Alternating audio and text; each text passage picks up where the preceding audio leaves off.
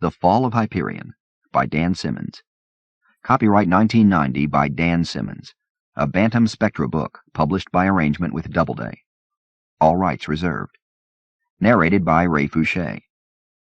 This book was originally created for audio cassette playback. Any announcements concerning cassettes do not apply to this recording.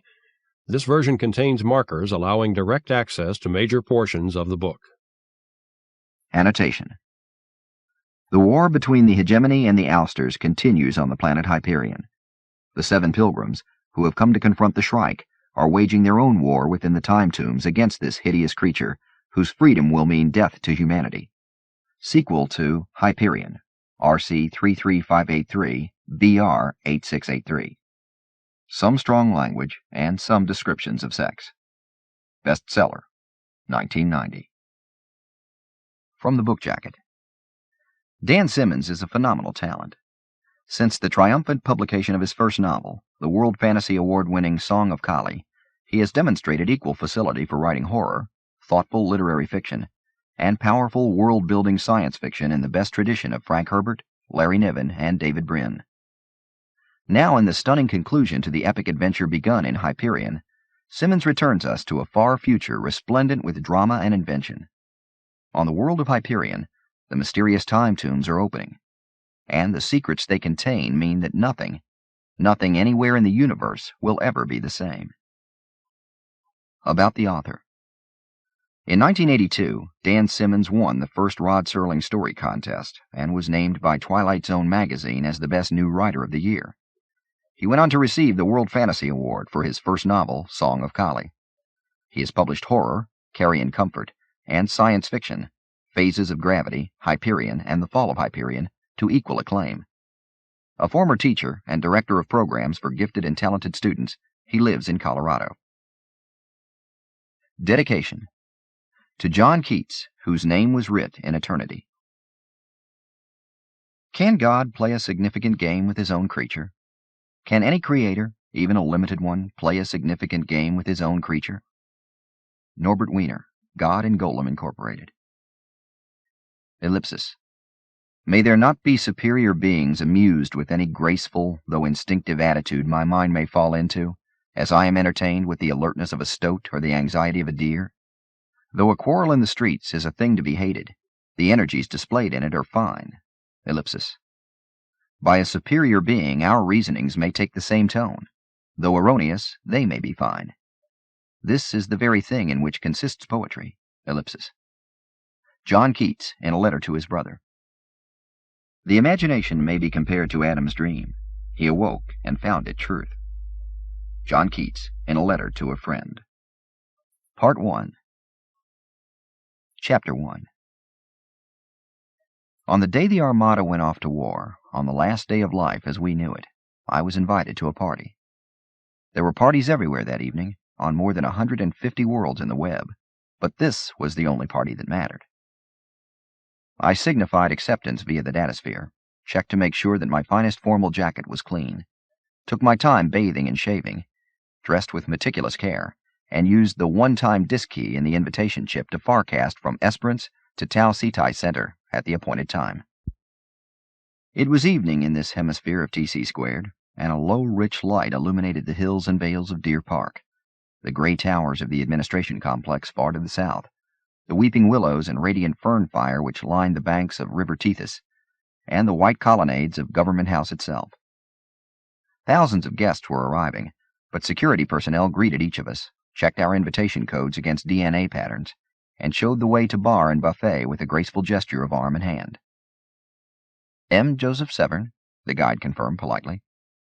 Yes, I lied. It was now my name, but never my identity. CEO Gladstone still wishes to see you later in the evening. You will be notified when she is free for the appointment. Very good. If you desire anything in the way of refreshment or entertainment that is not set out, merely speak your wish aloud and the grounds monitors will seek to provide it. I nodded, smiled, and left the guide behind. Before I had strolled a dozen steps, he had turned to the next guests alighting from the Terminex platform. From my vantage point on a low knoll, I could see several thousand guests milling across several hundred acres of manicured lawn, many of them wandering among forests of topiary. Above the stretch of grass where I stood, its broad sweep already shaded by the line of trees along the river, lay the formal gardens, and beyond them rose the imposing bulk of Government House. A band was playing on the distant patio, and hidden speakers carried the sound to the farthest reaches of Deer Park. A constant line of EMVs spiraled down from a Farcaster portal far above. For a few seconds I watched their brightly clad passengers disembark at the platform near the pedestrian terminix.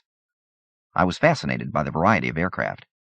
Evening light glinted not only on the shells of the standard Vikings and Alts and Samatzos, but also on the rococo decks of levitation barges and the metal hulls of antique skimmers which had been quaint when old Earth still existed. I wandered down the long, gradual slope to the River Tethys, past the dock where an incredible assortment of rivercraft disgorged their passengers. The Tethys was the only web-wide river, flowing past its permanent Farcaster portals through sections of more than 200 worlds and moons, and the folk who lived along its banks were some of the wealthiest in the Hegemony. The vehicles on the river showed this: great crenellated cruisers, canvas-laden barks, and 5-tiered barges, many showing signs of being equipped with levitation gear. Elaborate houseboats, obviously fitted with their own Farcasters. Small modal isles imported from the oceans of Maui Covenant. Sporty pre-Hegira speedboats and submersibles. An assortment of hand-carved nautical EMVs from Renaissance Vector. And a few contemporary go-everywhere yachts, their outlines hidden by the seamless reflective ovoid surfaces of containment fields. The guests who alighted from these craft were no less flamboyant and impressive than their vehicles. Personal styles ranged from pre-Hegira conservative evening wear on bodies obviously never touched by Poulsen treatments, to this week's highest fashions from TC², draped on figures molded by the web's most famous artists. Then I moved on, pausing at a long table just long enough to fill my plate with roast beef, salad, sky squid fillet, parvati curry, and fresh-baked bread. The low evening light had faded to twilight by the time I found a place to sit near the gardens, and the stars were coming out. The lights of the nearby city and administration complex had been dimmed for tonight's viewing of the Armada, and Tau Cetai Center's night sky was more clear than it had been for centuries. A woman near me glanced over and smiled. "I'm sure that we've met before." I smiled back, sure that we had not. She was very attractive, perhaps twice my age, in her late 50s, standard, but looking younger than my own 26 years, thanks to money and Poulsen. Her skin was so fair that it looked almost translucent. Her hair was done in a rising braid. Her breasts, more revealed than hidden by the wispware gown, were flawless. Her eyes were cruel. "Perhaps we have," I said, "although it seems unlikely. My name is Joseph Severn." "Of course," she said. "You're an artist." I was not an artist. I had been, a poet. But the Severn identity, which I had inhabited since my real persona's death and birth a year before, stated that I was an artist. It was in my all-thing file. "I remembered," laughed the lady. She lied. She had used her expensive Comlog implants to access the datasphere. I did not need to access, a clumsy, redundant word which I despised despite its antiquity. I mentally closed my eyes and was in the datasphere, sliding past the superficial all-thing barriers, slipping beneath the waves of surface data, and following the glowing strand of her access umbilical far into the darkened depths of secure information flow. "My name is Diana Philomel," she said. "My husband is Sector Transport Administrator for Sol Draconi Septim." I nodded and took the hand she offered. She had said nothing about the fact that her husband had been head goon for the Mold Scrubbers Union on Heaven's Gate before political patronage had promoted him to Sol Draconi, or that her name once had been Denis Tietz, former crib doxy and hop-stop hostess to lung-pipe proxies in the Mid-Sump Barrens, or that she had been arrested twice for flashback abuse, the second time seriously injuring a halfway house medic, or that she had poisoned her half-brother when she was 9, after he had threatened to tell her stepfather that she was seeing a mudflat miner named— "Pleased to meet you, M. Philomel," I said. Her hand was warm. She held the handshake an instant too long. "Isn't it exciting?" she breathed. "What's that?" She made an expansive gesture that included the night, the glow globes just coming on, the gardens, and the crowds. "Oh, the party, the war, everything," she said. I smiled, nodded, and tasted the roast beef. It was rare and quite good, but gave the salty hint of the Lucis clone vats. The squid seemed authentic. Stewards had come by offering champagne, and I tried mine. It was inferior. Quality wine, scotch, and coffee had been the three irreplaceable commodities after the death of old Earth. "Do you think the war is necessary?" I asked. "Goddamn right it's necessary." Diana Philomel had opened her mouth, but it was her husband who answered. He had come up from behind and now took a seat on the faux log where we dined. He was a big man, at least a foot and a half taller than I. But then I am short. My memory tells me that I once wrote a verse ridiculing myself as Mr. John Keats, 5 feet high, although I am 5'1", slightly short when Napoleon and Wellington were alive, and the average height for men was 5'6", ridiculously short now that men from average G worlds range from 6 feet tall to almost 7. I obviously did not have the musculature or frame to claim I had come from a high G world, so to all eyes I was merely short. I report my thoughts above in the units in which I think. Of all the mental changes since my rebirth into the web, thinking in metric is by far the hardest. Sometimes I refuse to try. "Why is the war necessary?" I asked Herman Philomel, Diana's husband. "Because they goddamn asked for it," growled the big man. He was a molar grinder and a cheek muscle flexor. He had almost no neck and a subcutaneous beard that obviously defied depilatory, blade, and shaver. His hands were half again as large as mine and many times more powerful. "I see," I said. "The goddamn Ousters goddamn asked for it," he repeated, reviewing the high points of his argument for me. "They fucked with us on Brescia, and now they're fucking with us in what's-this?" "Hyperion system," said his wife, her eyes never leaving mine. "Yeah," said her lord and husband. "Hyperion system. They fucked with us, and now we've got to go out there and show them that the hegemony isn't going to stand for it. Understand?" Memory told me that as a boy I had been sent off to John Clark's academy at Enfield, and that there had been more than a few small-brained, ham-fisted bullies like this there. When I first arrived, I avoided them or placated them. After my mother died, after the world changed, I went after them with rocks in my small fists and rose from the ground to swing again, even after they had bloodied my nose and loosened my teeth with their blows. "I understand," I said softly. My plate was empty. I raised the last of my bad champagne to toast Diana Philomel. "Draw me," she said. "I beg your pardon?" "Draw me, M. Severn. You're an artist." "A painter," I said, making a helpless gesture with an empty hand. "I'm afraid I have no stylus." Diana Philomel reached into her husband's tunic pocket and handed me a light pen. "Draw me, please." I drew her. The portrait took shape in the air between us, lines rising and falling and turning back on themselves like neon filaments in a wire sculpture. A small crowd gathered to watch. Mild applause rippled when I finished. The drawing was not bad. It caught the lady's long, voluptuous curve of neck, high braid bridge of hair, prominent cheekbones, even the slight, ambiguous glint of eye. It was as good as I could do after the RNA medication and lessons had prepared me for the persona. The real Joseph Severn could do better, had done better. I remember him sketching me as I lay dying. M. Diana Philomel beamed approval. M. Herman Philomel glowered. A shout went up. "There they are!" The crowd murmured, gasped, and hushed. Glow globes and garden lights dimmed and went off. Thousands of guests raised their eyes to the heavens. I erased the drawing and tucked the light pen back in Herman's tunic. "It's the Armada," said a distinguished-looking older man in forced-dress black. He lifted his drink to point something out to his young female companion. "They've just opened the portal.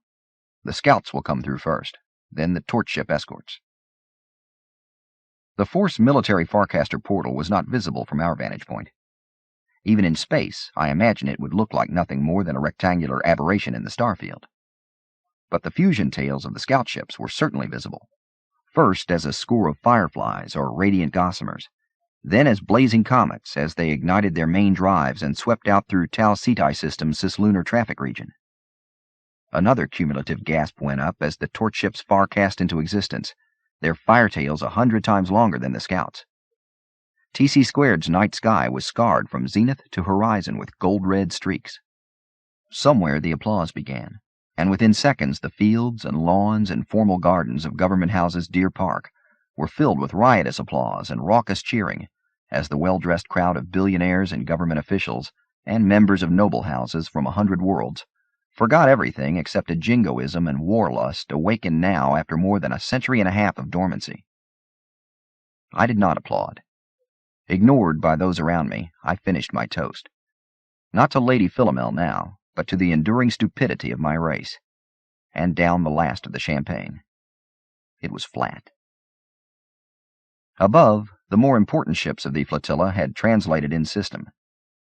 I knew from the briefest touch of the datasphere, its surface now agitated with surges of information until it resembled a storm-tossed sea, that the main line of the Force Space Armada consisted of more than 100 capital spin ships, matte black attack carriers, looking like thrown spears with their launch arms lashed down, 3C command ships, as beautiful and awkward as meteors made of black crystal, bulbous destroyers resembling the overgrown torch ships they were, perimeter defense pickets, more energy than matter, their massive containment shields now set to total reflection, brilliant mirrors reflecting Tau Cetai and the hundreds of flame trails around them, fast cruisers, moving like sharks among the slower schools of ships, lumbering troop transports carrying thousands of Force Marines in their zero-G holds, and scores of support ships, frigates, fast attack fighters, torpedo ALRs, fat line relay pickets, and the Farcaster jump ships themselves, massive dodecahedrons with their fairyland arrays of antennae and probes.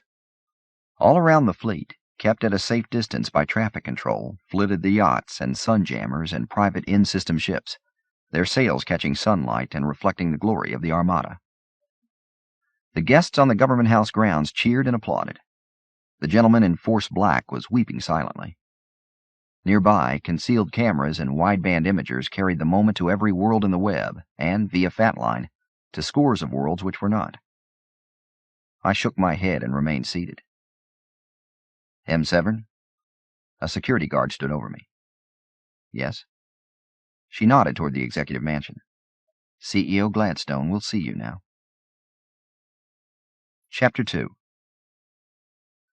Every age fraught with discord and danger seems to spawn a leader meant only for that age, a political giant whose absence, in retrospect, seems inconceivable when the history of that age is written. Maina Gladstone was just such a leader for our final age, although none then could have dreamed that there would be no one but me to write the true history of her and her time. Gladstone had been compared to the classical figure of Abraham Lincoln so many times that, when I was finally ushered into her presence that night of the Armada party, I was half surprised not to find her in a black frock coat and stovepipe hat. The CEO of the Senate and leader of a government serving 130 billion people was wearing a gray suit of soft wool, trousers and tunic top ornamented only by the slightest hint of red cord piping at seams and cuffs. I did not think she looked like Abraham Lincoln, nor like Alvarez Temp, the second most common hero of antiquity cited as her doppelganger by the press. I thought that she looked like an old lady. Maina Gladstone was tall and thin, but her countenance was more aquiline than Lincoln-esque, with her blunt beak of a nose, sharp cheekbones, the wide expressive mouth with thin lips, and gray hair rising in a roughly cropped wave, which did indeed resemble feathers. But to my mind, the most memorable aspect of Maina Gladstone's appearance was her eyes, large, brown, and infinitely sad. We were not alone. I had been led into a long, softly lighted room lined with wooden shelves holding many hundreds of printed books. A long holoframe simulating a window gave a view of the gardens. A meeting was in the process of breaking up, and a dozen men and women stood or sat in a rough half-circle that held Gladstone's desk at its cusp. The CEO leaned back casually on her desk, resting her weight on the front of it, her arms folded. She looked up as I entered. M7? Yes. Thank you for coming. Her voice was familiar from 1,000 all-thing debates, its timbre rough with age, and its tone as smooth as an expensive liqueur. Her accent was famous, blending precise syntax with an almost forgotten lilt of pre-Hijra English, evidently now found only in the river delta regions of her home world of Ptolemy. Gentlemen and ladies, "Let me introduce M. Joseph Severn," she said. Several of the group nodded, obviously at a loss as to why I was there. Gladstone made no further introductions, but I touched the datasphere to identify everyone. 3 cabinet members, including the Minister of Defense, 2 force chiefs of staff, 2 aides to Gladstone, 4 senators, including the influential Senator Kolchev, and a projection of a Technicorps counselor known as Albedo. "M. Severn has been invited here to bring an artist's perspective to the proceedings," said CEO Gladstone. Force Ground General Morpurgo snorted a laugh. "An artist's perspective? With all due respect, CEO, what the hell does that mean?" Gladstone smiled. Instead of answering the general, she turned back to me. "What do you think of the passing of the Armada, M. Severn?" "It's pretty," I said. General Morpurgo made a noise again. "Pretty? He looks at the greatest concentration of Space Force firepower in the history of the galaxy and calls it pretty?" He turned toward another military man and shook his head. Gladstone's smile had not wavered. "And what of the war?" she asked me. "Do you have an opinion on our attempt to rescue Hyperion from the Ouster barbarians?" "It's stupid," I said. The room became very silent. Current real-time polling in the All Thing showed 98% approval of CEO Gladstone's decision to fight rather than cede the colonial world of Hyperion to the Ousters. Gladstone's political future rested on a positive outcome of the conflict. The men and women in that room had been instrumental in formulating the policy, making the decision to invade, and carrying out the logistics. The silence stretched. "Why is it stupid?" Gladstone asked softly. I made a gesture with my right hand. "The Hegemony's not been at war since its founding 7 centuries ago," I said. "It is foolish to test its basic stability this way." "Not at war," shouted General Morpurgo. He gripped his knees with massive hands. "What the hell do you call the Glennon Height Rebellion?" "A rebellion," I said. "A mutiny. A police action." Senator Kolchev showed his teeth in a smile that held no amusement. He was from Lucis and seemed more muscle than man. "Fleet actions," he said. 500,000 dead. 2 force divisions locked in combat for more than a year. Some police action, son." I said nothing.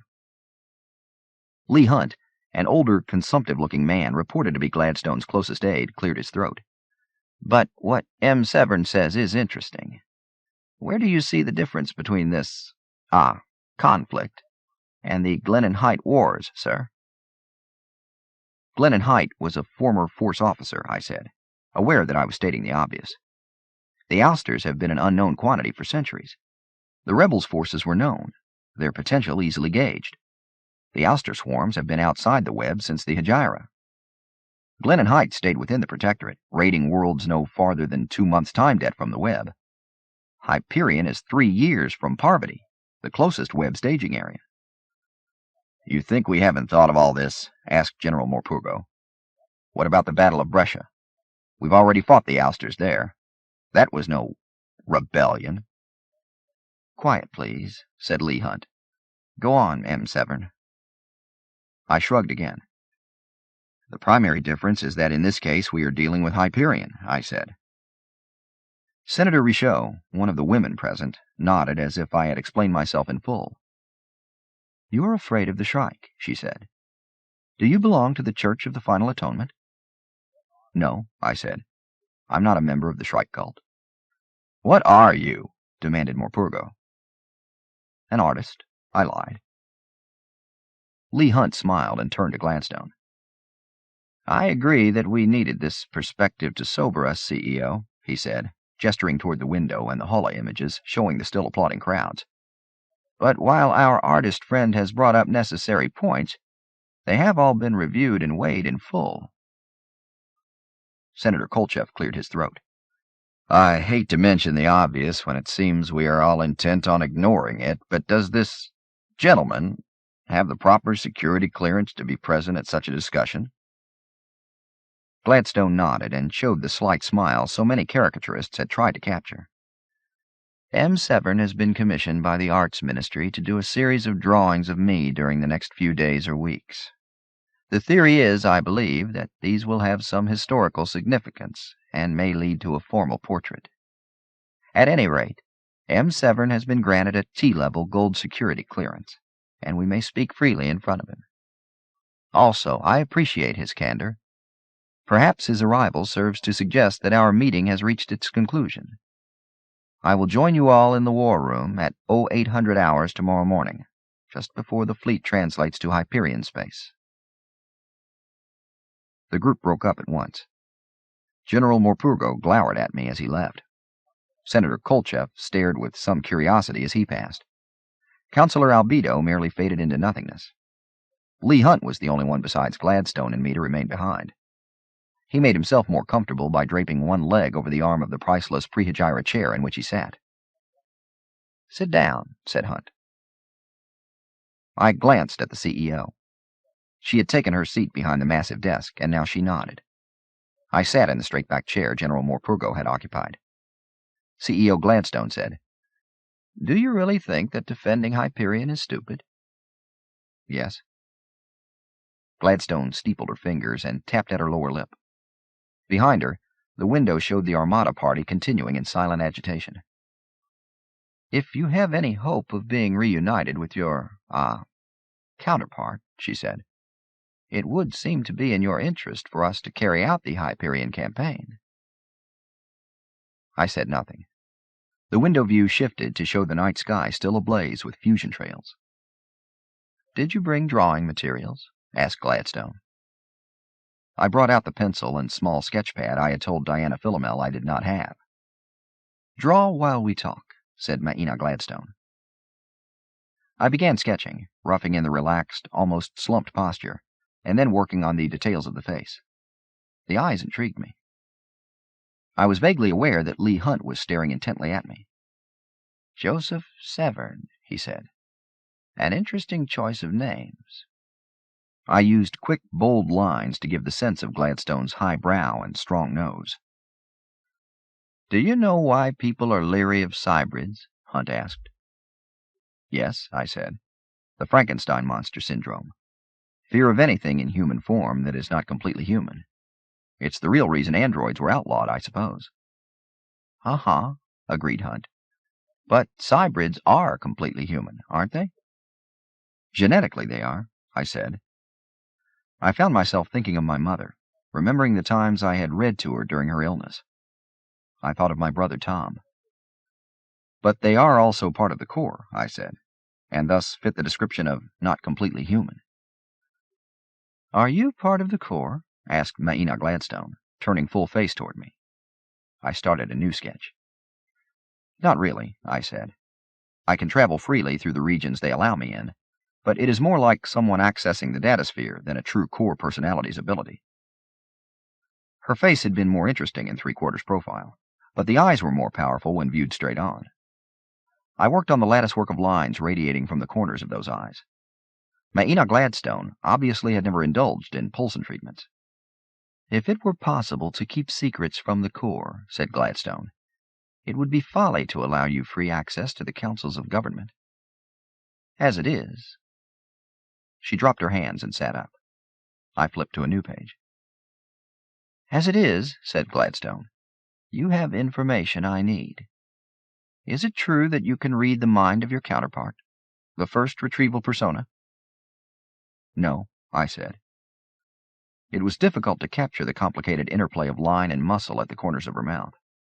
I sketched in my attempt to do so, moved on to the strong chin, and shaded the area beneath the underlip. Hunt frowned and glanced at the CEO. M. Gladstone brought her fingertips together again. "Explain," she said. I looked up from the drawing. "I dream," I said. The contents of the dream appear to correspond to the events occurring around the person carrying the implant of the previous Keats persona." "A woman named Braun Lamia," said Lee Hunt. "Yes." Gladstone nodded. "So the original Keats persona, the one thought killed on Lucis, is still alive?" I paused. He is still aware," I said. "You know that the primary personality substrate was extracted from the core, probably by the cybrid himself, and implanted in a Schron loop bioshunt carried by M. Lamia. Yes, said Lee Hunt. But the fact is you are in contact with the Keats persona, and through him with the Shrike pilgrims. Quick, dark strokes provided a dark background to give the sketch of Gladstone more depth. I am not actually in contact, I said. I dream dreams about Hyperion that your Fatline broadcasts have confirmed as conforming to real-time events. I cannot communicate to the passive Keats persona, nor to its host or the other pilgrims. CEO Gladstone blinked. How did you know about the Fatline broadcasts? The consul told the other pilgrims about his comlog's ability to relay through the Fatline transmitter in his ship. He told them just before they descended into the valley. Gladstone's tone hinted of her years as a lawyer before entering politics. And how did the others respond to the consul's revelation?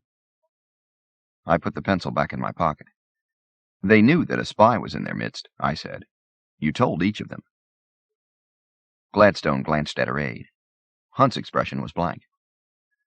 If you're in touch with them, she said, you must know that we've received no message since before they left Keep Kronos to descend to the time tombs. I shook my head. Last night's dream ended just as they approached the valley. Maina Gladstone rose, paced to the window, raised a hand, and the image went black. So you don't know if any of them are still alive?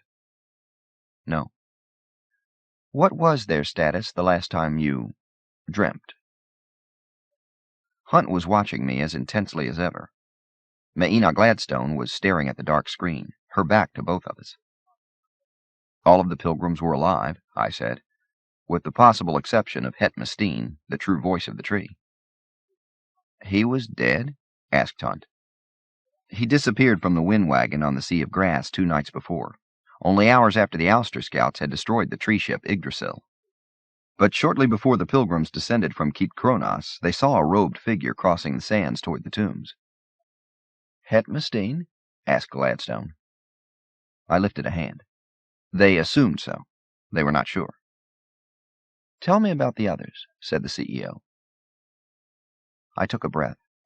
I knew from the dreams that Gladstone had known at least 2 of the people on the last Shrike pilgrimage. Braun Lamia's father had been a fellow senator, and the Hegemony consul had been Gladstone's personal representative in secret negotiations with the Ousters.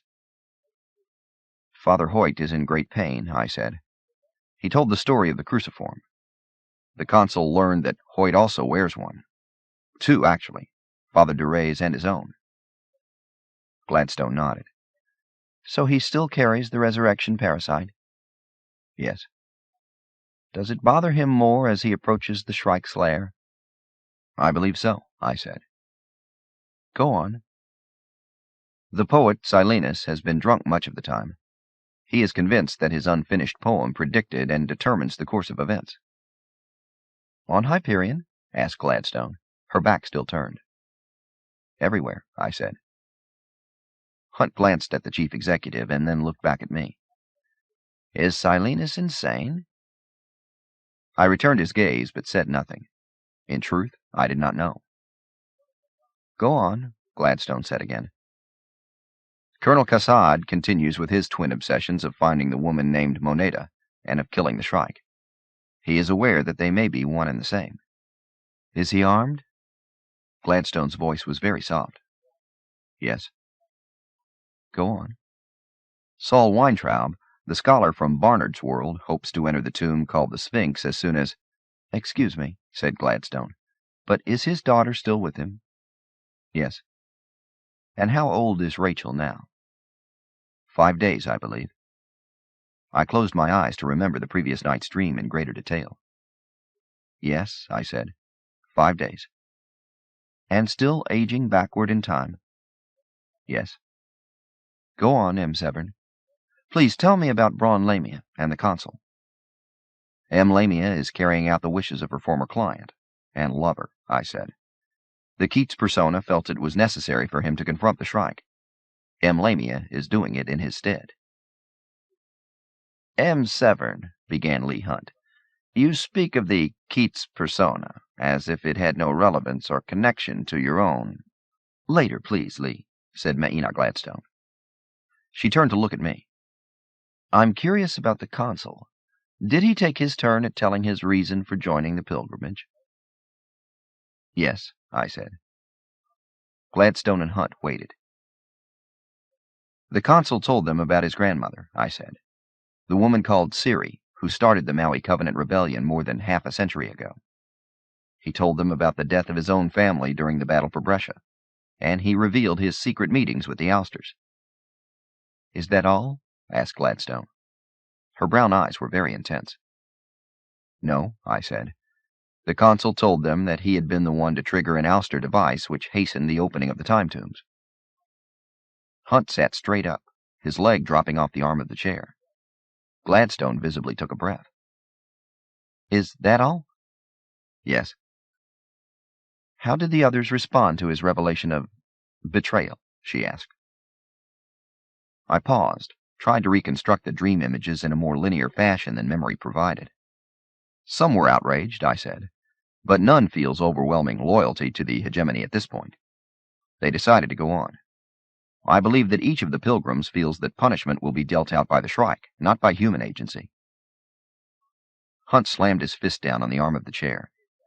If the consul were here, he snapped, he'd fast discover otherwise. Quietly. Gladstone paced back to her desk, touched some papers there. All of the comm lights were glowing impatiently. I found myself amazed that she could spend so much time talking to me at such an hour. Thank you, M7, she said. I want you to be with us for the next few days. Someone will show you to your suite in the residential wing of Government House. I rose. I'll return to Esperance for my things, I said. No need, said Gladstone. They were brought here before you had stepped off the Terminex platform. Lee will show you out. I nodded and followed the taller man toward the door.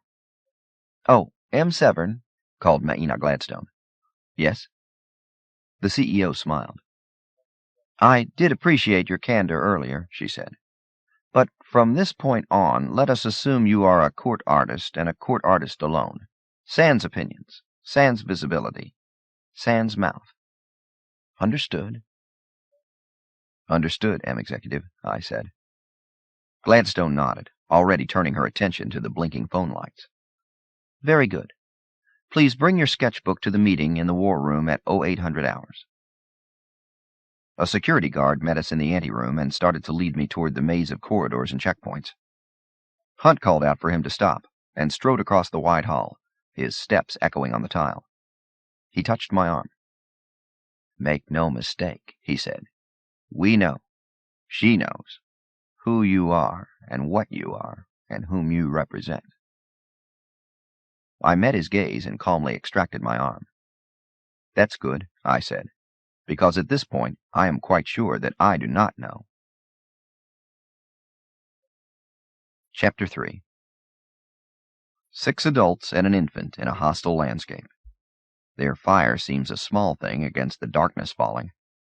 Above them and beyond them, the hills of the valley rise like walls, while closer in, wrapped in the darkness of the valley itself, the huge shapes of the tombs seem to creep closer like saurian apparitions from some antediluvian age. Braun Lamia is tired and aching and very irritable. The sound of Saul Weintraub's baby crying sets her teeth on edge. She knows the others are also tired.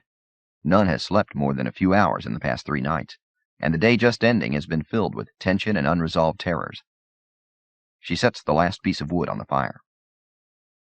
There's no more where that came from, snaps Martin Silenus. The fire lights the poet's satyrish features from below. I know it, says Braun Lamia, too tired to put anger or any other energy into her voice. The firewood is from a cache carried in by the pilgrim groups of years gone by.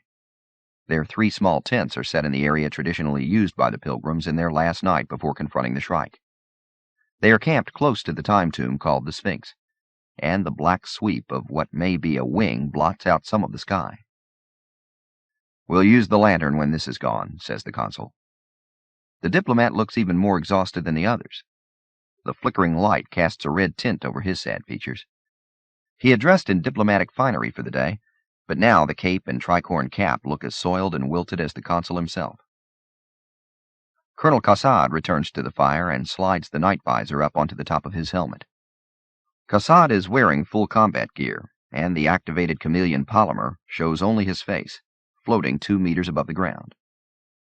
Nothing, he says. No movement, no heat traces, no sound besides the wind. Cassad leans the Force multipurpose assault rifle against a rock and sits near the others, the fibers of his impact armor deactivating into a matte black, not much more visible than before. "Do you think the Shrike will come tonight?" asks Father Hoyt. The priest has his black cloak wrapped around him and seems as much a part of the night as Colonel Cassad. The thin man's voice is strained. Cassad leans forward and pokes the fire with his baton. "There is no way to tell. I'll stand watch just in case." Suddenly, all 6 look up as the star-filled sky spasms with color, orange and red blossoms unfolding silently, obliterating the starfield. "There hasn't been much of that in the past few hours," says Saul Weintraub, rocking his infant. Rachel has quit crying and now tries to grasp her father's short beard. Weintraub kisses her tiny hand. "They're testing hegemony defenses again," says Cassad. Sparks rise from the prodded fire, embers floating into the sky as if seeking to join the brighter flames there. "Who won?" asks Lamia, referring to the silent space battle which had filled the sky with violence all the night before, and much of that day. "Who fucking cares?" says Martin Silenus. He searches through the pockets of his fur coat, as if he might find a full bottle there. He does not. "Who fucking cares?" he mutters again. "I care," the consul says tiredly. "If the Ousters break through, they may destroy Hyperion before we find the Shrike." Silenus laughs derisively. "Oh, that would be terrible, wouldn't it? To die before we discover death. To be killed before we are scheduled to be killed. To go out swiftly and without pain, rather than to writhe forever on the Shrike's thorns. Oh, terrible thought, that." "Shut up," says Braun Lamia, and her voice again is without emotion, but this time is not devoid of threat. She looks at the consul. "So, where is the Shrike? Why didn't we find it?" The diplomat stares at the fire. "I don't know. Why should I know?" "Perhaps the Shrike is gone," says Father Hoyt. "Perhaps by collapsing the anti-entropic fields you've freed it forever. Perhaps it's carried its scourge elsewhere." The consul shakes his head and says nothing. "No," says Saul Weintraub. "The baby is sleeping against his shoulder. It will be here. I feel it." Braun Lamia nods. "So do I. It's waiting." She had retrieved several ration units from her pack, and now she pulls heating tabs and passes the units around. "I know that anticlimax is the warp and woof of the world," says Silenus, "but this is fucking ridiculous. All dressed up with nowhere to die." Braun Lamia glowers but says nothing, and for a while they eat in silence. The flames fade from the sky, and the densely packed stars return, but embers continue to rise as if seeking escape. Wrapped in the dream-hazy tumble of Braun Lamia's thoughts twice removed, I try to reassemble the events since last I dreamt their lives. The pilgrims had descended into the valley before dawn, singing, their shadows thrown before them by the light from the battle a billion kilometers above. All day they had explored the time tombs. Each minute they expected to die. After some hours, as the sun rose and the high desert cold gave way to heat, their fear and exultation faded. The long day was silent except for the rasp of sand, occasional shouts, and the constant, almost subliminal moan of the wind around rocks and tombs.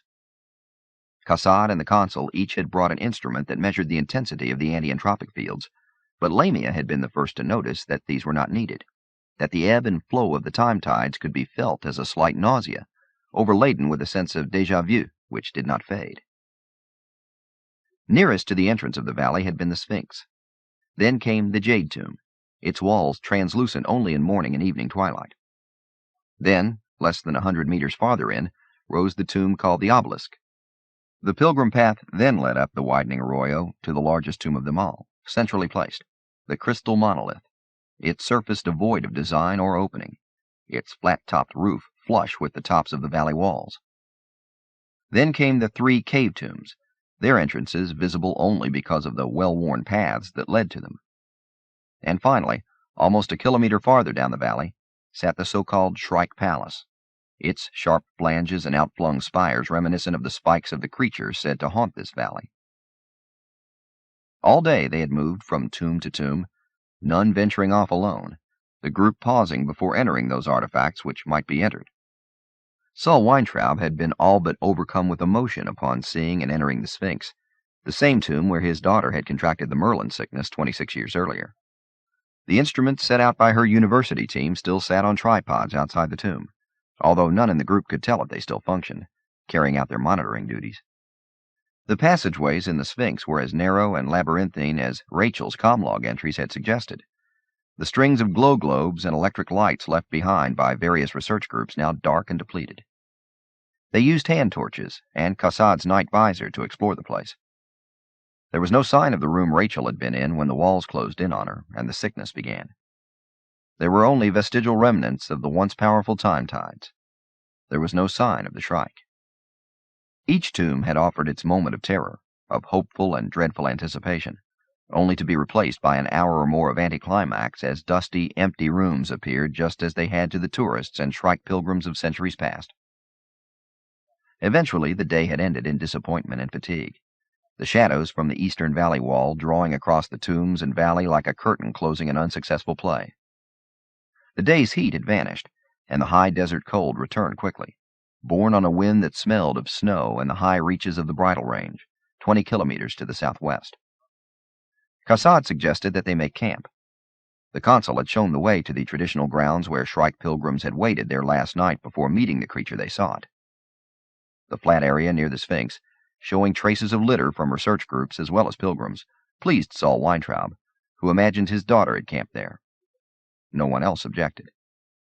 Now, in full darkness, with the last piece of wood burning, I sensed the 6 of them drawing closer, not merely to the fire's warmth, but to each other, drawn by the fragile but tangible cords of shared experience forged during their voyage upriver on the levitation barge Benares, and in their crossing to Cape Kronos. More than that, I sensed a unity more palpable than emotional bonds. It took a moment, but I soon realized that the group was connected in a microsphere of shared data and sense web. On a world whose primitive, regional data relays had been shredded by the first hint of combat, this group had linked comlogs and biomonitors to share information and to watch over one another as best they could. While the entry barriers were obvious and solid, I had no trouble sliding past, through, and under them, picking up the finite but numerous clues: pulse, skin temperature, cortical wave activity, access request, data inventory, which allowed me some insight into what each pilgrim was thinking, feeling, and doing. Cassade, Hoyt, and Lamia had implants. The flow of their thoughts were easiest to sense. At that second, Braun Lamia was wondering if it had not been a mistake to seek out the Shrike. Something was nagging at her, just under the surface, but unrelenting in its demand to be heard. She felt as if she were ignoring some terribly important clue which held the solution to... what? Braun Lamia had always despised mysteries. It was one of the reasons she had left a life of some comfort and leisure to become a private investigator. But what mystery? She had all but solved the murder of her cybrid client, and lover, and had come to Hyperion to fulfill his final wish. Yet she sensed that this nagging doubt had little to do with the Shrike. What? Lamia shook her head and poked the dying fire. Her body was strong, raised to resist Lucis's 1.3 standard gravity, and trained to even greater strength. But she had not slept in several days, and she was very, very tired. She became vaguely aware that someone was speaking. "Just to take a shower and get some food," says Martin Silenus. "Perhaps use your comm unit and Fatline link to see who's winning the war." The consul shakes his head. "Not yet. The ship is for an emergency." Silenus gestures toward the night, the Sphinx, and the rising wind. "You think that this isn't an emergency?" Braun Lamia realizes that they are talking about the consul bringing his spacecraft here from the city of Keats. "Are you sure that the absence of alcohol isn't the emergency you're referring to?" she asks. Silenus glares at her. "Would it hurt to have a drink?" "No," says the consul. He rubs his eyes, and Lamia remembers that he too is addicted to alcohol. But his answer to bringing the ship here had been no. We'll wait until we have to. What about the fat line transmitter? Says Cassad. The consul nods and removes the antique comm log from his small pack. The instrument had belonged to his grandmother Siri, and to her grandparents before her. The consul touches the disk key. I can broadcast with this, but not receive. Saul Weintraub has set his sleeping child in the opening of the closest tent. Now he turns toward the fire. And the last time you transmitted a message was when we arrived in the keep? Yes. Martin Silenus' tone is sarcastic. And we're supposed to believe that? From a confessed traitor? Yes. The consul's voice is a distillation of pure weariness. Cassad's thin face floats in the darkness. His body, legs, and arms are discernible only as a blackness against the already dark background. But it will serve to call the ship if we need it. Yes. Father Hoyt hugs his cloak tighter around him to keep it from flapping in the rising wind. Sand scrapes against wool and tent fabric. Aren't you afraid that the port authorities or force will move the ship or tamper with it? He asks the consul. No. The consul's head moves only slightly, as if he is too tired to shake it completely. Our clearance pip was from Gladstone herself. Also, the Governor-General is a friend of mine. Was a friend. The others had met the recently promoted Hegemony governor shortly after landing. To Braun Lamia, Theo Lane had seemed a man catapulted into events too large for his talents. The wind's coming up, says Saul Weintraub. He turns his body to protect the baby from flying sand. Still squinting into the gale, the scholar says, I wonder if Het Mistine is out there. We searched everywhere, says Father Hoyt. His voice is muffled because he has lowered his head into the folds of his cloak. Martin Silenus laughs. Pardon me, priest, he says, but you're full of shit. The poet stands and walks to the edge of the firelight. The wind ruffles the fur of his coat and rips his words away into the night. The cliff walls hold 1,000 hiding places. The crystal monolith hides its entrance to us. But to a Templar? Then besides, you saw the stairway to the labyrinth in the deepest room of the Jade Tomb. Hoyt looks up, squinting against the pinpricks of blowing sand. You think he's there? In the labyrinth? Silenus laughs and raises his arms. The silk of his loose blouse ripples and billows. How the fuck should I know, Padre? All I know is that Het Mistine could be out there now, watching us, waiting to come back to claim his luggage. The poet gestures toward the Mobius cube in the center of their small pile of gear. Or he could be dead already. Or worse. Worse, says Hoyt. The priest's face has aged in the past few hours. His eyes are sunken mirrors of pain, his smile a rictus. Martin Silenus strides back to the dying fire. Worse, he says. He could be twisting on the Shrike steel tree, where we'll be in a few. Braun Lamia rises suddenly and grasps the poet by his shirt front. She lifts him off the ground, shakes him, lowers him until his face is on a level with hers. Once more, she says softly, and I'll do very painful things to you. I won't kill you, but you will wish I had. The poet shows his satyr smile. Lamia drops him and turns her back. Cassad says, We're tired. Everyone turn in. I'll stand watch. My dreams of Lamia are mixed with Lamia's dreams. It is not unpleasant to share a woman's dreams, a woman's thoughts, even those of a woman separated from me by a gulf of time and culture far greater than any imagined gap of gender. In a strange and oddly mirror-like way, she dreamed of her dead lover, Johnny, of his too small nose and his too stubborn jaw, his too long hair curling over his collar, and his eyes, those too expressive, too revealing eyes that too freely animated a face which might, except for those eyes, belong to any one of 1,000 peasants born within a day's ride of London. The face she dreamed was mine. The voice she heard in that dream was mine. But the love-making she dreamed of, remembering now, was nothing that I had shared. I sought to escape her dream, if only to find my own. If I were to be a voyeur, it might as well be in the tumble of manufactured memories which passed for my own dreams. But I was not allowed to dream my own dreams. Not yet.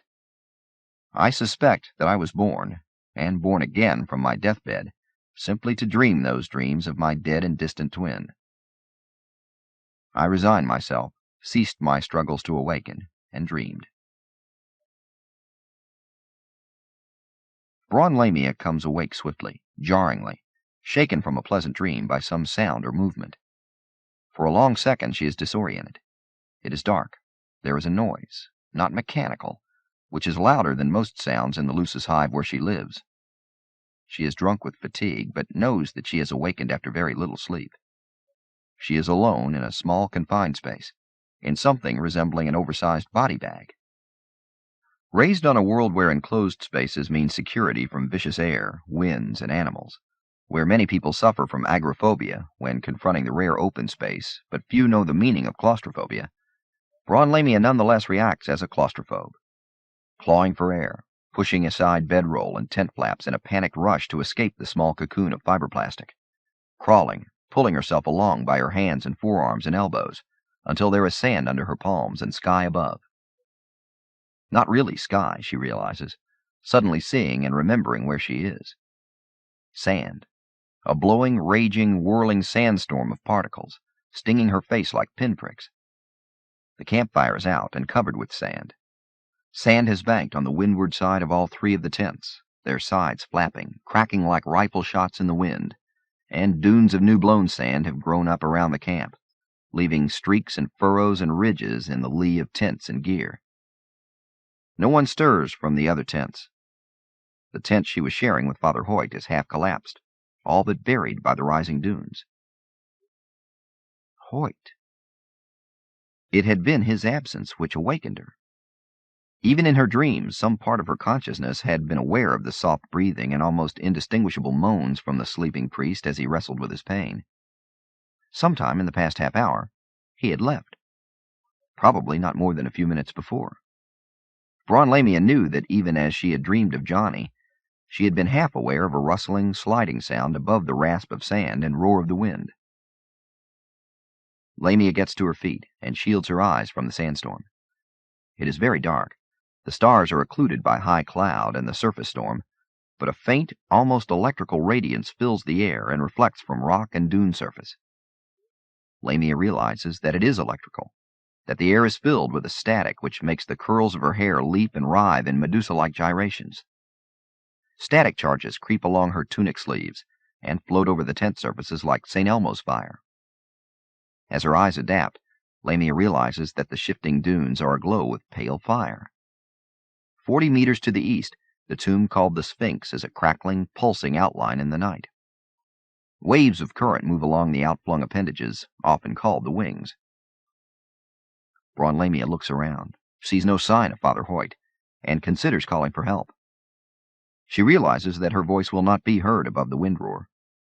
She wonders for a second whether the priest has merely gone to one of the other tents, or to the crude latrine 20 meters west. But something tells her that this is not the case. She looks at the Sphinx and, for the briefest second, seems to see the shape of a man, black cloak flapping like a falling pennant, shoulders hunched against the wind, outlined against the static glow of the tomb. A hand falls on her shoulder. Braun Lamia twists away, falls into a fighting crouch, left fist extended, right hand rigid. She recognizes Cassad standing there. The colonel is half again as tall as Lamia, and half as broad, and miniature lightning plays across his thin form as he leans closer to shout in her ear, "He went that way!" The long black scarecrow arm extends toward the Sphinx. Lamia nods and shouts back, her voice almost inaudible to herself above the roar. "Shall we wake the others?" She had forgotten that Cassad was standing watch. Did the man never sleep? Fedman Cassad shakes his head. His visors are up, and the helmet destructured to form a hood on the back of his combat-armored coverall. Cassad's face looks very pale in the glow from his suit. He gestures toward the Sphinx. His multipurpose force rifle is nestled in the crook of his left arm. Grenades, binocular case, and more mysterious items are draped from hooks and web belts on his impact armor. He points again toward the Sphinx. Lamia leans forward and shouts, "Did the Shrike take him?" Cassette shakes his head. "Can you see him?" She gestures toward his night visor and binoculars. "No," says Cassette. "The storm. Fouls up heat signatures." Braun Lamia turns her back to the wind, feeling the particles striking her neck like needles from a fléchette gun. She queries her comm log, but it tells her only that Hoyt is alive and moving. Nothing else is being transmitted on the common band. She moves until she is next to Cassette, their backs forming a wall against the gale. "Are we going to follow him?" she shouts. Cassette shakes his head. "We can't leave the perimeter unguarded. I left telltales, but—" He gestures toward the storm. Braun Lamia ducks back in the tent, tugs on her boots, and emerges with her all-weather cape and her father's automatic pistol. A more conventional weapon, a gear stunner, is in the breast pocket of the cape. "I'll go then," she says. At first she thinks that the colonel has not heard her, but then she sees something in his pale eyes and knows that he has. He taps the military comm log on his wrist. Lamia nods and makes sure that her own implant and comm log are set to the widest bandwidth. "I'll be back," she says, and wades up the growing dune. Her pant legs glow with static discharge, and the sand seems alive with silver-white pulses of current fleeting across its variegated surface. 20 meters from the camp, and she can see nothing of it. 10 meters farther, and the Sphinx rises above her. There is no sign of Father Hoyt. Footsteps do not survive 10 seconds in the storm. The wide entrance to the Sphinx is open, has been open as long as mankind has known of this place. Now it is a black rectangle in a faintly glowing wall. Logic suggested that Hoyt would have gone there, if only to get out of the storm. But something quite beyond logic tells her that this is not the priest's destination. Braun Lamia trudges past the Sphinx, rests in its lee for several moments to wipe the sand from her face and to breathe freely again, and then she moves on, following a faint, hard-packed trail between the dunes. Ahead of her, the jade tomb glows a milky green in the night, its smooth curves and crests oily with an ominous glow. Squinting, Lamia looks again and sees someone or something outlined against that glow for the most fleeting of instants. Then the figure is gone, either inside the tomb or invisible against the black semicircle of its entrance. Lamia puts her head down and moves forward, the wind pushing and shoving at her as if hurrying her toward something important. Chapter 4. The military briefing droned on toward mid-morning. I suspect that such meetings had shared the same qualities: brisk monotone continuing like a background buzz, the stale taste of too much coffee, the pall of smoke in the air, stacks of hard copy, and the cortical overlay vertigo of implant access for many centuries. I suspect it was simpler when I was a boy. Wellington rounded up his men, those he dispassionately and accurately called the scum of the earth, told them nothing, and sent them off to die. I brought my attention back to the group. We were in a large room, gray walls relieved by white rectangles of light, gray carpet, gunmetal gray horseshoe table with black disc keys, and the occasional carafe of water. CEO Maina Gladstone sat at the center of the arc of table, ranking senators and cabinet ministers near her, military officers and other second-rank decision-makers farther along the curve. Behind them all, not at the table, sat the inevitable clusters of aides, none of the force people below the rank of colonel, and behind them, on less comfortable-looking chairs, the aides to the aides. I had no chair. With a cluster of other invited but obviously purposeless personnel, I sat on a stool near a rear corner of the room, 20 meters from the CEO and even farther from the briefing officer, a young colonel with a pointer in his hand and no hesitation whatsoever in his voice. Behind the colonel was the golden-gray slab of a call-up template. Before him, the slightly raised omnisphere of the kind found in any holopit. From time to time, the call-up clouded and leaped to life. At other times, the air misted with complex hollows. Miniatures of these diagrams glowed on every diski plate and hovered above some comm logs. I sat on my stool, watched Gladstone, and drew an occasional sketch. Awakening that morning in the government house guest room, bright Tau Cetai sunlight streaming between peach-colored drapes which had opened automatically at my 0630 wake-up time, There was a second when I was lost, displaced, still in pursuit of Lenore Hoyt and in fear of the Shrike and Het Mestine. Then, as if some power had granted my wish to leave me to dream my own dreams, there was a minute where confusion compounded, and I sat up gasping, looking around in alarm, expecting the lemon carpet and peach-colored light to fade like the fever dream it was, leaving only the pain and phlegm and terrible hemorrhages, blood on linen, the light-filled room dissolving into the shadows of the dark apartment on the Piazza di Spagna, and looming over all the sensitive face of Joseph Severn leaning forward, watching and waiting for me to die. I showered twice, first with water and then with Sonic, dressed in a new gray suit that lay set out for me on the just-made bed when I emerged from the bathroom, and set off to find the east courtyard where, a courtesy pip left near my new clothing had told me, breakfast was being served for Government House guests. The orange juice was fresh squeezed. The bacon was crisp and authentic. The newspaper said that CEO Gladstone would be addressing the web via All Thing and Media at 10:30 hours, Web Standard. The pages were full of war news. Flat photos of the Armada glowed in full color. General Morpurgo stared out grimly from page 3. The paper called him the hero of the Second Height Rebellion. Diana Philomel glanced over toward me from a nearby table where she dined with her Neanderthal husband. Her gown was more formal this morning, dark blue and far less revealing, but a slit up the side allowed a hint of last night's show.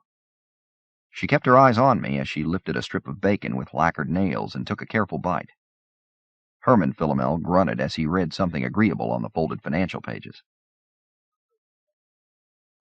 The Ouster migration cluster, commonly known as a swarm, was detected by Hawking distortion sensing equipment in the CAM system a little more than 3 standard years ago, the young briefing officer was saying.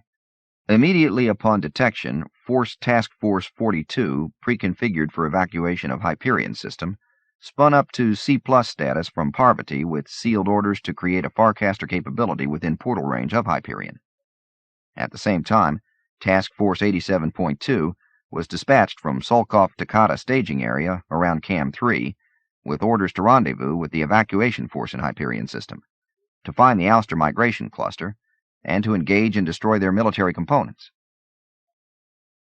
Images of the Armada appeared on the call-up temp and in front of the young colonel. He gestured with his pointer, and a line of ruby light cut through the larger hala to illuminate one of the 3 sea ships in the formation. Task Force 87.2 is under the command of Admiral Nishida aboard the HS Hebrides. Yes, yes, grumbled General Morpurgo. We know all this, Yanni. Cut to the quick. The young colonel simulated a smile, nodded imperceptibly toward the general and CEO Gladstone, and resumed in a voice a trifle less confident. Coded fat-line transmissions from TF-42 during the past 72 hours, standard, report pitched battles between scouting elements of the evacuation task force and forward elements of the Ouster migration cluster. The swarm, interrupted Lee Hunt. Yes, said Yanni. He turned toward the call-up, and 5 meters of frosted glass burned to life. To me, the display was an incomprehensible maze of arcane symbols, colored vector lines, substrate codes, and force acronyms which added up to total gibberish. Perhaps it made no sense to the big brass and senior politicians in the room either, but no one let on that this was the case. I began a new drawing of Gladstone, with the bulldog profile of Morpurgo in the background. Although first reports suggested Hawking wakes in the neighborhood of 4,000 drives, this is a misleading figure, continued the colonel named Yanni. I wondered whether that was his first or last name. As you know, Ouster, swarms, can be constituted of up to 10,000 separate drive units, but the vast majority of these are small and either unarmed or of negligible military significance. Microwave, fat line, and other emission signature evaluation suggests... Excuse me, said Maina Gladstone, her weathered voice in sharp contrast to the briefing officer's syrupy flow. But could you tell us how many of the Ouster ships are of military significance? Ah, said the colonel, and glanced toward his superiors. General Morpurgo cleared his throat. We think about 600-700 tops, he said. Nothing to worry about. CEO Gladstone raised an eyebrow. And the size of our battle groups? Morpurgo nodded toward the young colonel to stand at ease. Morpurgo answered. Task Force 42 has about 60 ships, CEO. Task Force 42 is the evacuation group, said Gladstone. General Morpurgo nodded, and I thought I saw a hint of condescension in his smile. Yes, ma'am. Task Force 87.2, the battle group, which translated in system about an hour ago, will... Were 60 ships adequate to face 600 or 700? Asked Gladstone. Morpurgo glanced toward one of his fellow officers as if asking for patience. Yes, he said. More than adequate. You have to understand, CEO, that 600 Hawking drives may sound like a lot, but they're nothing to worry about when they're pushing single ships or scouts, or one of those little 5-person attack craft they call Lancers. Task Force 42 consisted of almost 24 mainline spin ships, including the carriers Olympus Shadow and Neptune Station. Each of these can launch more than 100 fighters or ALRs. Morpurgo fumbled in his pocket, pulled out a recom smokestick the size of a cigar, appeared to remember that Gladstone disapproved of them, and stuck it back in his coat. He frowned. When Task Force 87.2 completes its deployment, we'll have more than enough firepower to deal with 12 swarms. Still frowning, he nodded toward Yanni to continue. The colonel cleared his throat and gestured with his pointer toward the call-up display. As you can see, Task Force 42 had no trouble clearing the necessary volume of space to initiate Farcaster construction. This construction was begun 6 weeks ago, WST, and completed yesterday at 16:24 hours, Standard. Initial Ouster harassing attacks were beaten off with no casualties for TF-42, and during the past 48 hours a major battle has been waged between advance units of the task force and main Ouster forces. The focus of this skirmish has been here. Yanni gestured again, and a section of the call-up pulsed with blue light beyond the tip of his pointer. 29 degrees above the plane of the ecliptic, 30 AU from Hyperion's sun, approximately 0.35 AU from the hypothetical rim of the system's Oort cloud. Casualties? Said Lee Hunt. Quite within acceptable limits for a firefight of this duration, said the young colonel, who looked like he had never been within a light year of hostile fire. His blond hair was carefully combed to the side and gleamed under the intense glow of the spots. 26 Hegemony fast attack fighters destroyed or missing, 12 torpedo-carrying ALRs, 3 torch ships, the fuel transport Asquith's Pride, and the cruiser Draconi 3. How many people lost? Asked CEO Gladstone. Her voice was very quiet. Yanni glanced quickly at Morpurgo, but answered the question himself. Around 2,300, he said. But rescue operations are currently being carried out, and there is some hope of finding survivors of the Draconi. He smoothed his tunic and went on quickly. This should be weighed against confirmed kills of at least 150 Ouster warships. Our own raids into the migration cluster, the swarm, have resulted in an additional 30 to 60 destroyed craft, including comet farms, ore processing ships, and at least 1 command cluster. Maina Gladstone rubbed her gnarled fingers together. Did the casualty estimate, our casualties, include the passengers and crew of the destroyed tree ship Yggdrasil, which we had chartered for the evacuation? No, ma'am, Yanni responded briskly. Although there was an Ouster raid in progress at the time, our analysis shows that the Yggdrasil was not destroyed by enemy action. Gladstone again raised an eyebrow. What then? Sabotage, as far as we can tell at this time, said the colonel. He prompted another Hyperion system diagram onto the call-up. General Morpurgo glanced at his comm log and said, skip to the ground defenses, Yanni. The CEO has to deliver her speech in 30 minutes. I completed the sketch of Gladstone and Morpurgo, stretched, and looked around for another subject. Lee Hunt seemed a challenge, with his nondescript, almost pinched features. When I glanced back up, a hollowed globe of Hyperion ceased spinning and unwound itself into a series of flattened projections. Oblique equirectangular, Bond, orthographic, rosette, Vandergrinten, Gores, interrupted good homolocene, mnemonic, sinusoidal, azimuthal equidistant, polyconic, hypercorrected Kawatsi, computer Eschard, Briesmeister, Buckminster, Miller cylindrical, multicolographed, and Satplot standard, before resolving into a standard Robinson-Baird map of Hyperion. I smiled. That had been the most enjoyable thing I'd seen since the briefing began. Several of Gladstone's people were shifting with impatience. They wanted at least 10 minutes with the CEO before the broadcast began. As you know, began the Colonel, Hyperion is Old Earth standard to 9.89 on the Thuron-Lomier scale of— "Oh, for Christ's sakes," growled Morpurgo. "Get to the troop dispositions and get it over with." "Yes, sir." Yanni swallowed and lifted his pointer. His voice was no longer confident. "As you know, He pointed to the northernmost continent, floating like a poorly done sketch of a horse's head and neck, terminating jaggedly where the beast's chest and back muscles would begin. "This is Equus. It has a different official name, but everyone's called it that since— This is Equus. The chain of islands running southeast, here and here, is called the Cat and Nine Tails. Actually, it's an archipelago with more than 100. Anyway, the second major continent is called Aquila, and perhaps you can see it shaped something like an old Earth eagle, with the beak here on the northwest coast, and the talons extended here to the southwest, and at least one wing raised here running to the northeast coast. This section is the so-called Pinion Plateau and is almost inaccessible due to the flame forests, but here, and here to the southwest, are the main fiberplastic plantations." "The disposition of troops," growled Morpurgo. I sketched Yanni.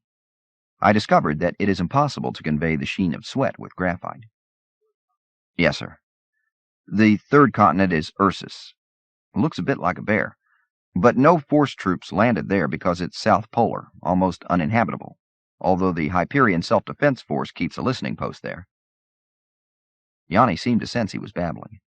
He drew himself up, wiped his upper lip with the back of his hand, and continued in a more composed tone. "Primary force ground installations here, here, and here." His pointer illuminated areas near the capital of Keats, high on the neck of Equus. "Force space units have secured the primary spaceport at the capital, as well as secondary fields here and here." He touched the cities of Endymion and Port Romance, both on the continent of Aquila. "Force ground units have prepared defensive installations here." 24 red lights winked on, most on the neck and main areas of Equus, but several in Aquila's beak and Port Romance regions. These include elements of the Marines, as well as ground defenses, ground-to-air and ground-to-space components. High Command expects that, unlike Brescia, there will be no battles on the planet itself, but should they attempt an invasion, we will be ready for them. Maina Gladstone checked her comm log. 17 minutes remained until her live broadcast. "What about evacuation plans?" Yanni's regained composure crumbled.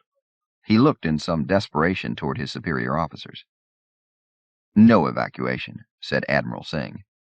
It was a feint, a lure for the Ousters.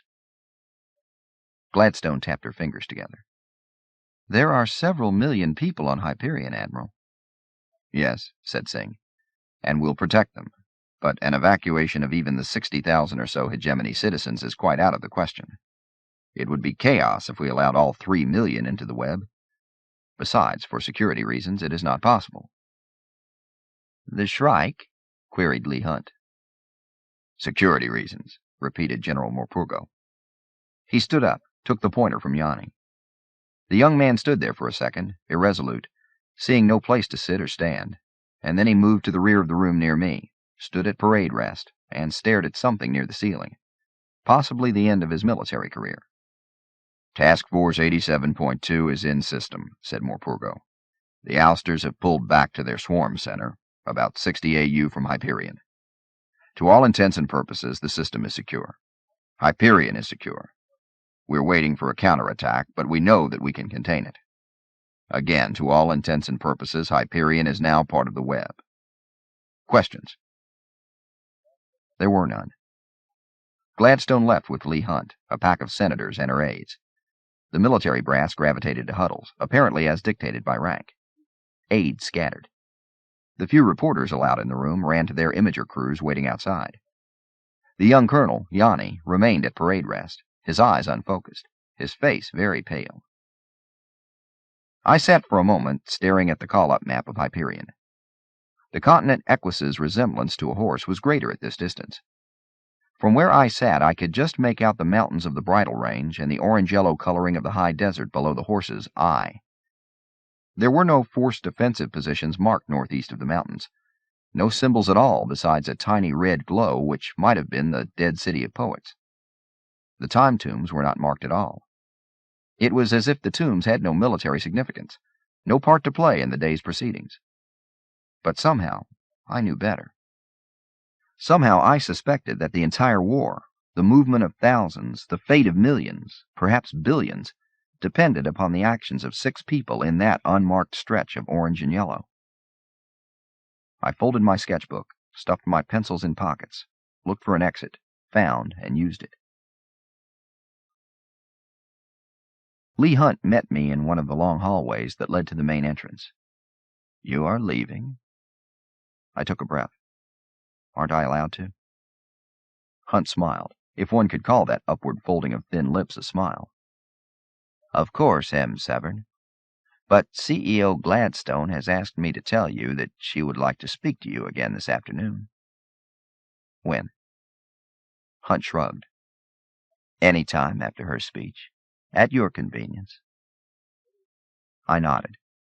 Literally millions of lobbyists, job seekers, would-be biographers, business people, fans of the CEO, and potential assassins would give almost anything to have a minute with the Hegemony's most visible leader, a few seconds with CEO Gladstone, and I could see her at my convenience. No one ever said the universe was sane.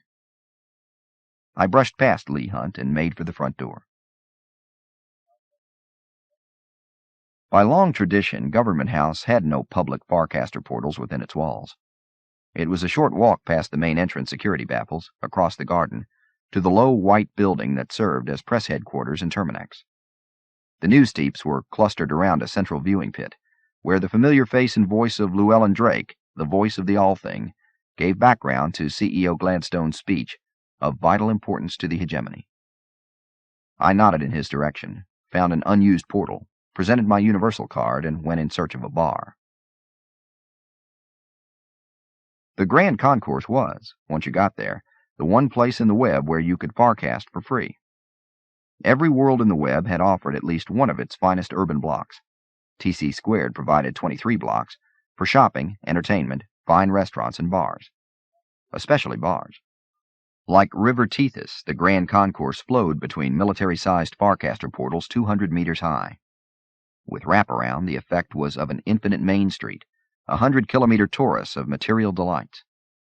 One could stand, as I did that morning, under the brilliant sun of Tau Cetai, and look down the concourse to the nighttime midway of Deneb Dry, alive with neon and hollas, and catch a glimpse of the 100-tiered main mall of Lucis, while knowing that beyond it lay the shadow-dappled boutiques of God's Grove with its brick concourse and elevators to treetops, the most expensive eatery in the web.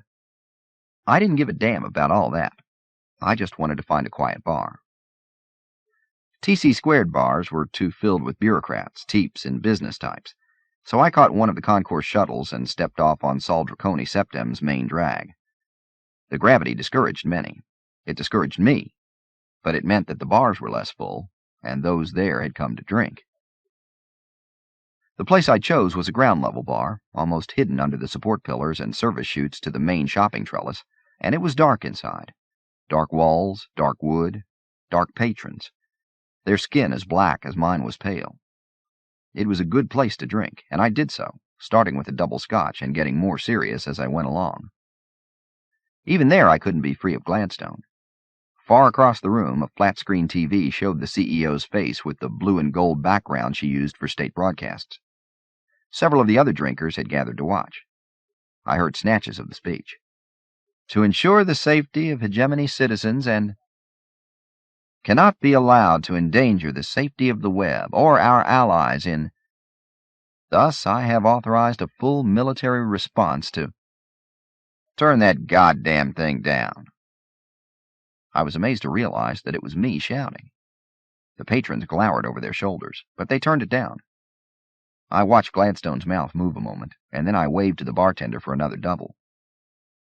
Sometime later, it might have been hours, I looked up from my drink to realize that there was someone sitting across from me in the dark booth.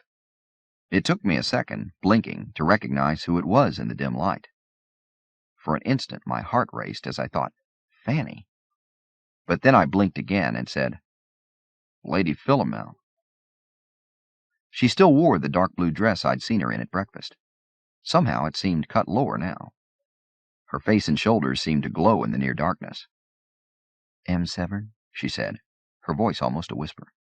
I've come to redeem your promise. Promise? I waved the bartender over, but he did not respond. I frowned and looked at Diana Philomel. What promise? To draw me, of course. Did you forget your promise at the party? I snapped my fingers, but the insolent barkeep still did not deign to look my way. I did draw you, I said. Yes, said Lady Philomel, but not all of me. I sighed and drained the last of my scotch. Drinking, I said. Lady Philomel smiled. So I see.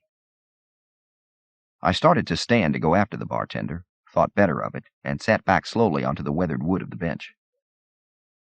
Armageddon, I said. They're playing with Armageddon. I looked at the woman carefully, squinting slightly to bring her into focus. Do you know that word, milady? I don't believe he will serve you any more alcohol, she said. I have drinks at my place. You could have one while you draw. I squinted again, craftily now.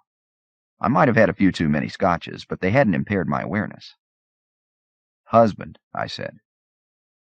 Diana Philomel smiled again, and that too was radiant. Spending several days at Government House, she said, truly whispering now. He can't be far from the source of power at such an important time. Come, my vehicle is just outside. I don't remember paying, but I assume I did. Or Lady Philomel did. I don't remember her helping me outside, but I assume that someone did. Perhaps a chauffeur. I remember a man in gray tunic and trousers, remember leaning against him. The EMV had a bubble top, polarized from the outside, but quite transparent from where we sat in deep cushions and looked out. I counted 1, 2 portals, and then we were out and away from the concourse, and gaining altitude above blue fields under a yellow sky. Elaborate homes, made from some ebony wood, sat on hilltops surrounded by poppy fields and bronze lakes. Renaissance vector? It was too difficult a puzzle to work on right then, so I laid my head against the bubble and decided to rest for a moment or two. Had to be rested for Lady Philomel's portrait. The countryside passed below. Chapter 5. Colonel Fedmon Cassad follows Braun Lamia and Father Hoyt through the dust storm toward the Jade Tomb. He had lied to Lamia. His night visor and sensors worked well despite the electrical discharge flickering around them. Following the two seemed the best chance for finding the Shrike. Cassad remembered the rock lion hunts on Hebron. One tethered a goat and waited. Data from the telltales he had set around the encampment flickers on Cassad's tactical display and whispers through his implant. It is a calculated risk to leave Weintraub and his daughter, Martin Silenus, and the consul sleeping there, unprotected except for the automatics and an alarm. But then Cassad seriously doubts whether he can stop the Shrike anyway. They are all goats, tethered, waiting. It is the woman, the phantom named Moneta, whom Cassad is determined to find before he dies. The wind has continued to rise, and now it screams around Cassad, reducing normal visibility to 0 and pelting his impact armor. The dunes glow with discharge, and miniature lightning crackles around his boots and legs as he strides to keep Lamia's heat signature in clear view. Information flows in from her open comlog. Hoyt's closed channels reveal only that he is alive and moving. Cassad passes under the outstretched wing of the Sphinx, feeling the weight invisible above him, hanging there like a great boot heel. Then he turns down the valley, seeing the Jade Tomb as an absence of heat in infrared, a cold outline. Hoyt is just entering the hemispherical opening. Lamia is 20 meters behind him. Nothing else moves in the valley. The telltales from the camp, hidden by night and storm behind Cassad, reveal Saul and the baby sleeping, the consul lying awake but unmoving, nothing else within the perimeter. Cassette slips the safety off on his weapon and moves forward quickly, his long legs taking great strides. He would give anything at that second to have access to a spotter sat, his tactical channels complete, rather than have to deal with this partial picture of a fragmented situation. He shrugs within his impact armor and keeps moving. Braun Lamia almost does not make the final 15 meters of her voyage to the Jade Tomb. The wind has risen to gale force and beyond, shoving her along so that twice she loses her footing and falls headlong into the sand. The lightning is real now, splitting the sky in great bursts that illuminate the glowing tomb ahead. Twice she tries calling Hoyt, Cassette, or the others, sure that no one could be sleeping through this back at the camp, but her comm log and implants give her only static, their widebands registering gibberish. After the second fall, Lamia gets to her knees and looks ahead. There has been no sign of Hoyt since that brief glimpse of someone moving toward the entrance. Lamia grips her father's automatic pistol and gets to her feet, allowing the wind to blow her the last few meters. She pauses before the entrance hemisphere. Whether due to the storm and electrical display or something else, the Jade Tomb is glowing a bright bilious green which tinges the dunes and makes the skin of her wrists and hands look like something from the grave. Lamia makes a final attempt to raise someone on her comm log, and then enters the tomb. Father Lenore Hoyt of the 1200-year-old Society of Jesus, resident of the New Vatican on Pachem, and loyal servant of His Holiness Pope Urban XVI, is screaming obscenities. Hoyt is lost and in great pain.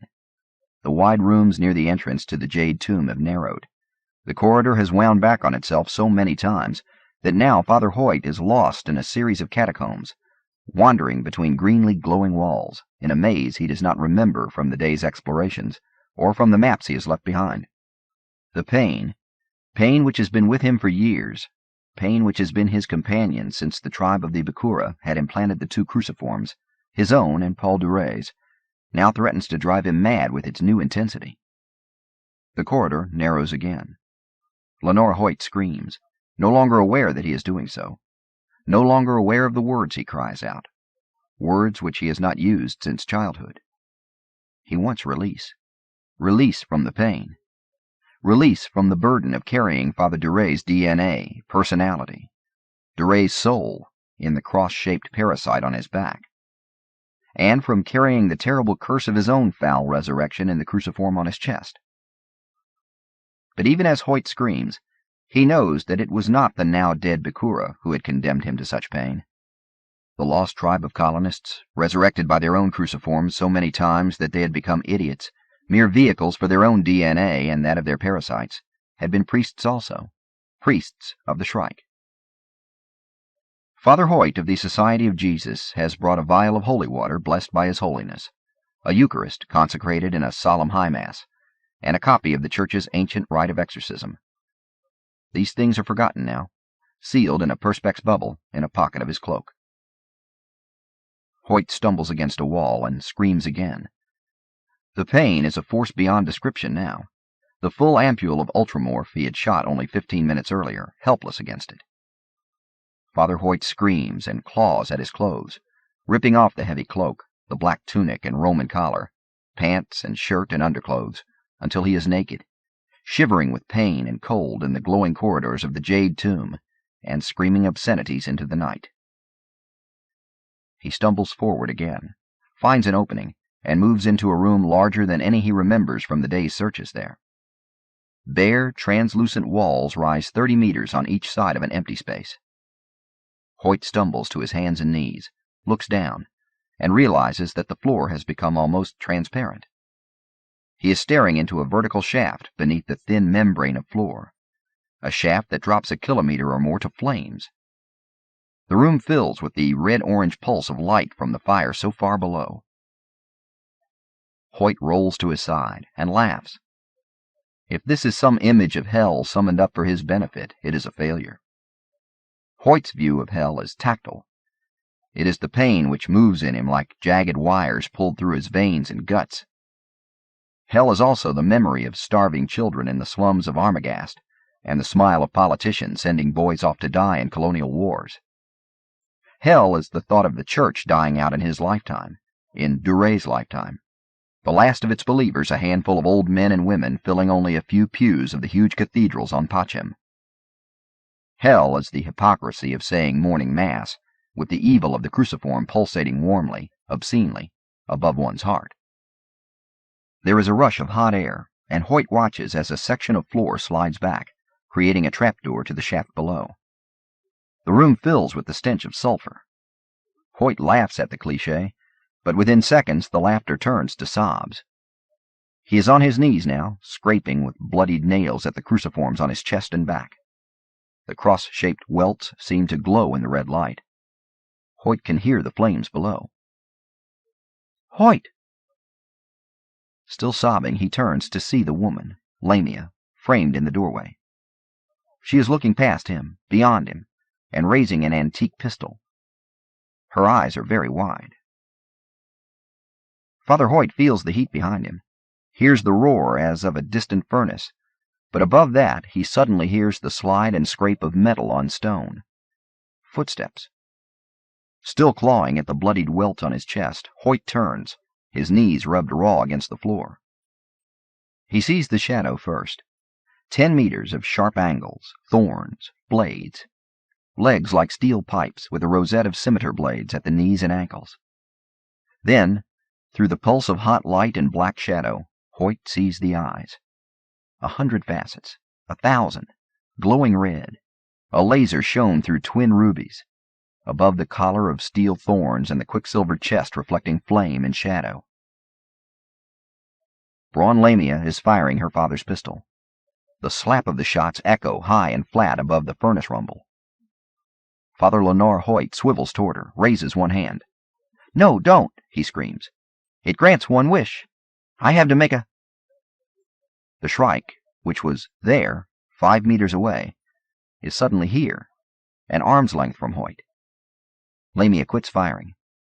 Hoyt looks up, sees his own reflection in the fire-burnished chrome of the thing's carapace, sees something else in the Shrike's eyes at that instant, and then it is gone.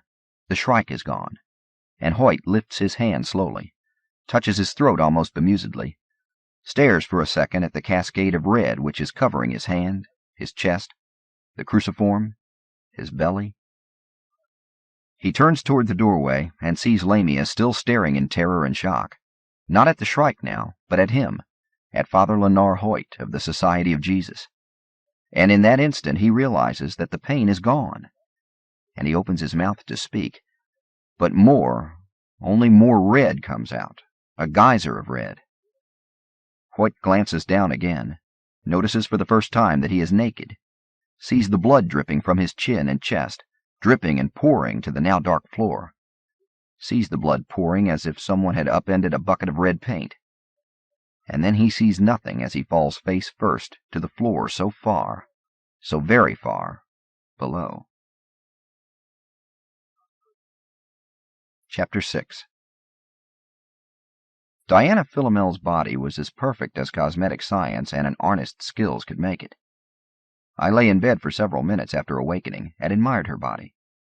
Turned away from me, the classic curve of back and hip and flank, offering a geometry more beautiful and powerful than anything discovered by Euclid.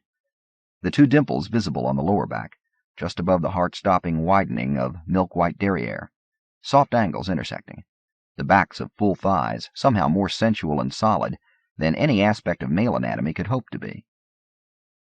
Lady Diana was asleep, or seemed to be. Our clothes lay strewn across a wide expanse of green carpet.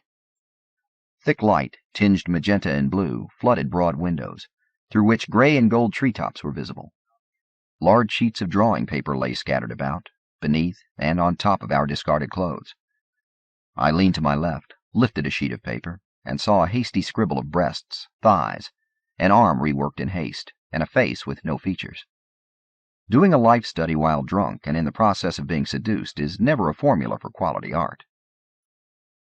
I moaned, rolled on my back, and studied the sculptured scrollwork on the ceiling 12 feet above. If the woman beside me had been Fanny, I might never want to move. As it was, I slipped out from under the covers, found my comm log, noted that it was early morning on Tau Cetai Center, 14 hours after my appointment with the CEO, and padded off to the bathroom in search of a hangover pill. There were several varieties of medication to choose from in Lady Diana's drug bin. In addition to the usual aspirin and endorphins, I saw stims, tranks, flashback tubes, orgasm derms, shunt primers, cannabis inhalers, non-recom tobacco cigarettes, and 100 less identifiable drugs. I found a glass and forced down 2 day-afters, feeling the nausea and headache fade within seconds. Lady Diana was awake and sitting up in bed, still nude, when I emerged. I started to smile and then saw the 2 men by the east doorway. Neither was her husband, although both were as large and shared the same no-neck, ham-fisted, dark-jowled style that Herman Philomel had perfected. In the long pageant of human history, I am sure that there has been some human male who could stand, surprised and naked, in front of 2 fully clothed and potentially hostile strangers, rival males as it were, without cringing, without having the urge to cover his genitals and hunch over, and without feeling totally vulnerable and at a disadvantage. But I am not that male. I hunched over, covered my groin, backed toward the bathroom, and said, "What? Who?" I looked toward Diana Philomel for help and saw the smile there, a smile that matched the cruelty I had first seen in her eyes. "Get him, quickly," demanded my erstwhile lover. I made it to the bathroom and was reaching for the manual switch to dilate the door closed, when the closer of the 2 men reached me, grabbed me, thrust me back into the bedroom, and threw me to his partner. Both men were from Lucis, or an equally high-G world, or else they subsisted exclusively on a diet of steroids and Samson cells, for they tossed me back and forth with no effort. It didn't matter how large they were. Except for my brief career as a schoolyard fighter, my life, the memories of my life, offered few instances of violence, and even fewer instances where I emerged from a scuffle the victor. One glance at the 2 men amusing themselves at my expense, and I knew that these were the type one read about and did not quite believe in. Individuals who could break bones, flatten noses, or crack kneecaps with no more compunction than I would feel about tossing away a defective stylus. "Quickly," Diana hissed again. I canvassed the datasphere, the house's memory, Diana's comlog umbilical, the 2 goons' tenuous connection to the information universe. And although I now knew where I was, the Philomel country estate, 600 kilometers from the capital of Piri in the agricultural belt of terraformed Renaissance Minor, and precisely who the goons were, Debin Ferris and Hemet Gorma, plant security personnel for the Heaven's Gate Scrubbers Union, I had no idea why one was sitting on me, his knee in the small of my back, while the other crushed my comlog under his heel and slipped an osmosis cup over my wrist, up my arm. I heard the hiss and relaxed. "Who are you?" "Joseph Severn." "Is that your real name?" "No." I felt the effects of the truth talk, and knew that I could confound it merely by going away, stepping back into the datasphere or retreating fully to the core. But that would mean leaving my body to the mercy of whoever was asking the questions. I stayed there. My eyes were closed, but I recognized the next voice. "Who are you?" asked Diana Philomel. I sighed. It was a difficult question to answer honestly. "John Keats," I said at last. Their silence told me that the name meant nothing to them. Why should it? I asked myself. I once predicted that it would be a name writ in water. Although I couldn't move or open my eyes, I found no trouble in canvassing the datasphere, following their access vectors. The poet's name was among 800 John Keatses on the list offered to them by the public file, but they didn't seem too interested in someone 900 years dead. "Who do you work for?" It was Herman Philomel's voice. For some reason I was mildly surprised. "No one." The faint Doppler of voices changed as they talked amongst themselves. "Can he be resisting the drug?" "No one can resist it," said Diana. "They can die when it's administered, but they can't resist it." "Then what's going on?" asked Herman. "Why would Gladstone bring a nobody into the council on the eve of war?" "He can hear you, you know," said another man's voice, one of the goons. "It doesn't matter," said Diana. "He's not going to live after the interrogation anyway." Her voice came again, directed toward me. Why did the CEO invite you to the council? John? Not sure. To hear about the pilgrims, probably. What pilgrims, John? The Shrike pilgrims. Someone else made a noise. Hush, said Diana Philomel. To me, she said, Are those the Shrike pilgrims on Hyperion, John? Yes. Is there a pilgrimage underway now? Yes. And why is Gladstone asking you, John? I dream them. There was a disgusted sound. Herman said, He's crazy. Even under Truth Talk, he doesn't know who he is. Now he's giving us this. Let's get it over with and... Shut up, said Lady Diana. Gladstone's not crazy. She invited him, remember? John, what do you mean you dream them? I dream the first Keats retrieval persona's impressions, I said. My voice was thick, as if I were talking in my sleep. He hardwired himself into one of the pilgrims when they murdered his body, and now he roams their microsphere. Somehow his perceptions are my dreams. Perhaps my actions are his dreams. I don't know. Insane, said Herman. No, no, said Lady Diana. Her voice was strained, almost shocked. John, are you a cybrid? Yes. Oh, Christ and Allah, said Lady Diana. What's a cybrid? Said one of the goons. He had a high, almost feminine voice. There was silence for a moment, and then Diana spoke. Idiot. Cybrids were human remotes created by the Corps. There were a few on the Advisory Council until last century, when they were outlawed. Like an android or something? Said the other goon. Shut up, said Herman. No, answered Diana. Cybrids were genetically perfect, recommed from DNA going back to old Earth. All you needed was a bone, a fragment of hair. John, can you hear me? John? Yes. John, you're a cybrid. Do you know who your persona template was? John Keats. I could hear her take a deep breath. Who was John Keats? A poet. When did he live, John?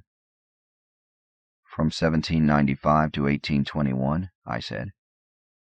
Which reckoning, John? Old Earth, A.D., I said. Pre-Hegira. Modern era. Herman's voice broke in, agitated. John, are you in contact with the Technocorps right now? Yes. Are you free to communicate despite the Truth Talk? Yes. Oh, fuck, said the goon with the high voice. We've got to get out of here, snapped Herman. Just a minute more, said Diana. We've got to know. Can we take him with us? Asked the deep-voiced goon. Idiot, said Herman. If he's alive and in touch with the datasphere and Corps. Hell, he lives in the Corps. His mind's there. Then he can tip Gladstone, Execsec, Force, anybody. Shut up, said Lady Diana. We'll kill him as soon as I'm finished. A few more questions. John? Yes. Why does Gladstone need to know what's happening to the Shrike pilgrims? Does it have something to do with the war with the Ousters? I'm not sure. Shit, whispered Herman. Let's go. Quiet. John, where are you from? I've lived on Esperance the last 10 months. And before that? On Earth before that. Which Earth? Demanded Herman. New Earth? Earth 2? Earth City? Which one? Earth, I said. Then I remembered. Old Earth. Old Earth, said one of the goons. This is fucked. I'm getting out of here. There came the frying bacon sizzle of a weapons laser. I smelled something sweeter than frying bacon, and there was a heavy thump. Diana Philomel said, John, are you talking about your persona template's life on Old Earth? No. You? The cybrid you were on Old Earth? Yes, I said. I woke from death there, in the same room on the Piazza di Spagna in which I died. Severn was not there, but Dr. Clark and some of the others were. He is crazy, said Herman. Old Earth's been destroyed for more than 4 centuries. Unless cybrids can live for more than 400 years? No, snapped Lady Diana. Shut up and let me finish this. John, why did the Corps bring you back? I don't know for sure. Does it have something to do with the civil war going on between the AIs? Perhaps, I said. Probably. She asked interesting questions. Which group created you? The Ultimates, Stables, or Volatiles?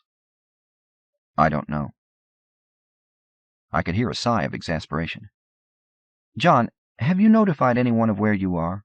Of what's happening to you? No, I said. It was a sign of the lady's less than impressive intelligence that she waited so long to pose that question. Herman also let out a breath. Great, he said. Let's get the hell out of here before... John, said Diana, do you know why Gladstone manufactured this war with the Ousters? No, I said. Or rather, there might be many reasons. The most probable is that it is a bargaining ploy in her dealings with the Corps. Why? Elements in the leadership ROM of the Corps are afraid of Hyperion, I said. Hyperion is an unknown variable in a galaxy where every variable has been quantified. Who is afraid, John? The Ultimates, Stables, or Volatiles? Which group of AIs is afraid of Hyperion? All 3, I said. Shit, whispered Herman. Listen, John. Do the time tombs and the Shrike have something to do with all this? Yes, they have a lot to do with it. How? Asked Diana. I don't know. No one does. Herman, or someone, hit me sharply, viciously in the chest. You mean the fucking Corps Advisory Council hasn't predicted the outcome of this war, these events? Herman growled. Are you expecting me to believe that Gladstone and the Senate went to war without a probability prediction? No, I said. It has been predicted for centuries. Diana Philomel made a noise like a child being confronted with a large mound of candy. What has been predicted, John? Tell us everything. My mouth was dry. The Truth Talk serum had dried up my saliva. It predicted the war, I said. The identities of the pilgrims on the Shrike pilgrimage. The betrayal of the Hegemony Council in activating a device that has opened, the time tombs. The emergence of the Shrike Scourge. The outcome of the war and the Scourge. What is the outcome, John? Whispered the woman I had made love to a few hours earlier. The end of the Hegemony, I said. The destruction of the world web. I tried to lick my lips, but my tongue was dry. The end of the human race. Oh, Jesus and Allah, whispered Diana. Is there any chance that the prediction could be an error? No, I said. Or rather, only in the effect of Hyperion on the result. The other variables are accounted for. Kill him, shouted Herman Philomel. Kill it, so we can get out of here and inform Harbrid and the others. All right, said Lady Diana. Then, a second later, no, not the laser, you idiot. We'll inject the lethal dose of alcohol as planned. Here, hold the osmosis cuff so I can attach this drip. I felt a pressure on my right arm. A second later, there were explosions, concussions, a shout. I smelled smoke and ionized air. A woman screamed. Get that cuff off him, said Lee Hunt. I could see him standing there, still wearing a conservative gray suit, surrounded by executive security commandos in full impact armor and chameleon polymers. A commando twice Hunt's height nodded, shouldered his Hell Whip weapon, and rushed to do Hunt's bidding. On one of the tactical channels, the one I had been monitoring for some time, I could see a relayed image of myself, naked, spread-eagled on the bed, the osmosis cuff on my arm, and a rising bruise on my rib cage. Diana Philomel, her husband, and one of the goons lay unconscious but alive in the splinter and broken glass rubble of the room. The other enforcer lay half in the doorway, the top part of his body looking the color and texture of a heavily grilled steak. "Are you all right, M. Severn?" asked Lee Hunt, lifting my head and setting a membrane-thin oxygen mask over my mouth and nose. I said. Alright. I swam to the surface of my own senses like a diver coming up too quickly from the deeps. My head hurt. My ribs ached like hell. My eyes were not working perfectly yet, but through the tactical channel I could see Lee Hunt give the small twitch of thin lips that I knew passed for a smile from him. We'll help you get dressed, said Hunt. Get you some coffee on the flight back. Then it's back to Government House, M7. You're late for a meeting with the CEO. Chapter 7. Space battles in movies and hollies had always bored me, but watching the real thing held a certain fascination, rather like seeing live coverage of a series of traffic accidents. Actually, the production values for reality, as had doubtless been the case for centuries, were much lower than for even a moderate-budget holodrama. Even with the tremendous energies involved, the overwhelming reaction one had to an actual battle in space was that space was so large, and humanity's fleets and ships and dreadnoughts and whatnots were so small. Or so I thought as I sat in the Tactical Information Center, the so-called War Room, with Gladstone and her military ganders, and watched the walls become 20-meter holes into infinity as 4 massive holoframes surrounded us with in-depth imagery, and the speakers filled the room with fat-line transmissions, radio chatter between fighters, tactical command channels rattling away, ship-to-ship messages on wideband, lasered channels and secure fat line, and all the shouts, screams, cries, and obscenities of battle which predate any media besides air and the human voice. It was a dramatization of total chaos, a functional definition of confusion, an unchoreographed dance of sad violence. It was war.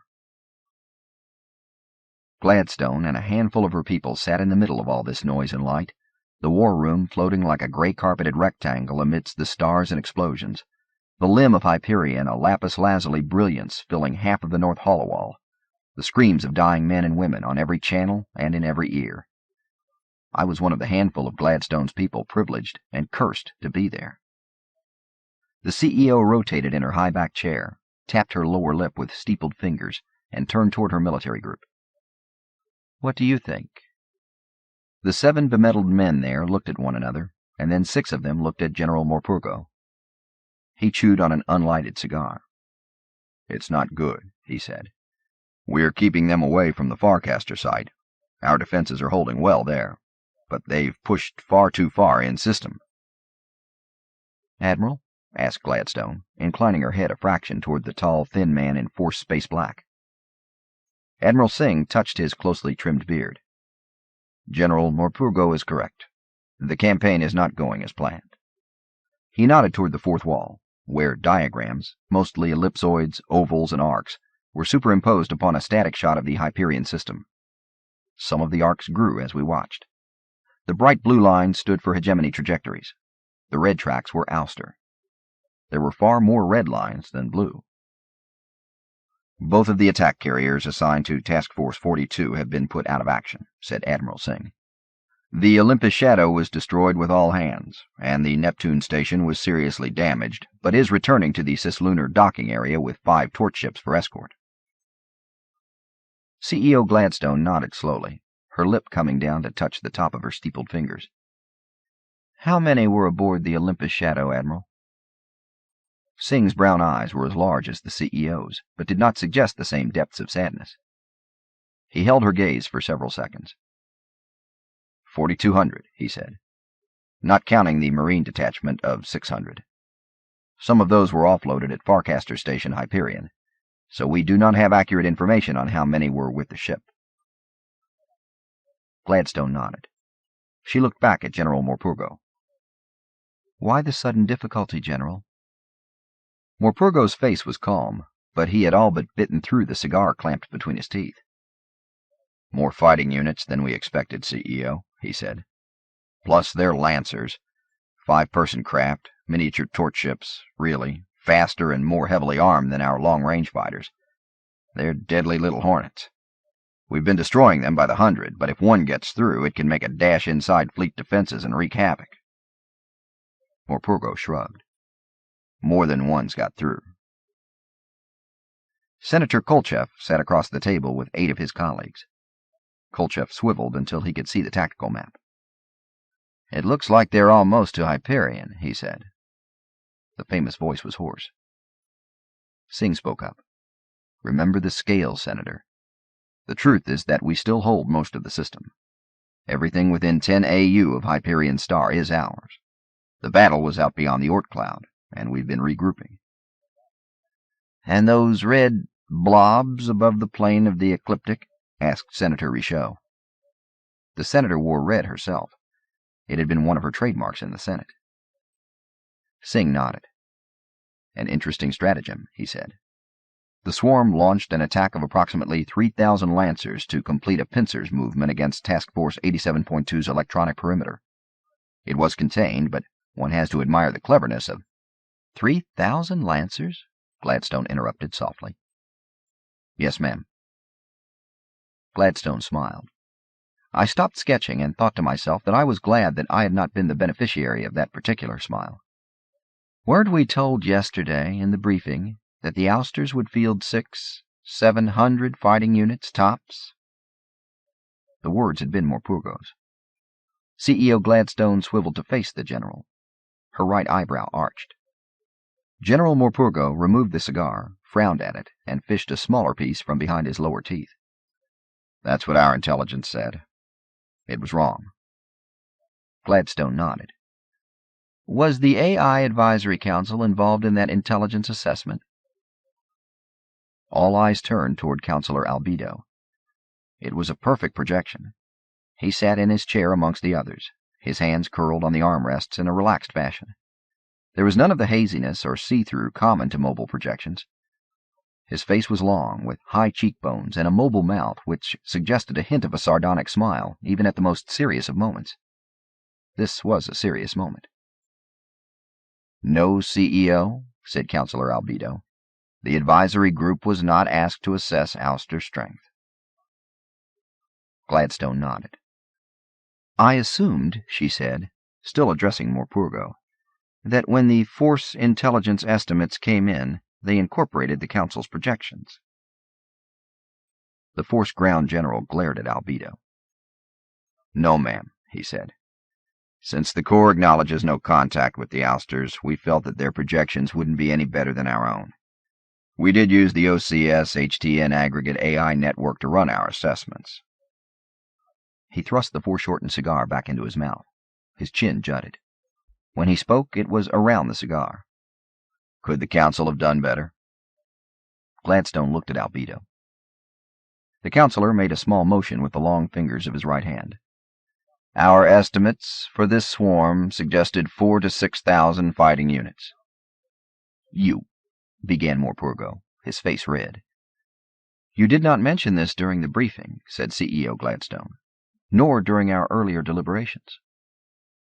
Counselor Albedo shrugged. "The General is correct," he said. "We have no contact with the Ousters. Our estimates are no more reliable than Force's, merely based upon different premises. The Olympus Command School Historical Tactical Network does excellent work. If the AIs there were one order of acuity higher on the Turing-Demler scale, we would have to bring them into the Corps." He made the graceful gesture with his hand again. "As it is, the Council's premises might be of use for future planning. We will, of course, turn over all projections to this group at any time." Gladstone nodded. "Do so immediately." She turned back to the screen, and the others did so also. Sensing the silence, the room monitors brought the speaker volume back up, and once again we could hear the cries of victory, screams for help, and calm recitation of positions, fire control directions, and commands. The closest wall was a real-time feed from the torch ship HS Engemena, as it searched for survivors among the tumbling remnants of Battle Group B5. The damaged torch ship it was approaching, magnified 1,000 times, looked like a pomegranate burst from the inside, its seeds and red rind spilling in slow motion, tumbling into a cloud of particles, gases, frozen volatiles, a million microelectronics ripped from their cradles, food stores, tangled gear, and, recognizable now and then from their marionette tumble of arms or legs, many, many bodies. The Hegemony's searchlight, 10 meters wide after its coherent leap of 20,000 miles, played across the starlit frozen wreckage, bringing individual items, facets, and faces into focus. It was quite beautiful in a terrible way. The reflected light made Gladstone's face look much older. "Admiral," she said, "is it pertinent that the swarm waited until Task Force 87.2 translated in system?" Singh touched his beard. "Are you asking if it was a trap, CEO?" "Yes." The Admiral glanced at his colleagues and then at Gladstone. "I think not. I believe, that when the Ousters saw the intensity of our force commitment, they responded in kind. It does mean, however, that they are totally resolved to take Hyperion system." "Can they do it?" asked Gladstone, her eyes still on the tumbling wreckage above her. A young man's body, half in a spacesuit and half out, tumbled toward the camera. The burst eyes and lungs were clearly visible. "No," said Admiral Singh. "They can bloody us. They can even drive us back to a totally defensive perimeter around Hyperion itself. But they cannot defeat us or drive us out." "Or destroy the Farcaster?" Senator Richaud's voice was taut. "Nor destroy the Farcaster," said Singh. "He's right," said General Morpurgo. "I'd stake my professional career on it." Gladstone smiled and stood. The others, including myself, rushed to stand also. "You have," Gladstone said softly to Morpurgo. "You have." She looked around. "We will meet here when events warrant it. M. Hunt will be my liaison with you. In the meantime, gentlemen and ladies, the work of government shall proceed. Good afternoon." As the others left, I took my seat again until I was the only one left in the room. The speakers came back up to volume. On one band, a man was crying. Manic laughter came through static. Above me, behind me, on both sides, the star fields moved slowly against blackness, and the starlight glinted coldly on wreckage and ruin. Government House was constructed in the shape of a Star of David, and within the center of the star, shielded by low walls and strategically planted trees, there was a garden, smaller than the formal acres of flowers in Deer Park, but no less beautiful. I was walking there as evening fell, the brilliant blue-white of Tau Ceti fading to golds, when Maina Gladstone approached. For a while we walked together in silence.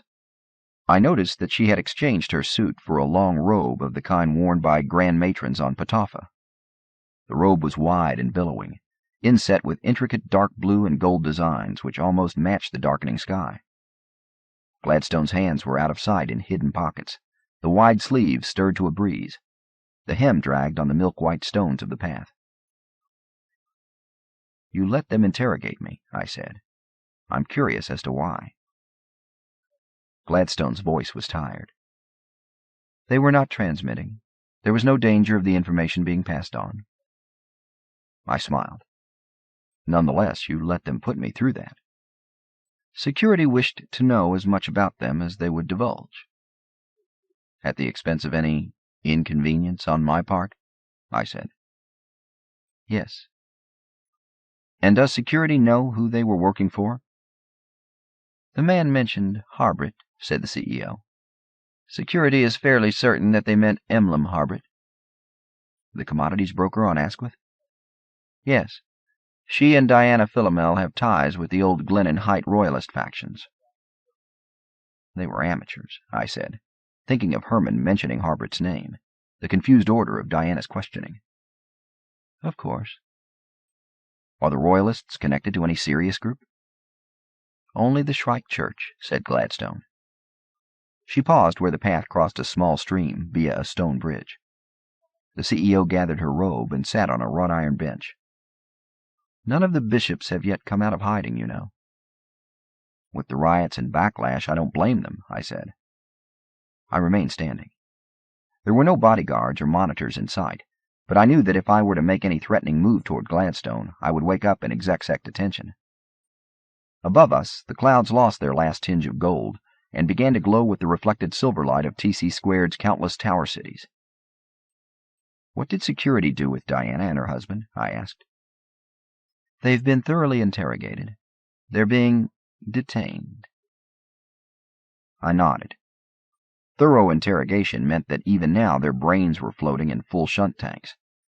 Their bodies would be kept in cryogenic storage until a secret trial determined if their actions had been treasonable. After the trial, the bodies would be destroyed, and Diana and Herman would remain in detention, with all sensory and comm channels turned off. The Hegemony had not used the death penalty for centuries, but the alternatives were not pleasant. I sat on the long bench, 6 feet from Gladstone. Do you still write poetry? I was surprised by her question. I glanced down the garden path where floating Japanese lanterns and hidden glow globes had just come on. Not really, I said. Sometimes I dream in verse, or used to. Maina Gladstone folded her hands on her lap and studied them.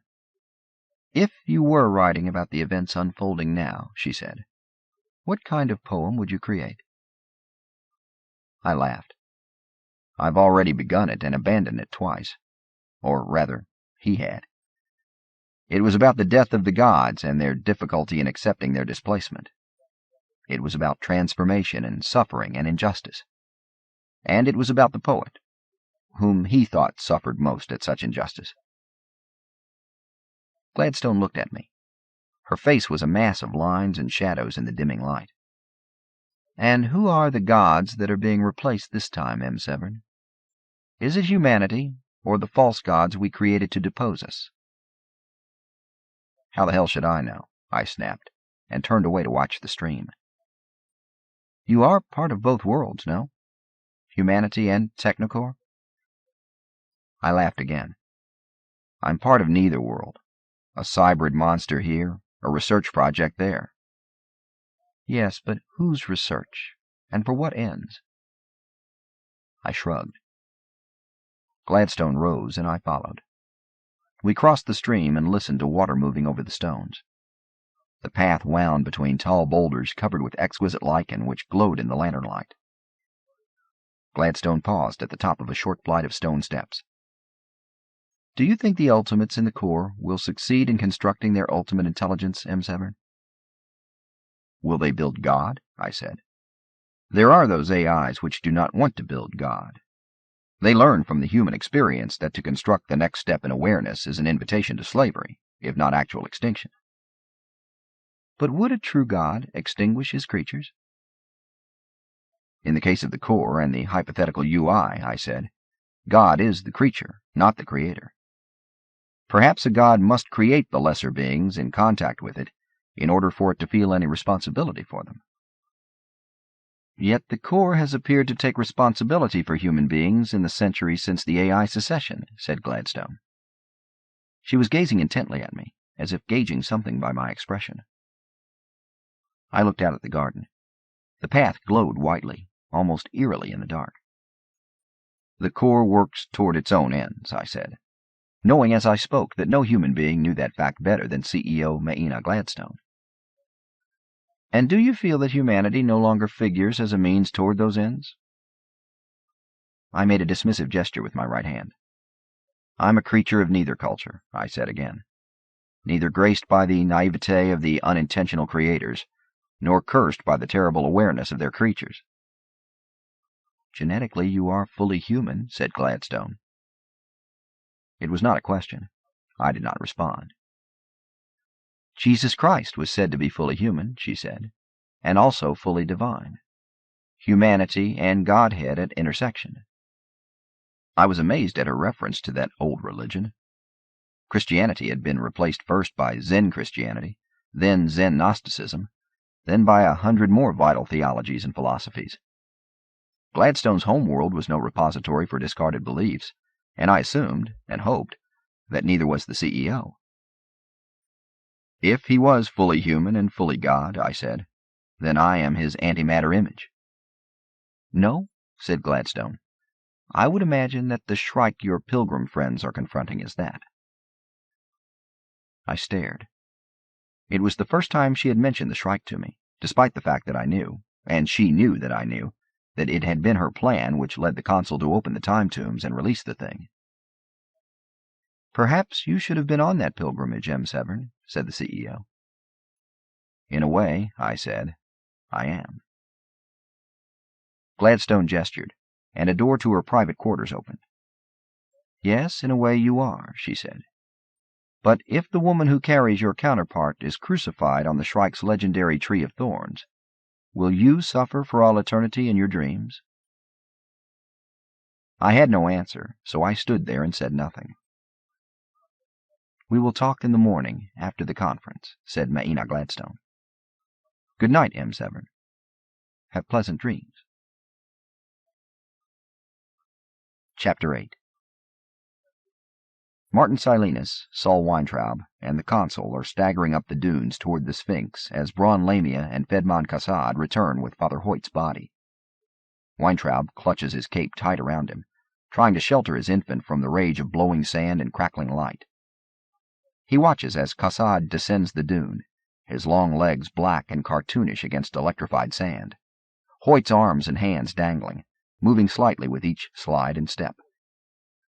Silenus is shouting, but the wind whips away words. Braun Lamia gestures toward the one tent still standing. The storm has collapsed or ripped away the others. They crowd into Silenus's tent, Colonel Kassad coming last, passing the body in gently. Inside, their shouts can be heard above the crack of fiberplastic canvas and the paper-splitting rip of lightning. "Dead?" shouts the consul, peeling back the cloak Kassad had wrapped around Hoyt's nude body. The cruciforms glow pinkly. The colonel points to the telltales blinking on the surface of the force-issue med-pack adhered to the priest's chest. The lights blink red, except for the yellow winking of the system-sustaining filaments and nodules. Hoyt's head rolls back, and now Weintraub can see the millipede suture holding the ragged edges of the slashed throat together. Saul Weintraub tries to locate a pulse manually, finds none. He leans forward, sets his ear to the priest's chest. There is no heartbeat, but the welt of the cruciform there is hot against Saul's cheek. He looks at Braun Lamia. The Shrike? Yes, I think. I don't know. She gestures toward the antique pistol she still holds. I emptied the magazine. 12 shots at whatever it was. Did you see it? The consul asks Kassad. No. I entered the room 10 seconds after Braun, but I didn't see anything. What about your fucking soldier gadgets? Says Martin Silenus. He is crowded in the back of the tent, huddled in a near-fetal position. Didn't all that force shit show something? No. A small alarm sounds from the med-pack, and Kassad detaches another plasma cartridge from his belt, feeds it into the pack's chamber, and sits back on his heels, flipping his visor down to watch out the opening of the tent. His voice is distorted by the helmet speaker. He's lost more blood than we can compensate for here. Did anyone else bring first aid equipment? Weintraub rummages in his pack. I have a basic kit. Not enough for this, though. Whatever slashed his throat cut through everything. The Shrike, whispers Martin Silenus. It doesn't matter, says Lamia, hugging herself to stop her body from shaking. We've got to get help for him. She looks at the consul. He's dead, says the consul. Even a ship's surgery won't bring him back. We have to try, shouts Lamia, leaning forward to grab the consul's tunic front. We can't leave him to those things. She gestures toward the cruciform glowing beneath the skin of the dead man's chest. The consul rubs his eyes. We can destroy the body. Use the colonel's rifle. We're going to die if we don't get out of this fucking storm, cries Silenus. The tent is vibrating, fiberplastic pounding the poet's head and back with each billow. The sound of sand against fabric is like a rocket taking off just outside. Call the goddamned ship. Call it. The consul pulls his pack closer, as if guarding the antique comlog inside it. Sweat glistens on his cheeks and forehead. We could wait the storm out in one of the tombs, says Saul Weintraub. The Sphinx, perhaps. Fuck that, says Martin Silenus. The scholar shifts in the cramped space and stares at the poet. You came all this way to find the Shrike. Are you telling us that you've changed your mind now that he seems to have made an appearance? Silenus's eyes gleam out from under his lowered beret. "I'm not telling you anything except that I want that goddamn ship of his here, and I want it now." "It might be a good idea," says Colonel Cassad. The consul looks at him. "If there's a chance to save Hoyt's life, we should take it." The consul is in pain himself. "We can't leave," he says. "Can't leave now." "No," agrees Cassad. "We won't use the ship to leave, but the surgery might help Hoyt, and we can wait out the storm in it." "And maybe find out what's happening up there," says Braun Lamia, jerking her thumb toward the roof of the tent. The baby, Rachel, is crying shrilly. Weintraub rocks her, holding her head in his broad hand. "I agree," he says. "If the Shrike wants to find us, it can find us on the ship as easily as out here. We'll make sure that no one leaves." He touches Hoyt's chest. "As horrible as it sounds, the information the surgery gives us on how this parasite works could be priceless to the web." "All right," says the consul. He pulls the ancient comm log from his pack, lays his hand on the disk key, and whispers several phrases. "Is it coming?" asks Martin Silenus. "It's confirmed the command. We'll need to stow our gear for transfer. I told it to land just above the entrance to the valley." Lamia is surprised to find that she has been weeping. She wipes her cheeks and smiles. "What's funny?" asks the consul. "All this," she says, stabbing at her cheeks with the back of her hand. "And all I can think about is how nice it'll be to have a shower." "A drink," says Silenus. "Shelter from the storm," says Weintraub. The baby is taking milk from a nursing pack. Cassad leans forward, his head and shoulders outside the tent. He raises his weapon and clicks off the safety. "Telltales," he says.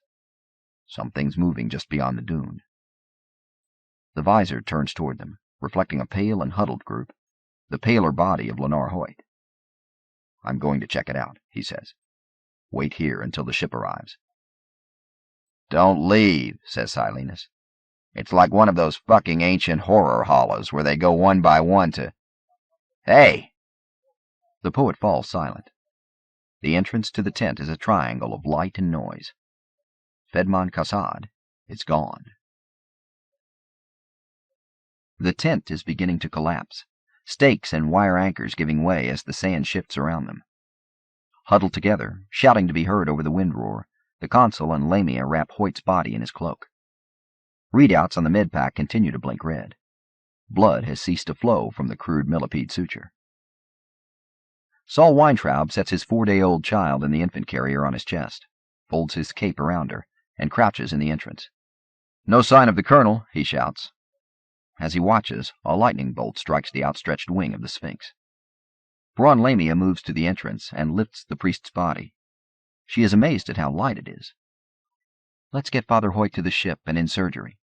Then some of us will come back to search for Cassad." The consul tugs his tricorn cap low and shrugs his collar high. "The ship has deep radar and movement sensors. It'll tell us where the colonel's gone." "And the Shrike," says Silenus. "Can't forget our host." "Let's go," says Lamia, and gets to her feet. She has to lean into the wind to make progress. Loose ends of Hoyt's cloak flap and crack around her, while her own cloak streams behind. Finding the path by the intermittent flashes of lightning, she moves toward the head of the valley, glancing back only once to see if the others are following. Martin Silenus steps away from the tent, lifts Het Mestine's Mobius cube, and his purple beret whips away in the wind, climbing as it goes. Silenus stands there and curses impressively, stopping only when his mouth begins to fill with sand. "Come!" shouts Weintraub, his hand on the poet's shoulder. Saul feels the sand striking his face, littering his short beard. His other hand covers his chest as if sheltering something infinitely precious. "We'll lose sight of Braun if we don't hurry." The two help each other move forward against the wind. Silenus's fur coat ripples wildly as he detours to retrieve his beret from where it has come down in the lee of a dune. The consul is the last to leave, carrying both his own pack and Cassad's. A minute after he leaves the small shelter, stakes give way, fabric tears, and the tent flies into the night, surrounded by a halo of static electricity. He staggers the 300 meters up the trail, occasionally catching glimpses of the two men ahead of him, more frequently losing the path and having to walk in circles until he comes across it again. The time tombs are visible behind him when the sandstorm ebbs a bit, and the lightning flashes follow one another in close succession. The consul sees the Sphinx, still glowing from repeated electrical strikes, the jade tomb beyond it, its walls luminescent, and beyond them the obelisk, no glow there, a vertical swipe of pure black against the cliff walls. Then the crystal monolith. There is no sign of Cassad, although the shifting dunes, blowing sand, and sudden flashes make it seem as if many things are moving. The consul looks up, seeing the wide entrance to the valley now, and the rushing clouds low above it, half expecting to see the blue fusion glow of his ship lowering through them. The storm is terrible, but his spacecraft has landed in worse conditions. He wonders if it is already down, and the others are waiting at the base of it for him to arrive. But when he reaches the saddle between cliff walls at the opening of the valley, the wind assaults him anew. He sees the four others huddled together at the beginning of the broad, flat plain, but there is no ship. "Shouldn't it be here by now?" shouts Lamia as the consul approaches the group. He nods and crouches to extract the comlog from his pack. Weintraub and Silenus stand behind him, bending over to offer some shelter from the blowing sand. The consul extracts the comlog and pauses, looking around. The storm makes it appear as if they are in some mad room, where the walls and ceiling change from instant to instant, 1 second closing in on them, scant meters away, the next second receding to the distance, the ceiling floating upward, as in the scene where the room and Christmas tree expand for Clara in Tchaikovsky's Nutcracker. The consul palms the diski, bends forward, and whispers into the voice square. The ancient instrument whispers back to him, the words just audible above the rasp of sand. He straightens up and faces the others. The ship was not allowed to leave. There is a babble of protest. "What do you mean, not allowed?" asks Lamia when the others fall silent. The consul shrugs and looks skyward, as if a blue tail of flame might still announce the ship's coming. It wasn't given clearance at the spaceport in Keats. "Didn't you say you had clearance from the fucking Queen?" shouts Martin Silenus. "Old Gallstone herself?" "Gladstone's clearance pip was in the ship's memory," says the consul. "Both the Force and Port authorities knew that." "So what the hell happened?" Lamia wipes her face. The tears she had shed back at the tent have left tiny rivulets of mud in the coating of sand on her cheeks. The consul shrugs. "Gladstone overrode the original pip. There's a message here from her. Do you want to hear it?" For a minute, no one answers. After their week of voyage, the thought of being in touch with someone outside their own group is so incongruous that it does not register at once. It was as if the world beyond the pilgrimage had ceased to exist, except for the explosions in the night sky. "Yes," Saul Weintraub says. "Let's hear it." A sudden lull in the storm makes the word seem very loud. They gather around and crouch near the old comlog, setting Father Hoyt in the center of their circle. In the minute they have left him unattended, a small dune has begun to form itself around his body. The telltales are all red now, except for the extreme measures monitors glowing amber. Lamia sets another plasma cartridge in place and makes sure that the osmosis mask is secure on Hoyt's mouth and nose, filtering pure oxygen in and keeping sand out. "All right," she says. The consul triggers the disk key. The message is a fat line squirt, recorded by the ship some 10 minutes earlier. The air mists with the data columns and spherical image colloid which characterizes comlogs dating back to the Hegira. The image of Gladstone shimmers, her face distorting bizarrely, and then almost comically, as millions of specks of wind-blown sand rip through the image.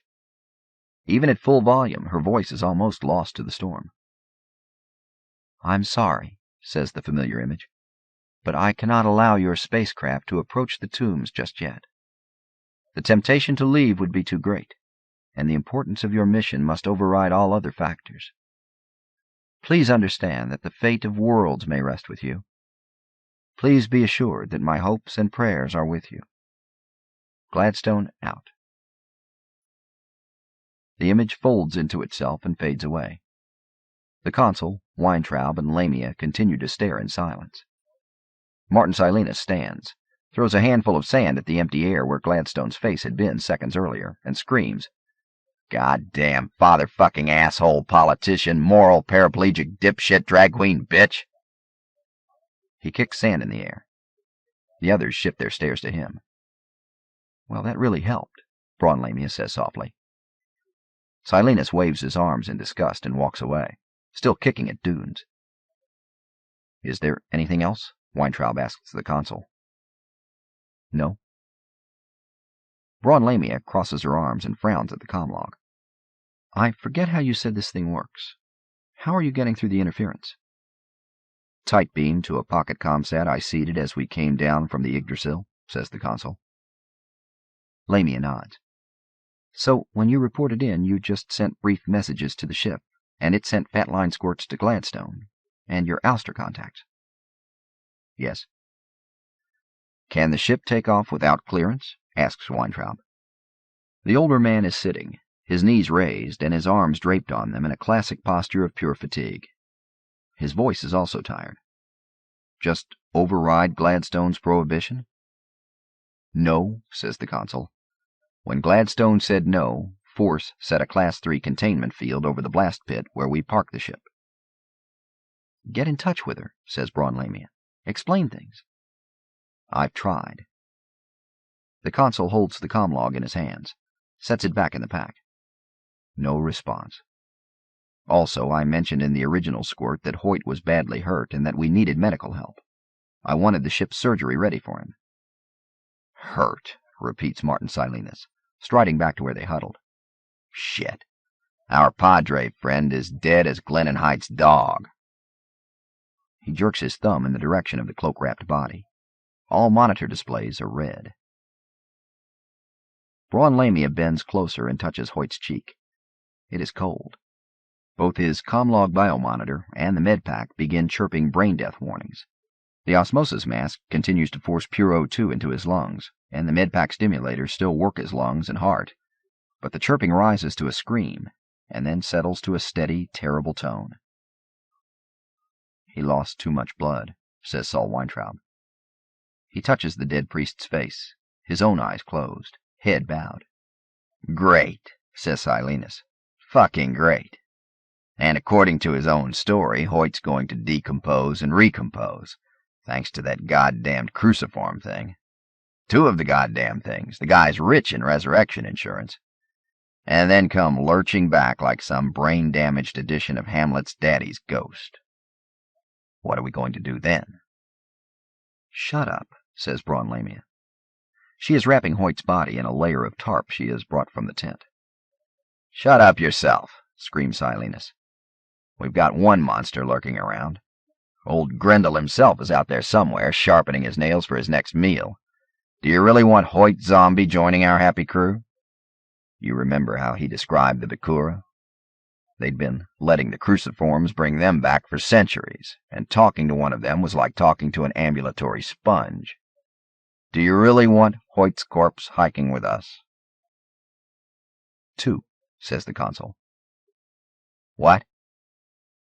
Martin Silenus whirls, loses his footing, and lands on his knees near the body.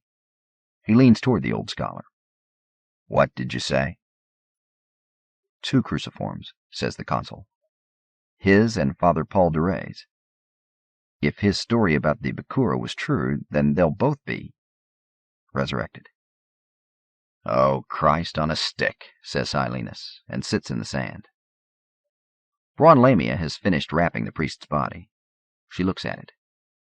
"I remember that in Father Duray's story about the Bakura named Alpha," she says. "But I still don't understand. The law of conservation of mass has to come in there somewhere." "They'll be short zombies," says Martin Silenus. He pulls his fur coat tighter and pounds the sand with his fist. "There is so much we could have learned if the ship had arrived," says the consul. "The auto-diagnostics could have—" He pauses and gestures. "Look. There is less sand in the air. Perhaps the storm is—" Lightning flashes, and it begins to rain, the icy pellets striking their faces with more fury than the sandstorm had shown. Martin Silenus begins to laugh. "It's a fucking desert," he shouts toward the sky. "We'll probably drown in a flood." "We need to get out of this," says Saul Weintraub. His baby's face is visible between the gaps in his cloak. Rachel is crying. Her face is very red. She looks no older than a newborn. "Keep Kronos?" says Lamia. "It's a couple of hours." "Too far," says the consul. "Let's bivouac in one of the tombs." Silenus laughs again. He says, "Who are these coming to the sacrifice? To what green altar, O mysterious priest, leadst thou that heifer lowing at the skies, and all her silken flanks with garlands dressed?" "Does that mean yes?" asks Lamia. "That means fucking why not," laughs Silenus. "Why make it hard for our cold muse to find us? We can watch our friend decompose while we wait. How long did Duray's tales say it took for one of the Bakura to rejoin the flock after death interrupted their grazing?" 3 days, says the consul. Martin Silenus slaps his forehead with the heel of his palm. "Of course. How could I forget? How wonderfully fitting, New Testament-wise. In the meantime, maybe our Shrike wolf will carry off a few of this flock. Do you think the Padre would mind if I borrowed one of his cruciforms just in case? I mean, he has a spare." "Let's go," says the consul. Rain drips from his tricorn cap in a steady stream. We'll stay in the Sphinx until morning. I'll carry Kassad's extra gear in the Mobius cube. Braun, you carry Hoyt's things in Saul's pack. Saul, you keep the baby warm and dry." "What about the Padre?" asks the poet, jerking his thumb in the direction of the body. "You're carrying Father Hoyt," Braun Lamia says softly, turning. Martin Silenus opens his mouth, sees the pistol in Lamia's hand, shrugs, and bends to lift the body to his shoulder. "Who's going to carry Kassad when we find him?" he asks. "Of course, he could be in enough pieces that we could all—" "Please shut up," Braun Lamia says tiredly. "If I have to shoot you, it will give us one more thing to carry. Just walk." With the consul leading, Weintraub coming closely behind, Martin Silenus staggering along some meters back, and Braun Lamia in the rear, the group once again descends the low col into the Valley of the Tombs. Chapter 9. CEO Gladstone's schedule that morning was a busy one. Tau Cetai Center has a 23-hour day, which makes it convenient for the government to run on Hegemony Standard Time without totally destroying local diurnal rhythms. At 0545 hours, Gladstone met with her military advisors. At 0630 hours, she breakfasted with 24 of the most important senators and with representatives of the All-Thing and the Technicorps. At 0715, the CEO forecast a Renaissance vector, where it was evening, to officially open the Hermes Medical Center in Cadua. At 0740, she cast back to Government House for a meeting with her top aides, including Lee Hunt, to go over the speech she was to give to the Senate and All-Thing at 1000 hours. At 0830, Gladstone met again with General Morpurgo and Admiral Singh for an update on the situation in the Hyperion system. At 0845 hours, she met with me. "Good morning, M. Severn," said the CEO. She was behind her desk in the office where I'd first met her 3 nights earlier. She waved her hand toward a buffet against the wall where hot coffee, tea, and kafta sat in sterling silver pots. I shook my head and sat down. 3 of the holographic windows showed white light, but the one to my left offered the 3D map of Hyperion system that I had tried to decode in the war room. It seemed to me that Ouster Red now covered and infiltrated the system like dye dissolving and settling into a blue solution. "I want to hear your dreams," said CEO Gladstone.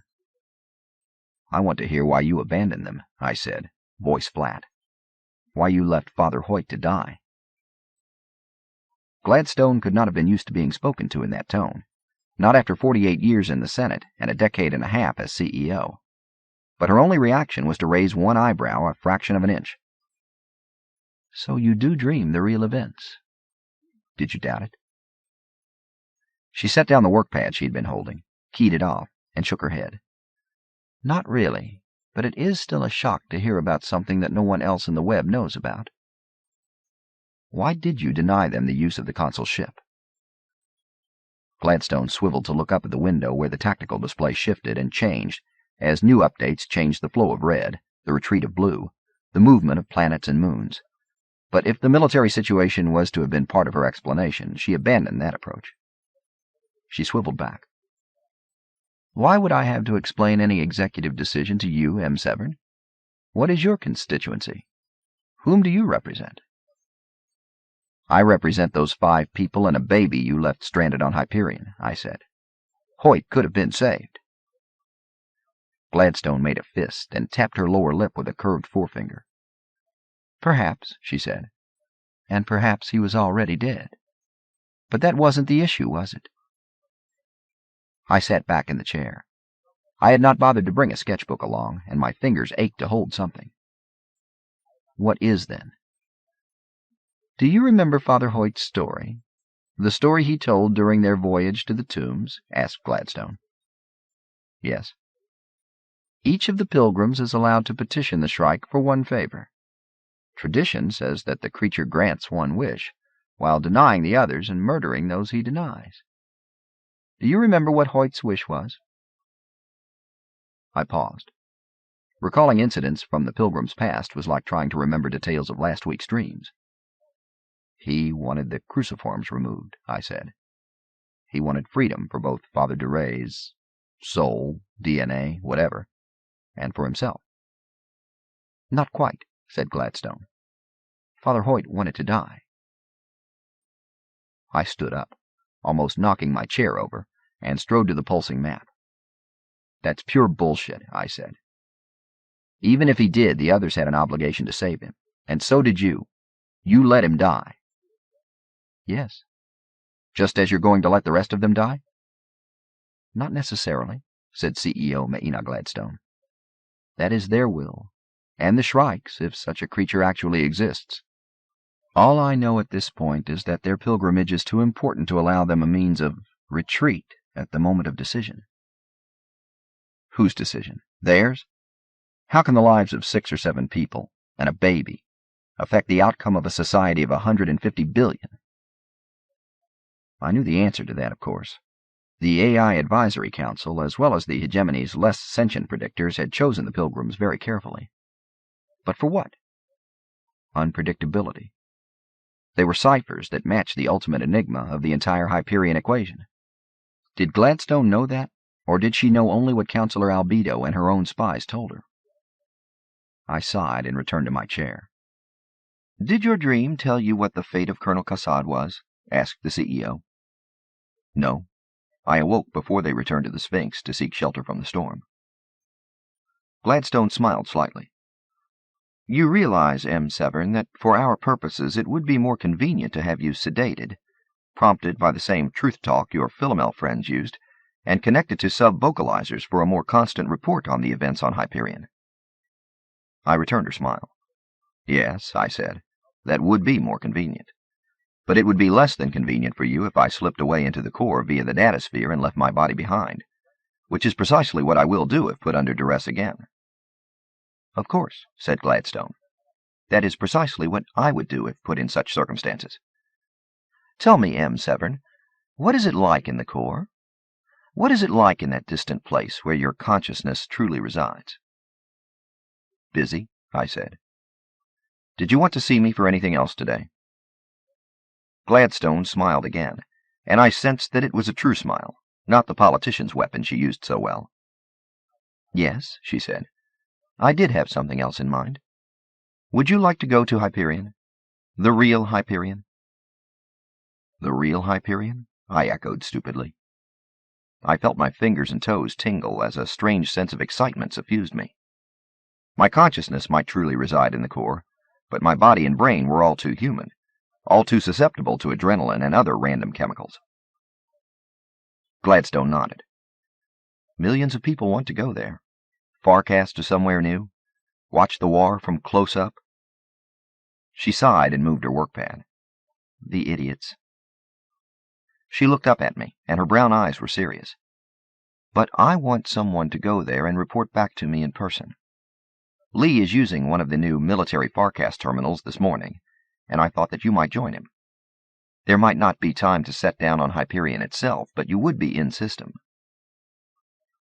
I thought of several questions and was embarrassed by the first one that emerged. Will it be dangerous? Neither Gladstone's expression nor tone changed. Possibly. Although you will be far behind the lines, and Lee has explicit instructions not to expose himself, or you, to any obvious risk. Obvious risk, I thought. But how many less than obvious risks were there in a war zone, near a world where a creature like the Shrike roamed free? Yes, I said. I'll go. But there's one thing. Yes? I need to know why you want me to go. It seems that if you just want me for my connection to the pilgrims, you're running a needless risk in sending me away. Gladstone nodded. M. Severn, it's true that your connection to the pilgrims, although somewhat tenuous, is of interest to me. But it is also true that I am interested in your observations and evaluations. Your observations. But I'm nothing to you, I said. You don't know who else I might be reporting to, deliberately or otherwise. I'm a creature of the Technicorps. Yes, said Gladstone. But you also may be the least affiliated person on Tau Cetai Center at this moment, perhaps in the entire web. Also, your observations are those of a trained poet, a man whose genius I respect. I barked a laugh. He was a genius, I said. I'm a simulacrum, a drone, a caricature. Are you so sure? Asked Maina Gladstone. I held up empty hands. I haven't written a line of poetry in the 10 months I have been alive and aware in this strange afterlife, I said. I do not think in poetry. Isn't that proof enough that this core retrieval project is a sham? Even my false name is an insult to a man infinitely more talented than I will ever be. Joseph Severn was a shade in comparison to the real Keats, but I sully his name by using it. That may be true, said Gladstone, and it may not. In either case, I've requested that you go with M. Hunt on this brief trip to Hyperion. She paused. You have no duty to go. In more than one sense, you are not even a citizen of the Hegemony. But I would appreciate it if you did go. I'll go, I said again, hearing my own voice as if from a distance. Very good. You'll need warm clothes. Wear nothing that would come loose or cause embarrassment in freefall, although there is little likelihood that you will encounter that. Meet M. Hunt in the primary government house Farcaster Nexus in... She glanced at her comlog. 12 minutes. I nodded and turned to go. Oh, M. Severn. I paused by the door. The old woman behind the desk suddenly looked rather small and very tired. Thank you, M. Severn, she said. It was true that millions wanted to Farcast to the war zone.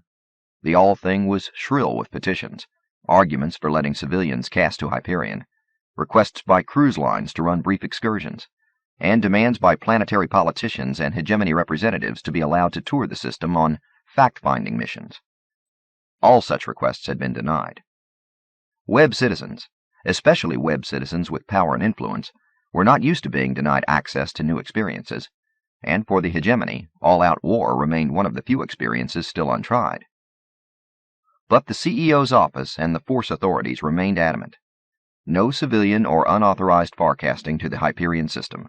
No uncensored newsteep coverage. In an age where no information was inaccessible, no travel denied, such exclusion was maddening and tantalizing. I met M. Hunt at the Executive Farcaster Nexus after showing my authorization pip to an even dozen security nodes. Hunt was wearing black wool, undecorated but evocative of the force uniforms present everywhere in this section of Government House. I had had little time to change, returning to my apartments only to grab a loose vest with many pockets to hold drawing materials and a 35mm imager. Ready, said Hunt. The Basset Hound face did not look pleased to see me. He carried a plain black valise. I nodded. Hunt gestured toward a force transport technician, and a one-time portal shimmered into existence. I knew that the thing was tuned to our DNA signatures and would admit no one else. Hunt took a breath and stepped through. I watched the quicksilver portal surface ripple after his passage, like a stream returning to calm after the slightest of breezes, and then I stepped through myself. It was rumored that the original Farcaster prototypes had offered no sensation during transition, and that the AI and human designers had altered the machinery to add that vague, prickling, ozone-charged feeling, to give the traveler a sense of having traveled. Whatever the truth of that, my skin was still alive with tension as I took a step away from the portal, paused, and looked around. It's strange but true that war-going spacecraft have been depicted in fiction, film, holo, and stim-sim for more than 800 years. Even before humankind had left old Earth in anything but atmosphere-skimming converted airplanes, their flat films had shown epic space battles, huge interstellar dreadnoughts with incredible armament lunging through space like streamlined cities. Even the spate of recent war hollies after the Battle of Brescia showed great fleets battling it out at distances 2 ground soldiers would find claustrophobic, ships ramming and firing and burning like Greek triremes packed into the Straits of Artemisium. It's little wonder, then, that my heart was pounding and my palms were a bit moist as I stepped onto the flagship of the fleet, expecting to emerge onto the broad bridge of a warship out of the hollies, giant screens showing enemy ships, klaxons sounding, craggy commanders huddled over the tactical command panels as the ship lurched first right, then left. Hunt and I were standing in what could have been a narrow corridor of a power plant. Color-coded pipes twisted everywhere. Occasional handholds and airtight hatches at regular intervals suggested that we were indeed in a spacecraft. State-of-the-art disk key and interact panels showed that the corridor served some purpose other than access to elsewhere, but the overall effect was one of claustrophobia and primitive technology. I half expected to see wires running from circuit nodes. A vertical shaft intersected our corridor. Other narrow, cluttered avenues were visible through other hatches. Hunt looked at me and shrugged slightly. I wondered if it was possible that we had farcast to the wrong destination. Before either of us said anything, a young Force Space ensign in black battle dress appeared from one of the side corridors, saluted Hunt, and said, "Welcome to H.S. Hebrides, gentlemen. Admiral Nishida has asked me to convey his compliments and to invite you to the Combat Control Center. If you will follow me, please." With that, the young ensign wheeled, reached for a rung, and pulled himself into a cramped vertical shaft. We followed as best we could, Hunt struggling not to drop his valise, and me trying not to have my hands ground under Hunt's heels as we climbed. After only a few yards, I realized that the gravity was far less than one standard here, was not, in fact, gravity at all, but felt more like a multitude of small but insistent hands pressing me down. I knew about spacecraft using a Class 1 containment field throughout a ship to simulate gravity, but this was my first direct experience of it. It was not a truly pleasant sensation. The constant pressure was rather like leaning into a wind, and the effect added to the claustrophobic qualities of the narrow corridors, small hatches, and equipment-cluttered bulkheads. The Hebrides was a 3C ship, communication, control, command, and the Combat Control Center was its heart and brain, but it was not a very impressive heart and brain. The young ensign passed us through 3 airtight hatches, led us down a final corridor past Marine guards, saluted, and left us in a room perhaps 20 yards square, but one so crowded with noise, personnel, and equipment that one's first instinct was to step back outside the hatch to get a breath of air.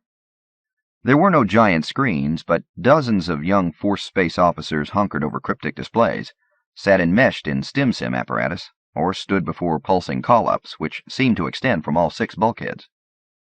Men and women were lashed into their chairs and sensory cradles, with the exception of a few officers, most looking more like harried bureaucrats than craggy warriors, who wandered the narrow aisles, patting subordinates on the back, barking for more information, and plugging into consoles with their own implant jacks. One of these men came over in a hurry, looked at both of us, saluted me, and said, "M. Hunt?" I nodded toward my companion. "M. Hunt," said the overweight young commander. "Admiral Nishida will see you now." The commander of all Hegemony forces in the Hyperion system was a small man with short white hair, skin far smoother than his age suggested, and a fierce scowl that seemed carved in place. Admiral Nishida wore high-necked dress black with no rank insignia except for the single red dwarf sun on his collar. His hands were blunt and quite powerful-looking, but the nails were recently manicured. The admiral sat on a small dais surrounded by equipment and quiescent call-ups. The bustle and efficient madness seemed to flow around him like a fast stream around an impervious rock. "You are the messenger from Gladstone," he said to Hunt. "Who's this?" "My aide," said Lee Hunt. I resisted the urge to raise an eyebrow. "What do you want?" asked Nishida. "As you see, we're busy." Lee Hunt nodded and glanced around. "I have some materials for you, Admiral. Is there any place we can go for privacy?" Admiral Nishida grunted, passed his palm over a reascence, and the air behind me grew denser, coalescing into a semi-solid mist as the containment field reified. The noise of the combat control center disappeared. The three of us were in a small igloo of quiet. "Hurry it up," said Admiral Nishida. Hunt unlocked the valise and removed a small envelope with a Government House symbol on the back.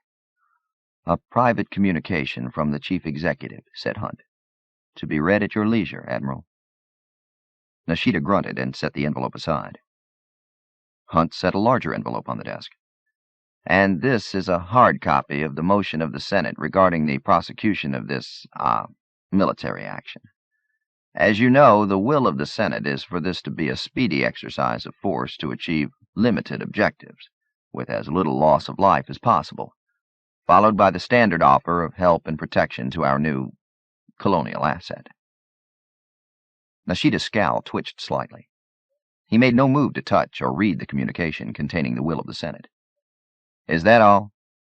Hunt took his time responding. "That is all, unless you wish to relay a personal message to the CEO through me, Admiral." Nishida stared. There was no active hostility in his small black eyes, only an impatience that I guessed would not be quenched until those eyes were dimmed by death. "I have private fat-line access to the Chief Executive," said the Admiral. "Thank you very much, M. Hunt. No return messages at this time. Now, if you will kindly return to the midships Farcaster Nexus and let me get on with prosecuting this military action." The containment field collapsed around us, and noise flowed in like water over a melting ice dam. "There is one other thing," said Lee Hunt, his soft voice almost lost under the technobabble of the combat center. Admiral Nishida swiveled his chair and waited. "We'd like transport down to the planet," said Hunt. "Down to Hyperion." The Admiral's scowl seemed to deepen. "CEO Gladstone's people said nothing about arranging a dropship." Hunt did not blink. "Governor General Lane knows that we might be coming." Nishida glanced at one of his call-ups, snapped his fingers, and barked something at a Marine major who hurried over. "You'll have to hurry," the Admiral said to Hunt. "There is a courier just ready to leave from Port 20. Major Inverness will show you the way. You will be brought back up to the primary jump ship.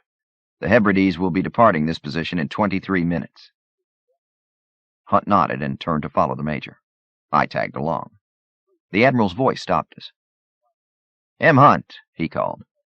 "Please tell CEO Gladstone that the flagship will be too busy from this point on for any more political visits." Nishida turned away to flickering call-ups and a line of waiting subordinates. I followed Hunt and the Major back into the maze. "There should be windows." "What?" I had been thinking about something, not paying attention. Lee Hunt turned his head toward me. "I've never been in a dropship without windows or view screens. It's strange." I nodded and looked around, noticing the cramped and crowded interior for the first time. It was true that there were only blank bulkheads and heaps of supplies, and one young lieutenant in the passenger hold of the dropship with us. It seemed to conform to the claustrophobic ambience of the command ship. I looked away, returning to the thoughts that had preoccupied me since we left Nishida. Following the other two to Port 20, it had suddenly occurred to me that I was not missing something I had expected to miss. Part of my anxiety toward this trip had lain in the thought of leaving the datasphere. I was rather like a fish contemplating leaving the sea. Part of my consciousness lay submerged somewhere in that sea, the ocean of data and comlinks from 200 worlds in the core, all linked by the invisible medium once called datum plane, now known only as the megasphere. It struck me as we left Nishida that I could still hear the pulse of that particular sea, distant but constant, like the sound of the surf half a mile from the shore. And I had been trying to understand it all during the rush to the dropship, the buckling in and separation, and the 10-minute cislunar sprint to the fringes of Hyperion's atmosphere. Force prided itself on using its own artificial intelligences, its own dataspheres and computing sources. The ostensible reason lay in the requirement to operate in the great spaces between web worlds, the dark and quiet places between the stars and beyond the web megasphere. But much of the real reason lay in a fierce need for independence, which Force had shown toward the Technocorps for centuries. Yet on a Force ship in the center of a Force armada in a non-web, non-protectorate system, I was tuned to the same comforting background babble of data and energy that I would have found anywhere in the web. Interesting. I thought of the links the Farcaster had brought to Hyperion system. Not just the jump ship and Farcaster containment sphere floating at Hyperion's L3 point like a gleaming new moon, but the miles of gigachannel fiber optic cable snaking through permanent jump ship Farcaster portals, microwave repeaters mechanically shuttling the few inches to repeat their messages in near real time, command ship tame AIs requesting and receiving new links to the Olympus High Command on Mars and elsewhere. Somewhere the datasphere had crept in, perhaps unknown to the Force machines and their operators and allies. The core AIs knew everything happening here in Hyperion system. If my body were to die now, I would have the same escape path as always, fleeing down the pulsing links that led like secret passages beyond the web, beyond any vestige of datum plane as humanity had known it, down data link tunnels to the Technocorps itself. Not really to the core, I thought, because the core surrounds, envelops the rest, like an ocean holding separate currents, great gulf streams which think themselves separate seas. "I just wish there was a window," whispered Lee Hunt. "Yes," I said. "So do I." The dropship bucked and vibrated as we entered Hyperion's upper atmosphere. Hyperion, I thought. The Shrike. My heavy shirt and vest seemed sticky and clinging. A faint susurration from without said that we were flying, streaking across the lapis skies at several times the speed of sound. The young lieutenant leaned across the aisle. "First time down, gentlemen?" Hunt nodded. The lieutenant was chewing gum, showing how relaxed he was. "You two civilian techs from the Hebrides?" "We just came from there, yes," said Hunt. "Thought so," grinned the lieutenant. "Me, I'm running a courier pack down to the Marine base near Keats. My 5th trip." A slight jolt ran through me as I was reminded of the name of the capital. Hyperion had been repopulated by Sad King Billy and his colony of poets, artists, and other misfits fleeing an invasion of their homeworld by Horace, Glenn, and Height, an invasion which never came. The poet on the current Shrike pilgrimage, Martin Silenus, had advised King Billy almost 2 centuries earlier in the naming of the capital. Keats. The locals called the old part Jacktown. "You're not going to believe this place," said the lieutenant. "It's the real anal end of nowhere. I mean, no datasphere, no EMVs, no Farcasters, no stim-sim bars, no nothing. It's no wonder that there are thousands of the fucking indigenes camped around the spaceport, just tearing down the fence to get off-world." "Are they really attacking the spaceport?" asked Hunt. "No," said the lieutenant and snapped his gum. "But they're ready to, if you know what I mean. That's why the 2nd Marine Battalion has set up a perimeter there and secured the way into the city. Besides, the yokels think that we're going to set up Farcasters any day now and let them step out of the shit they got themselves into." "They got themselves into?" I said. Our lieutenant shrugged. "They must have done something to get the Ousters cricked at them, right? We're just here to pull their oysters out of the fire." "Chestnuts," said Lee Hunt. The gum snapped. "Whatever." The susurration of wind grew to a shriek clearly audible through the hull. The dropship bounced twice and then slid smoothly, ominously smoothly, as if it had encountered a sheet of ice 10 miles above the ground. "I wish we had a window," whispered Lee Hunt. It was warm and stuffy in the dropship. The bouncing was oddly relaxing, rather like a small sailing ship rising and falling on slow swells. I closed my eyes for a few minutes. Chapter 10. Saul, Braun, Martin Silenus, and the consul carry gear, Hetmestein's Mobius cube, and the body of Lennar Hoyt down the long incline to the entrance of the Sphinx.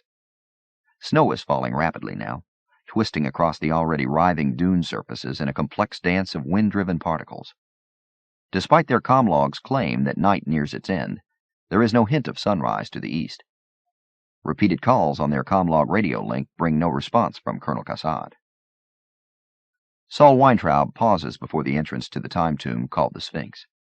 He feels his daughter's presence as a warmth against his chest under the cape, the rise and fall of warm baby's breath against his throat. He raises one hand, touches the small bundle there, and tries to imagine Rachel as a young woman of 26, a researcher pausing at this very entrance before going in to test the anti-entropic mysteries of the time tomb. Saul shakes his head. It has been 26 long years and a lifetime since that moment. In 4 days it will be his daughter's birthday. Unless Saul does something, finds the Shrike, makes some bargain with the creature, does something, Rachel will die in 4 days. "Are you coming, Saul?" calls Braun Lamia. The others have stored their gear in the first room, half a dozen meters down the narrow corridor through stone. "Coming," he calls, and enters the tomb. Glow globes and electric lights line the tunnel, but they are dead and dust-covered. Only Saul's flashlight and the glow from one of Kassad's small lanterns light the way. The first room is small, no more than 4 by 6 meters. The other 3 pilgrims have set their baggage against the back wall and spread tarp and bedrolls in the center of the cold floor. 2 lanterns hiss and cast a cold light. Saul stops and looks around. "Father Hoyt's body is in the next room," says Braun Lamia, answering his unasked question. "It's even colder there." Saul takes his place near the others. Even this far in, he can hear the rasp of sand and snow blowing against stone. "The consul is going to try the comlog again later," says Braun. "Tell Gladstone the situation." Martin Silenus laughs. "It's no use. No fucking use at all. She knows what she's doing, and she's never going to let us out of here."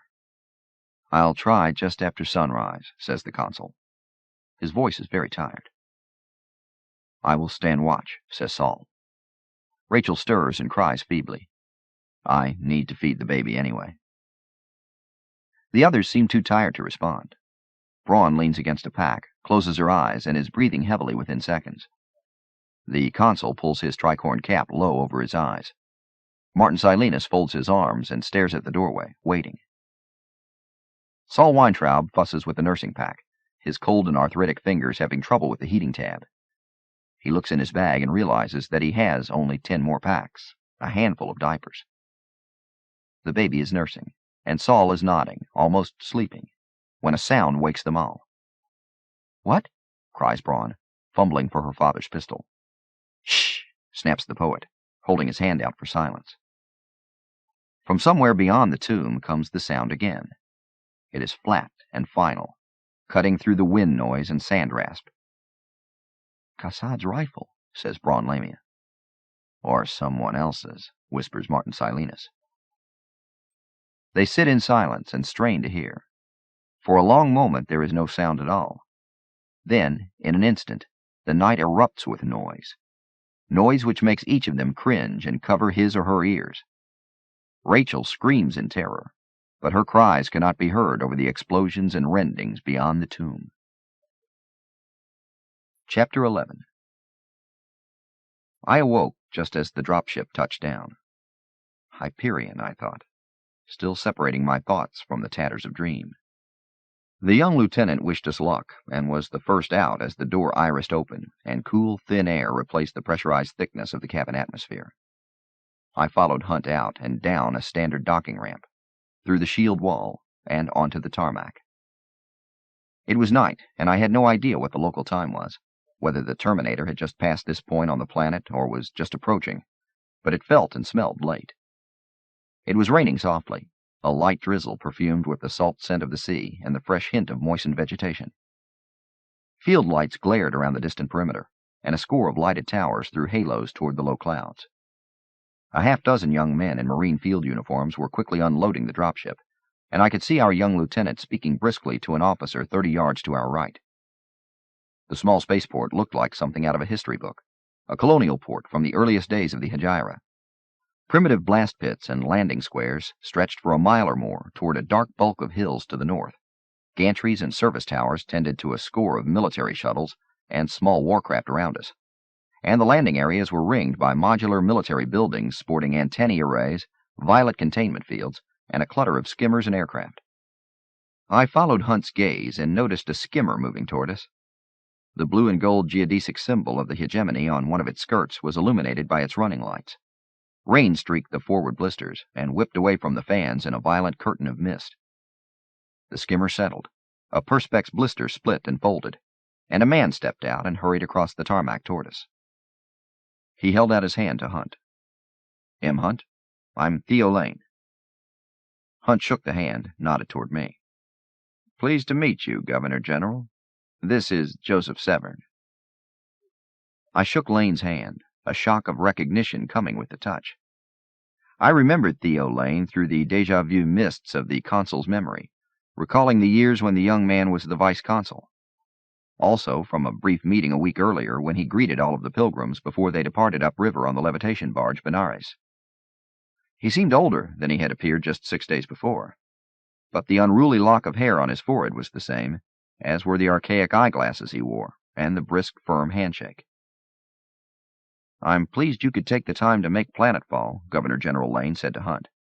"I have several things I need to communicate to the CEO."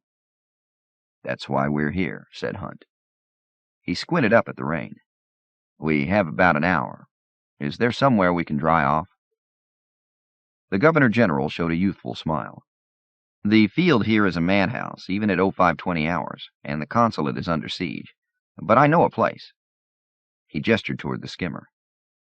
As we lifted off, I noticed the 2 Marine skimmers keeping pace with us, but I was still surprised that the Governor General of a protectorate world flew his own vehicle and did not have constant bodyguards. Then I remembered what the consul had told the other pilgrims about Theo Lane, about the young man's efficiency and self-effacing ways, and realized that such a low profile was in keeping with the diplomat's style. The sun rose as we lifted off from the spaceport and banked toward town.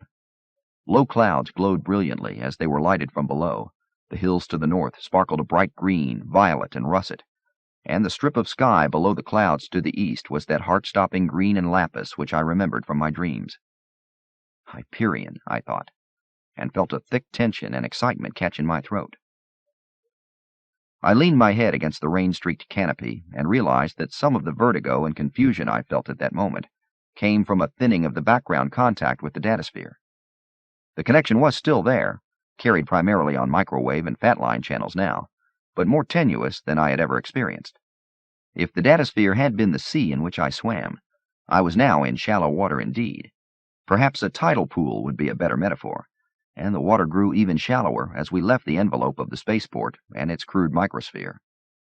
I forced myself to pay attention to what Hunt and Governor General Lane were discussing. "You can see the shacks and hovels," said Lane, banking slightly so we had a better view of the hills and valleys separating the spaceport from the suburbs of the capital. Shacks and hovels were 2 polite terms for the miserable collection of fiberplastic panels, patches of canvas, heaps of packing crates, and shards of flow foam that covered the hills and deep canyons. What obviously had once been a scenic 7 or 8 mile drive from the city to the spaceport, through wooded hills, now showed land stripped of all trees for firewood and shelter, meadows beaten to barren mudflats by the press of feet, and a city of 700,000 or 800,000 refugees sprawled over every flat piece of land in sight. Smoke from thousands of breakfast fires floated toward the clouds, and I could see movement everywhere, children running in bare feet, women carrying water from streams that must be terribly polluted, men squatting in open fields and waiting in line at makeshift privies. I noted that high razor-wire fences and violet containment field barriers had been set along both sides of the highway, and military checkpoints were visible every half-mile. Long lines of force-camouflaged ground vehicles and skimmers moved both directions along the highway and low-level flyways. "Most of the refugees are indigenes," Governor General Lane was saying, "although there are thousands of displaced landowners from the southern cities and the large fiberplastic plantations on Aquila." "Are they here because they think the Ousters will invade?" asked Hunt. Theo Lane glanced at Gladstone's aide. "Originally there was panic at the thought of the time tomb's opening," he said. "People were convinced that the Shrike was coming for them." "Was it?" I asked. The young man shifted in his seat to look back at me. "The 3rd Legion of the Self-Defense Force went north 7 months ago," he said. "It didn't come back." "You said, at first, they were fleeing the Shrike," said Hunt. "Why did the others come?" "They're waiting for the evacuation," said Lane. Everyone knows what the Ousters and the Hegemony troops did to Brescia. They don't want to be here when that happens to Hyperion. You're aware that force considers evacuation an absolute last resort? Said Hunt. Yes, but we're not announcing that to the refugees. There have been terrible riots already. The Shrike temple has been destroyed. A mob laid siege, and someone used shaped plasma charges stolen from the mine works on Ursus. Last week there were attacks on the consulate and the spaceport, as well as food riots in Jacktown. Hunt nodded and watched the city approach. The buildings were low, few over 5 stories, and their white and pastel walls glowed richly in the slanting rays of morning light. I looked over Hunt's shoulder and saw the low mountain with the carved face of sad King Billy brooding over the valley. The Hooghly River twisted through the center of the old town, straightening before it headed northwest toward the unseen Bridle Range, twisting out of sight in the Weirwood marshes to the southeast, where I knew it widened to its delta along the high main. The city looked uncrowded and peaceful after the sad confusion of the refugee slums, but even as we began to descend toward the river, I noticed the military traffic, the tanks and APCs and GAVs at intersections and sitting in parks, their camouflage polymer deliberately deactivated so the machines would look more threatening. Then I saw the refugees in the city, makeshift tents in the squares and alleys, thousands of sleeping forms along the curbs, like so many dull-colored bundles of laundry waiting to be picked up. Keats had a population of 200,000 2 years ago, said Governor General Lane. Now, including the shack cities, we're nearing 3.5 million. I thought that there were fewer than 5 million people on the planet, said Hunt, including indigenes. That's accurate, said Lane. You see why everything's breaking down. The other 2 large cities, Port Romance and Endymion, are holding most of the rest of the refugees. Fiberplastic plantations on Aquila are empty, being reclaimed by the jungle and flame forests. The farm belts along the Main and the Nine Tails aren't producing, or if they are, can't get their food to market because of the breakdown of the civilian transport system. Hunt watched the river come closer. What is the government doing? Theo Lane smiled. You mean, what am I doing? Well, the crisis has been brewing for almost 3 years. The first step was to dissolve the Home Rule Council and formally bring Hyperion into the Protectorate. Once I had executive powers, I moved to nationalize the remaining transit companies and dirigible lines. Only the military moves by skimmer here now, and to disband the Self-Defense Force. Disband it, said Hunt. I would think you would want to use it. Governor General Lane shook his head. He touched the Omni control lightly, confidently, and the skimmer spiraled down toward the center of Old Keats. They were worse than useless, he said. They were dangerous. I wasn't too upset when the Fighting 3rd Legion went north and just disappeared. As soon as the forced ground troops and Marines landed, I disarmed the rest of the SDF thugs. They were the source of most of the looting. Here's where we'll get some breakfast and talk. The skimmer dropped in low over the river, circled a final time, and dropped lightly into the courtyard of an ancient structure made of stone and sticks and imaginatively designed windows. Cicero's. Even before Lane identified the place to Lee Hunt, I recognized it from the Pilgrim's Passage. The old restaurant, pub, inn lay in the heart of Jacktown and sprawled over 4 buildings on 9 levels, its balconies and piers and darkened weirwood walkways overhanging the slow-moving Hooghly on one side and the narrow lanes and alleys of Jacktown on the other. Cicero's was older than the stone face of sad King Billy, and its dim cubicles and deep wine cellars had been the true home of the consul during his years of exile here. Stan Leweski met us at the courtyard door. Tall and massive, face as age-darkened and cracked as the stone walls of his inn, Leweski was Cicero's, as had been his father, grandfather, and great-grandfather before him. By damn, declared the giant, clapping the Governor-General de facto dictator of this world on his shoulders hard enough to make Theo stagger. You get up early for a change, eh? Bring your friends to breakfast? Welcome to Cicero's. Stan Leweski's huge hand swallowed Hunt's, and then mine, in a welcome that left me checking fingers and joints for damage. Or is it later? Web time for you, he boomed. Maybe you like a drink or dinner? Lee Hunt squinted at the pub owner. How did you know we were from the web? Leweski boomed a laugh that sent weather vanes on the roofline spinning. Ha! Hard to deduct, yes? You come here with Theo at sunrise. You think he'd give everybody a ride here? Also wearing wool clothes when we got no sheeps here. You're not force people, and not fiberplastic plantation big shots. I know all those. Ipso facto, you forecast to ships from Webb. Drop down here for good food. Now, you want breakfast or plenty to drink? Theo Lane sighed. Give us a quiet corner, Stan. Bacon and eggs and brine kippers for me. Gentlemen? Just coffee, said Hunt. Yes, I said. We were following the owner through the corridors now, up short staircases and down wrought iron ramps, through more corridors. The place was lower, darker, smokier, and more fascinating than I remembered from my dreams. A few regulars looked up at us as we passed, but the place was far less crowded than I remembered. Obviously, Lane had sent troops to throw out the last of the SDF barbarians who had been occupying the place. We passed a high, narrow window, and I verified that hypothesis by catching a glimpse of a force-ground APC parked in the alley, troops lounging on and near it with obviously loaded weapons. Here, said Lewinsky, waving us into a small porch which overhung the Hoolie and looked out onto the gabled rooftops and stone towers of Jacktown. Dommy be here in 2 minutes with your breakfast and coffees. He disappeared quickly, for a giant.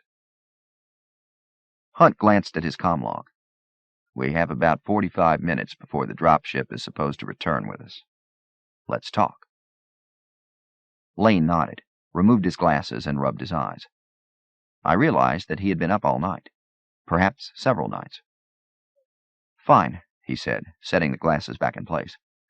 What does CEO Gladstone want to know? Hunt paused while a very short man with parchment-white skin and yellow eyes brought our coffee in deep, thick mugs and set down a platter with Lane's food.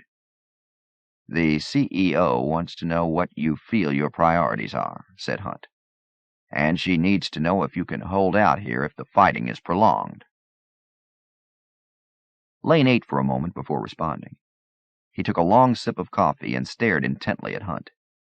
It was real coffee from the taste of it, better than most web-grown. First question last, Lane said. Define prolonged. Weeks. Weeks, probably. Months, no way. The Governor-General tried the brine kippers. You see the state of our economy. If it wasn't for the supplies dropped in by force, we'd have food riots every day instead of once a week. There are no exports with the quarantine. Half the refugees want to find the Shrike temple priests and kill them. The other half want to convert before the Shrike finds them. Have you found the priests? Asked Hunt. No. We're sure they escaped the temple bombing, but the authorities can't locate them. Rumor has it that they've gone north to Keep Kronos, a stone castle right above the high step where the time tombs are. I knew better. At least, I knew the pilgrims had not seen any Shrike temple priests during their brief stay in the keep. But there had been signs of a slaughter there. As for our priorities, Theo Lane was saying, the first is evacuation. The second is elimination of the ouster threat. The third is help with the Shrike scare. Lee Hunt sat back against oiled wood. Steam lifted from the heavy mug in his hands. Evacuation is not a possibility at this time. Why? Lane fired the question like a hell whip bolt. CEO Gladstone does not have the political power, at this point, to convince the Senate and Althing that the Webb can accept 5 million refugees. Bullshit, said the Governor-General. There were twice that many tourists flooding Maui Covenant its first year in the Protectorate, and that destroyed a unique planetary ecology. Put us on Armagast or some desert world until the war scare is past. Hunt shook his head. His basset hound eyes looked sadder than usual. It isn't just the logistical question, he said, or the political one. It's the Shrike, said Lane. He broke a piece of bacon. The Shrike is the real reason. Yes, as well as fears of an ouster infiltration of the Webb. The Governor-General laughed. So you're afraid that if you set up Farcaster portals here and let us out, a bunch of 3-meter ousters are going to land and get in line without anyone noticing? Hunt sipped his coffee. No, he said, but there is a real chance of an invasion. Every Farcaster portal is an opening to the Webb. The Advisory Council warns against it. All right, said the younger man, his mouth half full. Evacuate us by ship, then. Wasn't that the reason for the original task force? That was the ostensible reason, said Hunt. Our real goal now is to defeat the Ousters and then bring Hyperion fully into the web.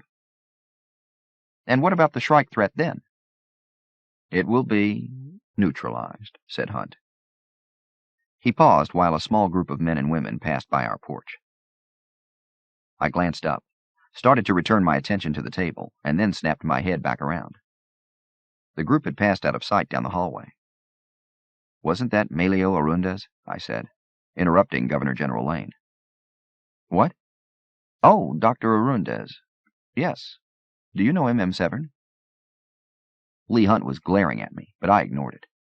Yes, I said to Lane, although I had never actually met Arundes. What is he doing on Hyperion? His team landed over 6 local months ago with a project proposal from Rijks University on Freeholm to do additional research on the time tombs. But the tombs were closed to research and tourists, I said. Yes, but their instruments, we allowed data to be relayed weekly through the consulate fatline transmitter, had already shown the change in the anti-entropic fields surrounding the tombs. Rijks University knew the tombs were opening, if that's really what the change means, and they sent the top researchers in the web to study it. But you did not grant them permission? I said. Theo Lane smiled, without warmth. CEO Gladstone did not grant them permission. The closure of the tombs is a direct order from TC Squared. If it were up to me, I would have denied the pilgrims passage and allowed Dr. Arundes's team priority access. He turned back to Hunt. Excuse me, I said, and slipped out of the booth. I found Arundes and his people, 3 women and 4 men, their clothing and physical style suggesting different worlds in the web, 2 porches away. They were bent over their breakfasts and scientific comlogs, arguing in technical terms so abstruse as to leave a Talmudic scholar envious. Dr. Arundes, I said. Yes? He looked up. He was 2 decades older than I remembered, entering middle age in his early 60s, but the strikingly handsome profile was the same, with the same bronzed skin, solid jaw, wavy black hair going only slightly gray at the temples, and piercing hazel eyes. I understood how a young female graduate student could have quickly fallen in love with him. My name is Joseph Severn, I said. You don't know me, but I knew a friend of yours, Rachel Weintraub. Arundes was on his feet in a second, offering apologies to the others, leading me by the elbow until we found an empty booth in a cubicle under a round window looking out on red-tiled rooftops. He released my elbow and appraised me carefully, taking in the web clothing. He turned my wrists over, looking for the telltale blueness of Polson treatments. You're too young, he said, unless you knew Rachel as a child. Actually, it's her father I know best, I said. Dr. Arundes let out a breath and nodded. Of course, he said. Where is Saul? I've been trying to trace him for months through the consulate. The authorities on Hebron will only say that he's moved. He gave me that appraising stare again. You knew about Rachel's illness? Yes, I said. The Merlin sickness, which had caused her to age backward, losing memories with each day and hour that passed. Melio Arundes had been one of those memories. I know that you went to visit her about 15 standard years ago on Barnard's World. Arundes grimaced. That was a mistake, he said. I thought that I would talk to Saul and Sarai. When I saw her... He shook his head. Who are you? Do you know where Saul and Rachel are now? It's 3 days until her birthday. I nodded. Her first and last birthday. I glanced around. The hallway was silent and empty, except for a distant murmur of laughter from a lower level. I'm here on a fact-finding trip from the CEO's office, I said. I have information that Saul Weintraub and his daughter have traveled to the time tombs. Arundes looked as though I'd struck him in the solar plexus. Here? On Hyperion? He stared out at the rooftops for a moment. I should have realized, although Saul always refused to return here. But with Sarai gone... He looked at me. Are you in touch with him? Is she... Are they all right? I shook my head. There are no radio or datasphere links with them at present, I said. I know that they made the trip safely, The question is, what do you know? Your team. Data on what is occurring at the time tombs might be very important to their survival. Melio Arundez ran his hand through his hair. If only they'd let us go there. That damned stupid bureaucratic short-sightedness. You say you're from Gladstone's office. Can you explain to them why it's so important for us to get there? I'm only a messenger, I said. But tell me why it's so important, and I'll try to get the information to someone. Arundez's large hands cupped an invisible shape in midair. His tension and anger were palpable. For 3 years the data was coming via telemetry and the squirts the consulate would allow once a week on their precious Fatline transmitter. It showed a slow but relentless degradation of the anti-entropic envelope, the time tides, in and around the tombs. It was erratic, illogical, but steady. Our team was authorized to travel here shortly after the degradation began. We arrived about 6 months ago, saw data that suggested that the tombs were opening, coming into phase with now. But 4 days after we arrived, the instruments quit sending. All of them. We begged that bastard Lane to let us just go and recalibrate them, set up new sensors if he wouldn't let us investigate in person. Nothing. No transit permission, no communication with the university, even with the coming of force ships to make it easier. We tried going upriver ourselves without permission, and some of Lane's Marine goons intercepted us at Carla Locks and brought us back in handcuffs. I spent 4 weeks in jail. Now we're allowed to wander around Keats, but we'll be locked up indefinitely if we leave the city again. Arundez leaned forward. Can you help? I don't know, I said. I want to help the Weintraubs. Perhaps it would be best if you could take your team to the site. Do you know when the tombs will open? The time physicist made an angry gesture. If we had new data... He sighed. No, we don't know. They could be open already, or it could be another 6 months. When you say open, I said, you don't mean physically open. Of course not. The time tombs have been physically open for inspection since they were discovered 4 standard centuries ago. I mean open in the sense of dropping the time curtains that conceal parts of them, bringing the entire complex into phase with the local flow of time. By local, you mean? I mean in this universe, of course. And you're sure that the tombs are moving backward in time? From our future? I asked.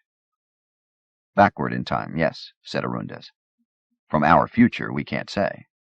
We're not even sure what the future means in temporal physical terms. It could be a series of sine wave probabilities, or a decision branch megaverse, or even... But whatever it is, I said, the time tombs and the Shrike are coming from there? The time tombs are, for certain, said the physicist. I have no knowledge of the Shrike. My own guess is that it's a myth, fueled by the same hunger for superstitious verities that drives other religions. Even after what happened to Rachel, I said, you still don't believe in the Shrike? Melio Arundez glowered at me. Rachel contracted Merlin's sickness, he said. It's an anti-entropic aging disease, not the bite of a mythical monster. Time's bite has never been mythical, I said, surprising myself with such a cheap bit of homespun philosophy. The question is, will the Shrike, or whatever power inhabits the time tombs, return Rachel to the local time flow? Arundez nodded and turned his gaze to the rooftops. The sun had moved into the clouds, and the morning was drab, the red tiles bleached of color. Rain was beginning to fall again. And the question is, I said, surprising myself again, are you still in love with her? The physicist turned his head slowly, fixing me in an angry gaze.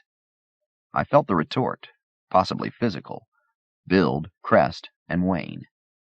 He reached into his coat pocket and showed me a snapshot holo of an attractive woman with graying hair and 2 children in their late teens. My wife and children, said Melio Arundez. They're waiting on Renaissance Vector. He pointed a blunt finger at me. If Rachel were cured today, I would be 82 standard years old before she again reached the age she was when we first met. He lowered the finger, returned the holo to his pocket. And yes, he said, I'm still in love with her. Ready? The voice broke the silence a moment later. I looked up to see Hunt and Theo Lane in the doorway. The dropship lifts off in 10 minutes, said Hunt. I stood and shook hands with Melio Arundez.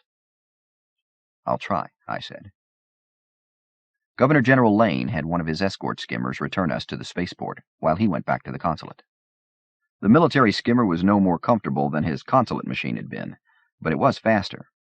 We were strapped and fielded into our web seats aboard the dropship before Hunt said, "What was all that about with that physicist?"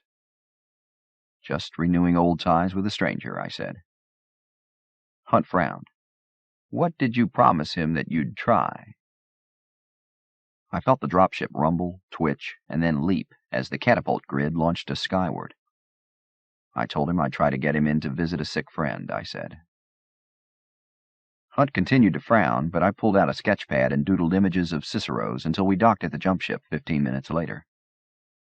It was a shock to step through the Farcaster portal into the executive nexus in Government House. Another step took us to the Senate gallery, where Maina Gladstone was still speaking to a packed house. Imagers and microphones carried her speech to the All-Thing and 100 billion waiting citizens. I glanced at my chronometer. It was 10:38 hours. We had been gone only 90 minutes. Chapter 12. The building housing the Senate of the Hegemony of Man was patterned more after the United States Senate building of 8 centuries earlier, rather than the more imperial structures of the North American Republic or the First World Council.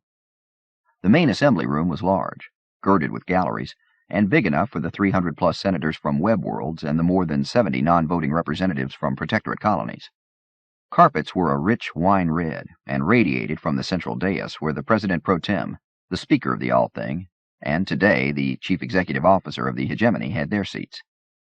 Senators' desks were made of muirwood, donated by the Templars of God's Grove, who held such products sacred, and the glow and scent of burnished wood filled the room even when it was as crowded as it was today. Lee Hunt and I entered just as Gladstone was finishing her speech. I keyed my comm-log for a quick readout. As with most of her talks, it had been short, comparatively simple, without condescension or bombast, yet laced with a certain lilt of original phrasing and imagery which carried great power. Gladstone had reviewed the incidents and conflicts that led to the current state of belligerency with the Ousters, proclaimed the time-honored wish for peace, which still was paramount in hegemony policy, and called for unity within the web and protectorate until this current crisis was past. I listened to her summation. "And so it has come to pass, fellow citizens, that after more than a century of peace, we are once again engaged in a struggle to maintain those rights to which our society has been dedicated since before the death of our Mother Earth. After more than a century of peace, we must now pick up, however unwillingly, however distastefully, the shield and sword, which have ever preserved our birthright and vouchsafed our common good, so that peace may again prevail. We must not, and shall not, be misled by the stir of trumpets or the rush of near joy which the call to arms inevitably produces. Those who ignore history's lessons in the ultimate folly of war are forced to do more than relive them. They may be forced to die by them. Great sacrifices may lie ahead for all of us. Great sorrows may lie in store for some of us. But come what successes or setbacks must inevitably occur, I say to you now that we must remember these 2 things above all.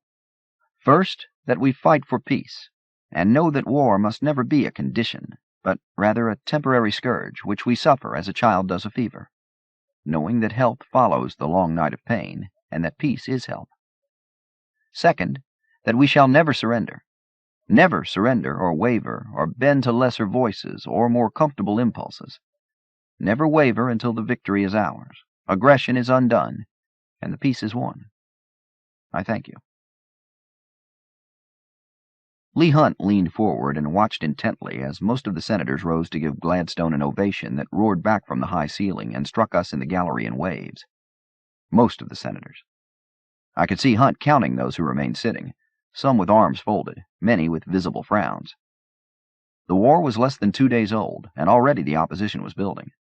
First from the colonial worlds afraid for their own safety while force was diverted to Hyperion, then from Gladstone's opponents, of which there were many, since no one stays in power as long as she without creating cadres of enemies, and finally from members of her own coalition, who saw the war as a foolish undoing of unprecedented prosperity.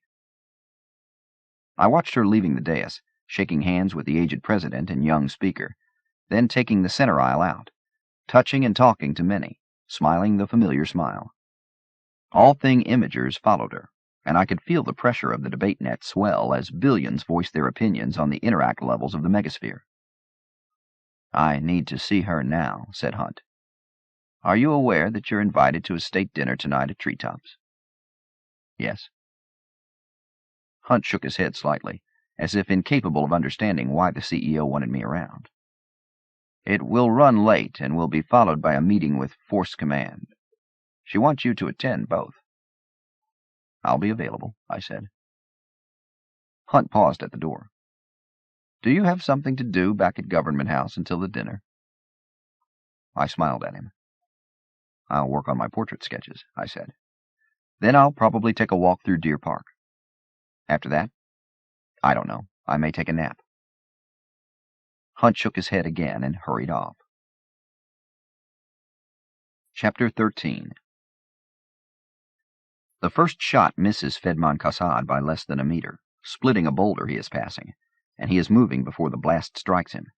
Rolling for cover, his camouflage polymer fully activated, impact armor tensed, assault rifle ready, visor in full targeting mode. Kassad lies there for a long moment, feeling his heart pounding and searching the hills, valley, and tombs for the slightest hint of heat or movement. Nothing. He begins to grin behind the black mirror of his visor. Whoever had shot at him had meant to miss, he is sure. They had used a standard pulse bolt, ignited by an 18mm cartridge, and unless the shooter was 10 or more kilometers away, there was no chance of a miss. Kassad stands up to run toward the shelter of the Jade Tomb, and the second shot catches him in the chest, hurling him backward. This time he grunts and rolls away, scuttling toward the Jade Tomb's entrance with all sensors active. The second shot had been a rifle bullet. Whoever is playing with him is using a force multi-purpose assault weapon similar to his own. He guesses that the assailant knows he is in body armor, knows that the rifle bullet would be ineffective at any range. But the multi-purpose weapon has other settings, and if the next level of play involves a killing laser, Kassad is dead. He throws himself into the doorway of the tomb. Still no heat or movement on his sensors except for the red and yellow images of his fellow pilgrims' footsteps, rapidly cooling, where they had entered the Sphinx several minutes before. Kassad uses his tactical implants to switch displays, quickly running through VHF and optical comm channels. Nothing. He magnifies the valley 100-fold, computes in wind and sand, and activates a moving target indicator. Nothing larger than an insect is moving. He sends out radar, sonar, and lorpho pulses, daring the sniper to home in on them. Nothing. He calls up tactical displays of the first two shots. Blue ballistic trails leap into existence. The first shot had come from the Poet City, more than 4 clicks to the southwest. The second shot, less than 10 seconds later, came from the Crystal Monolith, almost a full click down the valley to the northeast. Logic dictates that there have to be 2 snipers. Kassad is sure that there is only one. He refines the display scale. The second shot had come from high on the monolith, at least 30 meters up on the sheer face. Kassad swings out, raises amplification, and peers through night and the last vestiges of the sand and snowstorm toward the huge structure. Nothing. No windows, no slits, no openings of any sort. Only the billions of colloidal particles left in the air from the storm allow the laser to be visible for a split second. Kassad sees the green beam after it strikes him in the chest. He rolls back into the entrance of the Jade Tomb, wondering if the green walls will help deter a green light lance, while superconductors in his combat armor radiate heat in every direction, and his tactical visor tells him what he already knows. The shot has come from high on the crystal monolith. Kassad feels pain sting his chest, and he looks down in time to see a 5-centimeter circle of invuln armor drip molten fibers onto the floor. Only the last layer has saved him. As it is, his body drips with sweat inside the suit, and he can see the walls of the tomb literally glowing with the heat his suit has discarded. Biomonitors clamor for attention, but hold no serious news. His suit sensors report some circuit damage, but describe nothing irreplaceable, and his weapon is still charged, loaded, and operative. Kassad thinks about it.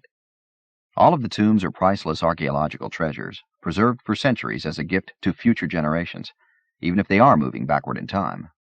It would be a crime on an interplanetary scale if Colonel Fedman Kassad were to put his own life above the preservation of such priceless artifacts. "Oh, fuck it," whispers Kassad, and rolls into firing position.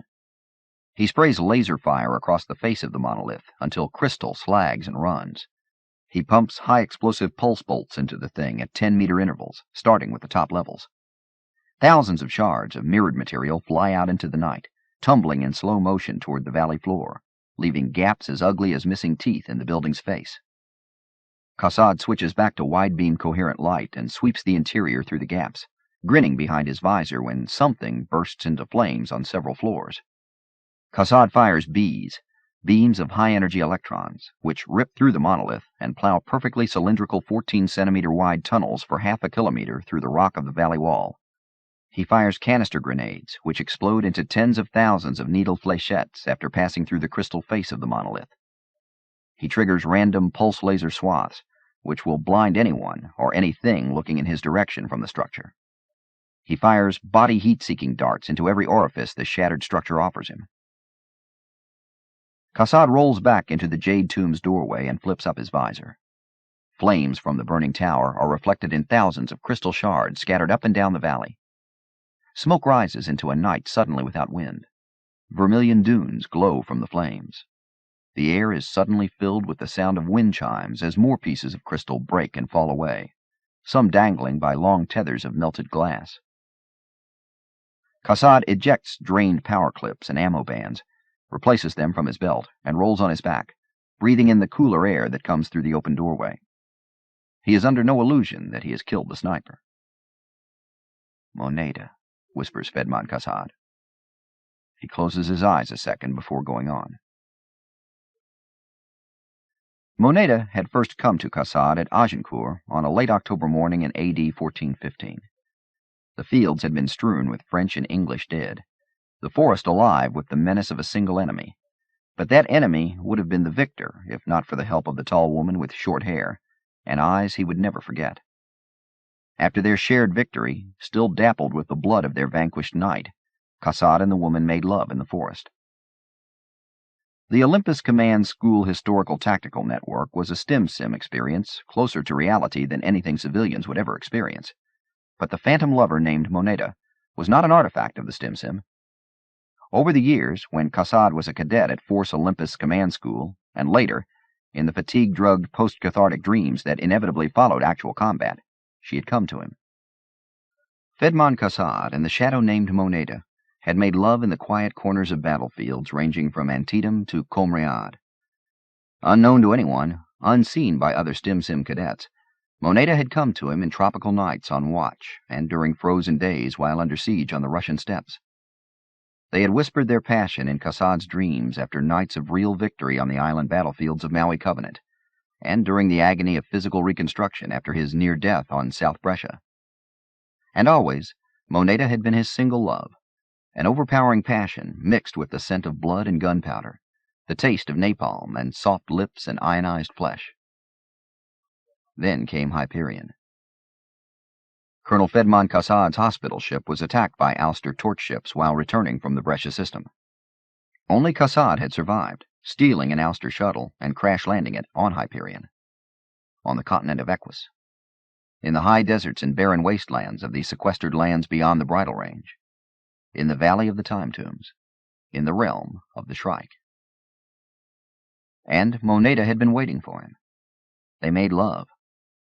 And when the Ousters landed in force to reclaim their prisoner, Kassad and Moneda and the half-sensed presence of the Shrike had laid waste to Ouster ships, destroyed their landing parties, and slaughtered their troops. For a brief time, Colonel Fedman Kassad, from the Tharsis slums, child and great-grandchild of refugees, citizen of Mars in every sense, had known the pure ecstasy of using time as a weapon, of moving unseen amongst one's enemies, of being a god of destruction in ways not dreamt of by mortal warriors. But then, even while making love after the carnage of battle, Moneda had changed, had become a monster, or the Shrike had replaced her. Kassad could not remember the details, would not remember them if he did not have to in order to survive. But he knew that he had returned to find the Shrike and to kill it. To find Moneta and to kill her. To kill her? He did not know. Colonel Fedman Cassad knew only that all the great passions of a passionate life had led him to this place and to this moment, and if death awaited him here, then so be it. And if love and glory, and a victory that would make Valhalla quake awaited, then so be it. Cassad slaps down his visor, rises to his feet, and rushes from the jade tomb, screaming as he goes. His weapon launches smoke grenades and chaff toward the monolith, but these offer little cover for the distance he must cross. Someone is still alive and firing from the tower. Bullets and pulse charges explode along his path as he dodges and dives from dune to dune, from one heap of rubble to the next. Fléchettes strike his helmet and legs. His visor cracks, and warning telltales blink. Cassad blinks away the tactical displays, leaving only the night vision aids. High-velocity solid slugs strike his shoulder and knee. Cassad goes down, is driven down. The impact armor goes rigid, relaxes, and he is up and running again, feeling the deep bruises already forming. His chameleon polymer works desperately to mirror the no-man's land he is crossing. Night, flame, sand, melted crystal, and burning stone. 50 meters from the monolith, and ribbons of light lance to his left and right, turning sand to glass with a touch, reaching for him with a speed nothing and no one can dodge. Killing lasers quit playing with him and lance home, stabbing at his helmet, heart, and groin with the heat of stars. His combat armor goes mirror bright, shifting frequencies in microseconds to match the changing colors of attack. A nimbus of superheated air surrounds him. Microcircuits shriek to overload and beyond as they release the heat and work to build a micrometer-thin field of force to keep it away from flesh and bone. Cassad struggles the final 20 meters, using power assist to leap barriers of slagged crystal. Explosions erupt on all sides, knocking him down and then lifting him again. The suit is absolutely rigid. He is a doll thrown between flaming hands. The bombardment stops. Cassad gets to his knees and then to his feet. He looks up at the face of the crystal monolith and sees the flames and fissures and little else. His visor is cracked and dead. Cassad lifts it, breathes in smoke and ionized air, and enters the tomb. His implants tell him that the other pilgrims are paging him on all the comm channels. He shuts them off. Cassad removes his helmet and walks into darkness. It is a single room, large and square and dark. A shaft is opened in the center, and he looks up 100 meters to a shattered skylight. A figure is waiting on the 10th level, 60 meters above, silhouetted by flames. Cassad drapes his weapon over one shoulder, tucks his helmet under his arm, finds the great spiral staircase in the center of the shaft, and begins to climb. Chapter 14. "Did you have your nap?" Lee Hunt asked as we stepped onto the Farcaster reception area of Treetops. "Yes." "Pleasant dreams, I hope," said Hunt, making no effort to hide either his sarcasm or his opinion of those who slept while the movers and shakers of government toiled. "Not especially," I said, and looked around as we ascended the wide staircase toward the dining levels. In a web where every town in every province of every country on every continent seemed to brag of a 4-star restaurant, where true gourmets numbered in the tens of millions, and palates had been educated by exotic fare from 200 worlds, even in a web so jaded with culinary triumphs and restaurantic success, Treetops stood alone. Set atop one of a dozen highest trees on a world of forest giants, Treetops occupied several acres of upper branches half a mile above the ground. The staircase Hunt and I ascended, 4 meters wide here, was lost amid the immensity of limbs the size of avenues, leaves the size of sails, and a main trunk, illuminated by spotlights and just glimpsed through gaps in the foliage, more sheer and massive than most mountain faces. Treetops held a score of dining platforms in its upper bowers, ascending in order of rank and privilege and wealth and power, especially power. In a society where billionaires were almost commonplace, where a lunch at Treetops could cost 1,000 marks and be within the reach of millions, the final arbiter of position and privilege was power, a currency that never went out of style. The evening's gathering was to be on the uppermost deck, a wide, curving platform of weirwood, since muirwood cannot be stepped upon, with views of a fading lemon sky, an infinity of lesser treetops stretching off to a distant horizon, and the soft orange lights of Templar tree homes and houses of worship glowing through far-off green and umber and amber walls of softly stirring foliage. There were about 60 people in the dinner party. I recognized Senator Kolchev, white hair shining under the Japanese lanterns, as well as Councilor Albedo, General Morpurgo, Admiral Singh, President Pro Tem Denzel Hyatt Amin, All Things Speaker Gibbons, another dozen senators from such powerful web worlds as Sol Draconi Septim, Deneb Dry, Nordholm, Fuji, both the Renaissances, Metaxas, Maui Covenant, Hebron, New Earth, and Ixion, as well as a bevy of lesser politicians. Spencer Reynolds, the action artist, was there, resplendent in a maroon velvet formal tunic, but I saw no other artists. I did see Tyrina Wingreen Fife across the crowded deck. The publisher-turned-philanthropist still stood out in a crowd in her gown made of thousands of silk-thin leather petals, her blue-black hair rising high in a sculpted wave. But the gown was a Tedekai original, the makeup was dramatic but non-interactive, and her appearance was far more subdued than it would have been a mere 5 or 6 decades earlier. I moved in her direction across the crowded floor as guests milled about on the penultimate deck, making raids on the numerous bars and waiting for the call to dine. "Joseph, dear," cried Wingreen Fife as I closed the last few yards, "how in the world did you get invited to such a dreary function?" I smiled and offered her a glass of champagne. The Dowager Empress of Literary Fashion knew me only because of her week-long visit to the Esperance Arts Festival the previous year, and my friendship with such web-class names as Salmud Brevi III, Millen de Havre, and Rhythmit Corber. Tyrina was a dinosaur who refused to become extinct. Her wrists, palms, and neck would have glowed blue from repeated pulsons if it had not been for makeup, and she spent decades on short-hop interstellar cruises or incredibly expensive cryogenic naps at spas too exclusive to have names. The upshot was that Tyrina Wingreen Fife had held the social scene in an iron grip for more than 3 centuries, and showed no signs of relinquishing it. With every 20-year nap, her fortune expanded, and her legend grew. "Do you still live on that dreary little planet I visited last year?" she asked. "Esperance," I said, knowing that she knew precisely where each important artist on that unimportant world resided. "No, I appear to have moved my residence to TC² for the present." M. Wingreen Fife made a face. I was vaguely aware that there was a group of 8 to 10 hangers-on watching intently, wondering who this brash young man was who had moved into her inner orbit. "How dreadful for you," said Tyrina, "to have to abide on a world of business people and government bureaucrats. I hope they allow you to escape soon." I raised my glass in a toast to her. "I wanted to ask you," I said, "weren't you Martin Silenus's editor?" The Dowager Empress lowered her glass and fixed me with a cold stare.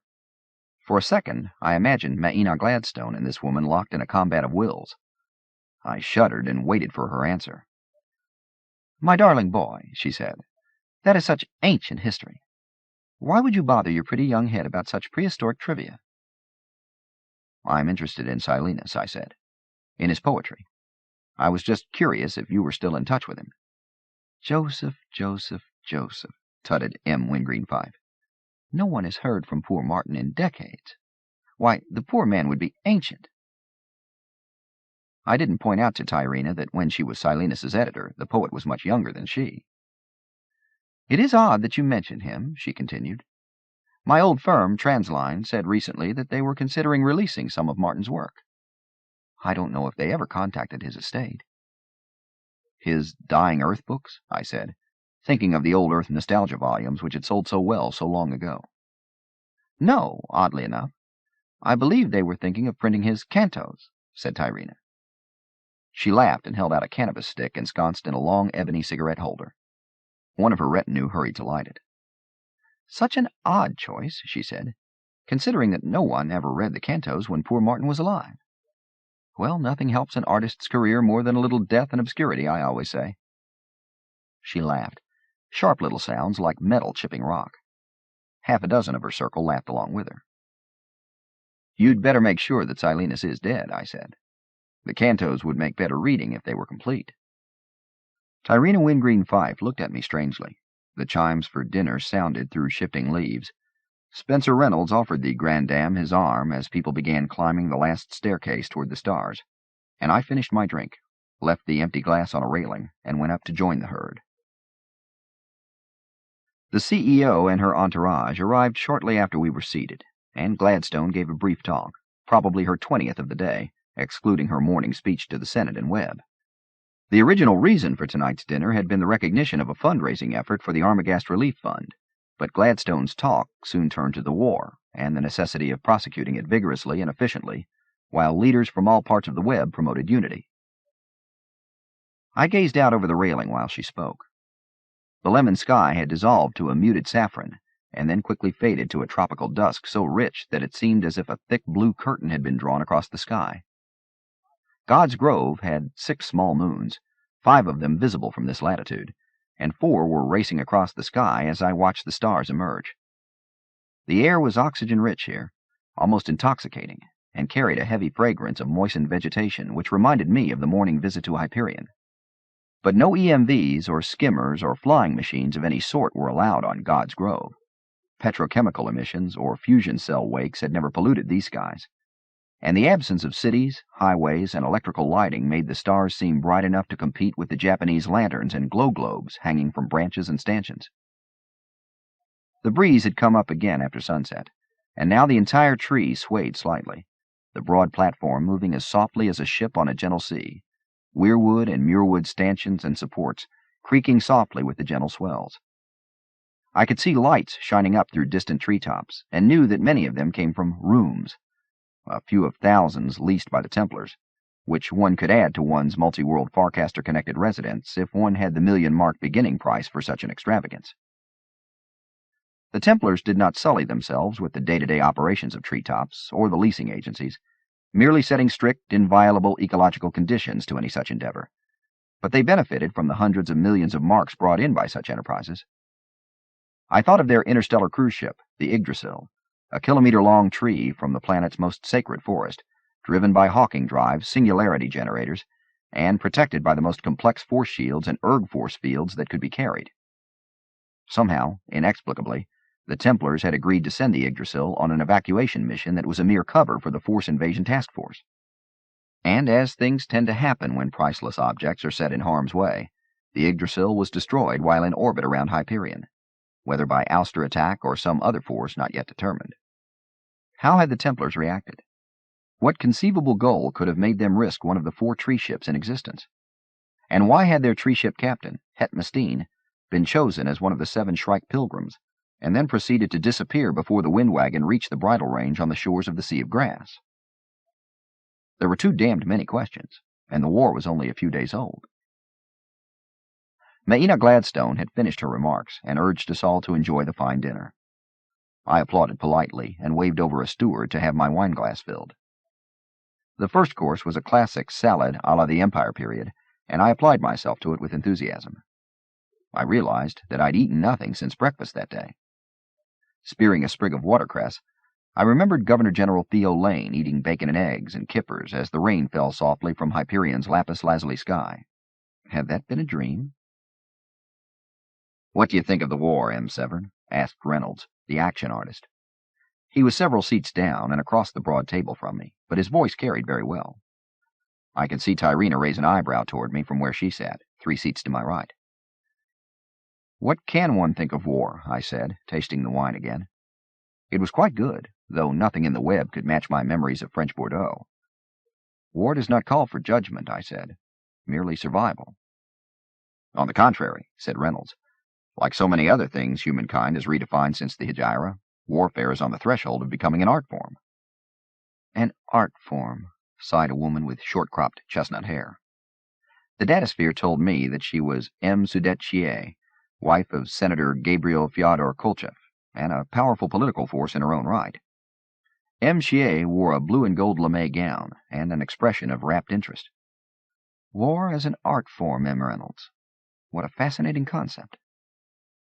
Spencer Reynolds was a bit shorter than Webb average, but far handsomer. His hair was curled but cropped short. His skin appeared bronzed by a benevolent sun and slightly gilded with subtle body paint. His clothes and artistry were expensively flamboyant without being outre, and his demeanor proclaimed a relaxed confidence that all men dreamed of and precious few obtained. His wit was obvious, his attention to others sincere, and his sense of humor legendary. I found myself disliking the son of a bitch at once. Everything is an art form, M. Severn. Reynolds smiled. Or must become one. We are beyond the point where warfare can be merely the churlish imposition of policy by other means. Diplomacy, said General Morpurgo, on Reynolds' left. I beg your pardon, General. Diplomacy, he said, and its extension of, not imposition of. Spencer Reynolds bowed and made a small roll of his hand. Sudetier and Tyrrena laughed softly. The imager of Councillor Albedo leaned forward from my left and said, Von Clausewitz, I believe. I glanced toward the councillor. A portable projection unit not much larger than the radiant gossamers flitting through the branches hovered 2 meters above and behind him. The illusion was not as perfect as in Government House, but it was far better than any private hall I had ever seen. General Morpurgo nodded toward the Corps representative. Whatever, said Chier. It is the idea of warfare as art which is so brilliant. I finished the salad, and a human waiter whisked the bowl away, replacing it with a dark gray soup I did not recognize. It was smoky, slightly redolent of cinnamon and the sea, and delicious. Warfare is a perfect medium for an artist, began Reynolds, holding his salad utensil aloft like a baton. And not merely for those craftsmen who have studied the so-called science of war, either.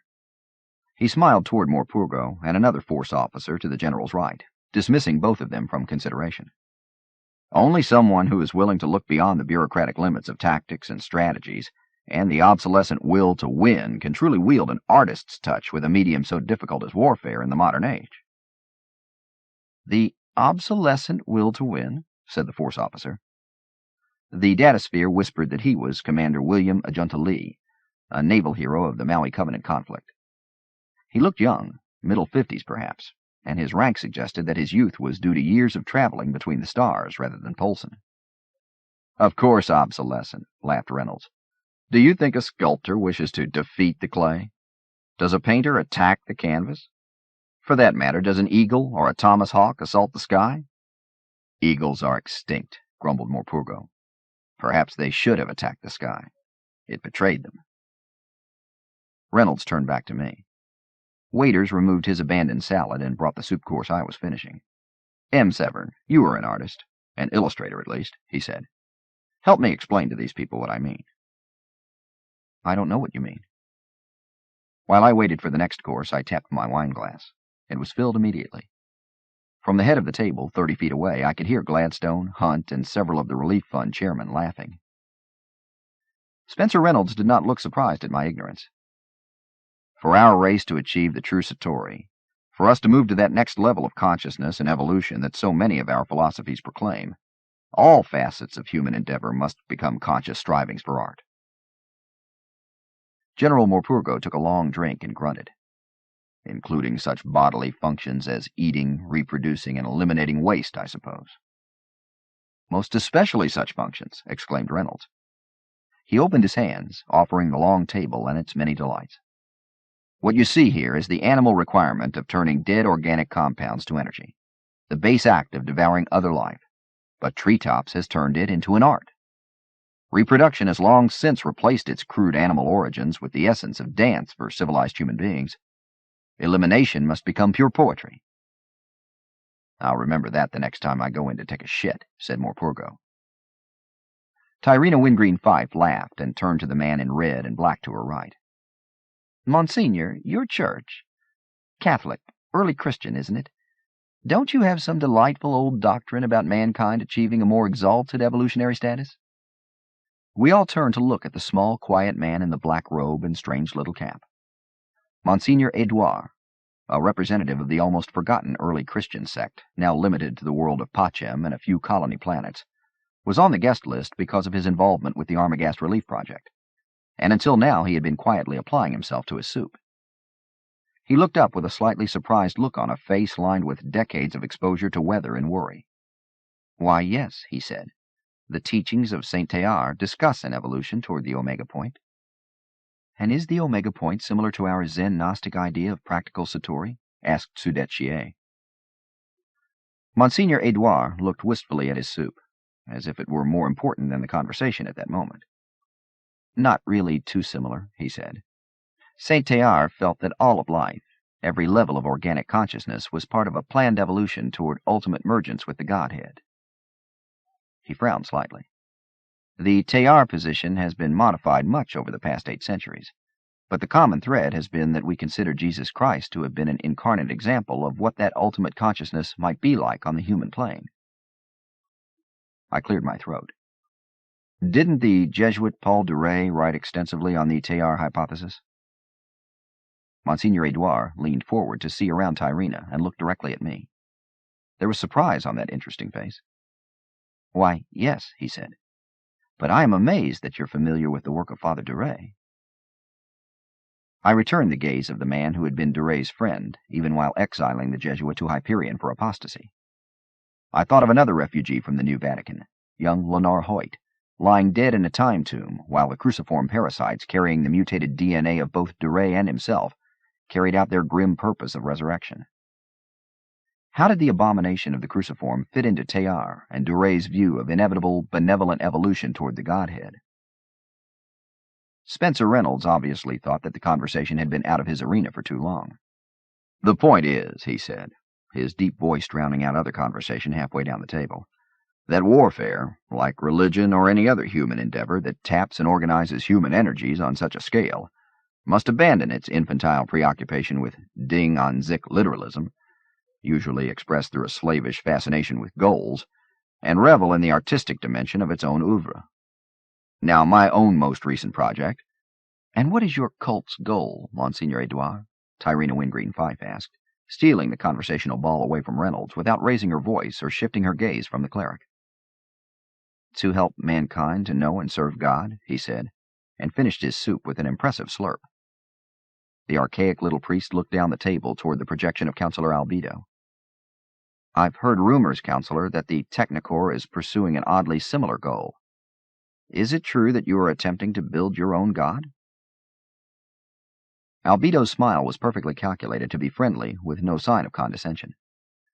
It is no secret that elements of the Corps have been working for centuries to create at least a theoretical model of a so-called artificial intelligence far beyond our own poor intellects. He made a deprecating gesture. It is hardly an attempt to create God, Monsignor. More in the line of a research project exploring the possibilities your Saint Théard and Father de Ray pioneered. But you believe that it's possible to orchestrate your own evolution to such a higher consciousness? Asked Commander Lee, the naval hero, who had been listening attentively. Design an ultimate intelligence the way we once designed your crude ancestors out of silicon and microchips? Albedo laughed. Nothing so simple or grandiose, I'm afraid. And when you say you, Commander, please remember that I am but one personality in an assemblage of intelligences no less diverse than the human beings on this planet. Indeed, in the web itself. The Corps is no monolith. There are as many camps of philosophies, beliefs, hypotheses, religions, if you will, as there would be in any diverse community. He folded his hands as if enjoying an inside joke. Although I prefer to think of the quest for an ultimate intelligence as a hobby more than a religion. Rather like building ships in a bottle, Commander, or arguing over how many angels would fit on the head of a pin, Monsignor. The group laughed politely, except for Reynolds, who was frowning unintentionally as he no doubt pondered how to regain control of the conversation. And what about the rumor that the Corps has built a perfect replica of old Earth in the quest for an ultimate intelligence? I asked, amazing myself with the question. Albedo's smile did not falter, the friendly gaze did not quiver, but there was a nanosecond of something conveyed through the projection. What? Shock? Fury? Amusement? I had no idea. He could have communicated with me privately during that eternal second, transmitting immense quantities of data via my own Corps umbilical, or along the unseen corridors we have reserved for ourselves in the labyrinthine datasphere which humankind thought so simply contrived. Or he could have killed me, pulling rank with whatever gods of the Corps controlled the environment for a consciousness like mine. It would have been as simple as the director of an institute calling down to order the technicians to permanently anesthetize an obnoxious laboratory mouse.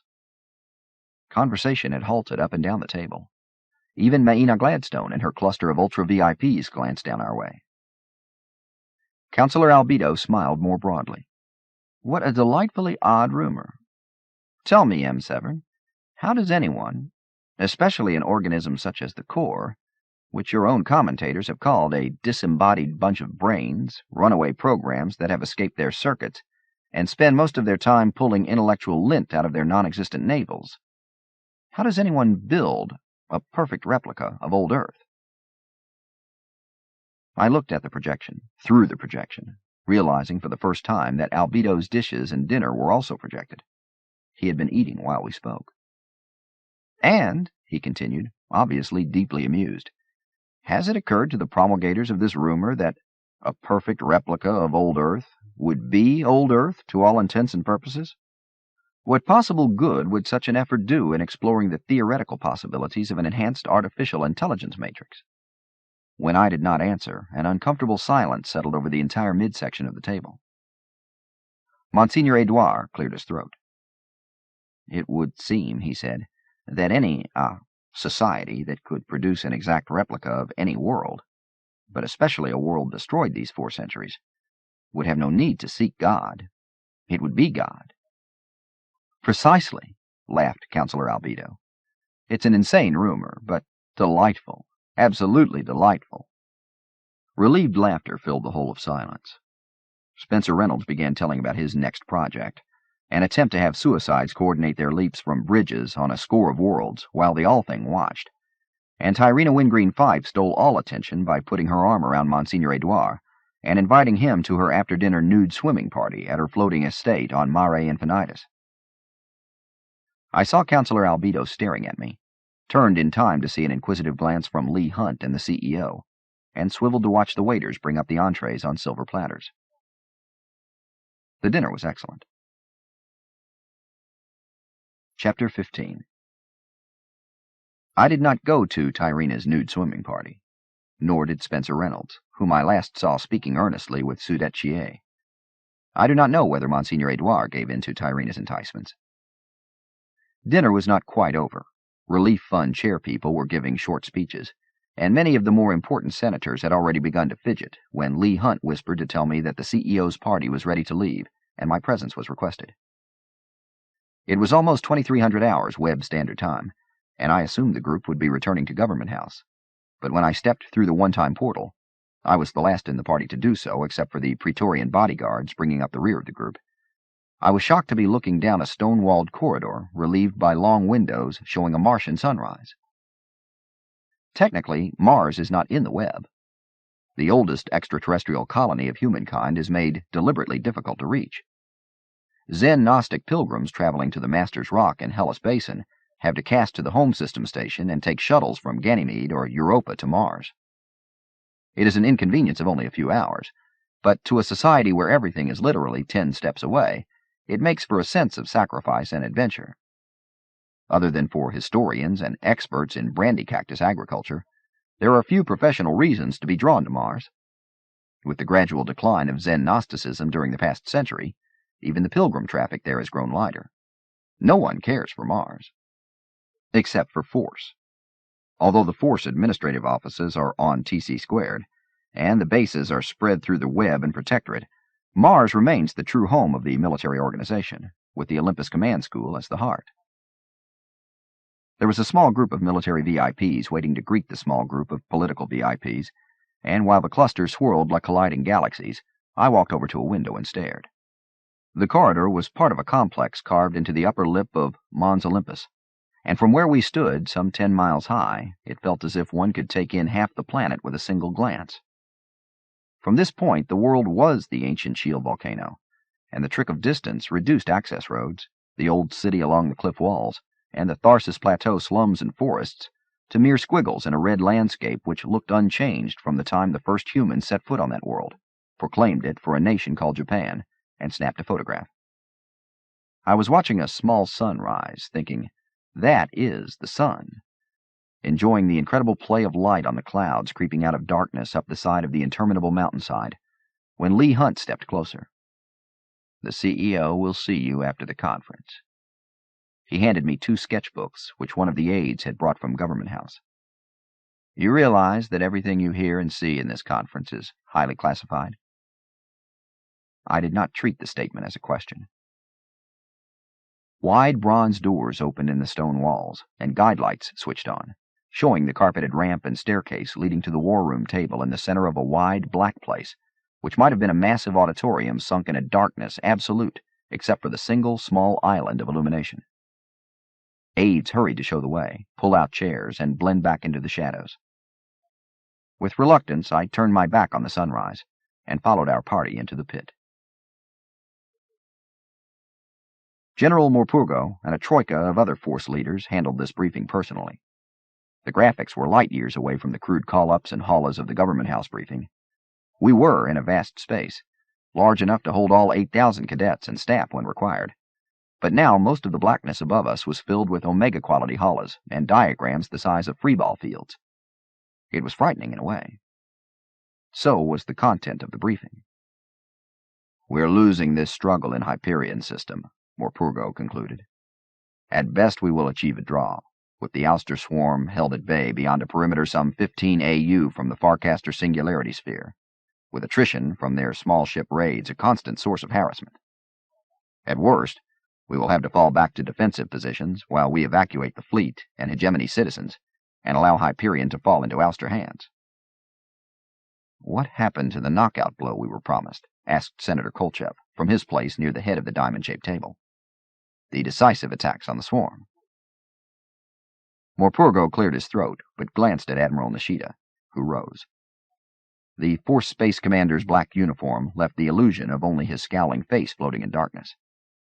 I felt a tug of déjà vu at the thought of that image, but I looked back at Maina Gladstone, illuminated now by the war charts and colors floating above us like a holospectrum version of Damocles' famous sword, and commenced drawing again.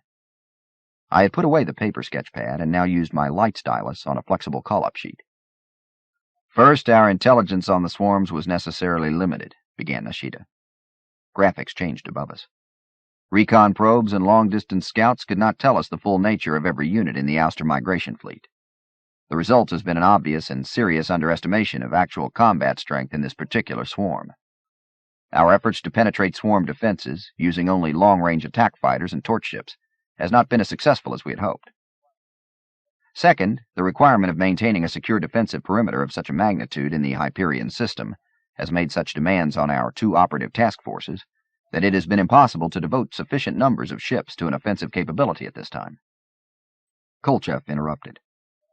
"Admiral, what I hear you saying is that you have too few ships to carry out the mission of destroying or beating off this Ouster attack on Hyperion system. Is that correct?" Nishida stared at the senator, and I was reminded of paintings I had seen of samurai in the seconds before the killing sword was removed from its scabbard. "That is correct, Senator Kolchev." "Yet, in our War Cabinet briefings as recently as a standard week ago, you assured us that the two task forces would be enough to protect Hyperion from invasion or destruction, and to deliver a knockout blow to this Ouster swarm. What happened, Admiral?" Nishida drew himself up to his full height, greater than Morpurgo's, but still shorter than Webb average, and turned his gaze toward Gladstone. "Executive, I have explained the variables that require an alteration in our battle plan. Shall I begin this briefing again?"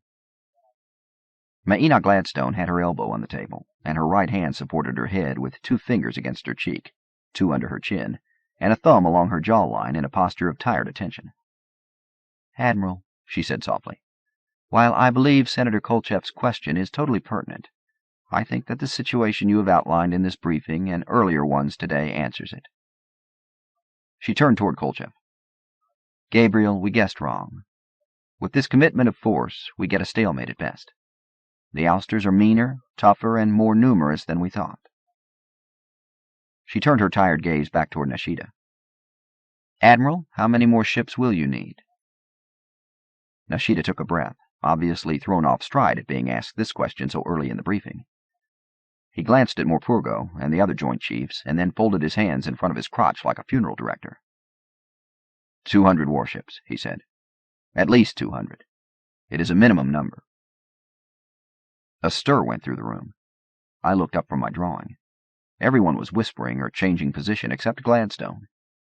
It took a second for me to understand. The entire force space fleet of warships numbered fewer than 600. Of course, each was hideously expensive. Few planetary economies could afford to build more than one or two interstellar capital ships, and even a handful of torch ships equipped with hawking drives could bankrupt a colonial world. And each was hideously powerful. An attack carrier could destroy a world. A force of cruisers and spin-ship destroyers could destroy a sun. It was conceivable that the Hegemony ships already massed in Hyperion system could, if vectored through the Force Large Transit Farcaster Matrix, destroy most of the star systems in the web. It had taken fewer than 50 ships of the type Nishida was requesting to destroy the Glenn and Height fleet a century earlier, and to quell the mutiny forever. But the real problem behind Nishida's request was the commitment of 2/3 of the Hegemony's fleet in the Hyperion system at one time. I could feel the anxiety flow through the politicians and policymakers like an electrical current. Senator Richaud from Renaissance Vector cleared her throat. "Admiral, we've never concentrated fleet forces like that before, have we?" Nishida's head pivoted as smoothly as if it were on bearings. The scowl did not flicker. "We have never committed ourselves to a fleet action of this importance to the future of the Hegemony, Senator Richaud." "Yes, I understand that," said Richaud. "But my question was meant to ask what impact this would have on web defenses elsewhere. Isn't that a terrible gamble?"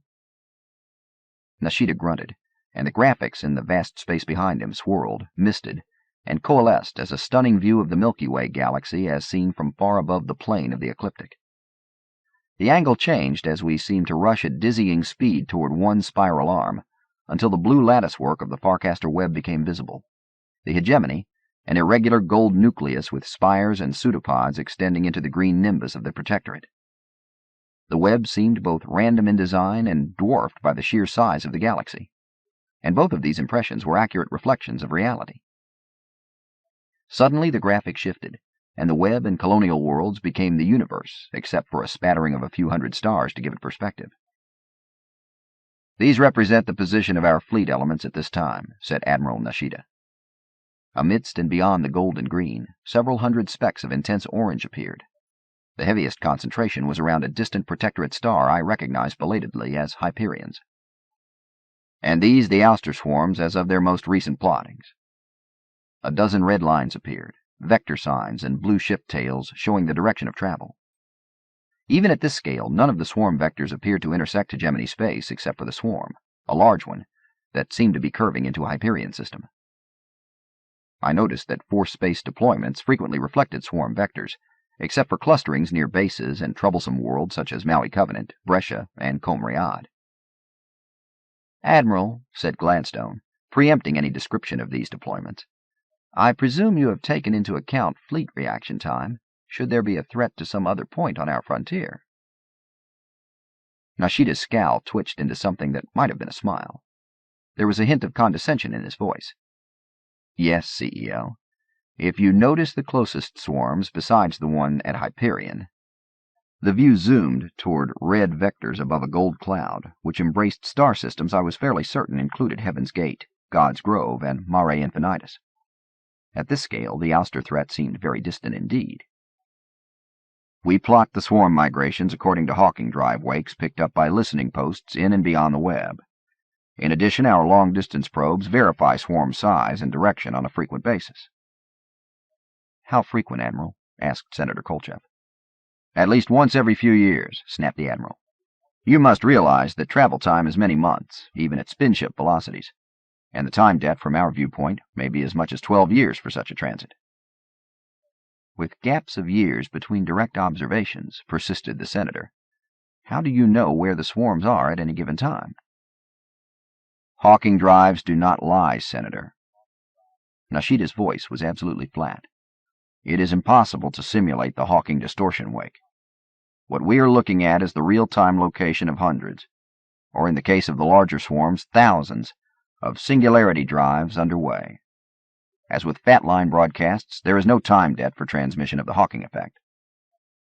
"Yes," said Kolchev, his voice as flat and deadly as the Admiral's. "But what if the swarms were traveling at less than spin-ship velocities?" Nishida actually smiled. "Below hyperlight velocity, Senator?" "Yes."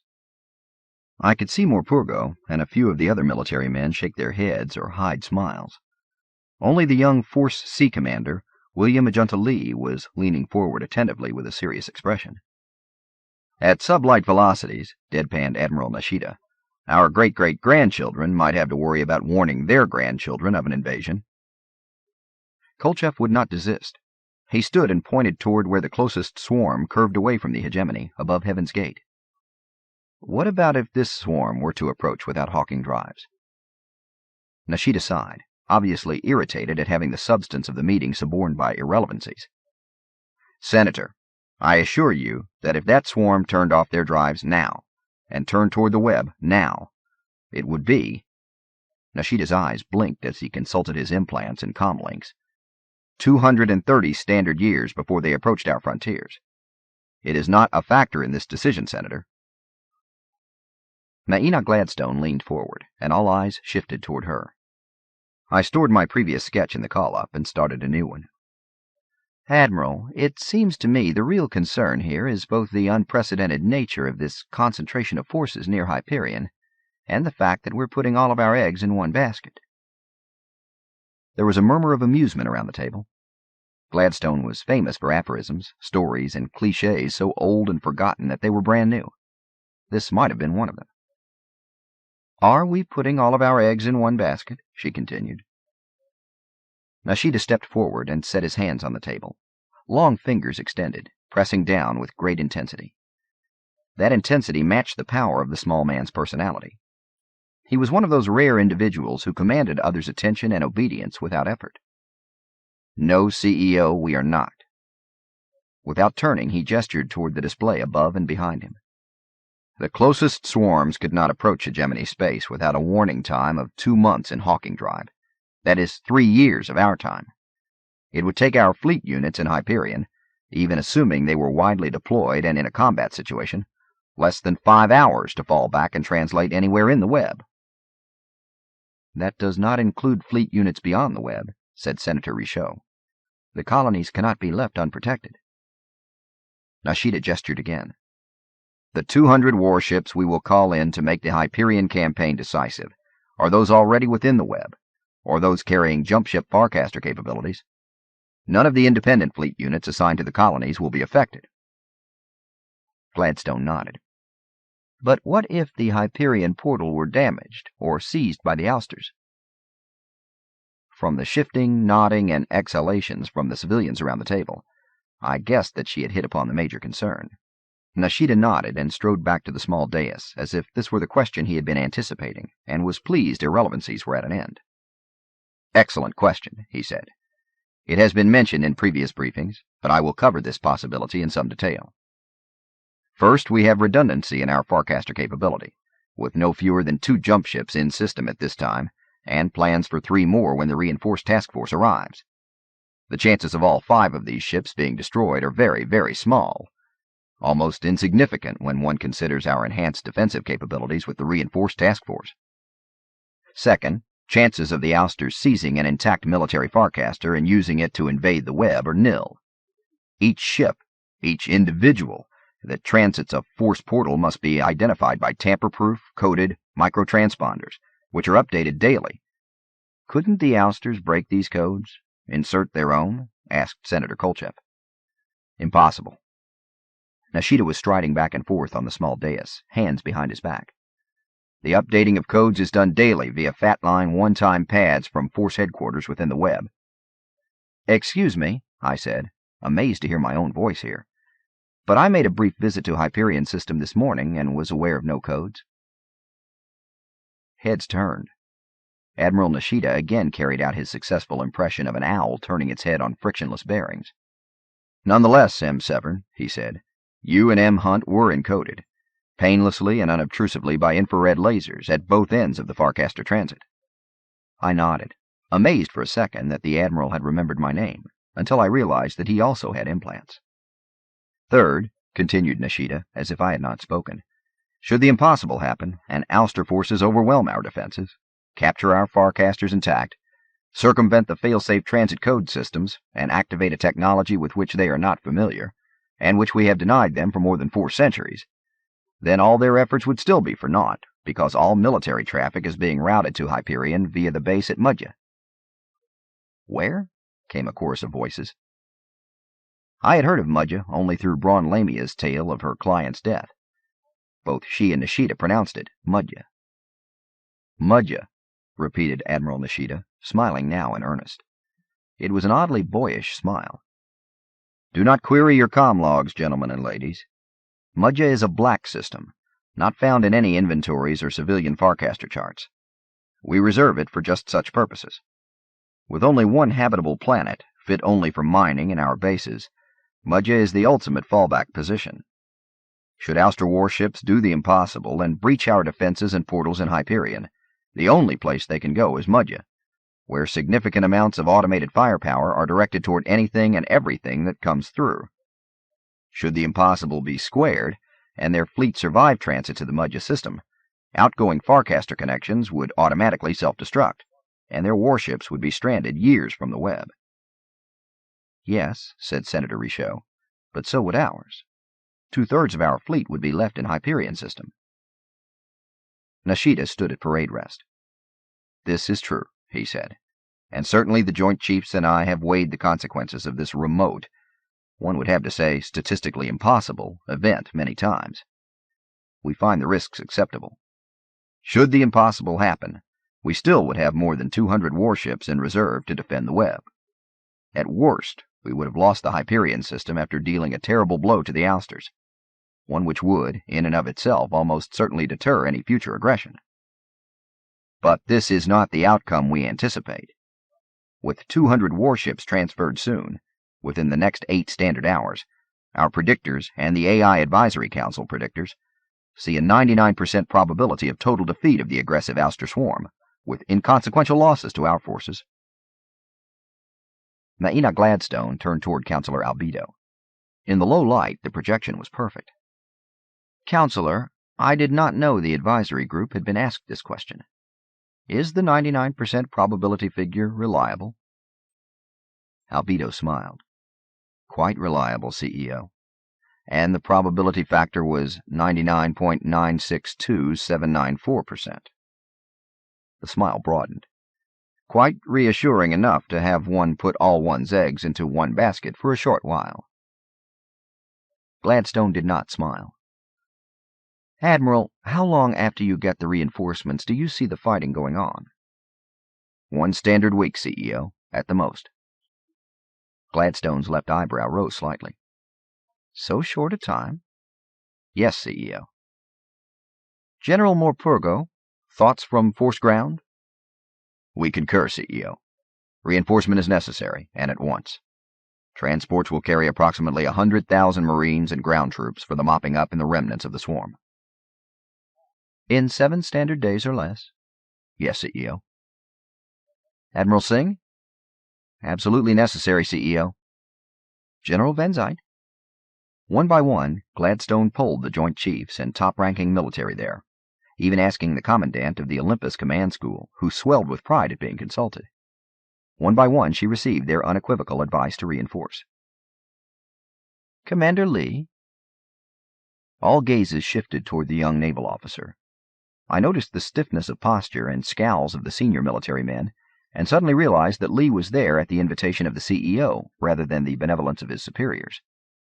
I remembered that Gladstone had been quoted as saying that young Commander Lee showed the kind of initiative and intelligence which force had sometimes lacked. I suspected that the man's career was forfeit for attending this meeting. Commander William Ajunta Lee shifted uncomfortably in his comfortable chair. With all due respect, CEO, I'm a mere junior naval officer, and am not qualified to give an opinion on matters of such strategic importance. Gladstone did not smile. Her nod was almost imperceptible. I appreciate that, Commander. I am sure your superiors here do also. However, in this case, I wonder if you would indulge me and comment on the issue at hand. Lee sat upright. For an instant, his eyes held both conviction and the desperation of a small trapped animal. Well then, CEO, if I must comment, I have to say that my own instincts, and they are only instincts, I am profoundly ignorant of interstellar tactics, would advise me against this reinforcement. Lee took a breath. This is a purely military assessment, CEO. I know nothing of the political ramifications of defending Hyperion system. Gladstone leaned forward. Then, on a purely military basis, Commander, why do you oppose the reinforcements? From where I sat half a table away, I could feel the impact of the Force Chief's gazes, like one of the 100 million joule laser blasts used to ignite deuterium-tritium spheres in one of the ancient inertial confinement fusion reactors. I was amazed that Lee did not collapse, implode, ignite, and fuse before our very eyes. On a military basis, Lee said, his eyes hopeless, but his voice steady. The two biggest sins one can commit are to divide one's forces, and to, as you put it, CEO, put all of your eggs in a single basket. And in this case, the basket is not even of our own making. Gladstone nodded and sat back, steepling her fingers beneath her lower lip. Commander, said General Morpurgo, and I discovered that a word could indeed be spat. Now that we have the benefit of your advice, could I ask if you have ever been involved in a space battle? No, sir. Have you ever been trained for a space battle, Commander? Except for the minimal amount required in OCS, which amounts to a few history courses, no, sir, I have not. Have you ever been involved in any strategic planning above the level of how many naval surface ships did you command on Maui Covenant, Commander? One, sir. One, breathed Morpurgo. A large ship, Commander? No, sir. Were you given command of this ship, Commander? Did you earn it? Or did it fall to you through the vicissitudes of war? Our captain was killed, sir. I took command by default. It was the final naval action of the Maui Covenant campaign, and that will be all, Commander. Morpurgo turned his back on the war hero and addressed the CEO. Do you wish to poll us again, ma'am? Gladstone shook her head. Senator Kolcheff cleared his throat. Perhaps we should have a closed cabinet meeting at Government House. No need, said Maina Gladstone. I've decided. Admiral Singh, you are authorized to divert as many fleet units to the Hyperion system as you and the Joint Chiefs see fit. Yes, CEO. Admiral Nishida, I will expect a successful termination of hostilities within 1 standard week of the time you have adequate reinforcements. She looked around the table. Ladies and gentlemen, I cannot stress to you enough the importance of our possession of Hyperion and the deterrent of Ouster threats once and for all. She rose and walked to the base of the ramp leading up and out into the darkness. Good evening, gentlemen, ladies. It was almost 0400 hours Webb and Tau Cetai Center time when Hunt rapped at my door. I had been fighting sleep for the 3 hours since we cast back. I had just decided that Gladstone had forgotten about me and was beginning to doze when the knock came. The garden, said Lee Hunt, and for God's sake, tuck your shirt in. My boots made soft noises on the fine gravel of the path as I wandered the dark lanes. The lanterns and glow globes barely emitted light. The stars were not visible above the courtyard because of the glare of TC Squared's interminable cities, but the running lights of the orbital habitations moved across the sky like an endless ring of fireflies. Gladstone was sitting on the iron bench near the bridge. Am Severn, she said, her voice low. Thank you for joining me. I apologize for it being so late. The cabinet meeting just broke up. I said nothing and remained standing. I wanted to ask about your visit to Hyperion this morning. She chuckled in the darkness. Yesterday morning. Did you have any impressions? I wondered what she meant. My guess was that the woman had an insatiable appetite for data, no matter how seemingly irrelevant. I did meet someone, I said. Oh? Yes, Dr. Melio Arundez. He is, a friend of M. Weintraub's daughter, finished Gladstone. The child who is aging backward. Do you have any updates on her condition? Not really, I said. I had a brief nap today, but the dreams were fragmented. And what did the meeting with Dr. Arundez accomplish? I rubbed my chin with fingers suddenly gone cold. His research team has been waiting in the capital for months, I said. They may be our only hope for understanding what's going on with the tombs. And the Shrike. Our predictors say that it is important that the pilgrims be left alone until their act is played out, came Gladstone's voice in the darkness. She seemed to be looking to the side, toward the stream. I felt sudden, inexplicable, implacable anger surge through me. Father Hoyt is already played out, I said more sharply than I intended. They could have saved him if the ship had been allowed to rendezvous with the pilgrims. Arundez and his people might be able to save the baby, Rachel, even though there are only a few days left. Less than 3 days, said Gladstone. Was there anything else? Any impressions of the planet or Admiral Nishida's command ship which you found interesting? My hands clenched into fists, relaxed. You won't allow Arundez to fly up to the tombs? Not now, no. What about the evacuation of civilians from Hyperion? At least the Hegemony citizens? That is not a possibility at this time. I started to say something, checked myself. I stared at the sound of the water beneath the bridge. No other impressions, M. Severn? No. Well, I wish you a good night and pleasant dreams. Tomorrow may be a very hectic day, but I do want to talk to you about those dreams at some point.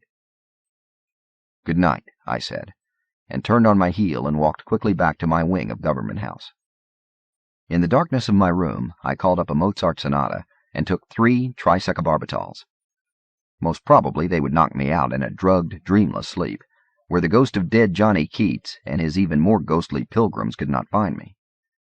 It meant disappointing Maina Gladstone, and that did not dismay me in the least.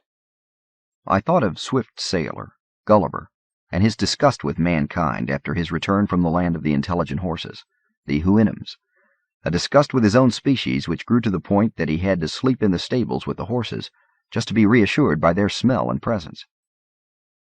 My last thought before sleep was, to hell with Maina Gladstone, to hell with the war, and to hell with the web, and to hell with dreams.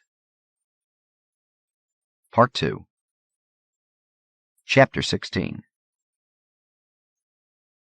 Braun Lamia slept fitfully just before dawn, and her dreams were filled with images and sounds from elsewhere, half-heard and little-understood conversations with Maina Gladstone, a room that seemed to be floating in space, a movement of men and women along corridors where the walls whispered like a poorly tuned fat-line receiver.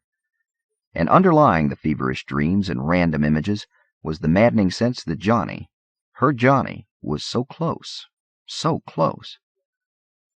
Lamia cried out in her sleep, but the noise was lost in the random echoes of the Sphinx's cooling stones and shifting sands. Lamia awoke suddenly, coming completely conscious as surely as a solid-state instrument switching on. Saul Weintraub had been supposed to be standing guard, but now he slept near the low door of the room where the group sheltered. His infant daughter, Rachel, slept between blankets on the floor next to him. Her rump was raised, face pressed against the blanket, a slight bubble of saliva on her lips. Lamia looked around. In the dim illumination from a low-wattage glow globe and the faint daylight reflected down 4 meters of corridor, only one other of her fellow pilgrims was visible, a dark bundle on the stone floor. Martin Silenus lay there, snoring. Lamia felt a surge of fear, as if she had been abandoned while sleeping. Silenus, Saul, the baby. She realized that only the consul was missing. Attrition had eaten at the pilgrimage party of 7 adults and an infant. Het Mestine, missing on the Windwagon crossing of the Sea of Grass. Lenore Hoyt, killed the night before. Cassad, missing later that night. The consul. Where was the consul? Braun Lamia looked around again, satisfied herself that the dark room held nothing but packs, blanket bundles, the sleeping poet, scholar and child, and then she rose, found her father's automatic pistol amidst the tumble of blankets, felt in her pack for the neural stunner, and then slipped past Weintraub and the baby into the corridor beyond. It was morning, and so bright out that Lamia had to shield her eyes with her hand as she stepped from the Sphinx's stone steps onto the hard-packed trail which led away down the valley. The storm had passed. Hyperion skies were a deep crystalline lapis lazuli shot through with green. Hyperion star, a brilliant white point source just rising above the eastern cliff walls. Rock shadows blended with the outflung silhouettes of the time tombs across the valley floor. The jade tomb sparkled. Lamia could see the fresh drifts and dunes deposited by the storm, white and vermilion sands blending in sensuous curves and striations around stone. There was no evidence of their campsite the night before. The consul sat on a rock 10 meters down the hill. He was gazing down the valley, and smoke spiraled upward from his pipe. Slipping the pistol in her pocket with the stunner, Lamia walked down the hill to him. "No sign of Colonel Cassad," said the consul as she approached. He did not turn around. Lamia looked down the valley to where the crystal monolith stood. Its once gleaming surface was pocked and pitted. The upper 20 or 30 meters appeared to be missing, and debris still smoked at its base. The half-kilometer or so between the Sphinx and the monolith were scorched and cratered. "It looks as if he didn't leave without a fight," she said. The consul grunted. The pipe smoke made Lamia hungry. "I searched as far as the Shrike Palace, 2 clicks down the valley," said the consul. "The locus of the firefight seems to have been the monolith. There's still no sign of a ground-level opening to the thing, but there are enough holes farther up now so that you can see the honeycomb pattern which deep radar has always shown inside." "But no sign of Cassad?" "None." "Blood? Scorched bones? A note saying that he'd be back after delivering his laundry?" "Nothing." Braun Lamia sighed and sat on a boulder near the consul's rock. The sun was warm on her skin. She squinted out toward the opening to the valley. "Well, hell," she said. "What do we do next?"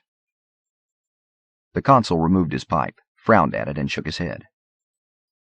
"I tried the comlog relay again this morning, but the ship is still pinned in." He shook ashes out. "Tried the emergency bands too, but obviously we're not getting through. Either the ship isn't relaying, or people have orders not to respond." "Would you really leave?" The consul shrugged. He had changed from his diplomatic finery of the day before into a rough wool pullover tunic top, gray whipcord trousers, and high boots. "Having the ship here would give us, the option of leaving. I wish the others would consider going. After all, Mustine's missing. Hoyt and Cassad are gone. I'm not sure what to do next." A deep voice said, "We could try making breakfast." Lamia turned to watch Saul come down the path. Rachel was in the infant carrier on the scholar's chest. Sunlight glinted on the older man's balding head. "Not a bad idea," she said. "Do we have enough provisions left?" "Enough for breakfast," said Weintraub. "Then a few more meals of cold food packs from the colonel's extra provisions bag.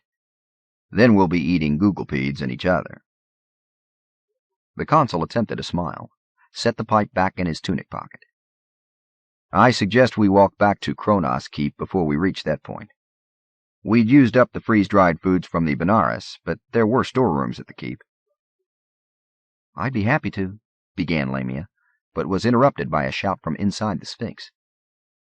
She was the first to reach the Sphinx, and she had the automatic pistol in her hand before she went through the entrance.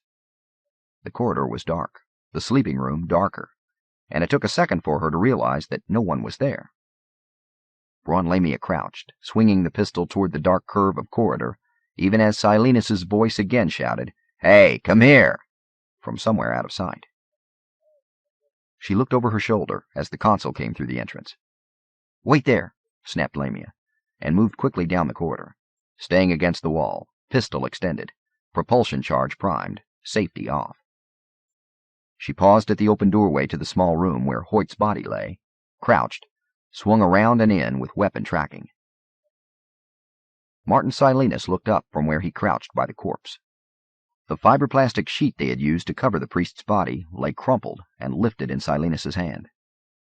He stared at Lamia, looked without interest at the gun, and gazed back at the body. "Do you believe this?" he said softly.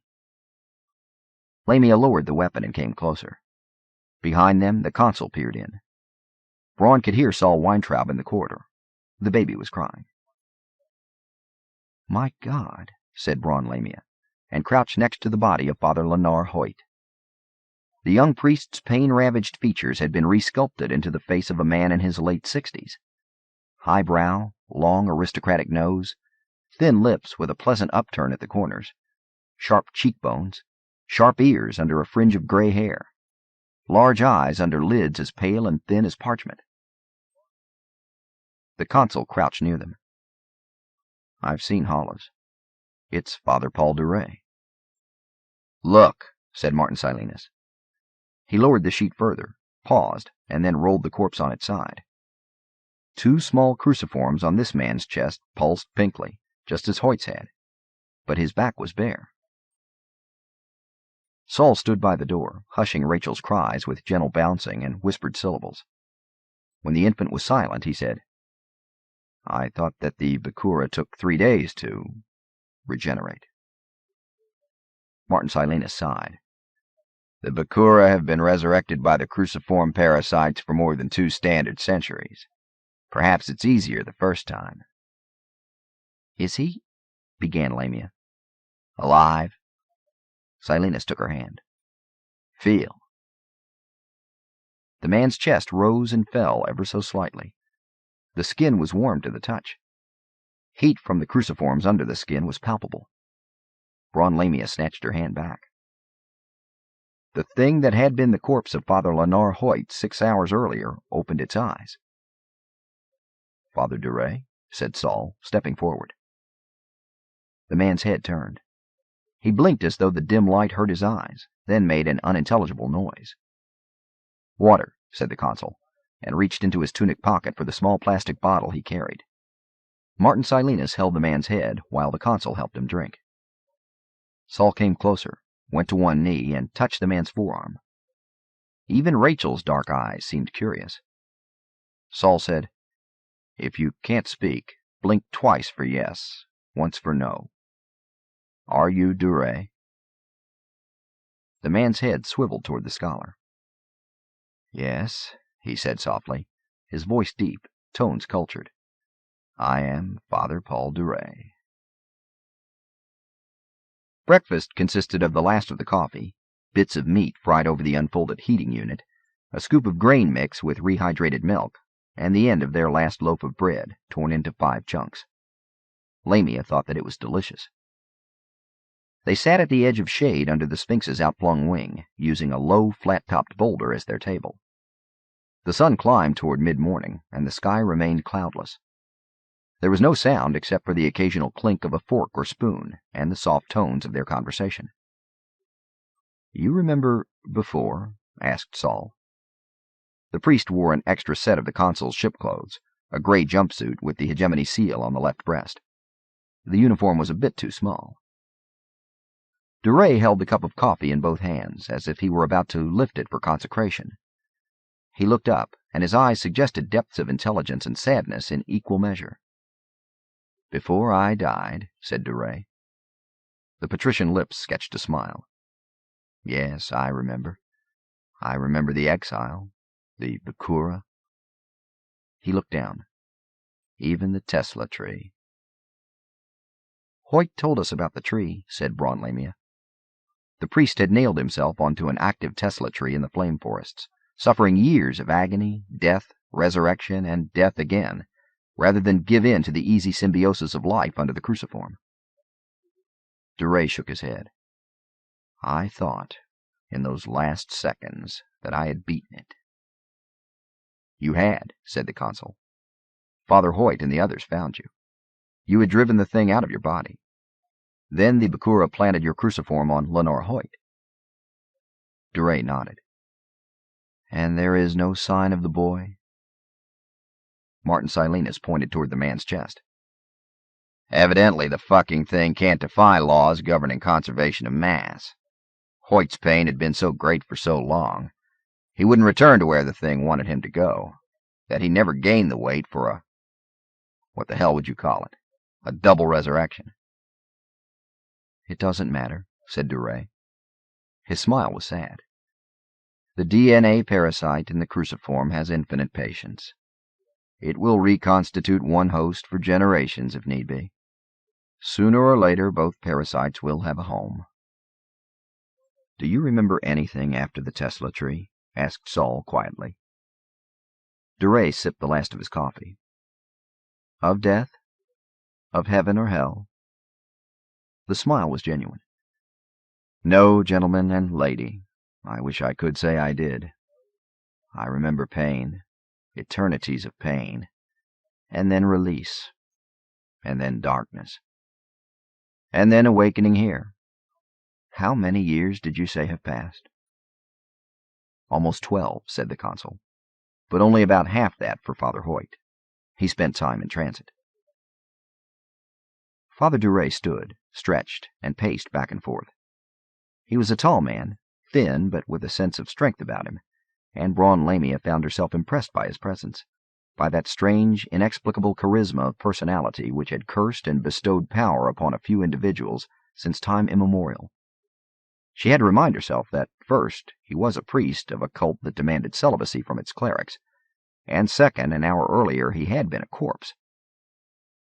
Lamia watched the older man pace up and down, his movements as elegant and relaxed as a cat's, and she realized that both observations were true, but neither could counteract the personal magnetism the priest radiated. She wondered if the men sensed it. Duray sat on a boulder, stretched his legs straight ahead of him, and rubbed at his thighs as if trying to get rid of a cramp.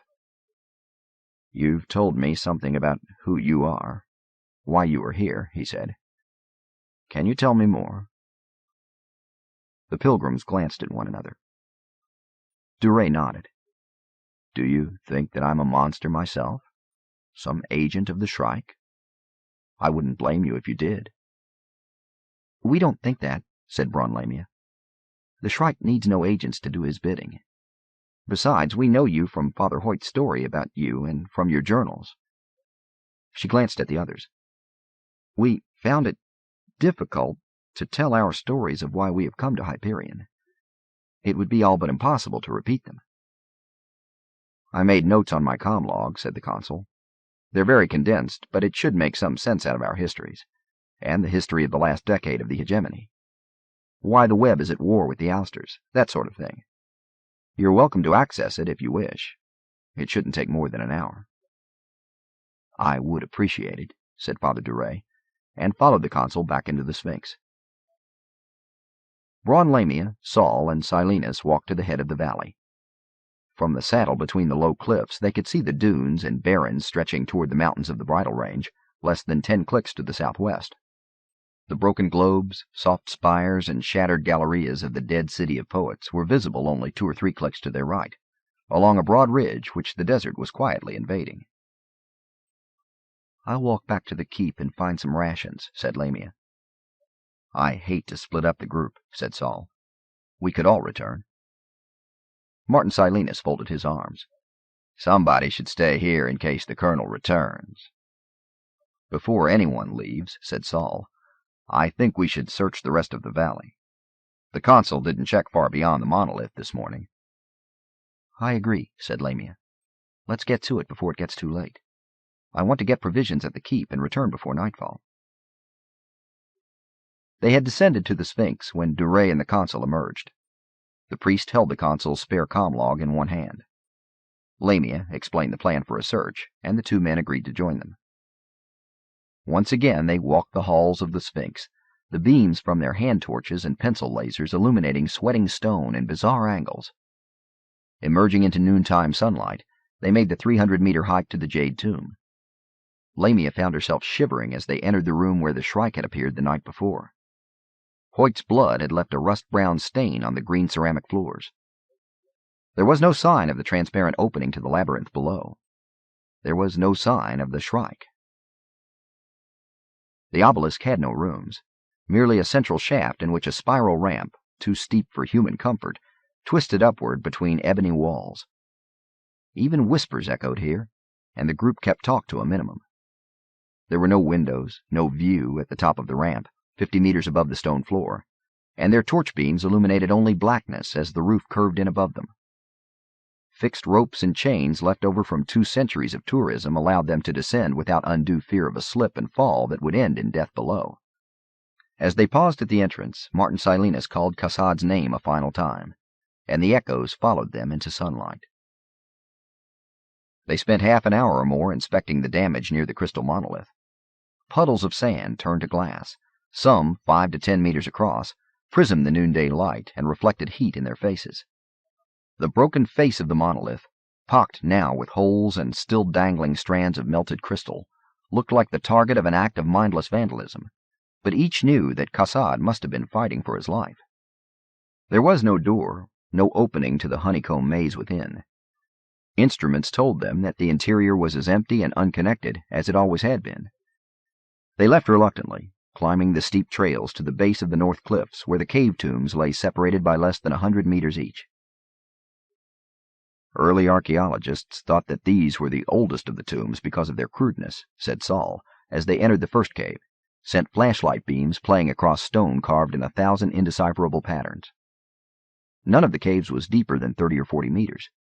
Each ended in a stone wall that no amount of probing or radar imaging had ever discovered an extension to. Upon exiting the third cave tomb, the group sat in what little shade they could find and shared water and protein biscuits from Cassad's extra field rations.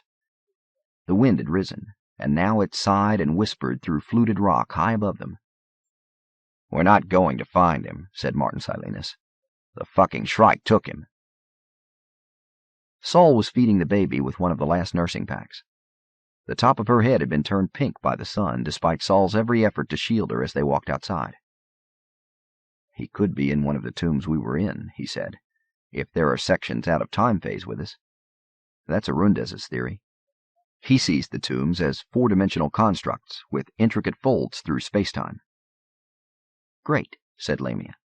"So even if Fedman Cassad is there, we won't see him." "Well," said the consul, getting to his feet with a tired sigh, "let's at least go through the motions. One tomb left." The Shrike Palace was a kilometer farther down the valley, lower than the others and hidden by a bend in the cliff walls. The structure was not large, smaller than the Jade Tomb, but its intricate construction, flanges, spires, buttresses, and support columns, arching and arcing in controlled chaos, made it seem larger than it was. The interior of the Shrike Palace was one echoing chamber with an irregular floor made up of thousands of curving, jointed segments, which reminded Lamia of the ribs and vertebrae of some fossilized creature. 15 meters overhead, the dome was crisscrossed by dozens of the chrome blades, which continued through walls and each other to emerge as steel-tipped thorns above the structure. The material of the dome itself was slightly opaque, giving a rich, milky hue to the vaulted space. Lamia, Silenus, the consul, Weintraub, and Duray all began to shout for Cassad, their voices echoing and resonating to no avail. "No sign of Cassad or Het Mistine," said the consul as they emerged. "Perhaps this will be the pattern, each of us disappearing until only one remains." "And does that final one get his or her wish, as the Shrike cult legends foretell?" asked Braun Lamia. She sat on the rocky hearth to the Shrike Palace, her short legs dangling in air. Paul Duray raised his face to the sky. "I can't believe that it was Father Hoyt's wish that he would die so that I could live again." Martin Silenus squinted up at the priest. "So what would your wish be, Padre?" Duray did not hesitate. "I would pray, that God will lift the scourge of these twin obscenities, the war and the Shrike, from mankind once and for all." There was a silence in which the early afternoon wind inserted its distant sighs and moans. "In the meantime," said Braun Lamia, "we've got to get some food or learn how to subsist on air." Duray nodded. "Why did you bring so little with you?" Martin Silenus laughed and said loudly, "Ne cared he for wine, or half and half, ne cared he for fish or flesh or fowl, and sauces held he worthless as the chaff. He stained the swineherd at the wassail bowl, nay with lewd ribalds sat he cheek by jowl, nay with sly lemans in the scorner's chair. But after water brooks this pilgrim's soul panted, and all his food was woodland air, though he would oft-times feast on gillyflowers rare." Duray smiled, obviously still puzzled. "We all expected to triumph or die the first night," said the consul. "We hadn't anticipated a long stay here." Braun Lamia stood and brushed off her trousers. "I'm going," she said. I should be able to carry back 4 or 5 days' rations if they're field food packs or the bulk stored items we saw." "I'll go too," said Martin Silenus. There was a silence. During the week of their pilgrimage, the poet and Lamia had almost come to blows 6 times. Once she had threatened to kill the man. She looked at him for a long moment. "All right," she said at last. "Let's stop by the Sphinx to get our packs and water bottles." The group moved up the valley as the shadows began to grow from the western walls. Chapter 17. 12 hours earlier, Colonel Fedman Cassad stepped off the spiral staircase onto the highest remaining level of the crystal monolith. Flames rose on all sides. Through gaps he had inflicted on the crystal surface of the structure, Cassad could see darkness. The storm blew vermilion dust through the apertures until it filled the air like powdered blood. Cassad pulled his helmet on. 10 paces in front of him, Moneda awaited. She was nude under the energy skin suit, and the effect was of quicksilver poured directly on flesh. Cassad could see the flames reflected in the curves of breast and thigh, the bend of light into the hollow of throat and navel. Her neck was long, her face chrome-carved in perfect smoothness. Her eyes held twin reflections of the tall shadow that was Fedman Cassad. Cassad raised the assault rifle and clicked the selector manually to full spectrum fire. Inside his activated impact armor, his body clenched in anticipation of attack. Moneda moved her hand, and the skin suit faded from the crown of her head to her neck. She was vulnerable now. Cassad felt that he knew every facet of that face, every pore and follicle. Her brown hair was cut short, falling softly to the left. The eyes were the same, large, curious, startling in their green depths. The small mouth with the full underlip still hesitated on the edge of a smile.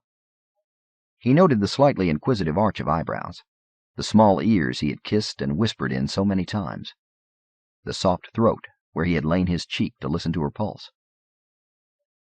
Cassad raised the rifle and aimed it at her. "Who are you?" she asked. Her voice was as soft and sensual as he remembered, the slight accent as elusive. His finger on the trigger, Cassad paused. They had made love scores of times, known each other for years in his dreams and their lover's landscape of the military simulations. But if she were truly moving backward in time... "I know," she said, her voice calm, apparently unaware of the pressure he had already begun to exert on the trigger. "You are the one whom the Lord of Pain has promised." Cassad was gasping for air. When he spoke, his voice was raw and very strained. "You don't remember me?" "No." She cocked her head to look at him quizzically. "But the Lord of Pain has promised a warrior. We were destined to meet." "We met long ago," managed Cassad. The rifle would automatically aim for the face, shifting wavelengths and frequencies every microsecond until the skin suit defenses were defeated. Along with the hell whip and laser beams, flechettes and pulse bolts would be fired an instant later. "I have no memory of long ago," she said. "We move in opposite directions along the general flow of time. What name do you know me by in my future, your past?" "Moneda," gasped Cassad, willing his straining hand and finger to fire. She smiled, nodded. "Moneda, the child of memory. There is a crude irony there." Cassad remembered her betrayal, the changing as they made love that last time in the sands above the dead city of poets. She had either become the Shrike or allowed the Shrike to take her place. It had turned an act of love into an obscenity. Colonel Cassad pulled the trigger. Moneda blinked. "It will not work here. Not within the crystal monolith. Why do you wish to kill me?" Cassad growled, threw the useless weapon across the landing, directed power to his gauntlets, and charged. Moneda made no move to escape. She watched him charge the 10 paces. His head was down, his impact armor moaning as it changed the crystal alignment of polymers, and Cassad was screaming. She lowered her arms to meet the charge. Cassad's speed and mass knocked Moneda off her feet and sent both of them tumbling, Kassad trying to get his gauntleted hands on her throat, Moneta holding his wrists in a vice-strong grip as they rolled across the landing to the edge of the platform. Kassad rolled on top of her, trying to let gravity add to the force of his attack. Arms straight, gauntlets rigid, fingers curved in a killing cusp. His left leg hung over the 60-meter drop to the dark floor below. "Why do you want to kill me?" whispered Moneta, and rolled him to one side, tumbling both of them off the platform. Kassad screamed and flipped down his visor with a snap of his head. They tumbled through space, their legs entwined around each other's bodies in fierce scissors grips, Kassad's hands held at bay by her death hold on his wrists. Time seemed to decelerate until they fell in slow motion, the air moving across Kassad like a blanket being pulled slowly over his face. Then time accelerated, grew normal. They were falling the last 10 meters. Kassad shouted and visualized the proper symbol to let his impact armor go rigid, and there was a terrible crash. From a blood-red distance, Fedman Kassad fought to the surface of consciousness, knowing that only a second or two had elapsed since they had struck the ground. He staggered to his feet. Moneta was also rising slowly, on one bent knee now, staring at the ground where the ceramic floor had been shattered by their fall. Kassad sent power to the servo mechanisms in his suit leg and kicked at her head with full force. Moneta dodged the blow, caught his leg, twisted and sent him crashing into the 3-meter square of crystal, shattering it, tumbling him out into the sand and the night. Moneta touched her neck. Her face flowed with quicksilver, and she stepped out after him. Kassad flipped up his shattered visor, removed the helmet. The wind tousled his short black hair, and sand grated against his cheeks. He got to his knees, his feet. Telltales in the suit's collar display were blinking red, announcing the last reservoirs of power draining away. Kassad ignored the alarms. There would be enough for the next several seconds, and that would be all that mattered. "Whatever happened in my future, your past," said Moneta, "it was not I who changed. I am not the Lord of Pain. Kassad jumped the 3 meters that separated them, landed behind Moneta, and brought the killing gauntlet on his right hand around in an arc that broke the sound barrier, palm edge rigid and sharp as carbon-carbon piezoelectric filaments could make it. Moneta did not duck or attempt to block the attack. Kassad's gauntlet caught the base of her neck in a blow which would have severed a tree, carved through half a meter of stone. On Brescia, in hand-to-hand combat in the capital of Buckminster, Kassad had killed an Ouster colonel so quickly, his gauntlet cutting through impact armor, helmet, personal force field, flesh and bone without pause, that the man's head had blinked up at his own body for 20 seconds before death claimed him. Kassad's blow struck true, but stopped at the surface of the quicksilver skin suit. Moneta did not stagger or react. Kassad felt his suit power fail at the same instant his arm went numb, his shoulder muscles wrenching in agony. He staggered back, his right arm dead at his side, the suit power draining like blood from an injured man. "You don't listen," said Moneta. She stepped forward, grabbed Kassad by the front of his combat suit, and threw him 20 meters toward the Jade Tomb. He landed hard, the impact armor stiffening to absorb only part of the collision as power reserves failed. His left arm protected his face and neck, but then the armor locked up, his arm bent uselessly under him. Moneta jumped the 20 meters, crouched next to him, lifted him into the air with one hand, grabbed a handful of impact armor with the other hand, and ripped his combat suit down the front, tearing apart 200 layers of microfilaments and omega cloth polymers. She slapped him gently, almost lackadaisically. Kassad's head snapped around, and he almost lost consciousness. Wind and sand pelted the bare flesh of his chest and belly. Moneta tore the rest of the suit off, ripping off biosensors and feedback teeps. She lifted the naked man by his upper arms and shook him. Kassad tasted blood, and red dots swam in his field of vision. "We didn't have to be enemies," she said softly. "You fired at me." "To test your responses, not to kill you." Her mouth moved normally under its quicksilver call. She slapped him again, and Kassad flew 2 meters in the air to land on a dune, rolled downhill in the cold sand. The air was filled with a million specks, snow, dust, pinwheels of colored light. Cassad rolled over, fought his way to his knees, gripped the shifting dune sand with fingers turned to numbed claws. "Cassad," whispered Moneta. He rolled onto his back, waiting. She had deactivated the skin suit. Her flesh looked warm and vulnerable, the skin so pale as to be almost translucent. There were soft blue veins visible along the tops of her perfect breasts. Her legs looked strong, carefully sculpted. The thighs separated slightly where they met her body. Her eyes were a dark green. "You love war, Cassad," whispered Moneta as she lowered herself onto him. He struggled, tried to twist aside, raised his arms to strike her. Moneta pinned his arms above his head with one of her hands. Her body was radiant with heat as she brushed her breasts back and forth across his chest, lowered herself between his parted legs. Cassad could feel the slight curve of her belly against his abdomen. He realized then that this was a rape, that he could fight back simply by not responding, refusing her. It did not work. The air seemed liquid around them, the windstorm a distant thing, sand hanging in the air like a lace curtain borne aloft by steady breezes. Moneta moved back and forth above him, against him. Cassad could feel the slow clockwise stir of his excitement.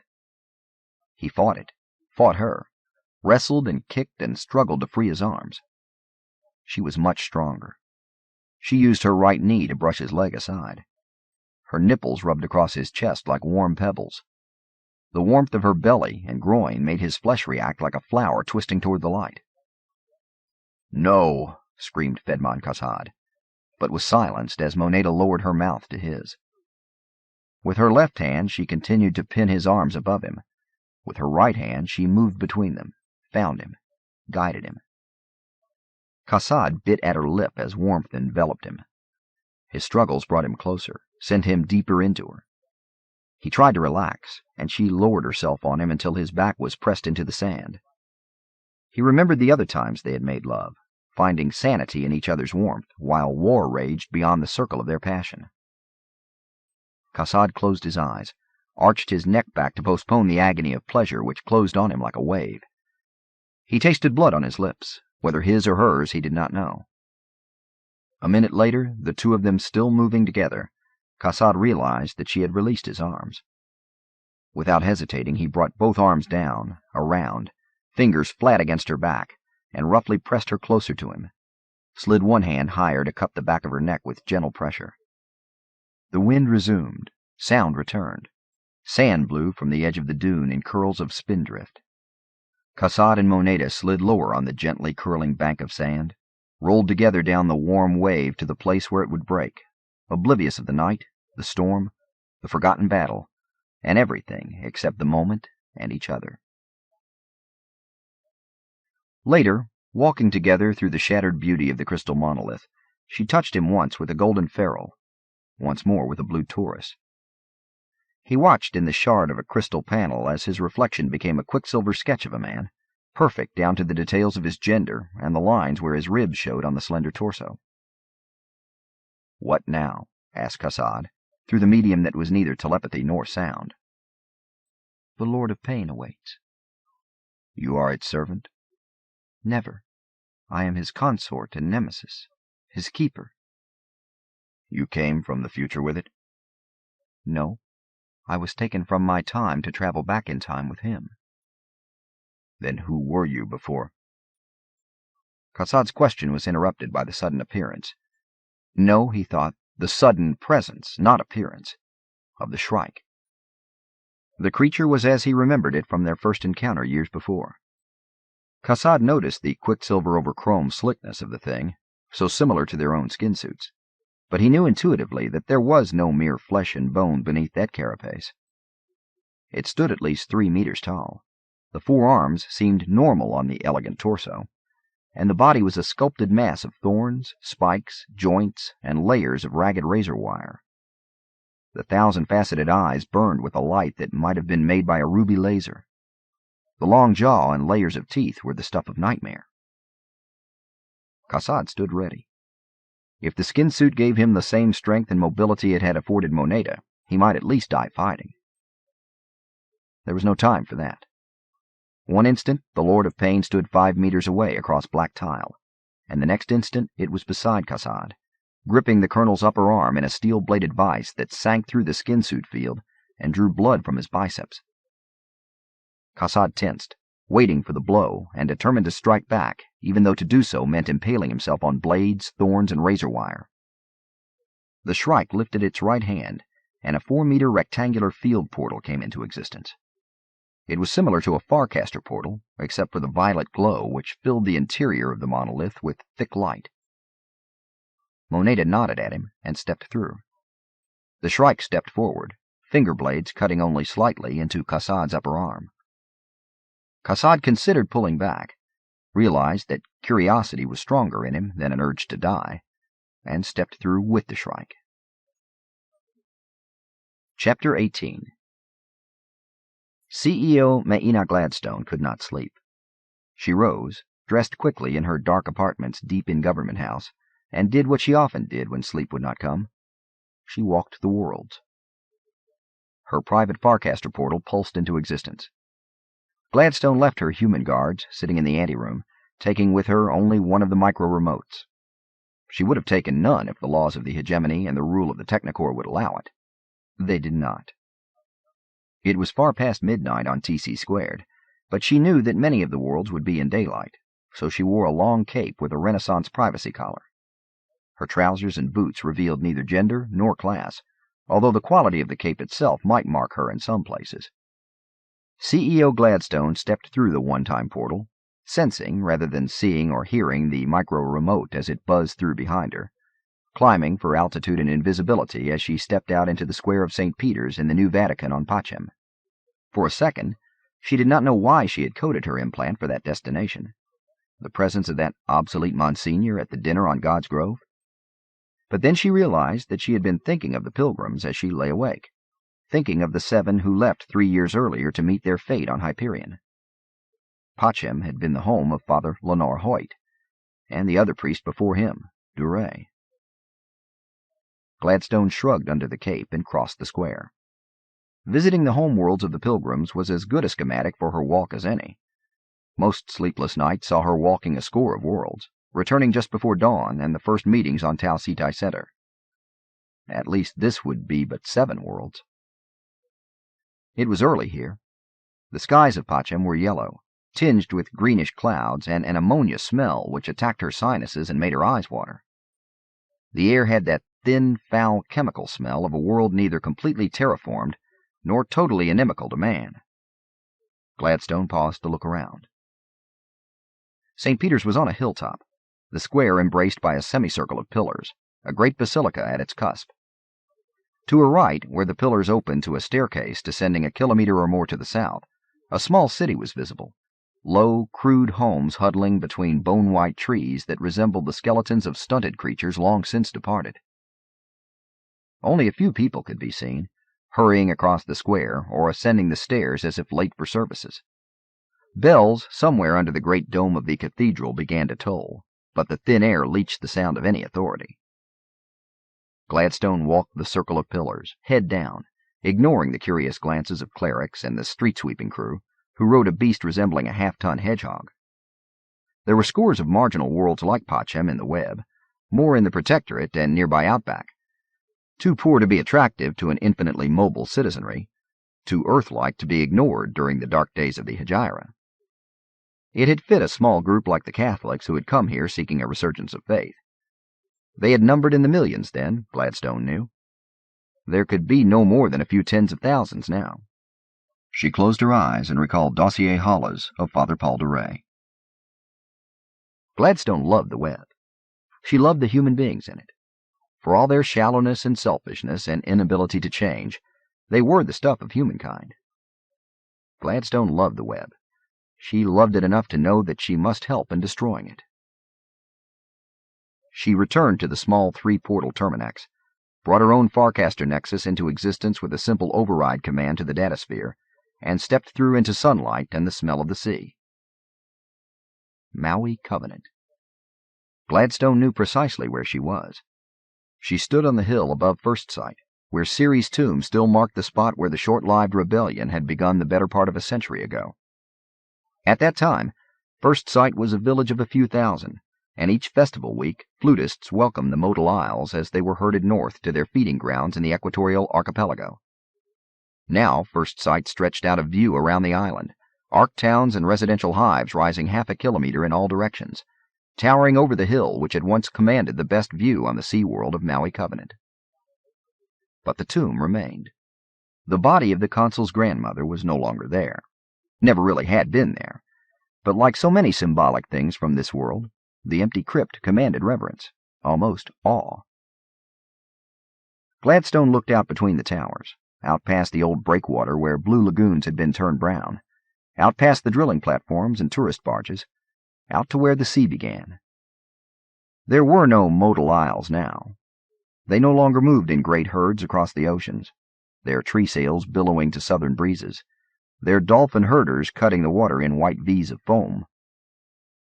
The isles were tamed and populated by web citizens now. The dolphins were dead, some killed in the great battles with force, most killing themselves in the inexplicable South Sea mass suicide, the last mystery of a race draped in mysteries.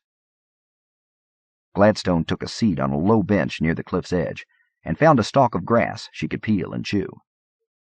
What happened to a world when it went from a home for 100,000 humans, in delicate balance with a delicate ecology, to the playground for more than 400 million in the first standard decade of citizenship in the Hegemony? Answer: the world died. Or its soul did, even as the ecosphere continued to function after a fashion. Planetary ecologists and terraform specialists kept the husk alive, kept the seas from choking completely on the unavoidable garbage and sewage and oil spills, worked to minimize or disguise the noise pollution and 1,000 other things which progress had brought. But the Maui Covenant that the consul had known as a child less than a century earlier, climbing this very hill to his grandmother's funeral, was gone forever. A formation of hawking mats flew overhead, the tourists on them laughing and shouting. Far above them, a massive excursion EMV occluded the sun for a moment. In the sudden shadow, Gladstone tossed down her stalk of grass and rested her forearms on her knees. She thought of the consul's betrayal. She had counted on the consul's betrayal, had wagered everything on the man raised on Maui Covenant, descendant of Siri, joining the Ousters in the inevitable battle for Hyperion. It had not been her plan alone.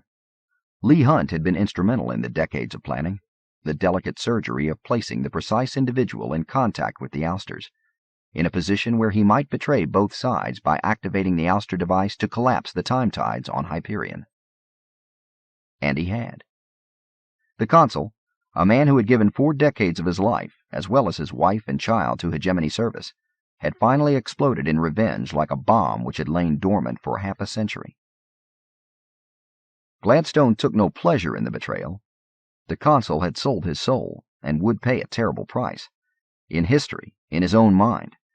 But his treason was as nothing to the treachery Gladstone was prepared to suffer for. As Hegemony CEO, she was the symbolic leader of 150 billion human souls. She was prepared to betray them all in order to save humanity. She rose, felt age and rheumatism in her bones, and walked slowly to the Terminex. She paused a moment by the gently humming portal, looking over her shoulder for a final glimpse of Maui Covenant. The breeze carried in from the sea, but it carried the flat stench of oil spills and refinery gases, and Gladstone turned her face away. The weight of Lucis fell on her caped shoulders like iron shackles. It was rush hour in the concourse, and thousands of commuters, shoppers, and tourists crowded every walkway level, filled the kilometer-long escalators with colorful humanity, and gave the air a rebreathed heaviness that mixed with the sealed system's scent of oil and ozone. Gladstone ignored the expensive shopping levels and took a purse-trans discway the 10 clicks to the main Shrike temple. There were police interdiction and containment fields glowing violet and green beyond the base of the wide stairway. The temple itself was boarded and dark. Many of the tall, thin, stained-glass windows facing the concourse had been shattered. Gladstone remembered the reports of riots months before, and knew that the bishop and his acolytes had fled. She walked close to the interdiction field, staring through the shifting violet haze at the stairway where Braun Lamia had carried her dying client and lover, the original Keats hybrid, to the waiting Shrike priests. Gladstone had known Braun's father well. They had spent their early Senate years together. Senator Byron Lamia had been a brilliant man. At one time, long before Braun's mother had come on the social scene from her backwater province of Freeholm, Gladstone had considered marrying him. And when he died, part of Gladstone's youth had been buried with him. Byron Lamia had been obsessed with the Technicorps, consumed with the mission of moving humankind out from under the bondage the AIs had imposed over 5 centuries and 1,000 light years. It had been Braun Lamia's father who had made Gladstone aware of the danger, had led her to the commitment which would result in the most terrible betrayal in the history of man. And it was Senator Byron Lamia's suicide that had trained her to decades of caution. Gladstone did not know if it had been agents of the Corps that had orchestrated the senator's death. Perhaps it had been elements of the Hegemony hierarchy protecting its own vested interests. But she did know that Byron Lamia would never have taken his own life, never have abandoned his helpless wife and headstrong daughter in such a way. Senator Lamia's last Senate act had been to co-propose protectorate status for Hyperion, a move that would have brought the world into the web 20 standard years earlier than the events now unfolding. After his death, the surviving co-sponsor, the newly influential Maina Gladstone, had withdrawn the bill. Gladstone found a drop shaft and fell past shopping levels and residential levels, manufacturing and service levels, waste disposal and reactor levels. Both her comm log and the drop shaft speaker began warning her that she was entering unlicensed and unsafe areas far beneath the hive. The drop shaft program tried to stop her descent. She overrode the command and silenced the warnings. She continued to drop, past levels without panels or lights now, descending through a tangle of fiber optic spaghetti, heating and cooling ducts, and naked rock. Eventually she stopped. Gladstone emerged into a corridor lighted only by distant glow globes and oily firefly paint. Water dripped from 1,000 cracks in ceilings and walls and accumulated in toxic puddles. Steam drifted from apertures in the wall that might be other corridors, or personal cubbies, or merely holes. Somewhere in the distance there was the ultrasonic scream of metal cutting metal. Closer, the electronic screeches of Neil music. Somewhere a man screamed and a woman laughed, her voice echoing metallically down shafts and conduits. There came the sound of a fléchette rifle coughing. Dregg's Hive. Gladstone came to an intersection of cave corridors and paused to look around. Her micro-remote dipped and circled closer now, as insistent as an angered insect. It was calling for security backup. Only Gladstone's persistent override prevented its cry being heard. Dregg's Hive. This was where Braun Lamia and her cybrid lover had hidden for those last few hours, before their attempt to reach the Shrike Temple. This was one of the myriad underbellies of the web, where the black market could provide anything from flashback to force-grade weapons, illegal androids to bootleg Polson treatments that would as likely kill you as give you another 20 years of youth. Gladstone turned right, down the darkest corridor. Something the size of a rat, but with many legs, scurried into a broken ventilator tube. Gladstone smelled sewage, sweat, the ozone of overworked datum plane decks, the sweet scent of handgun propellant, vomit, and the reek of low-grade pheromones mutated to toxins. She walked the corridors, thinking of the weeks and months to come, the terrible price the worlds would pay for her decisions, her obsessions. 5 youths, tailored by backroom artists to the point they were more animal than human, stepped into the corridor in front of Gladstone. She paused. The micro-remote dropped in front of her and neutralized its camouflage polymers. The creatures in front of her laughed, seeing only a machine the size of a wasp bobbing and darting in the air. It was quite possible that they were too far gone in the RNA tailoring even to recognize the device. 2 of them flicked open vibrates. 1 extended 10-centimeter-long steel claws. 1 clicked open a fléchette pistol with rotating barrels. Gladstone did not want to fight. She knew, even if these Dregg's Hive deadheads did not, that the micro could defend her from these 5 and 100 more. But she did not want someone killed simply because she chose the Dregs as a place to take her walk. "Go away," she said. The youth stared. Yellow eyes, bulbous black eyes, hooded slits, and photoreceptive belly bands. In unison, but spreading into a half circle, They took 2 steps toward her. Maina Gladstone pulled herself erect, gathered her cape around her, and dropped the privacy collar enough that they could see her eyes. "Go away," she said again. The youths paused. Feathers and scales vibrated to unseen breezes. On 2 of them, antennae quivered, and thousands of small sensory hairs pulsed. They went away. Their departure was as silent and swift as their arrival. In a second there was no sound but water dripping, distant laughter. Gladstone shook her head, summoned her personal portal, and stepped through. Saul Weintraub and his daughter had come from Barnard's world. Gladstone translated to a minor terminex in their hometown of Crawford. It was evening. Low, white homes set back on manicured lawns reflected Canadian Republic revival sensibilities and farmers' practicality. The trees were tall, broad-limbed, and amazingly faithful to their old earth heritage. Gladstone turned away from the flow of pedestrians, most hurrying home after a workday elsewhere in the web, and found herself strolling down brick walkways past brick buildings set around a grassy oval. To her left, she caught glimpses of farm fields past a row of homes. Tall green plants, possibly corn, grew in softly sighing ranks that stretched to the distant horizon where the last arc of a huge red sun was setting. Gladstone walked through the campus, wondering if this had been the college where Saul had taught, but not curious enough to query the datasphere. Gas lamps were lighting themselves under the canopy of leaves, and the first stars were becoming visible in the gaps where sky faded from azure to amber to ebony. Gladstone had read Weintraub's book, The Abraham Dilemma, in which he analyzed the relationship between a God who demanded the sacrifice of a son and the human race who agreed to it. Weintraub had reasoned that the Old Testament Jehovah had not simply been testing Abraham, but had communicated in the only language of loyalty, obedience, sacrifice, and command that humankind could understand at that point in the relationship. Weintraub had dealt with the New Testament's message as a presage of a new stage in that relationship, a stage wherein mankind would no longer sacrifice its children to any god for any reason, but where parents, entire races of parents, would offer themselves up instead. Thus the 20th century holocausts, the brief exchange, the tripartite wars, the reckless centuries, and perhaps even the big mistake of 38. Finally, Weintraub had dealt with refusing all sacrifice, refusing any relationship with God except one of mutual respect and honest attempts at mutual understanding. He wrote about the multiple deaths of God, and the need for a divine resurrection now that humankind had constructed its own gods and released them on the universe. Gladstone crossed a graceful stone bridge arcing over a stream lost in shadows, its whereabouts indicated only by the noises it made in the dark. Soft yellow light fell on railings of hand-set stone. Somewhere off campus, a dog barked and was hushed. Lights burned on the 3rd floor of an old building, a gabled and roughly shingled brick structure that must date back to before the Hegira.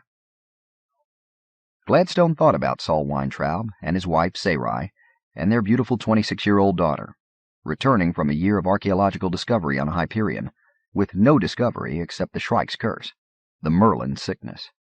Saul and Sarai watching as the woman aged backward to child, from child to infant. And then Saul watching alone after Sarai died in a senseless, stupid EMV crash while visiting her sister. Rachel Weintraub, whose first and final birthday would arrive in less than 3 standard days. Gladstone pounded her fist against stone, summoned her portal, and went elsewhere. It was midday on Mars. The Tharsis slums had been slums for 6 centuries and more. The sky overhead was pink, the air too thin and too cold for Gladstone, even with her cape around her, and dust blew everywhere. She walked the narrow lanes and cliff walks of Relocation City, never finding an open enough spot to see anything beyond the next cluster of hovels or dripping filter towers. There were few plants here. The great forests of the greening had been cut down for firewood, or died and been covered by red dunes. Only a few bootleg brandy cacti and scuttling packs of parasitic spider lichen were visible between paths packed hard as stone by 20 generations of bare feet. Gladstone found a low rock and rested, lowering her head and massaging her knees.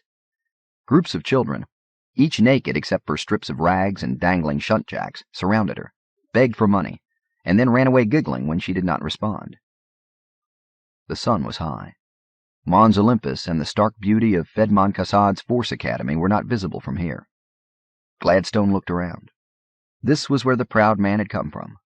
Here is where he had run with youth gangs before being sentenced to the order, sanity, and honor of the military. Gladstone found a private place and stepped through her portal. God's Grove was as it always was, perfumed by the scent of a million trees, silent except for the soft sounds of leaf rustle and wind, colored in halftones and pastels, the sunset igniting the literal rooftop of the world as an ocean of treetops caught the light, each leaf shimmering to the breeze, glittering with dew and morning showers as the breeze rose and carried the smell of rain and wet vegetation to Gladstone on her platform, high above the world still sunk in sleep and darkness half a kilometer below. A Templar approached, saw the glint of Gladstone's access bracelet as she moved her hand, and withdrew, a tall robed figure blending back into the maze of foliage and vines. The Templars were one of the trickiest variables in Gladstone's game. Their sacrifice of their tree ship Yggdrasil was unique, unprecedented, inexplicable, and worrisome. Of all her potential allies in the war to come, none were more necessary and inscrutable than the Templars. Dedicated to life and devoted to the Muir, the Brotherhood of the Tree was a small but potent force in the web, a token of ecological awareness in a society devoted to self-destruction and waste, but unwilling to acknowledge its indulgent ways. Where was Het Mustine? Why had he left the Mobius cube with the other pilgrims? Gladstone watched the sunrise, the sky filled with orphan Montgolfiers saved from the slaughter on Whirl, their many-hued bodies floating skyward like so many Portuguese men-o'-war. Radiant gossamers spread membrane-thin solar wings to collect the sunlight. A flock of ravens broke cover and spiraled skyward, their cries providing harsh counterpoint to the soft breeze and sibilant rush of rain coming toward Gladstone from the west. The insistent sound of raindrops on leaves reminded her of her own home in the deltas of Patafa, of the 100-day monsoon which sent her and her brothers out into the fens hunting for toad flyers, bendits, and Spanish moss serpents to bring to school in a jar. Gladstone realized for the 100,000th time that there was still time to stop things. All-out war was not inevitable at this point. The Ousters had not counterattacked yet in a way the Hegemony could not ignore. The Shrike was not free. Not yet. All she had to do to save 100 billion lives was return to the Senate floor, reveal 3 decades of deception and duplicity, reveal her fears and uncertainties. No, it would go as planned until it went beyond planning, into the unforeseen, into the wild waters of chaos where even the Technocore predictors, those who saw everything, would be blind. Gladstone walked the platforms, towers, ramps, and swinging bridges of the Templar Tree City. Arboreals from a score of worlds, and arnied chimps scolded her and fled, swinging gracefully from flimsy vines 300 meters above the forest floor. From areas closed to tourists and privileged visitors, Gladstone caught the scent of incense and clearly heard the Gregorian-like chants of the Templar sunrise service. Beneath her, the lower levels were coming alive with light and movement. The brief showers had passed over, and Gladstone returned to the upper levels, rejoicing in the view, crossing a 60-meter wooden suspension bridge connecting her tree to one even larger, where half a dozen of the great hot-air balloons, the only air transport the Templars allowed on God's Grove, hung tethered and seemingly impatient to be away, their passenger nacelles swinging like heavy brown eggs, the skins of the balloons lovingly dyed in the patterns of living things, Montgolfiers, monarch butterflies, Thomas hawks, radiant gossamers, the now extinct zeppelins, sky squids, moon moths, eagles, so revered in legend that they had never been retrieved or arnied, and more. All this could be destroyed if I continue. Will be destroyed. Gladstone paused at the edge of a circular platform and gripped a railing so tightly that the age models on her hand stood out harshly against suddenly pale skin. She thought of the old books she had read, pre-Hegira, pre-spaceflight, where people in embryonic nations on the continent of Europe had transported darker people, Africans, away from their homelands into a life of slavery in the colonial West. Would those slaves, chained and shackled, naked and curled in the fetid belly of a slave ship, would those slaves have hesitated to rebel, to drag down their captors, if it meant destroying the beauty of that slave ship, of Europe itself? But they had Africa to return to. Maina Gladstone let out a sound, part groan and part sob. She whirled away from the glorious music, from the sound of chants greeting the new day, from the rise of balloons, living and artificial, into the newborn sky, and she went below, down into the relative darkness to summon her Farcaster. She could not go where the last pilgrim, Martin Silenus, had come from. Silenus was only a century and a half old, half blue from Poulsen treatments, his cells remembering the cold freeze of a dozen long cryogenic fugues and even colder storage. But his lifetime had spanned more than 4 centuries. He had been born on Old Earth during the last days there, his mother from one of the noblest families, his youth a pastiche of decadence and elegance, beauty and the sweet smell of decay. While his mother stayed with the dying Earth, he had been sent spaceward, so that someone could clear family debts, even if it meant, which it did, years of service as a bonded manual laborer on one of the most hellish backwater worlds in the web. Gladstone could not go to Old Earth, so she went to Heaven's Gate. Mudflat was the capital, and Gladstone walked the cobblestone streets there, admiring the large old houses which overhung the narrow, stone-troughed canals, crisscrossing their way up the artificial mountainside like something from an Escher print. Elegant trees and even larger horsetail ferns crowned the hilltops, lined the broad white avenues, and swept out of sight around the elegant curve of white sand beaches. The lazy tide brought in violet waves which prismed to a score of colors before dying on the perfect beaches. Gladstone paused at a park looking over the Mudflat promenade, where scores of couples and carefully dressed tourists took the evening air under gas lamp and leaf shadow, and she imagined what Heaven's Gate had been more than 3 centuries earlier, when it was a rough protectorate world, not yet fully terraformed, and young Martin Silenus, still suffering from cultural dislocation, the loss of his fortune, and brain damage due to freezer shock on the long trip out, was working here as a slave. The atmospheric generating station, then, had provided a few hundred square kilometers of breathable air, marginally livable land. Tsunamis carried away cities, land reclamation projects, and workers with equal indifference. Bonded workers like Silenus dug out the acid canals, scraped rebreather bacteria from the lung pipe labyrinths under the mud, and dredged scum and dead bodies from the tidal mudflats after the floods. We have made some progress, thought Gladstone, despite the inertia forced upon us by the core, despite the near death of science, despite our fatal addiction to the toys granted us by our own creations. She was dissatisfied. Before this world walk was over, she had wanted to visit the home of each of the Hyperion pilgrims, however futile she knew that gesture to be. Heaven's Gate was where Silenus had learned to write true poetry, even while his temporarily damaged mind was lost to language, but this was not his home. Gladstone ignored the pleasant music rising from the concert on the promenade, ignored the flights of commuter EMVs moving overhead like migrating fowl, ignored the pleasant air and soft light, as she called her portal to her and commanded it to farcast to Earth's moon. The moon. Instead of activating the translation, her comlog warned her of the dangers of going there. She overrode it. Her micro-remote buzzed into existence, its tiny voice in her implant suggesting that it was not a good idea for the chief executive to travel to such an unstable place. She silenced it. The Farcaster portal itself began to argue with her choice until she used her universal card to program it manually. The Farcaster door blurred into existence, and Gladstone stepped through. The only place on Old Earth's moon still habitable was the mountain and mare area preserved for the Force Masada ceremony, and it was here that Gladstone stepped out. The viewing stands and marching field were empty. Class 10 containment fields blurred the stars and the distant rim walls, but Gladstone could see where internal heating from terrible gravity tides had melted the distant mountains and made them flow into new seas of rock. She moved across a plain of gray sand, feeling the light gravity like an invitation to fly. She imagined herself as one of the Templar balloons, lightly tethered but eager to be away.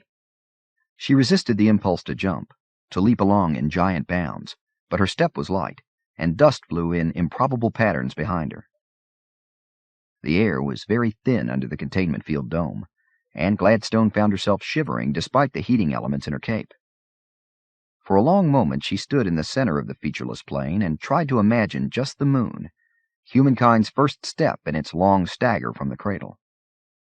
But the force viewing stands and equipment sheds distracted her, made such imaginings futile, and finally she raised her eyes to see what she had actually come for. Old Earth hung in the black sky. But not old Earth, of course, merely the pulsing accretion disk and globular cloud of debris which had once been old Earth. It was very bright, brighter than any of the stars seen from Ptolemy on even the rarest clear night, but its brightness was strangely ominous, and it cast a sick light across the mud-gray field. Gladstone stood and stared. She had never been here before, had made herself not come before, and now that she was here, she desperately wanted to feel something, hear something, as if some voice of caution or inspiration, or perhaps merely commiseration, would come to her here. She heard nothing. She stood there another few minutes, thinking of little, feeling her ears and nose beginning to freeze, before she decided to go. It would be almost dawn on TC Squared. Gladstone had activated the portal and was taking a final look around when another portable Farcaster door blurred into existence less than 10 meters away. She paused. Not 5 human beings in the web had individual access to Earth's moon. The micro-remote buzzed down to float between her and the figure emerging from the portal. Lee Hunt stepped out, glanced around, shivered from the cold, and walked quickly toward her. His voice was thin, almost amusingly childlike in the thin air. Chief Executive, you must return at once. The Ousters have succeeded in breaking through in an amazing counterattack. Gladstone sighed. She had known that this would be the next step. All right, she said. Has Hyperion fallen? Can we evacuate our forces from there? Hunt shook his head. His lips were almost blue from the cold. You don't understand, came the attenuated voice of her aide. It's not just Hyperion. The Ousters are attacking at a dozen points. They're invading the web itself. Suddenly numb and chilled to her core, more from shock than from the lunar cold, Maina Gladstone nodded, gathered her cape more tightly around her, and stepped back through the portal to a world which would never be the same again. Chapter 19. They gathered at the head of the Valley of the Time Tombs, Braun Lamia and Martin Silenus burdened with as many backpacks and carrying bags as they could manage, Saul Weintraub, the consul, and Father Duray standing silent as a tribunal of patriarchs. The first shadows of afternoon were beginning to stretch east across the valley, reaching for the softly glowing tombs like fingers of darkness. I'm still not sure it's a good idea to split up like this, said the consul, rubbing his chin. It was very hot. Sweat gathered on his stubbled cheeks and ran down his neck. Lamia shrugged. We knew that we each would be confronting the Shrike alone. Does it matter if we're separated a few hours? We need the food. You 3 could come if you want. The consul and Saul glanced at Father Duray. The priest was obviously exhausted. The search for cassette had drained whatever reserves of energy the man had kept after his ordeal. Someone should wait here in case the colonel returns, said Saul. The baby looked very small in his arms. Lamia nodded agreement. She settled straps on her shoulders and neck. All right. It should be about 2 hours getting to the keep. A little longer coming back. Figure a full hour there loading supplies, and we'll still be back before dark, close to dinner time. The consul and Duray shook hands with Silenus. Saul put his arms around Braun. Come back safely, he whispered. She touched the bearded man's cheek, set her hand on the infant's head for a second, turned, and started up the valley at a brisk pace. Hey, wait a fucking minute for me to catch up, called Martin Silenus, canteens and water bottles clattering as he ran. They came up out of the saddle between the cliffs together. Silenus glanced back and saw the other 3 men already dwarfed by distance, small sticks of color amid the boulders and dunes near the Sphinx. It isn't going quite as planned, is it? He said. I don't know, said Lamia. She had changed into shorts for the hike, and the muscles of her short, powerful legs gleamed under a sheen of sweat. How was it planned? My plan was to finish the universe's greatest poem and then go home, said Silenus. He took a drink from the last bottle holding water. God damn, I wish we'd brought enough wine to last us. I didn't have a plan, said Lamia, half to herself. Her short curls, matted with perspiration, clung to her broad neck. Martin Silenus snorted a laugh. You wouldn't be here if it weren't for that cyborg lover. Client, she snapped. Whatever. It was the Johnny Keats retrieval persona who thought it was important to get here. So now you've dragged him this far. You're still carrying the Schron loop, aren't you? Lamia absently touched the tiny neural shunt behind her left ear. A thin membrane of osmotic polymer kept sand and dust out of the follicle-sized connector sockets. Yes. Silenus laughed again. What the fuck good is it if there's no datasphere to interact with, kid? You might as well have left the Keats persona on Lucis or wherever. The poet paused a second to adjust straps and packs. Say, can you access the personality on your own? Lamia thought of her dreams the night before. The presence in them had felt like Johnny, but the images had been of the web. Memories? No, she said. I can't access a Schron loop by myself. It carries more data than 100 simple implants could deal with. Now why don't you shut up and walk? She picked up the pace and left him standing there. The sky was cloudless, verdant, and hinting of depths of lapis. The boulder field ahead stretched southwest to the barrens surrendering to the dune fields.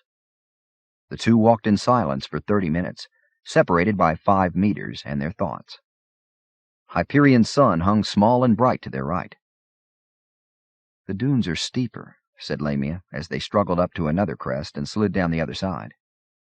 The surface was hot, and already her shoes were filling with sand. Silenus nodded, stopped, and mopped his face with a silken handkerchief. His floppy purple beret hung low over his brow and left ear, but offered no shade. It would be easier following the high ground to the north there, near the Dead City. Braun Lamia shielded her eyes to stare in that direction. We'll lose at least half an hour going that way. We'll lose more than that going this way. Silenus sat on the dune and sipped from his water bottle. He pulled off his cape, folded it, and stuffed it in the largest of his backpacks. What are you carrying there? Asked Lamia. That pack looks full. None of your damned business, woman. Lamia shook her head, rubbed her cheeks, and felt the sunburn there. She was not used to so many days in sunlight, and Hyperion's atmosphere blocked little of the ultraviolet. She fumbled in her pocket for the tube of sunblock cream and smeared some on. All right, she said. We'll detour that way. Follow the ridgeline until the worst of the dunes are passed, and then cut back on a straight line toward the keep. The mountains hung on the horizon, seeming to grow no closer. The snow-topped summits tantalized her with their promise of cool breezes and fresh water. The valley of the time tombs was invisible behind them, the view blocked by dunes in the boulder field. Lamia shifted her packs, turned to her right, and half slid, half walked down the crumbling dune. As they came up out of the sand onto the low gorse and needlegrass of the ridge, Martin Silenus could not take his eyes from the ruins of the city of poets. Lamia had cut left around it, avoiding everything but the stones of the half-buried highways that circled the city, other roads leading out into the barrens until they disappeared beneath the dunes. Silenus fell farther and farther behind until he stopped and sat on a fallen column, which had once been a portal through which the android laborers filed every evening after working in the fields. Those fields were gone now. The aqueducts, canals, and highways only hinted at by fallen stones, depressions in the sand, or the sand-scoured stumps of trees where once they had overhung a waterway or shaded a pleasant lane. Martin Silenus used his beret to mop his face as he stared at the ruins. The city was still white as bones uncovered by shifting sands, as white as teeth in an earth-brown skull. From where he sat, Silenus could see that many of the buildings were as he had last seen them more than a century and a half ago. Poet's amphitheater lay half-finished, but regal in its ruin, a white, otherworldly Roman Colosseum, overgrown with desert creeper and fanfare ivy. The great atrium was open to the sky, the gallerias shattered, not by time, Silenus knew, but by the probes and lances and explosive charges of sad King Billy's useless security people in the decades after the evacuation of the city. They were going to kill the Shrike. They were going to use electronics and angry beams of coherent light to kill Grendel after he had laid waste to the mead hall. Martin Silenus chuckled and leaned forward, suddenly dizzy from the heat and exhaustion. Silenus could see the great dome of the common hall where he had eaten his meals, first with the hundreds in artistic camaraderie, then in separation and silence with the few others who had remained, for their own inscrutable and unrecorded reasons, after Billy's evacuation to Keats, and then alone, truly alone. Once he had dropped a goblet, and the echo rang for half a minute under the vine-graffitied dome. Alone with the Morlocks, thought Silenus. But not even Morlocks for company in the end. Only my muse. There was a sudden explosion of sound, and a score of white doves burst from some niche in the heap of broken towers that had been Sad King Billy's palace. Silenus watched them whirl and circle in the overheated sky, marveling that they had survived the centuries here on the edge of nowhere. If I could do it, why not they? There were shadows in the city, pools of sweet shade. Silenus wondered if the wells were still good, the great underground reservoirs, sunk before the human seed ships had arrived, still filled with sweet water. He wondered if his wooden work table, an antique from old Earth, still sat in the small room in which he had written much of his cantos. What's wrong? Braun Lamia had retraced her steps and was standing near him. Nothing. He squinted up at her. The woman looked like some squat tree, a mass of dark thigh roots and sunburned bark and frozen energy. He tried to imagine her being exhausted. The effort made him tired. I just realized, he said. We're wasting our time going all the way back to the keep. There are wells in the city. Probably food reserves, too. Said Lamia. The consul and I thought of that, talked about it. The dead city's been looted for generations. Shrike pilgrims must have depleted the stores 60 or 80 years ago. The wells aren't dependable. The aquifer is shifted. The reservoirs are contaminated. We go to the keep. Silenus felt his anger grow at the woman's insufferable arrogance, her instant assumption that she could take command in any situation. I'm going to explore, he said. It might save us hours of travel time. Lamia moved between him and the sun. Her black curls glowed with the corona of eclipse. No. If we waste time here, we won't be back before dark.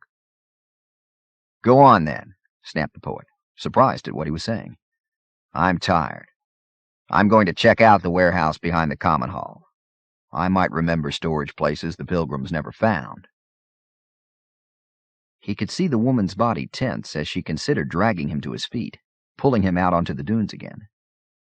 They were little more than a third of the way to the foothills where the long climb to the keep staircase began. Her muscles relaxed. Martin, she said, the others are depending on us. Please don't screw this up. He laughed and sat back against the tumbled pillar. Fuck that, he said. I'm tired. You know that you're going to do 95% of the transporting anyway. I'm old, woman. Older than you can imagine. Let me stay and rest a while. Maybe I'll find some food. Maybe I'll get some writing done. Lamia crouched next to him and touched his pack. That's what you've been carrying. The pages of your poem. The cantos. Of course, he said. And you still think that proximity to the Shrike will allow you to finish it? Silenus shrugged, feeling the heat and dizziness whirl around him. The thing is a fucking killer. A sheet metal Grendel forged in hell, he said.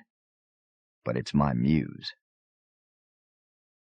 Lamia sighed, squinted at the sun already lowering itself toward the mountains, and then looked back the way they had come. Go back, she said softly, to the valley. She hesitated a moment. I'll go with you, then return. Silenus smiled with cracked lips. Why go back? To play cribbage with 3 other old men until our beastie comes to tuck us in? No, thanks. I'd rather rest here a bit and get some work done. Go on, woman. You can carry more than 3 poets could. He struggled out of his empty packs and bottles, handing them to her. Lamia held the tangle of straps in a fist as short and hard as the head of a steel hammer. Are you sure? We can walk slowly. He struggled to his feet, fueled by a moment of pure anger at her pity and condescension. Fuck you and the horse you rode in on, Lucian. In case you forgot, the purpose of the pilgrimage was to get here and say hello to the Shrike. Your friend Hoyt didn't forget. Cassette understood the game. The fucking Shrike's probably chewing on his stupid military bones right now. I wouldn't be surprised if the 3 we left behind don't need food or water by this point. Go on, get the hell out of here. I'm tired of your company. Braun Lamia remained crouching for a moment, looking up at him as he weaved above her. Then she got to her feet, touched his shoulder for the briefest of seconds, lifted the packs and bottles to her back, and swung away, her pace faster than anything he could have kept up with in his youth. I'll be back this way in a few hours, she called, not turning back to look at him. Be out on this edge of the city. We'll return to the tombs together. Martin Silenus said nothing as he watched her diminish and then disappear in the rough ground to the southwest. The mountains shimmered in the heat. He looked down and saw that she had left the water bottle for him. He spat, added the bottle to his load, and walked into the waiting shade of the dead city. Chapter 20. Duray all but collapsed while they were eating lunch from the last 2 ration packs. Saul and the consul carried him up the Sphinx's wide stairway into the shade. The priest's face was as white as his hair. He attempted a smile as Saul lifted a water bottle to his lips. All of you accept the fact of my resurrection rather easily, he said, wiping the corners of his mouth with a finger. The consul leaned back against the stone of the Sphinx. I saw the cruciforms on Hoyt, the same as you wear now. And I believed his story. Your story, said Saul. He passed the water to the consul. Duray touched his forehead. I've been listening to the comlog discs. The stories, including mine, are incredible. Do you doubt any of them? Asked the consul. No.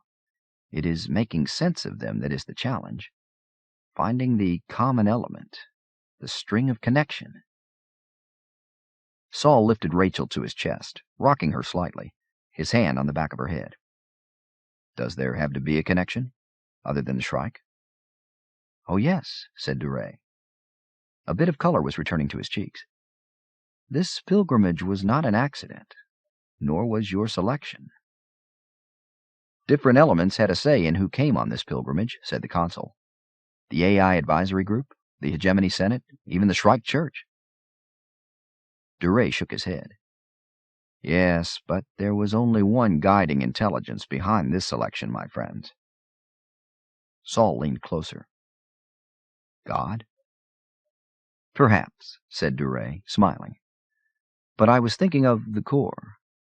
The artificial intelligences who have behaved so mysteriously through this entire sequence of events. The baby made soft, mewling noises. Saul found a pacifier for it and tuned the comlog on his wrist to heartbeat rates. The child curled its fist once and relaxed against the scholar's shoulder.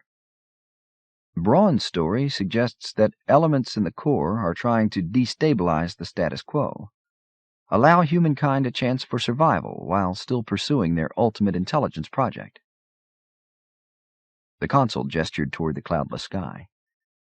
Everything that's happened, our pilgrimage, even this war, was manufactured because of the internal politics of the core. And what do we know of the core? Asked Duray softly. Nothing, said the consul, and threw a pebble toward the carved stone to the left of the Sphinx's stairway. When all is said and done, we know nothing. Duray was sitting up now, massaging his face with a slightly moistened cloth. Yet their goal is oddly similar to our own. What's that? asked Saul, still rocking the baby. To know God, said the priest, or, failing that, to create him. He squinted down the long valley. Shadows were moving farther out from the southwestern walls now, beginning to touch and enfold the tombs. I helped promote such an idea within the church. I've read your treatises on Saint Théard, said Saul. You did a brilliant job defending the necessity of evolution toward the Omega point, the Godhead, without stumbling into the Socinian heresy. The what? Asked the consul. Father Duray smiled slightly. Socinus was an Italian heretic in the 16th century A.D. His belief, for which he was excommunicated, was that God is a limited being, able to learn and to grow as the world, the universe, becomes more complex. And I did stumble into the Socinian heresy, Saul. That was the first of my sins. Saul's gaze was level. And the last of your sins? Besides pride, said Duray, the greatest of my sins was falsifying data from a 7-year dig on Armagast, trying to provide a connection between the vanished arch-builders there and a form of proto-Christianity. It did not exist. I fudged data. So the irony is, the greatest of my sins, at least in the Church's eyes, was to violate the scientific method. In her final days, the Church can accept theological heresy, but can brook no tampering with the protocols of science. Was Armagast like this? Asked Saul, making a gesture with his arm that included the valley, the tombs, and the encroaching desert. Duray looked around, his eyes bright for a moment. The dust and stone and sense of death, yes. But this place is infinitely more threatening. Something here has not yet succumbed to death when it should have. The consul laughed. Let's hope that we're in that category. I'm going to drag the comm log up to that saddle and try again to establish a relay link with the ship. I'll go too, said Saul. And I, said Father Duray, getting to his feet, weaving for only a second, and refusing the offer of Weintraub's hand. The ship did not respond to queries. Without the ship, there could be no fat line relay to the Ousters, the Web, or anywhere else beyond Hyperion. Normal comm bands were down. Could the ship have been destroyed? Saul asked the consul. No. The message is being received, just not responded to. Gladstone still has the ship in quarantine. Saul squinted out over the barrens to where the mountains shimmered in the heat haze. Several clicks closer, the ruins of the City of Poets rose jaggedly against the skyline. Just as well, he said. We have one Deus Ex Machina too many as it is. Paul Duray began to laugh then, a deep, sincere sound, and stopped only when he began coughing and had to take a drink of water. What is it? Asked the consul. The Deus Ex Machina. What we were talking about earlier. I suspect that this is precisely the reason each of us is here. Poor Lennar with his Deus in the Machina of the Cruciform. Braun with her resurrected poet trapped in a Schwann loop, seeking the Machina to release her personal Deus. You, Saul, waiting for the Dark Deus to solve your daughter's terrible problem. The core, Machina spawned, seeking to build their own Deus. The consul adjusted his sunglasses. And you, Father? Duray shook his head. I wait for the largest Machina of all to produce its Deus, the universe. How much of my elevation of Saint Théard stemmed from the simple fact that I found no sign of a living creator in the world today? Like the technicore intelligences, I seek to build what I cannot find elsewhere. Saul watched the sky. What Deus do the Ousters seek? The consul answered. Their obsession with Hyperion is real. They think that this will be the birthplace of a new hope for humankind. We'd better go back down, said Saul, shielding Rachel from the sun. Braun and Martin should be returning before dinner. But they did not return before dinner, nor was there any sign of them by sunset. Every hour the consul walked to the valley entrance, climbed a boulder, and watched for movement out among the dunes and boulder field. There was none. The consul wished that Cassette had left a pair of his powered binoculars. Even before the sky faded to twilight, the bursts of light across its zenith announced the continuing battle in space. The three men sat on the highest step of the Sphinx's staircase and watched the light show, slow explosions of pure white, dull red blossoms, and sudden green and orange streaks which left retinal echoes. "Who's winning, do you think?" said Saul. The consul did not look up. "It doesn't matter. Do you think we should sleep somewhere other than the Sphinx tonight? Wait at one of the other tombs?" "I can't leave the Sphinx," said Saul. "You're welcome to go on." Duray touched the baby's cheek.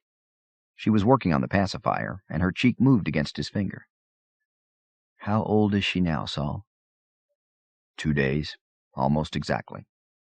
She would have been born about 15 minutes after sunset at this latitude, Hyperion time. "I'll go up and look one last time," said the consul. "Then we'll have to build a bonfire or something to help them find their way back." The consul had descended half the steps toward the trail when Saul stood and pointed. Not toward where the head of the valley glowed in low sunlight, but the other way, into the shadows of the valley itself. The consul stopped, and the other two men joined him. The consul reached into his pocket and removed the small neural stunner Kassad had given him several days earlier. With Lamia and Kassad gone, it was the only weapon they had. "Can you see?" whispered Saul. The figure was moving in the darkness beyond the faint glow of the jade tomb.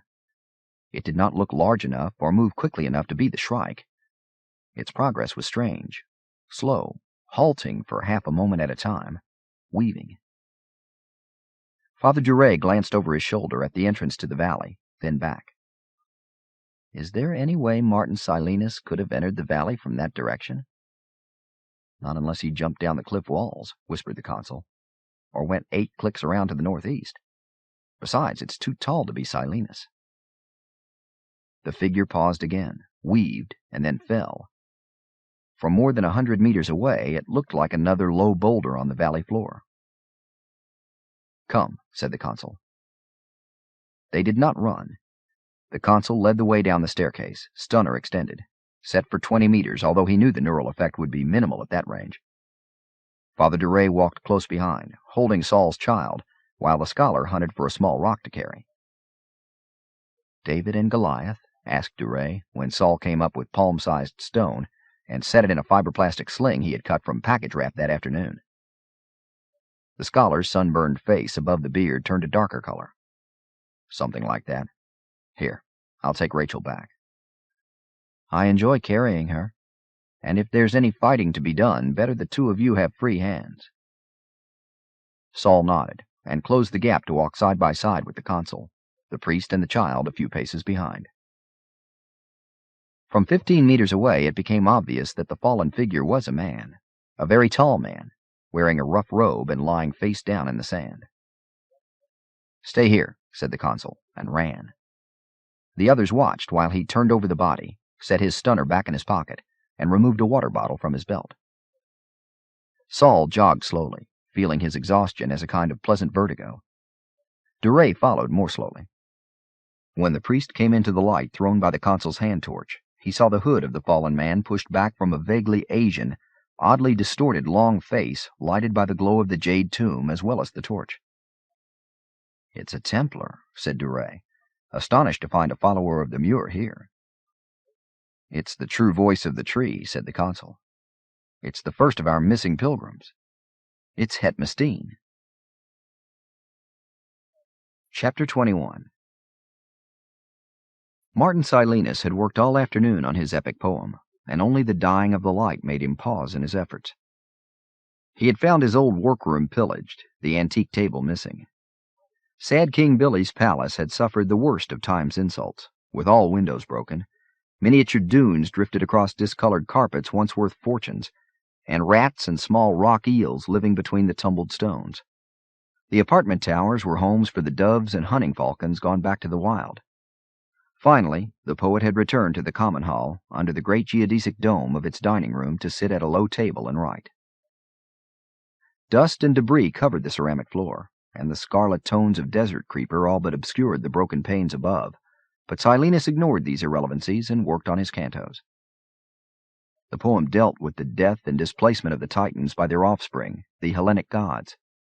It dealt with the Olympian struggle which followed the Titans' refusal to be displaced, the boiling of great seas as Oceanus struggled with Neptune, his usurper, the extinction of suns as Hyperion struggled with Apollo for control of the light, and the trembling of the universe itself as Saturn struggled with Jupiter for control of the throne of the gods. What was at stake was not the mere passage of one set of deities to be replaced by another, but the end of a golden age and the beginning of dark times which must spell doom for all mortal things. The Hyperion cantos made no secret of the multiple identities of these gods. The Titans were easily understood to be the heroes of humankind's short history in the galaxy. The Olympian usurpers were the Technicore AIs, and their battlefields stretched across the familiar continents, oceans, and airways of all the worlds in the web. Amidst all this, the monster Dis, son of Saturn, but eager to inherit the kingdom with Jupiter, stalked its prey, harvesting both god and mortal.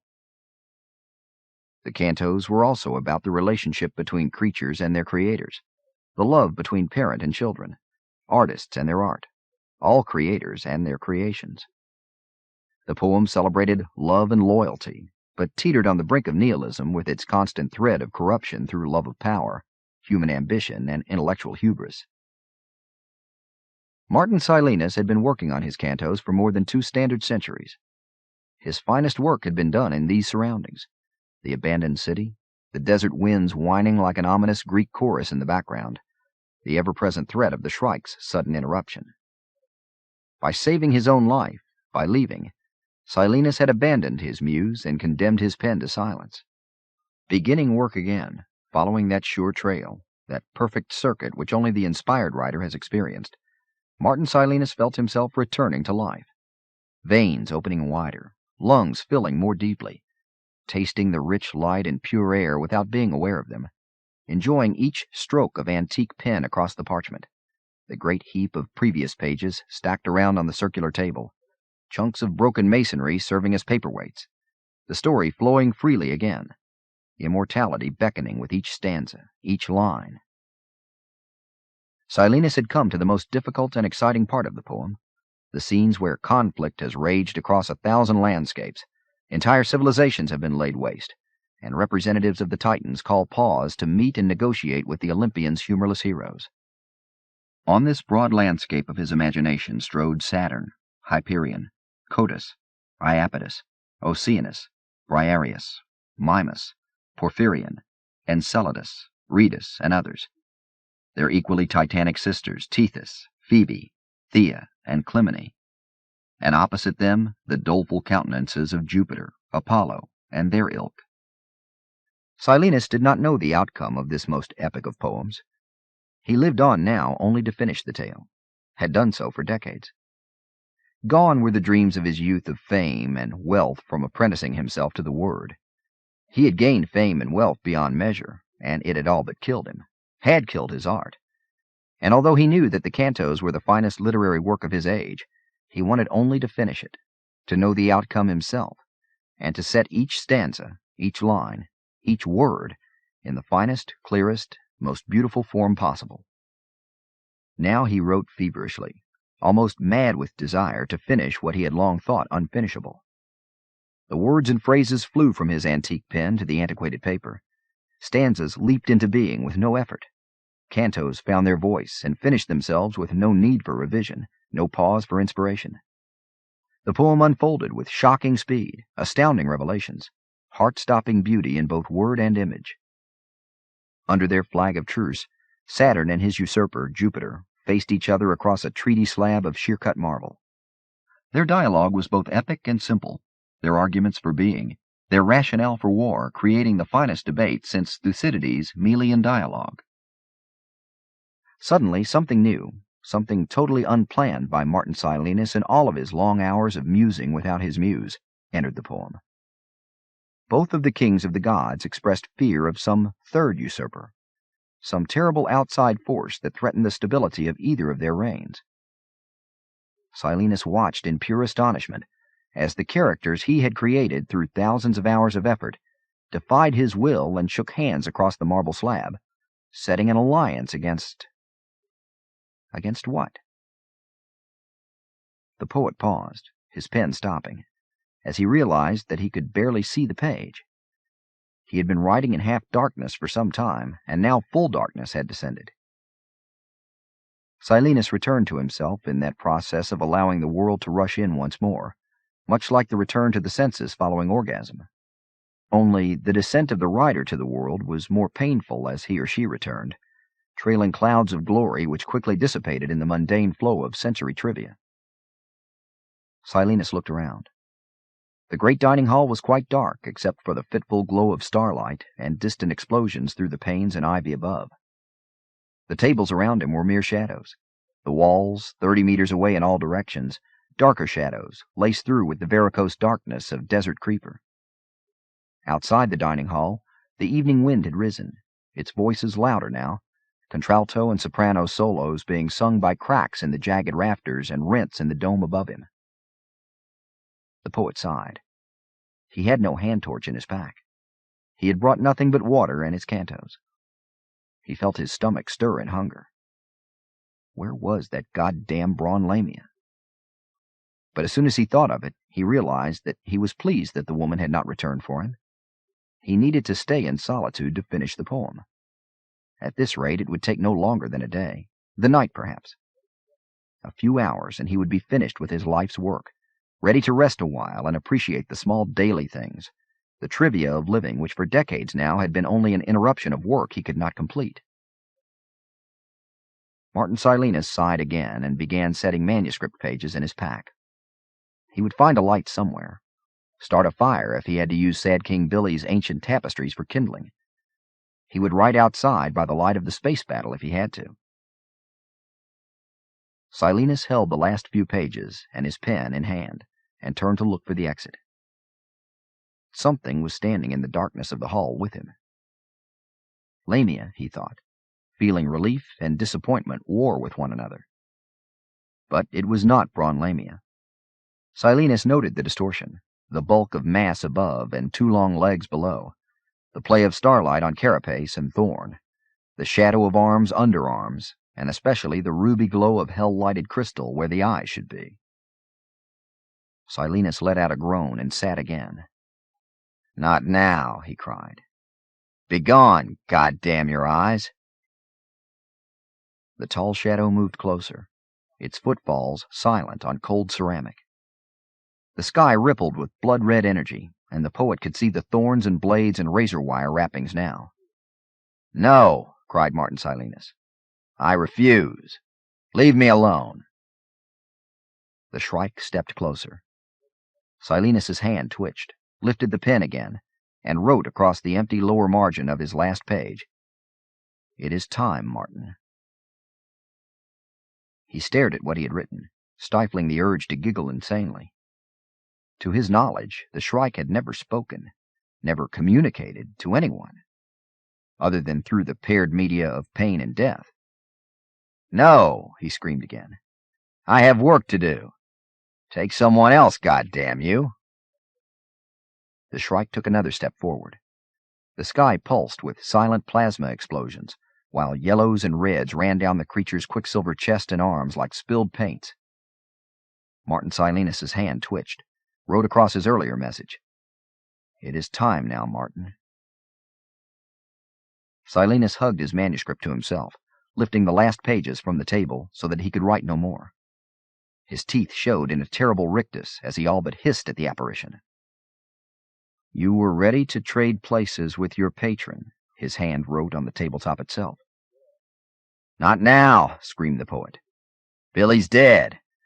Just let me finish, please." Martin Silenus had never begged in his long, long life. He begged now. "Please, oh please, please, just let me finish." The Shrike took a step forward. It was so close that its misshapen upper body blocked out the starlight and set the poet in shadow. "No," wrote Martin Silenus's hand, and then the pen dropped as the Shrike reached out infinitely long arms, and infinitely sharp fingers pierced the poet's arms to the marrow. Martin Silenus screamed as he was dragged from under the dining dome. He screamed as he saw dunes underfoot, heard the slide of sand under his own screams, and saw the tree rising out of the valley. The tree was larger than the valley, taller than the mountains the pilgrims had crossed. Its upper branches seemed to reach into space. The tree was steel and chrome, and its branches were thorns and nettles. Human beings struggled and wriggled on those thorns, thousands and tens of thousands. In the red light from the dying sky, Silenus focused above his pain and realized that he recognized some of those forms. They were bodies, not souls or other abstracts, and they obviously were suffering the agonies of the pain-racked living. "It is necessary," wrote Silenus's own hand against the unyielding cold of the Shrike's chest. Blood dripped on quicksilver and sand. "No!" screamed the poet. He beat his fists against scalpel blades and razor wire. He pulled and struggled and twisted, even as the creature hugged him more closely, pulling him onto its own blades as if he were a butterfly being mounted, a specimen being pinned. It was not the unthinkable pain that drove Martin Silenus beyond sanity. It was the sense of irretrievable loss. He had almost finished it. He had almost finished it. "No!" screamed Martin Silenus, struggling more wildly until a spray of blood and screamed obscenities filled the air. The Shrike carried him toward the waiting tree. In the dead city, screams echoed for another minute, growing fainter and farther away. Then there was a silence broken only by the doves returning to their nests, dropping into the shattered domes and towers with a soft rustle of wings. The wind came up, rattling loose perspex panes and masonry, shifting brittle leaves across dry fountains, finding entrance through the broken panes of the dome and lifting manuscript pages in a gentle whirlwind, some pages escaping to be blown across the silent courtyards and empty walkways and collapsed aqueducts. After a while, the wind died, and then nothing moved in the city of poets. Chapter 22. Braun Lamia found her 4-hour walk turning into a 10-hour nightmare. First, there was the diversion to the dead city and the difficult choice of leaving Silenus behind. She did not want the poet to stay there alone. She did not want to force him to go on, nor to take the time for a return to the tombs. As it was, the detour along the ridgeline cost her an hour of travel time. Crossing the last of the dunes and the rock barrens was exhausting and tedious. By the time she reached the foothills, it was late afternoon, and the keep was in shadow. It had been easy descending the 661 stone stairs from the keep 40 hours earlier. The ascent was a test even of her loosely spread muscles. As she climbed, the air grew cooler, the view more spectacular, until by the time she was 400 meters above the foothills, she was no longer perspiring, and the valley of the time tombs was in sight once again. Only the tip of the crystal monolith was visible from this angle, and that as an irregular glimmer and flash of light. She stopped once to make sure that it was not truly a message being flashed, but the glimmers were random, merely a panel of crystal catching the light as it dangled from the broken monolith. Just before the last 100 stairs, Lamia tried her comlog again. The comm channels were the usual hash and nonsense, presumably distorted by the time tides, which broke down all but the closest of electromagnetic communications. A comm laser would have worked. It seemed to work with the console's antique comlog relay, but besides that single machine, they had no comm lasers now that Cassette had disappeared. Lamia shrugged and climbed the final stairs. Kronos Keep had been built by Sad King Billy's androids. Never a true keep, it had been intended as a resort, travel inn, and artist's summer haven. After the evacuation of the city of poets, the place had remained empty for more than a century, visited by only the most daring of adventurers. With the gradual waning of the Shrike menace, tourists and pilgrims had begun to use the place, and eventually the Church of the Shrike reopened it as a necessary stop on the annual Shrike pilgrimage. Some of its rooms carved deepest in the mountain, or atop the least accessible of turrets, had been rumored to be the site of arcane rituals and elaborate sacrifices to that creature the Shrike cultists called the Avatar. With the imminent opening of the tombs, wild irregularities of the time tides, and evacuation of the northern reaches, Kronos Keep had again fallen silent, and so it was when Braun Lamia returned. The desert and dead city were still in sunlight, but the keep was in twilight as Lamia reached the bottom terrace, rested a moment, found her flashlight and her smallest pack, and entered the maze. The corridors were dark. During their stay there 2 days earlier, Cassette had explored and announced that all power sources were down for good. solar converters shattered, fusion cells smashed, and even the backup batteries broken and strewn about the cellars. Lamia had thought of that a score of times as she hiked up the 603 stairs, glowering at the elevator nacelles frozen on their rusted vertical tracks. The larger halls, designed for dinners and gatherings, were just as they had left them, strewn with the desiccated remains of abandoned banquets and the signs of panic. There were no bodies, but browning streaks on stone walls and tapestries suggested an orgy of violence not too many weeks before. Lamia ignored the chaos, ignored the harbingers, great black birds with obscenely human faces, taking wing from the central dining hall, and ignored her own fatigue as she climbed the many levels to the storeroom where they had camped. Stairways grew inexplicably narrower, while pale light through colored glass cast sickly hues. Where the panes were shattered or absent, gargoyles peered in, as if frozen in the act of entering. A cold wind blew down from the snowy reaches of the bridle range and made Lamia shiver under her sunburn. The packs and extra belongings were where they had left them, in the small storeroom high above the central chamber. Lamia checked to make sure that some of the boxes and crates in the room contained non-perishable food items, and then she went out onto the small balcony where Lenore Hoyt had played his balalaika so few hours, such an eternity, ago. The shadows of the high peaks stretched kilometers across the sand, almost to the dead city. The valley of the time tombs and the jumbled wastes beyond still languished in evening light, boulders and low rock formations throwing a jumble of shadows. Lamia could not make out the tombs from here, although an occasional glimmer still sparkled from the monolith. She tried her comm-log again, cursed it when it gave her only static and background garble, and went back in to choose and load her supplies. She took 4 packs of basics wrapped in flow foam and molded fiberplastic. There was water in the keep. The troughs from the snowmelt far above were a technology which could not break down, and she filled all of the bottles she had brought and searched for more. Water was their most serious need. She cursed Silenus for not coming with her. The old man could have carried at least a half a dozen water bottles. She was ready to leave when she heard the noise. Something was in the grand hall, between her and the staircase. Lamia pulled on the last of the packs, pulled her father's automatic pistol from her belt, and went slowly down the staircases.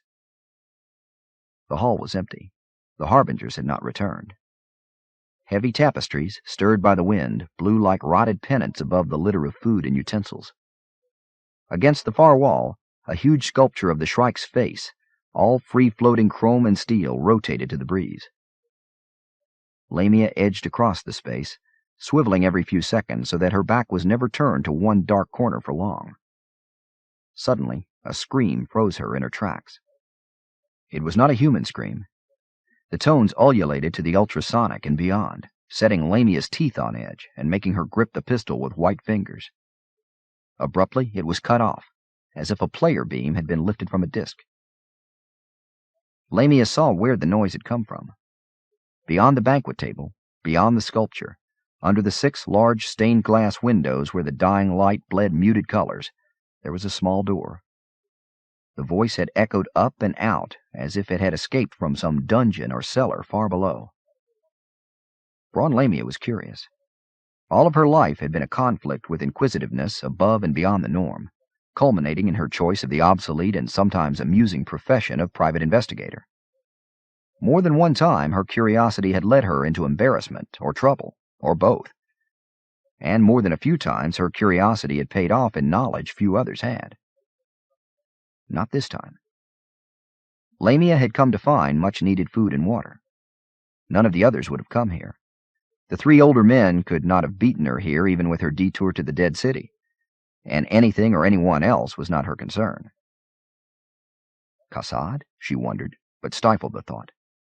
That sound had not come from the throat of the Force Colonel. Braun Lamia backed away from the door, keeping her pistol ready, found the steps to the main levels, and descended carefully, moving through each room with as much stealth as is possible, while carrying 70 kilos of goods and more than a dozen water bottles.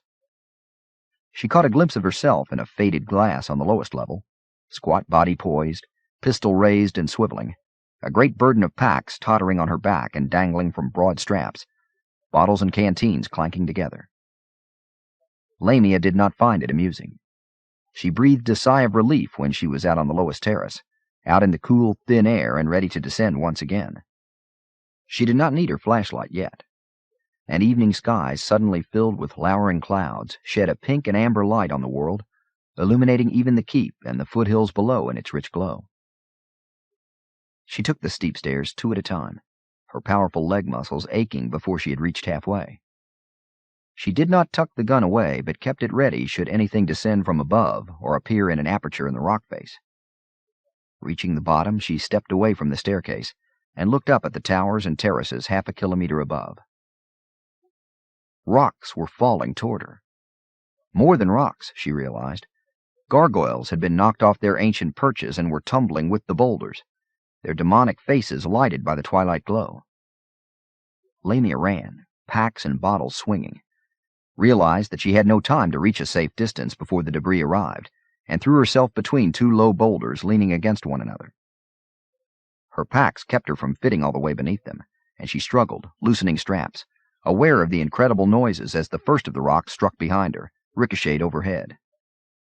Lamia pulled and pushed with an effort that tore leather, snapped fiberplastic, and then she was under the boulders, pulling her packs and bottles in with her, determined not to have to return to the keep. Rocks the size of her head and hands pelted the air around her. The shattered head of a stone goblin bounced past, smashing a small boulder not 3 meters away. For a moment the air was filled with missiles. Larger stones smashed on the boulder above her head, and then the avalanche was past, and there was only the patter of smaller stones from the secondary fall. Lamia leaned over to tug her pack further into safety, and a stone the size of her comm log ricocheted off the rock face outside, skipped almost horizontally toward her hiding place, and bounced twice in the small cave her shelter made, then struck her in the temple. Lamia awoke with an old person's groan.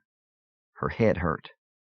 It was full night outside, the pulses from distant skirmishes lighting the inside of her shelter through cracks above. She raised fingers to her temple and found caked blood along her cheek and neck. She pulled herself out of the crevice, struggling over the tumble of new fallen rocks outside, and sat a moment, head lowered, resisting the urge to vomit. Her packs were intact, and only 1 water bottle had been smashed. She found her pistol where she had dropped it, in the small space not littered with smashed rocks. The stone outcrop on which she stood had been scarred and slashed by the violence of the brief avalanche. Lamia queried her comm log. Less than an hour had elapsed. Nothing had descended to carry her away or slit her throat while she lay unconscious. She peered one last time at the ramparts and balconies, now invisible far above her, dragged her gear out, and set off down the treacherous stone path at double time. Martin Silenus was not at the edge of the dead city when she detoured to it. Somehow she had not expected him to be, although she hoped he had merely gotten tired of waiting and had walked the few kilometers to the valley. The temptation to take off her packs, lower the bottles to the ground, and rest a while was very strong. Lamia resisted it. Her small automatic in her hand, she walked through the streets of the dead city. The explosions of light were enough to guide her way.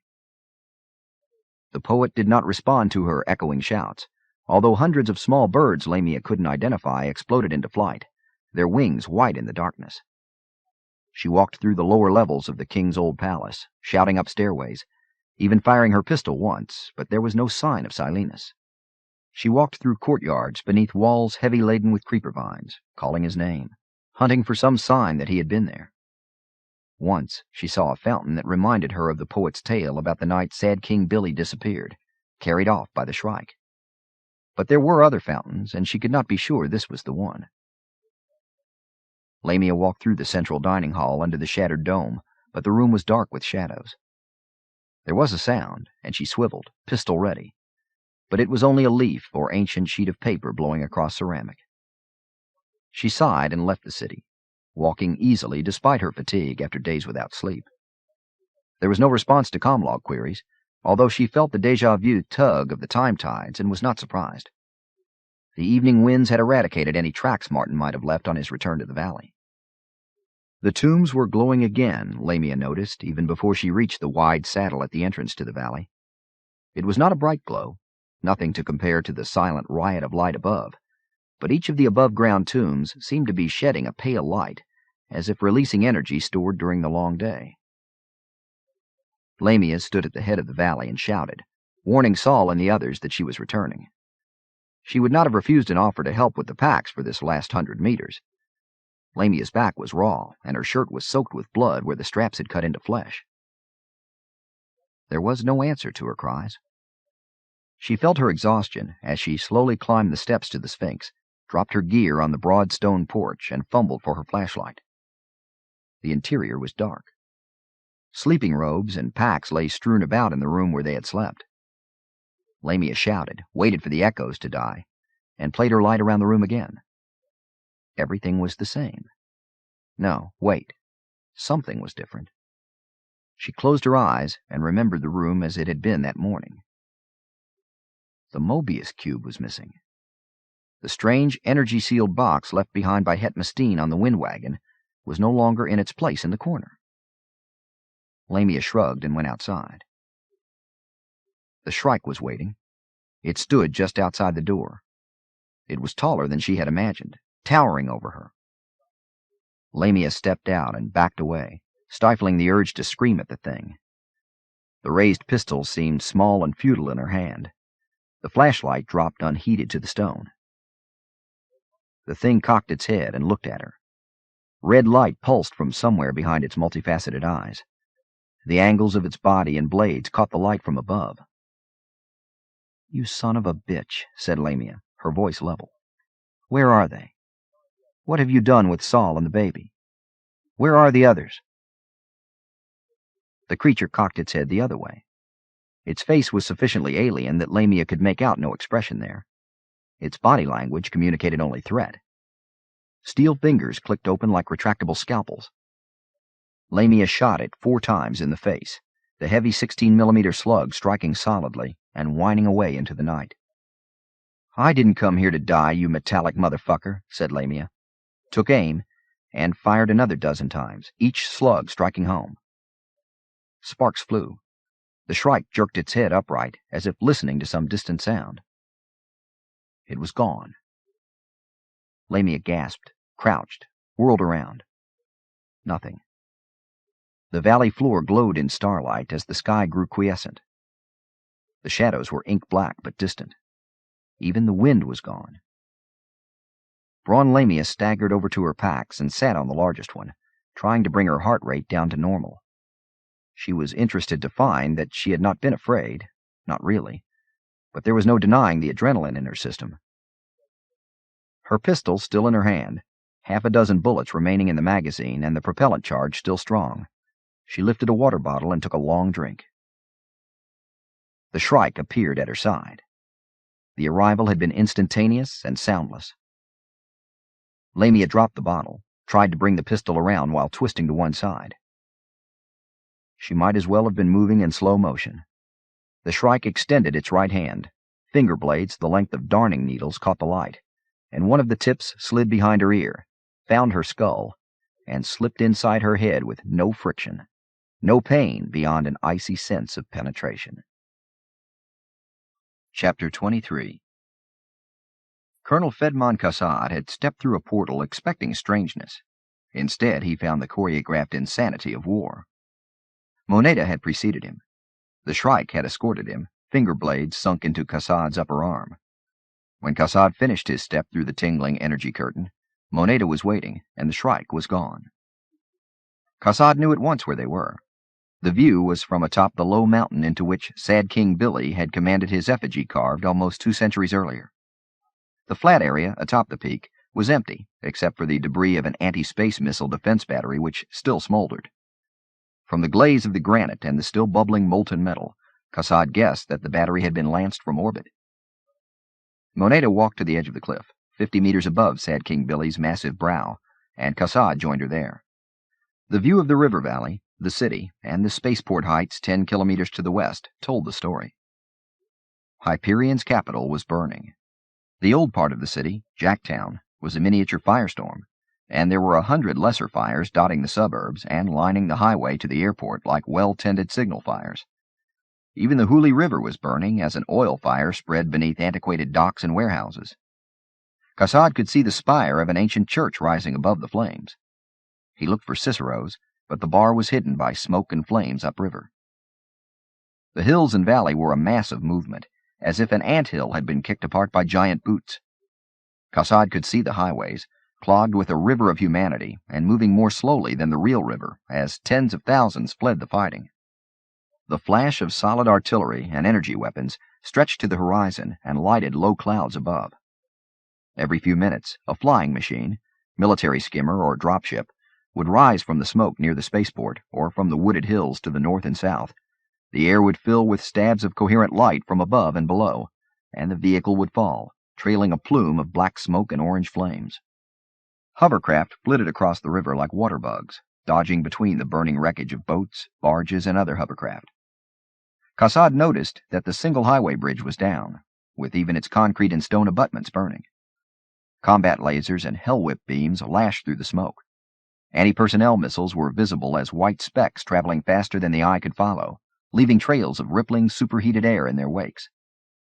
As he and Moneta watched, an explosion near the spaceport mushroomed a cloud of flame into the air.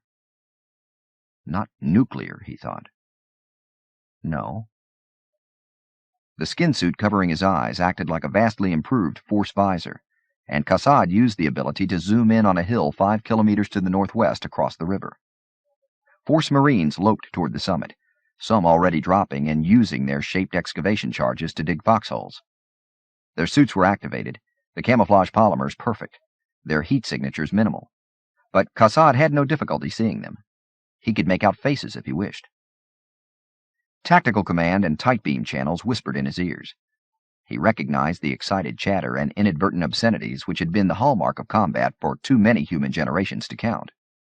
Thousands of troops had dispersed from the spaceport and their staging areas and were digging in around a circle with its circumference 20 clicks from the city, its spokes carefully planned fields of fire and total destruction vectors. They're expecting an invasion, communicated Kassad, feeling the effort as something more than sub-vocalization, something less than telepathy. Moneta raised a quicksilver arm to point toward the sky. It was a high overcast, at least 2,000 meters, and it was a shock when it was penetrated first by one blunt craft, then a dozen more, and within seconds 100 descending objects.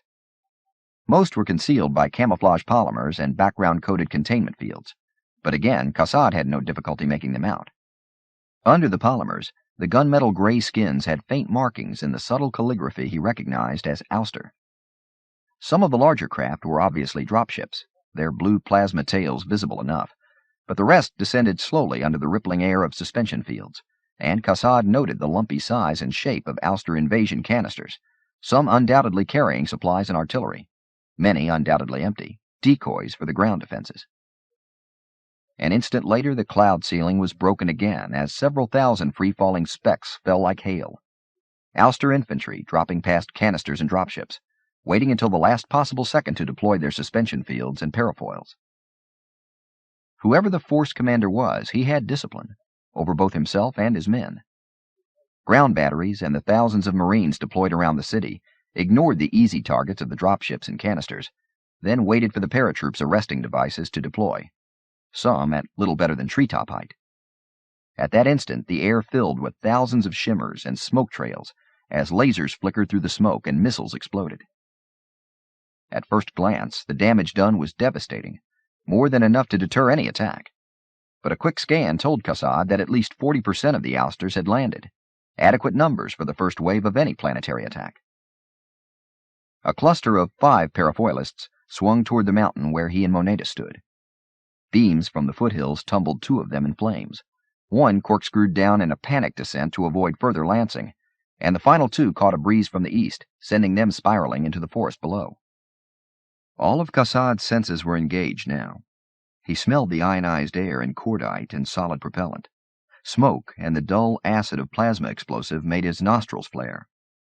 Somewhere in the city, sirens wailed, while the crack of small arms fire and burning trees came to him on the gentle breeze.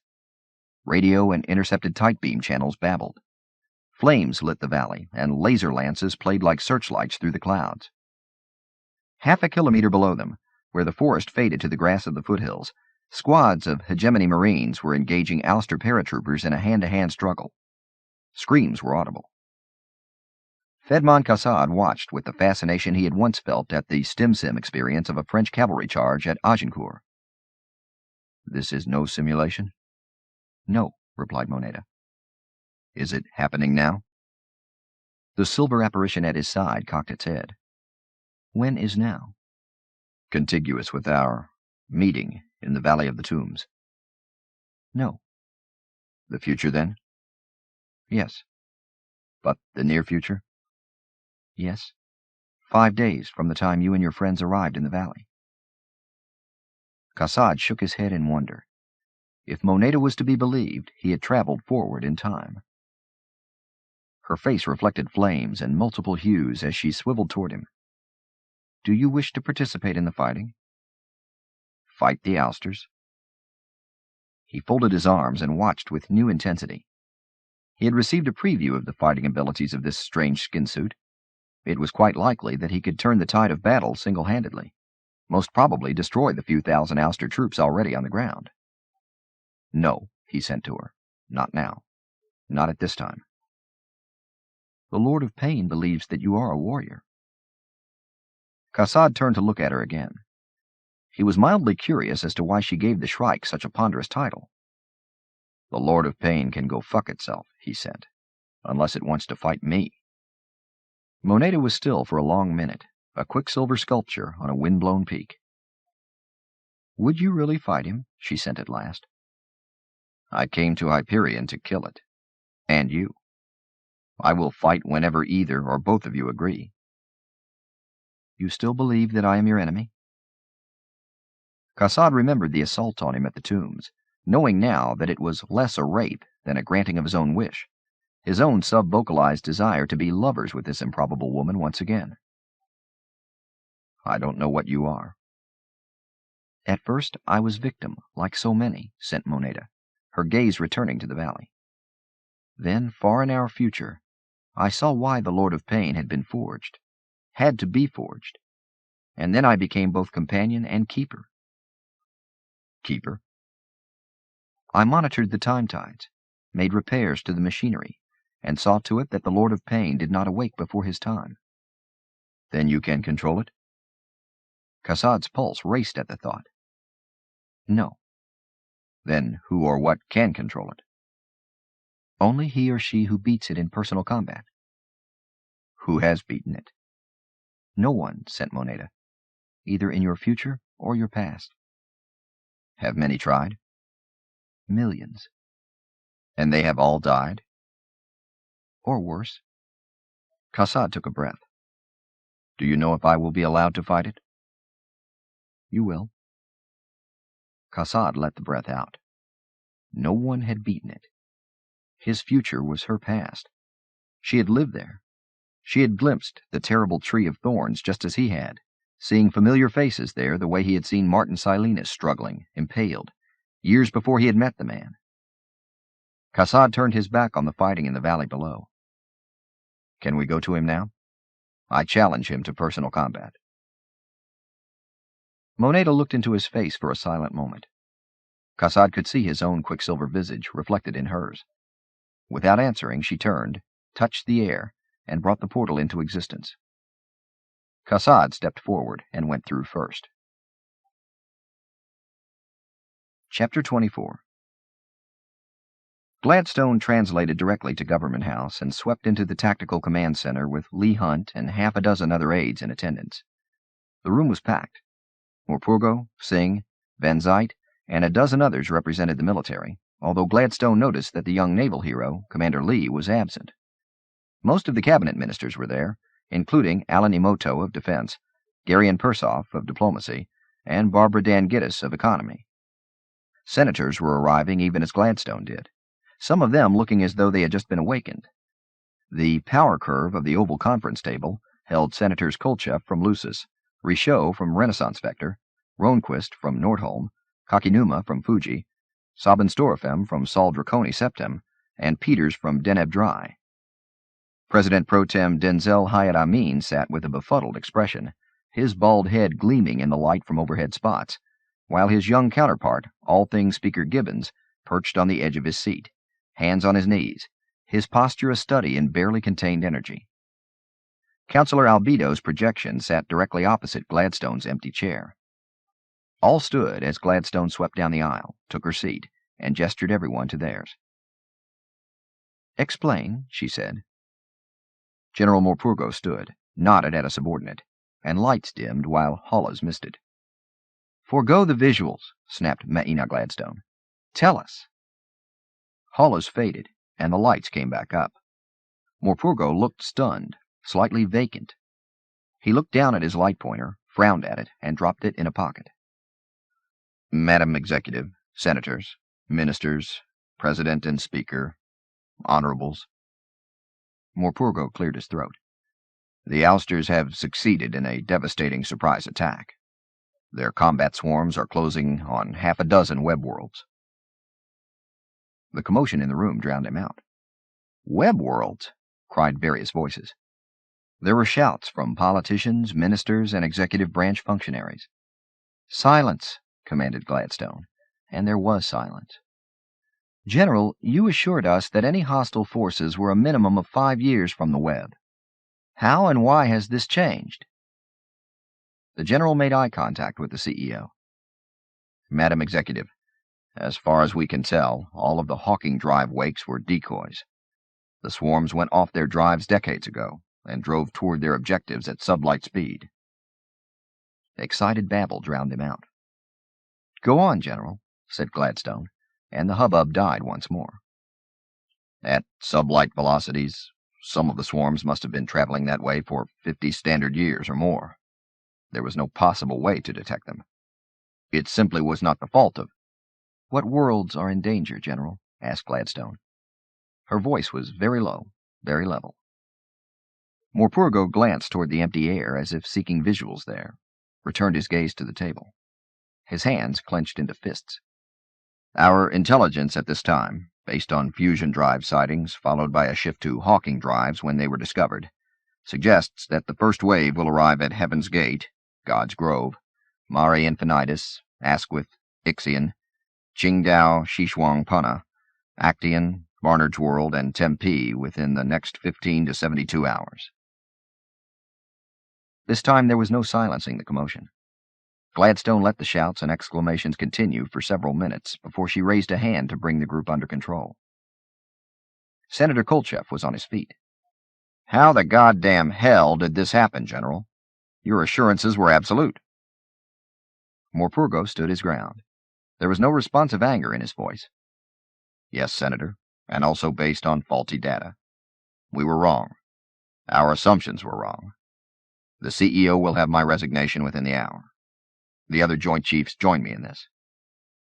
"God damn your resignation," shouted Kolcheff. "We may all be hanging from Farcaster stanchions before this is over. The question is, what the hell are you doing about this invasion?" "Gabriel," Gladstone said softly, "sit down, please. That was my next question. General, Admiral, I presume that you have already issued orders regarding the defense of these worlds?" Admiral Singh stood and took his place next to Morpurgo. "Executive, we've done what we could. Unfortunately, of all the worlds threatened by this first wave, only Asquith has a force contingent in place. The rest can be reached by the fleet. None lack Farcaster capabilities, but the fleet cannot spread itself that thin to protect them all. And unfortunately—" Singh paused a moment and then raised his voice to be heard over the rising tumult. "And unfortunately, deployment of the strategic reserve to reinforce the Hyperion campaign already had been initiated. Approximately 60% of the 200 fleet units we had committed to this redeployment have either farcast through to Hyperion system or been translated to staging areas away from their forward defensive positions on the web periphery." Maina Gladstone rubbed her cheek. She realized that she was still wearing her cape, although the privacy collar was lowered, and now she unclasped it and let it fall onto the back of her chair. "What you're saying, Admiral, is that these worlds are undefended, and there is no way to get our forces turned around and back there in time. Correct?" Singh stood at attention, as ramrod stiff as a man before a firing squad. "Correct, CEO." "What can be done?" she asked over the renewed shouting. Morpurgo stepped forward. We're using the civilian Farcaster matrix to translate as many force ground infantry and marines as we can to the threatened worlds, along with light artillery and air-space defenses. Minister of Defense Emoto cleared his throat. But these will make little difference without fleet defenses. Gladstone glanced toward Morpurgo. This is true, said the general. At best, our forces will provide a rearguard action while an attempted evacuation is carried out. Senator Richaud was on her feet. An attempt at evacuation? General, yesterday you told us that an evacuation of 2 or 3 million civilians from Hyperion was impractical. Are you now saying that we can successfully evacuate? She paused a second to consult her comlog implant. 7 billion people before the Ouster invasion force intervenes? No, said Morpurgo. We can sacrifice troops to save a few selected officials, first families, community and industrial leaders necessary to the continued war effort. General, said Gladstone, yesterday this group authorized immediate transferal of force troops to the reinforcement fleet translating to Hyperion. Is that a problem in this new redeployment? General Van Zyt of the Marines stood. Yes, M. Executive. Troops were forecast awaiting transports within the hour of this body's decision. Almost 2/3 of the 100,000 designated troops have translated into the Hyperion system by, he glanced at his antique chronometer, 0530 hours standard. Approximately 20 minutes ago. It will be at least another 8 to 15 hours before these transports can return to Hyperion system staging areas and be returned to the web. And how many force troops are available web-wide? Asked Gladstone. She raised one knuckle to touch her lower lip. Morpurgo took a breath. Approximately 30,000, M. Executive. Senator Kolchev slapped the table with the palm of his hand. So, we stripped the web of not only our fighting spacecraft, but the majority of force troops. It was not a question, and Morpurgo did not answer. Senator Feldstein from Barnard's World rose to her feet. M. Executive, my world, all of the worlds mentioned, need to be warned. If you are not prepared to make an immediate announcement, I must do so. Gladstone nodded. I will announce the invasion immediately after this meeting, Dorothy. We will facilitate your contact with constituents via all media. Media be damned, said the short, dark-haired woman. I'll be casting home as soon as we're done here. Whatever fate befalls Barnard's World, it is mine to share. Gentlemen and ladies, we should all be hanging from stanchions if the news is true. Feldstein sat down amid murmurs and whispers. Speaker Gibbons rose, waited for silence. His voice was wire-taut. General, you spoke of the first wave. Is this cautionary military jargon, or do you have intelligence that there will be later waves? If so, what other web and protectorate worlds might be involved? Morpurgo's hands clenched and unclenched. He glanced again toward empty air, turned toward Gladstone. M. Executive, may I use one graphic? Gladstone nodded. The holo was the same the military had used during their Olympus briefing. The Hegemony, gold, Protectorate stars, green, the Ouster swarm vectors, red lines with blue shifting tails, the Hegemony fleet deployments, orange, and it was immediately obvious that the red vectors had swung far from their old courses, lancing into Hegemony space like blood-tipped spears. The orange embers were heavily concentrated in the Hyperion system now, with others strung out along Farcaster routes like beads on a chain. Some of the senators with military experience gasped at what they saw. Of the dozen swarms we know to be in existence, said Morpurgo, his voice still soft, all appear to be committed to the invasion of the web. Several have split into multiple attack groups. The second wave, projected to arrive at their targets within 100 to 250 hours of the first wave's assault, are vectored as pictured here. There was no sound in the room. Gladstone wondered if others were also holding their breaths. Second wave assault targets include Hebron, 100 hours from now, Renaissance Vector, 110 hours, Renaissance Minor, 112 hours, Nordholm, 127 hours, Maui Covenant, 130 hours, Thalia, 143 hours, Deneb Dry and Fear, 150 hours. Sol Draconi Septum, 169 hours. Freeholm, 170 hours. New Earth, 193 hours. Fuji, 204 hours. New Mecca, 205 hours. Pachem, Armagast, and Svoboda, 221 hours. Lucis, 230 hours. And Tau Cetai Center, 250 hours. The hall faded. The silence stretched. General Morpurgo said, "We assume that the first wave swarms will have secondary targets after their initial invasions, but transit times under Hawking Drive will be standard web travel time debts, ranging from 9 weeks to 3 years. He stepped back and stood at parade rest. "Good Christ," whispered someone a few seats behind Gladstone. The chief executive rubbed her lower lip. In order to save humanity from what she considered an eternity of slavery, or worse, extinction, she had been prepared to open the front door of the house to the wolf, while most of the family hid upstairs, safe behind locked doors. Only now the day had arrived, and wolves were coming in through every door and window. She almost smiled at the justice of it, at her ultimate foolishness in thinking that she could uncage chaos and then control it. "First," she said, "there will be no resignations, no self-recriminations until I authorize them. It is quite possible that this government shall fall, that indeed members of this cabinet, myself among them, shall be, as Gabriel so aptly put it, hanging from stanchions. But in the meantime we are the government of the hegemony and must act as such. Second, I will meet with this body and representatives of other Senate committees in 1 hour in order to go over the speech I will give to the web at 0800 Standard. Your suggestions will be welcome at that time.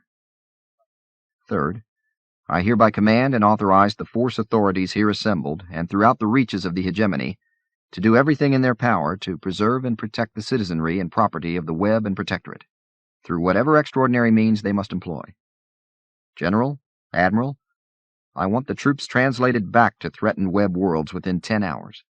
I don't care how this is done, but it will be done. Fourth, after my speech, I will call a full session of the Senate and all thing. At that time, I will declare that a state of war exists between the human hegemony and the Ouster nations. Gabriel, Dorothy, Tom, Eiko, all of you. You'll be very busy in the next few hours. Prepare your speeches for your homeworlds, but deliver that vote. I want unanimous Senate support. Speaker Gibbons, I can only ask for your help in guiding the all-thing debate. It is essential that we have a vote of the gathered all-thing by 1200 hours today. There can be no surprises. Fifth, we will evacuate the citizens of the worlds threatened by the first wave." Gladstone held up her hand and stifled the objections and explanations from the experts. "We will evacuate everyone we can in the time we have. Ministers Persoff, Emoto, Dan Giddis, and Crunnens from the Web Transit Ministry will create and spearhead the Evacuation Coordination Council, and will deliver a detailed report and action timeline to me by 1300 hours today. Force and the Bureau for Web Security will oversee crowd control and protection of Farcaster access. Finally, I wish to see Councilor Albedo, Senator Kolcheff, and Speaker Gibbons in my private chambers in 3 minutes. Are there any questions from anyone?" Stunned faces stared back. Gladstone rose. "Good luck," she said. "Work quickly. Do nothing to spread unnecessary panic. And God save the hegemony." She turned and swept from the room. Gladstone sat behind her desk. Kolcheff, Gibbons, and Albedo sat across from her. The urgency in the air, felt from half-sensed activities beyond the doors, was made more maddening by Gladstone's long delay before speaking. She never took her eyes off Councilor Albedo. "You," she said at last, "have betrayed us." The projection's urbane half-smile did not waver. "Never, CEO." "Then you have 1 minute to explain why the Technocorps, and specifically the AI Advisory Council, did not predict this invasion." "It will take only 1 word to explain this, M-Executive," said Albedo. "Hyperion." "Hyperion shit!" cried Gladstone, slamming her palm down on the ancient desk in a most un-Gladstone-like explosion of temper. "I'm sick and tired of hearing about unfactorable variables and Hyperion the predictive black hole, Albedo. Either the Corps can help us understand probabilities, or they've been lying to us for 5 centuries. Which is it?" "The Council predicted the war, CEO," said the gray-haired image. "Our confidential advisories to you and the need-to-know group explained the uncertainty of events once Hyperion became involved." "That's crap," snapped Kolchev. "Your predictions are supposed to be infallible in general trends. This attack must have been planned decades ago, perhaps centuries." Albedo shrugged. "Yes, Senator, but it is quite possible that only this administration's determination to start a war in the Hyperion system caused the Ousters to go through with the plan. We advised against any actions concerning Hyperion." Speaker Gibbons leaned forward. "You gave us the names of the individuals necessary for the so-called Shrike pilgrimage." Albedo did not shrug again, but his projected posture was relaxed, self-confident. "You asked us to come up with names of web individuals whose requests to the Shrike would change the outcome of the war we predicted." Gladstone steepled her fingers and tapped at her chin. "And have you determined yet how these requests would change the outcome of that war? This war?" "No," said Albedo. "Counselor," said CEO Maina Gladstone, "please be apprised that as of this moment, depending upon the outcome of the next few days, the government of the hegemony of man is considering declaring that a state of war exists between us and the entity known as the Technicorps. As de facto ambassador from that entity, you are entrusted with relaying this fact." Albedo smiled. He spread his hands. "M. Executive, the shock of this terrible news must have caused you to make a poor joke. Declaring war against the Corps would be like a fish declaring war against water, like a driver attacking his EMV because of disturbing news of an accident elsewhere." Gladstone did not smile. "I once had a grandfather on Ptolemy," she said slowly, her dialect thickening, "who put 6 slugs from a pulse rifle into the family EMV when it did not start one morning. You are dismissed, Counselor." Albedo blinked and disappeared. The abrupt departure was either a deliberate breach of protocol — the projection usually left a room or let others leave before deliquescing — or it was a sign that the controlling intelligence in the Corps had been shaken by the exchange. Gladstone nodded at Kolchev and Gibbons. "I won't keep you gentlemen," she said, "but be assured that I expect total support when the declaration of war is submitted in 5 hours." "You'll have it," said Gibbons. The 2 men departed. Aides came in through doorways and hidden panels, firing questions and queuing comm logs for instructions.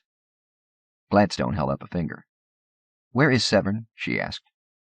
At the sight of blank faces, she added, "The poet. Artist, I mean. The one doing my portrait?" Several aides looked at one another, as if the chief had come unhinged. "He's still asleep," said Lee Hunt. "He'd taken some sleeping pills, and no one thought to awaken him for the meeting." "I want him here within 20 minutes, said Gladstone. "Brief him." "Where is Commander Lee?" Nikki Carden, the young woman in charge of military liaison, spoke up. "Lee was reassigned to perimeter patrol last night by Morpurgo and the Force C Sector Chief. He'll be hopping from one ocean world to another for 20 years our time. Right now he's just translated to Force C-Comsen on Brescia, awaiting off-world transport." "Get him back here," said Gladstone. "I want him promoted to Rear Admiral, or whatever the hell the necessary staff rank would be, and then assigned here, to me. Not Government House or Executive Branch. He can be the nuclear bagman if necessary." Gladstone looked at the blank wall a moment. She thought of the worlds she had walked that night. Barnard's world, the lamplight through leaves, ancient brick college buildings. God's Grove with its tethered balloons and free-floating zeppelins greeting the dawn. Heaven's Gate with its promenade. All these were first-wave targets. She shook her head. "Lee, I want you and Tara and Brindenath to have the first drafts of both speeches, general address and the declaration of war, to me within 45 minutes. Short, unequivocal. Check the files under Churchill and Strudensky. Realistic but defiant. Optimistic but tempered with grim resolve. Nikki, I need real-time monitoring of every move the Joint Chiefs make. I want my own command map displays, relayed through my implant. CEO only. Barbara, you're going to be my extension of diplomacy by other means in the Senate. Get in there and call in notes, pull strings, blackmail, cajole, and generally make them realize that it would be safer to go out and fight the Ousters right now than to cross me in the next 3 or 4 votes. Questions, anyone? Gladstone waited 3 seconds and slapped her hands together. Well, let's move, people. In the brief interval before the next wave of senators, ministers, and aides, Gladstone swiveled toward the blank wall above her, raised her finger toward the ceiling, and shook her head. She turned back just as the next mob of VIPs was shown in. Chapter 25. Saul, the consul, Father Duray, and the unconscious Het Mastine were in the first of the cave tombs when they heard the shots. The consul went out alone, slowly, carefully, testing for the storm of time tides which had driven them deeper into the valley. "It's all right," he called back. The pale glow of Saul's lantern lighted the back of the cave, illuminating 3 pale faces and the robed bundle that was the Templar. "The tides have lessened," called the consul. Saul stood. His daughter's face was a pale oval below his own. "Are you sure the shots came from Braun's gun?" The consul motioned toward the darkness outside. "None of the rest of us carried a slug thrower. I'll go check." "Wait," said Saul. "I'll go with you." Father Duray remained kneeling next to Het Mastine. "Go ahead. I'll stay with him." "One of us will check back within the next few minutes," said the consul. The valley glowed from the pale light of the time tombs. Wind roared from the south, but the airstream was higher tonight, above the cliff walls, and the dunes on the valley floor were not disturbed.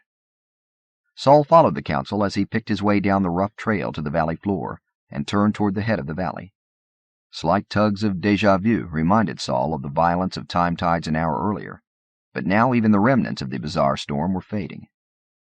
Where the trail widened on the valley floor, Saul and the consul walked together past the scorched battlefield of the crystal monolith, the tall structure exuding a milky glow reflected by the countless shards littering the floor of the arroyo, then climbing slightly past the jade tomb with its pale green phosphorescence, then turning again and following the gentle switchbacks leading up to the Sphinx. "My God," whispered Saul, and rushed forward, trying not to jar his sleeping child in her carrier. He knelt by the dark figure on the top step.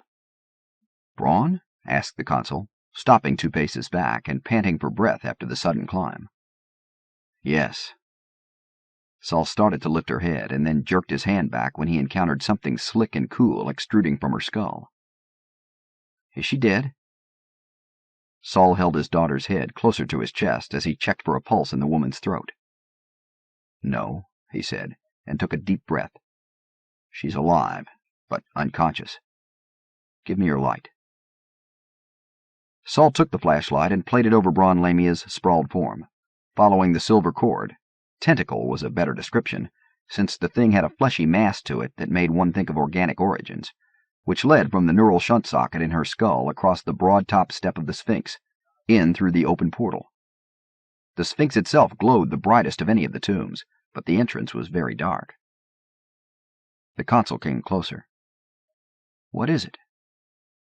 He reached out to touch the silver cable, jerked his hand back as quickly as Saul had. "My God, it's warm." "It feels alive," agreed Saul.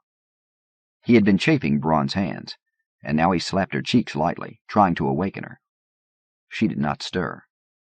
He swiveled and played the flashlight beam along the cable where it snaked out of sight down the entrance corridor. "I don't think this is something she voluntarily attached herself to." "The Shrike," said the consul. He leaned closer to activate biomonitor readouts on Braun's wrist comlog. "Everything is normal except her brainwaves, Saul." "What do they say?" "They say that she's dead. Brain dead, at least. No higher functions whatsoever." Saul sighed and rocked back on his heels. "We have to see where that cable goes. Can't we just unhook it from the shunt socket?" "Look," said Saul, and played the light on the back of Braun's head while lifting a mass of dark curls away. The neural shunt, normally a plasflesh disc a few millimeters wide with a 10-micrometer socket, had seemed to melt, flesh rising in a red welt to connect with the micro-lead extensions of the metal cable.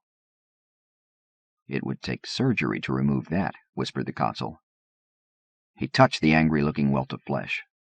Braun did not stir. The consul retrieved the flashlight and stood. "You stay with her. I'll follow it in." "Use the comm channels," said Saul, knowing how useless they had been during the rise and fall of time tides. The consul nodded and moved forward quickly before fear made him hesitate. The chrome cable snaked down the main corridor, turning out of sight beyond the room where the pilgrims had slept the night before. The consul glanced in the room, the flashlight beam illuminating the blankets and packs they had left behind in their hurry. He followed the cable around the bend in the corridor, through the central portal, where the hallway broke into 3 narrower halls, up a ramp and right again, down the narrow passage they had called King Tut's Highway during their earlier explorations. Then down a ramp, along a low tunnel where he had to crawl, placing his hands and knees carefully so as not to touch the flesh-warm metal tentacle. Up an incline so steep that he had to climb it like a chimney. Down a wider corridor he did not remember, where stones leaned inward toward the ceiling, moisture dripping.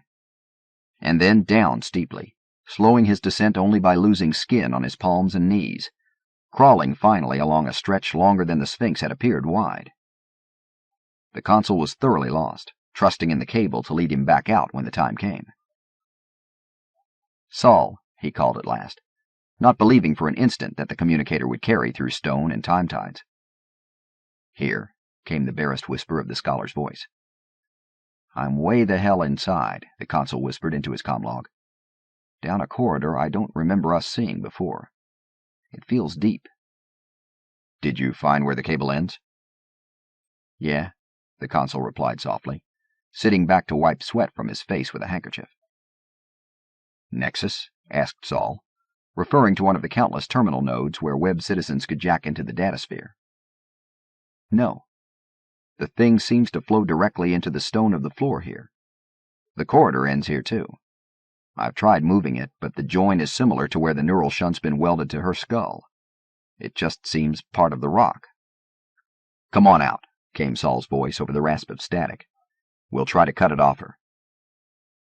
In the damp and darkness of the tunnel, the consul felt true claustrophobia close on him for the first time in his life. He found it hard to breathe. He was sure that something was behind him in the darkness, closing off his air and only avenue of retreat. The pounding of his heart was almost audible in the tight stone crawlway.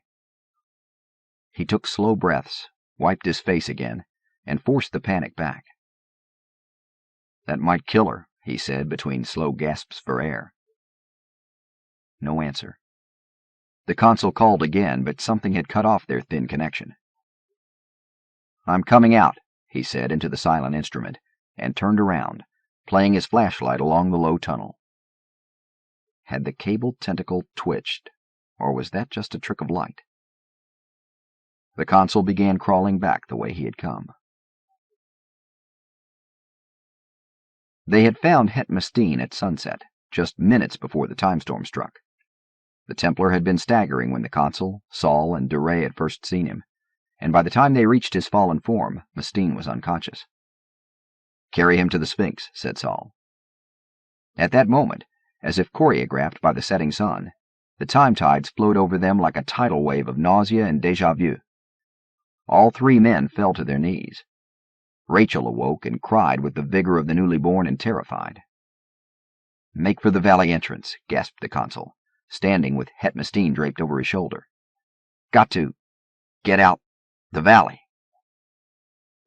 The 3 men moved toward the mouth of the valley, past the first tomb, the Sphinx, but the time tides became worse, blowing against them like a terrible wind of vertigo. 30 meters beyond, and they could climb no more. They fell to hands and knees, Het Mestine rolling across the hard-packed trail. Rachel had ceased wailing and writhed in discomfort. "Back," gasped Paul Duray. "Back down the valley. It was better below." They retraced their steps, staggering along the trail like 3 drunkards, each carrying a burden too precious to be dropped. Below the Sphinx they rested a moment, backs to a boulder, while the very fabric of space and time seemed to shift and buckle around them. It was as if the world had been the surface of a flag and someone had unfurled it with an angry snap. Reality seemed to billow and fold, then plunge farther away, folding back like a wave cresting above them. The consul left the Templar lying against the rock and fell to all fours, panting, fingers clinging to the soil in panic. "The Mobius cube," said the Templar, stirring, his eyes still closed. "We must have the Mobius cube." "Damn," managed the consul. He shook Het Mestine roughly. "Why do we need it, Mestine? Why do we need it?" The Templar's head bobbed back and forth limply. He was unconscious once again. "I'll get it," said Duray.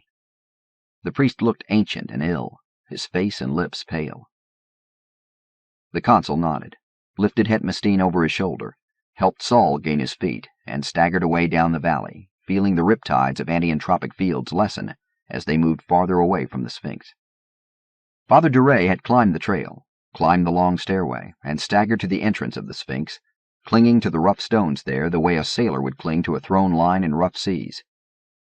The Sphinx seemed to totter above him, first tilting 30 degrees one way, then 50 the other.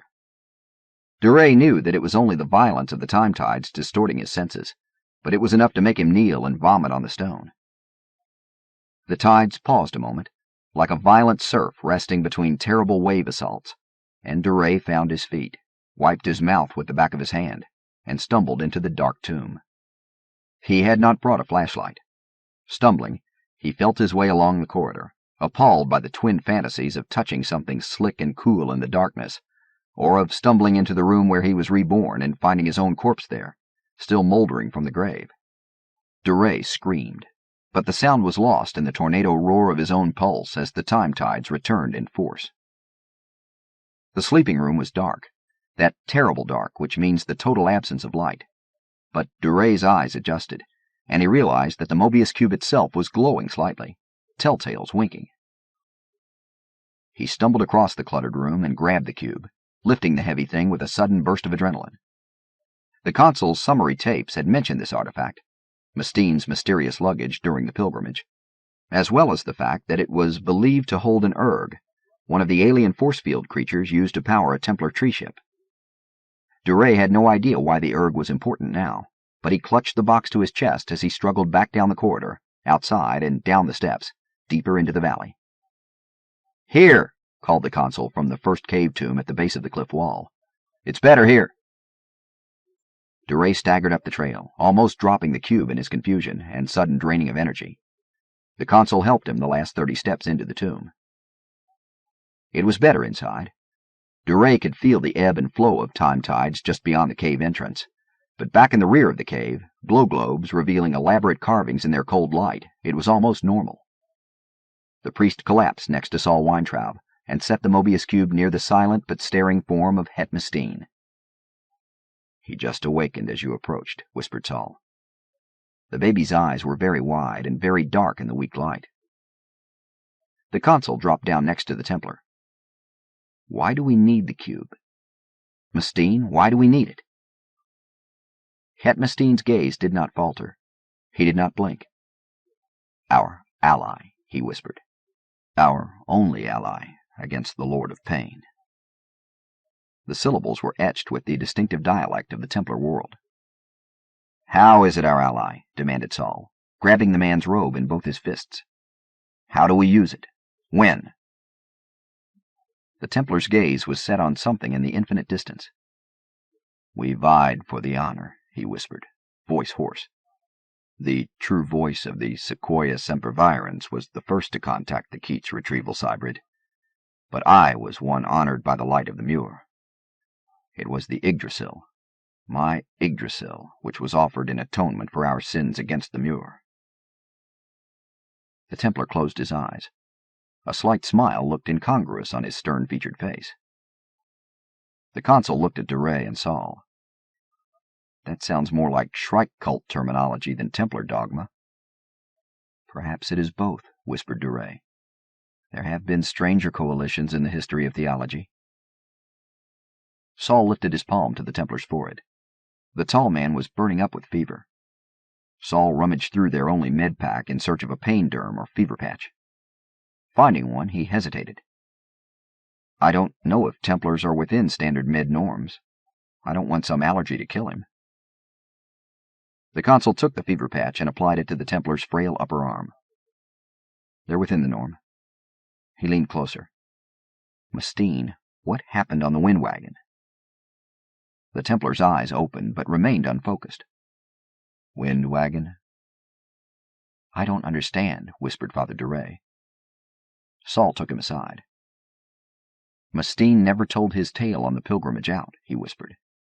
He disappeared during our first night out on the wind wagon.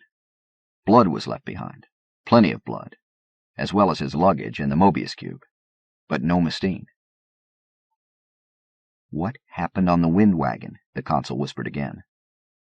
He shook the Templar slightly to get his attention. Think, true voice of the tree het Mustine. The tall man's face changed, his eyes coming into focus, the vaguely Asiatic features settling into familiar stern lines. I released the elemental from his confinement. The Erg, Saul whispered to the baffled priest, and bound him with the mind discipline I had learned in the high branches. But then, without warning, the Lord of Pain came unto us. The Shrike, Saul whispered, more to himself than to the priest. Was it your blood spilled there? The consul asked the Templar. Blood? Mustine drew his hood forward to hide his confusion. No, it was not my blood. The Lord of Pain had a celebrant in his grasp. The man fought, attempted to escape the atonement spikes. What about the Erg? Pressed the consul. The elemental. What did you expect it to do for you? To protect you from the Shrike? The Templar frowned and raised a trembling hand to his brow. It was not ready. I was not ready. I returned it to its confinement. The Lord of Pain touched me on the shoulder. I was pleased that my atonement should be within the same hour as the sacrifice of my tree ship. Saul leaned closer to Duray. The tree ship Yggdrasil was destroyed in orbit that same evening, he whispered. Het Mustine closed his eyes. Tired, he whispered, his voice fading. The consul shook him again. How did you get here? Mustine, how did you get here from the Sea of Grass? I awoke among the tombs, whispered the Templar without opening his eyes. Awoke among the tombs. Tired. Must sleep. Let him rest, said Father Duray. The consul nodded and lowered the robed man to a sleeping position. Nothing makes sense, whispered Saul, as the three men and an infant sat in the dim light and felt the time tides ebb and flow outside. We lose a pilgrim, we gain one, muttered the consul. It's as if some bizarre game were being played. An hour later they had heard the shots echo down the valley. Saul and the consul crouched by the silent form of Braun Lamia. We'd need a laser to cut that thing off, said Saul. With Kassad gone, so are our weapons. The consul touched the young woman's wrist. Cutting it off might kill her. According to the biomonitor, she's already dead. The consul shook his head. No, something else is going on. That thing may be tapping into the Keats hybrid persona she's been carrying. Perhaps when it's finished, it'll give us Braun back. Saul lifted his 3-day-old daughter to his shoulder and looked out over the softly glowing valley. What a madhouse. Nothing's going as we thought. If only your damn ship were here. It would have cutting tools in case we have to free Braun from this thing. And she and Mustine might have a chance for survival in the surgery. The consul remained kneeling, staring at nothing. After a moment, he said, Wait here with her, please. Rose, and disappeared in the dark maw of the Sphinx's entrance. 5 minutes later he was back with his own large travel bag. He removed a rolled rug from the bottom and unfurled it on the stone of the Sphinx's top stair. It was an ancient rug, a little less than 2 meters long and a bit more than a meter wide. The intricately woven cloth had faded over the centuries, but the monofilament flight threads still glowed like gold in the dim light. Thin leads ran from the carpet to a single power cell, which the consul now detached. Good God, whispered Saul. He remembered the consul's tale of his grandmother Ciri's tragic love affair with Hegemony shipman Marin Aspic. It had been a love affair that had raised a rebellion against the Hegemony and plunged Maui Covenant into years of war. Marin Aspic had flown to First Sight on a friend's hawking mat. The consul nodded. It belonged to Mike Osho, Grandfather Marin's friend. Ciri left it in her tomb for Marin to find. He gave it to me when I was a child, just before the Battle of the Archipelago, where he and the dream of freedom died. Saul ran his hand across the centuries-old artifact. It's a shame it can't work here. The consul glanced up. Why can't it? Hyperion's magnetic field is below the critical level for EM vehicles, said Saul. That's why there are dirigibles and skimmers rather than EMVs, why the Benares was no longer a levitation barge. He stopped, feeling foolish explaining this to a man who had been Hegemony consul on Hyperion for 11 local years. Or am I wrong? The consul smiled. You're right that standard EMVs aren't reliable here. Too much mass-to-lift ratio. But the hawking mat is all lift, almost no mass. I've tried it here when I lived in the capital. It's not a smooth ride, but it should work with one person aboard. Saul glanced back down the valley, past the glowing forms of the jade tomb, obelisk, and crystal monolith, to where the shadows of the cliff wall hid the entrance to the cave tombs. He wondered if Father Duray and Het Mestine were still alone, still alive. You're thinking of going for help? Of one of us going for help, bringing the ship back, or at least freeing it and sending it back unmanned. We could draw lots to see who goes. It was Saul's turn to smile. Think, my friend. Duray is in no condition to travel, and does not know the way in any case. Saul lifted Rachel until the top of her head touched his cheek. The voyage might last several days. We do not have several days. If something is to be done for her, we must remain here and take our chances. It is you who must go. The consul sighed, but did not argue. Besides, said Saul, it is your ship. If anyone can free it from Gladstone's interdiction, you can. And you know the Governor-General well. The consul looked toward the west. I wonder if Theo is still in power. Let's go back and tell Father Duray our plan, said Saul. Also, I left the nursing packs in the cave, and Rachel is hungry. The consul rolled the carpet, slipped it in his pack, and stared down at Braun Lamia, at the obscene cable snaking away into darkness. Will she be all right? I'll have Paul come back with a blanket to stay with her while you and I carry our other invalid back here. Will you leave tonight or wait until sunrise? The consul rubbed his cheeks tiredly. I don't like the thought of crossing the mountains at night, but we can't spare the time. I'll leave as soon as I put some things together. Saul nodded and looked toward the entrance to the valley. I wish Braun could tell us where Silenus has gone. I'll look for him as I fly out, said the consul. He glanced up at the stars. Figure 36 to 40 hours of flying to get back to Keats. A few hours to free the ship. I should be back here within 2 standard days. Saul nodded, rocking the crying child. His tired but amiable expression did not conceal his doubt. He set his hand on the consul's shoulder.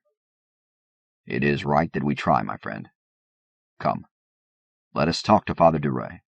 See if our other fellow traveler is awake, and eat a meal together. It looks as if Braun brought enough supplies to allow us a final feast. Chapter 26. When Braun Lamia had been a child, her father a senator, and their home relocated, however briefly, from Lucis to the wooded wonders of Tau Ceti Center's administrative residential complex, she had seen the ancient flat-film Walt Disney animation of Peter Pan. After seeing the animation, she had read the book, and both had captured her heart. For months, the 5-standard-year-old girl had waited for Peter Pan to arrive one night and take her away. She had left notes pointing the way to her bedroom under the shingled dormer. She had left the house while her parents slept and lain on the soft grass of the Deer Park lawns, watching the milkish-gray night sky of TC Squared, and dreaming of the boy from Neverland who would some night soon take her away with him, flying toward the second star to the right, straight on till morning. She would be his companion, the mother to the lost boys, fellow nemesis to the evil Hook, and most of all, Peter's new Wendy, the new child friend to the child who would not grow old. And now, 20 years later, Peter had finally come for her. Lamia had felt no pain, only the sudden, icy rush of displacement as the Shrike's steel talon penetrated the neural shunt behind her ear. Then she was away and flying. She had moved through the datum plane and into the datasphere before. Only weeks before, her time, Lamia had ridden into the Technicore Matrix with her favorite cyberpuke, silly B.B. Serbringer, to help Johnny steal back his cybrid retrieval persona. They had penetrated the periphery and stolen the persona, but an alarm had been tripped. B.B. had died. Lamia never wanted to enter the datasphere again. But she was there now. The experience was like nothing she had ever had with comlog leads or nodes before. That was like full StimSim, like being in a holodrama with full color and wraparound stereo. This was like being there. Peter had finally come to take her away. Lamia rose above the curve of Hyperion's planetary limb, seeing the rudimentary channels of microwave data flow and tight-beamed comlink that passed for an embryonic datasphere there. She did not pause to tap into it, for she was following an orange umbilical skyward toward the real avenues and highways of datum plane. Hyperion space had been invaded by force and by the Ouster swarm, and both had brought the intricate folds and latticework of the datasphere with them. With new eyes, Lamia could see the 1,000 levels of force data flow, a turbulent green ocean of information shot through with the red veins of secured channels, and the spinning violet spheres with their black phage outriders that were the Force AIs. This pseudopod of the great web megadatasphere flowed out of normal space through black funnels of shipboard farcasters, along expanding wave fronts of overlapping instantaneous ripples that Lamia recognized as continuous bursts from a score of fat-line transmitters. She paused, suddenly unsure of where to go, which avenue to take. It was as if she had been flying and her uncertainty had endangered the magic, threatening to drop her back to the ground so many miles below. Then Peter took her hand and buoyed her up. "Johnny." "Hello, Braun." Her own body image clicked into existence at the same second she saw and felt his. It was Johnny as she had last seen him, her client and lover. Johnny, of the sharp cheekbones, hazel eyes, compact nose, and solid jaw. Johnny's brownish-red curls still fell to his collar, and his face remained a study in purposeful energy. His smile still made her melt inside. Johnny. She hugged him then, and she felt the hug, felt his strong hands on her back as they floated high above everything, felt her breasts flatten against his chest as he returned the hug with surprising strength for his small frame. They kissed, and there was no denying that that was real. Lamia floated at arm's length, her hands on his shoulders. Both their faces were lighted by the green and violet glow of the great datasphere ocean above them. "Is this real?" She heard her own voice and dialect in the question, even though she knew she had only thought it. "Yes, real as any part of the datum plane matrix can be. We're on the edge of the megasphere in Hyperion space." His voice still held that elusive accent that she found so beguiling and maddening. "What happened?" With the words, she conveyed images to him of the Shrike's appearance, the sudden, terrible invasion of the blade finger. Yes, thought Johnny, holding her more tightly. Somehow it freed me from the Schwann loop and jacked us directly into the datasphere. "Am I dead, Johnny?" The face of Johnny Keats smiled down at her. He shook her slightly, kissed her gently, and rotated so that they could both see the spectacle above and below. "No, you're not dead, Braun, although you may be hooked to some kind of bizarre life support, while your datum plane analog wanders here with me." "Are you dead?" He grinned at her again. "Not any longer, although life in a Schwann loop isn't all it's cracked up to be. It was like dreaming someone else's dreams." "I dreamed about you." Johnny nodded. "I don't think that was me. I dreamed the same dreams. Conversations with Maina Gladstone, glimpses of the Hegemony government councils." "Yes." He squeezed her hand. "I suspect that they reactivated another Keats hybrid. Somehow we were able to connect across all the light years." "Another hybrid? How? You destroyed the core template, liberated the persona." Her lover shrugged. He was wearing a ruffled shirt and silk waistcoat of a style she had never seen before. The flow of data through the avenues above them painted both of them with pulses of neon light as they floated there. "I suspected that there would be more backups than BB and I could find in such a shallow penetration of the core periphery. It doesn't matter, Braun. If there's another copy, then he's me, and I can't believe he'd be an enemy. Come on, let's explore." Lamia held back a second as he tugged her upward. "Explore what?" "This is our chance to see what's going on, Braun. A chance to get to the bottom of a lot of mysteries." She heard the uncharacteristic timidity in her own voice thought, "I'm not sure I want to, Johnny." He rotated to look at her. Is this the detective I knew? What happened to the woman who couldn't stand secrets? "She's been through some rough times, Johnny. I've been able to look back and see that becoming a detective was, in large part, a reaction to my father's suicide. I'm still trying to solve the details of his death. In the meantime, a lot of people have gotten hurt in real life, including you, my dear." "And have you solved it?" "What?" "Your father's death?" Lamia frowned at him. "I don't know. I don't think so." Johnny pointed toward the fluid mass of the datasphere ebbing and flowing above them. "There are a lot of answers waiting up there, Braun, if we have the courage to go looking for them." She took his hand again. "We could die there." "Yes." Lamia paused, looked down toward Hyperion. The world was a dark curve with the few isolated data flow pockets glowing like campfires in the night. The great ocean above them seethed and pulsated with light and data flow noise, and Braun knew that it was only the smallest extension of the megasphere beyond.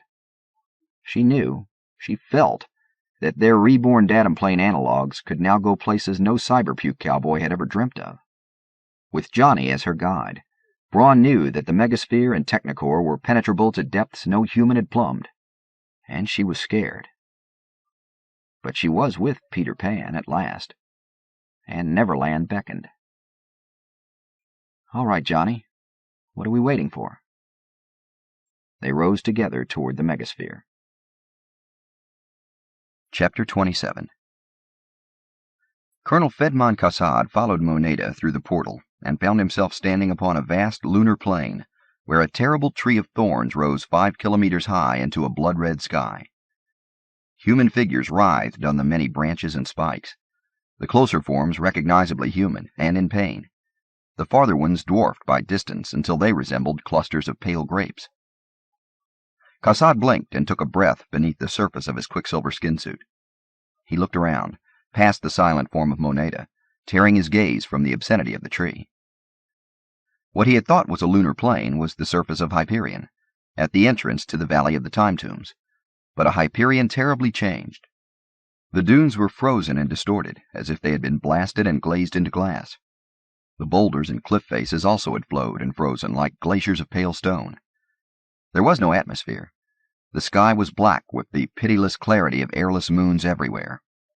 The sun was not Hyperion's. The light was not of human experience. Kassad looked up, and the viewing filters of his skin suit polarized to deal with terrible energies that filled the sky with bands of blood red and blossoms of fierce white light. Below him, the valley seemed to vibrate as if to unfelt tremors.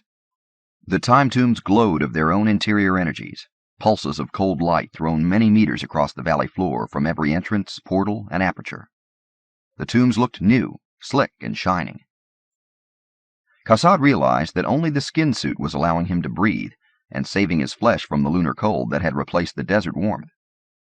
He turned to look at Moneda, attempted to phrase an intelligent question, failed, and raised his gaze to the impossible tree once again.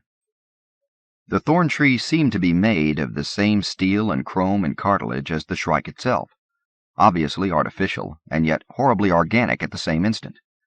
The trunk was 200 or 300 meters thick at its base, the lower branches almost as broad, But the smaller branches and thorns soon tapered to stiletto thinness as they splayed toward the sky with their awful impalement of human fruit. Impossible that humans so impaled could live for long. Doubly impossible that they could survive in the vacuum of this place outside of time and space. But survive and suffer they did. Cassad watched them writhe. All of them were alive, and all were in pain. Cassad was aware of the pain as a great sound beyond hearing, a huge incessant foghorn of pain, as if thousands of untrained fingers were falling on thousands of keys, playing a massive pipe organ of pain. The pain was so palpable that he searched the blazing sky as if the tree were a pyre or huge beacon, with the waves of pain clearly visible. There was only the harsh light and lunar stillness. Cassad raised the magnification of his skin suit viewing lenses and looked from branch to branch, thorn to thorn. The people writhing there were of both genders and all ages. They wore a variety of torn clothing and disarrayed cosmetics that spanned many decades, if not centuries. Many of the styles were not familiar to Cassad, and he assumed that he was looking at victims from his future. There were thousands, tens of thousands of victims there. All were alive. All were in pain. Cassad stopped, focused on a branch 400 meters from the bottom, upon a cluster of thorns and bodies far out from the trunk, upon a single thorn 3 meters long from which a familiar purple cape billowed. The form there writhed, twisted, and turned toward Fedman Cassad. He was looking at the impaled figure of Martin Silenus. Cassad cursed and formed fists so tight that the bones in his hands ached. He looked around for his weapons, magnifying vision to stare into the crystal monolith. There was nothing there. Colonel Cassad shook his head, realized that his skin suit was a better weapon than any he had brought to Hyperion, and began to stride toward the tree. He did not know how he would climb it, but he would find a way. He did not know how he would get Silenus down alive, get all of the victims down, but he would do so, or die in the trying. Cassad took 10 paces and stopped on a curve of frozen dune. The Shrike stood between him and the tree. He realized that he was grinning fiercely beneath the chromium force field of the skin suit. This was what he had waited many years for. This was the honorable warfare he had pledged his life and honor for 20 years earlier in the Force Masada ceremony. Single combat between warriors, a struggle to protect the innocent. Cassad grinned, flattened the edge of his right hand into a silver blade, and stepped forward. Cassad! He looked back at Moneta's call. Light cascaded on the quicksilver surface of her nude body as she pointed toward the valley. A second Shrike was emerging from the tomb called the Sphinx. Farther down the valley, a Shrike stepped from the entrance to the Jade Tomb. Harsh light glinted from spikes and razor wire as another emerged from the obelisk, half a click away. Cassad ignored them and turned back toward the tree and its protector. 100 Shrikes stood between Cassad and the tree. He blinked, and 100 more appeared to his left. He looked behind him, and a legion of Shrikes stood as impassively as sculptures on the cold dunes and melted boulders of the desert. Cassad pounded his own knee with his fist. Damn! Moneta came up next to him until their arms touched. The skin suits flowed together, and he felt the warm flesh of her forearm against his. She stood thigh to thigh with him. I love you, Cassad.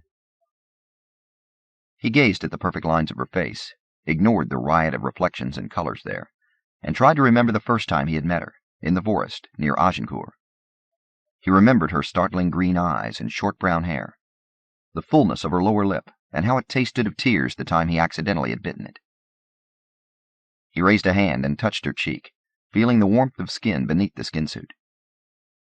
If you love me, he said, stay here. Colonel Fedman Cassad turned away then and let out a scream only he could hear in the lunar silence, a scream part rebel yell from the distant human past, part Force Cadet graduation shout, part karate cry, and part pure defiance. He ran across the dunes toward the thorn tree and the Shrike directly in front of it. There were thousands of Shrikes in the hills and valleys now. Talons clicked open in unison. Light glinted on tens of thousands of scalpel-sharp blades and thorns. Cassad ignored the others and ran toward the Shrike he thought was the first he had seen. Above the thing, Human forms writhed in the solitude of their pain. The Shrike he was running toward opened its arms as if offering an embrace. Curved blades on its wrists, joints, and chest seemed to extend from hidden sheaths. Cassette screamed and closed the remaining distance. Chapter 28. "I shouldn't go," said the consul. He and Saul had carried the still unconscious Het Mestine from the cave tomb to the Sphinx, while Father Duray watched over Braun Lamia. It was almost midnight, and the valley glowed from the reflected light of the tombs. The wings of the Sphinx cut arcs from the bit of sky visible to them between the cliff walls. Braun lay motionless, the obscene cable snaking into the darkness of the tomb. Saul touched the consul's shoulder. "We've discussed it. You should go." The consul shook his head and idly stroked the ancient hawking mat. "It may be able to carry two. You and Duray could make it to where the Benares is tied up." Saul held his daughter's small head in the cusp of his hand as he gently rocked her. "Rachel is 2 days old. Besides, this is where we must be."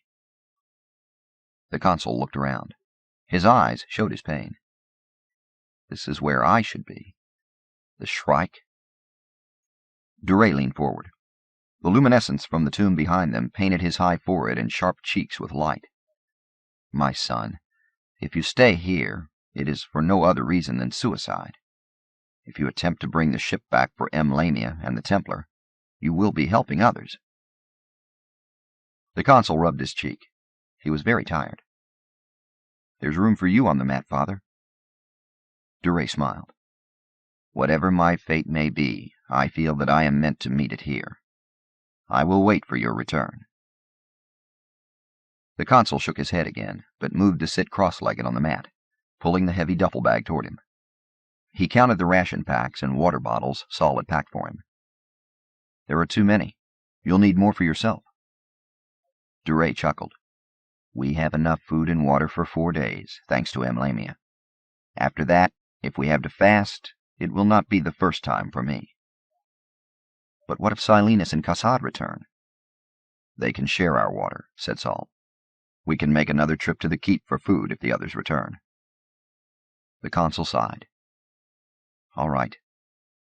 He touched the appropriate flight thread designs, and the 2 meters of carpet stiffened and rose 10 centimeters above the stone. If there was a wobble in the uncertain magnetic fields, it was not discernible.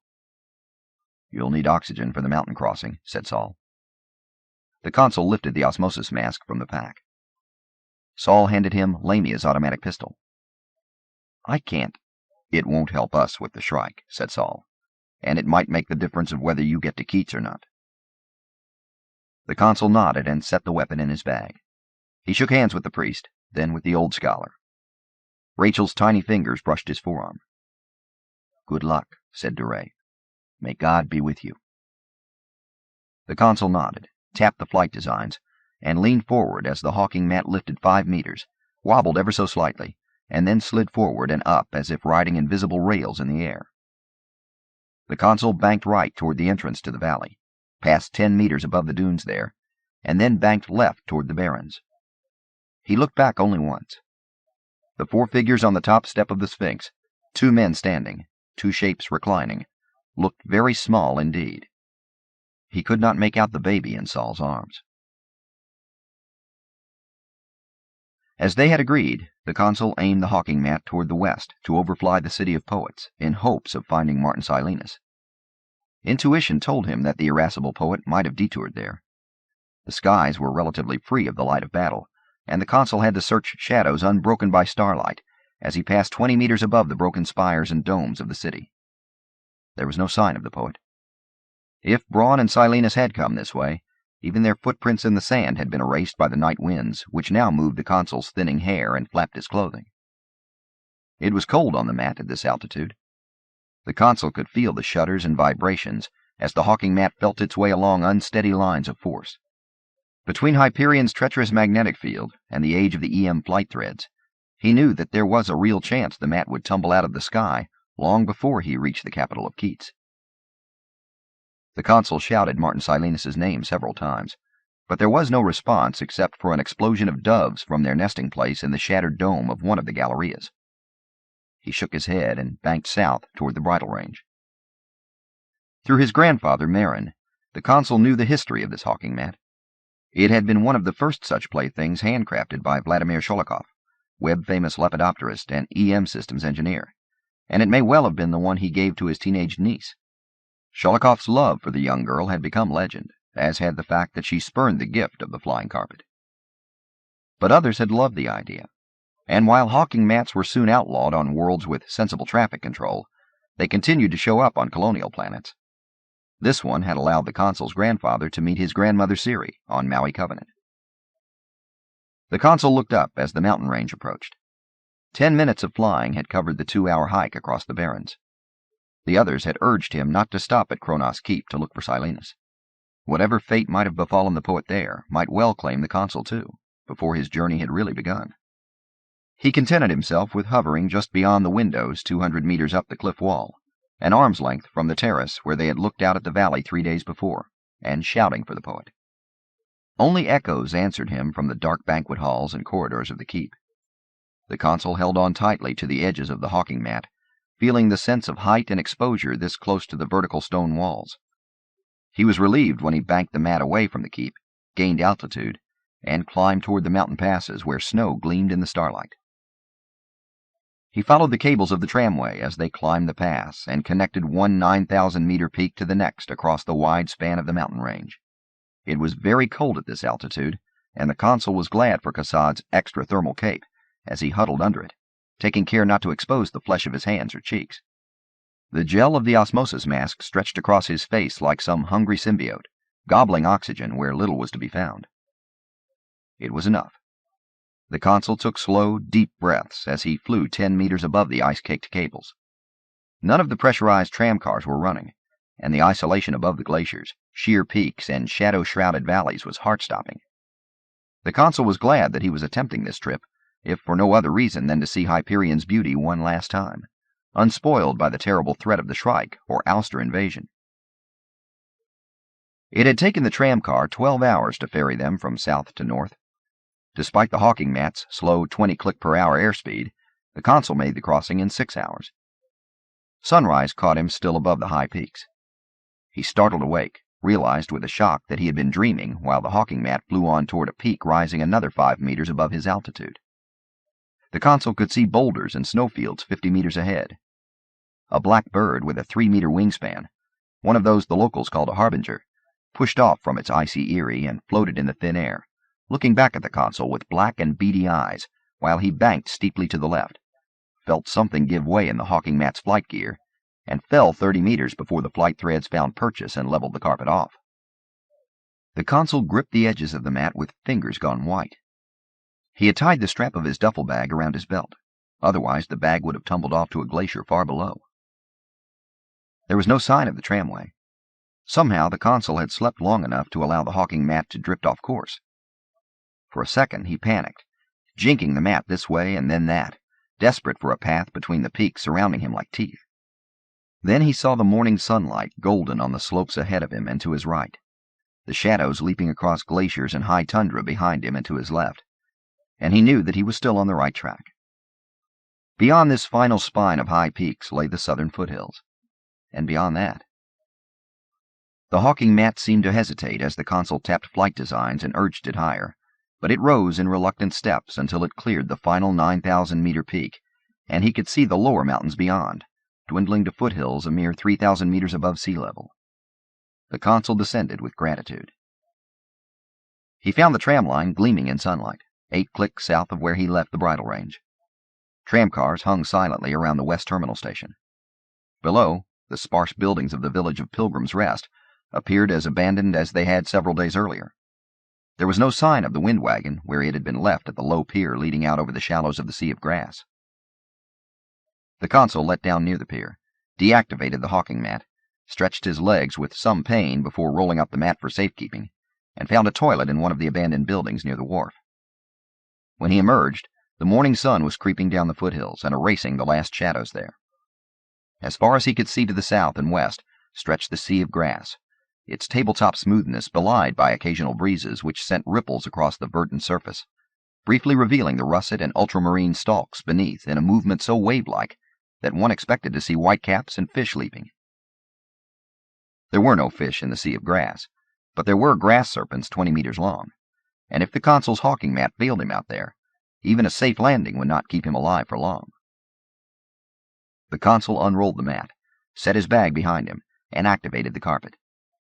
He stayed relatively low, 25 meters above the surface, but not so low that a grass serpent might mistake him for a low-flying morsel. It had taken the wind wagon less than a full Hyperion day to ferry them across the sea, but with the winds frequently from the northeast, that had involved quite a bit of tacking to and fro. The consul bet that he could fly across this narrowest part of the sea in less than 15 hours. He tapped the forward control designs, and the hawking mat sped faster. Within 20 minutes, the mountains had fallen behind until the foothills were lost in the haze of distance. Within an hour, the peaks began to shrink as the curve of the world hid their base.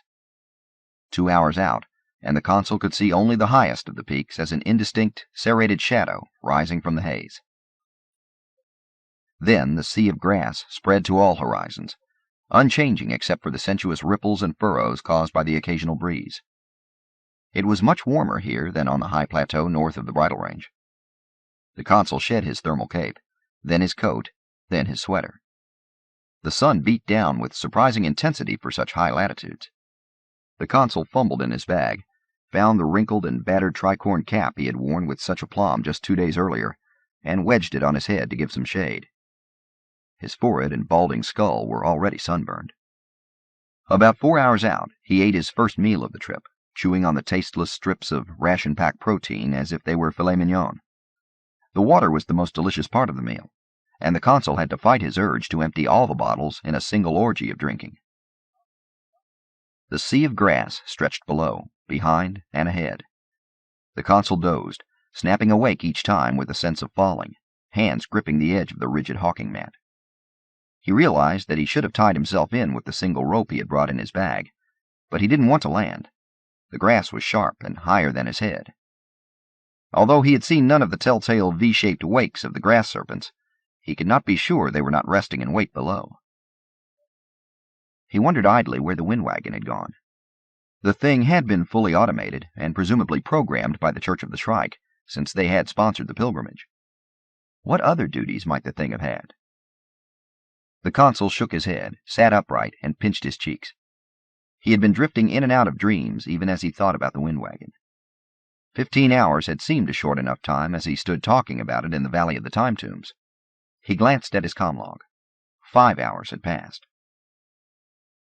The consul lifted the mat to 200 meters, looked carefully for any sign of a serpent, and then brought the mat down to a hover 5 meters above the grass.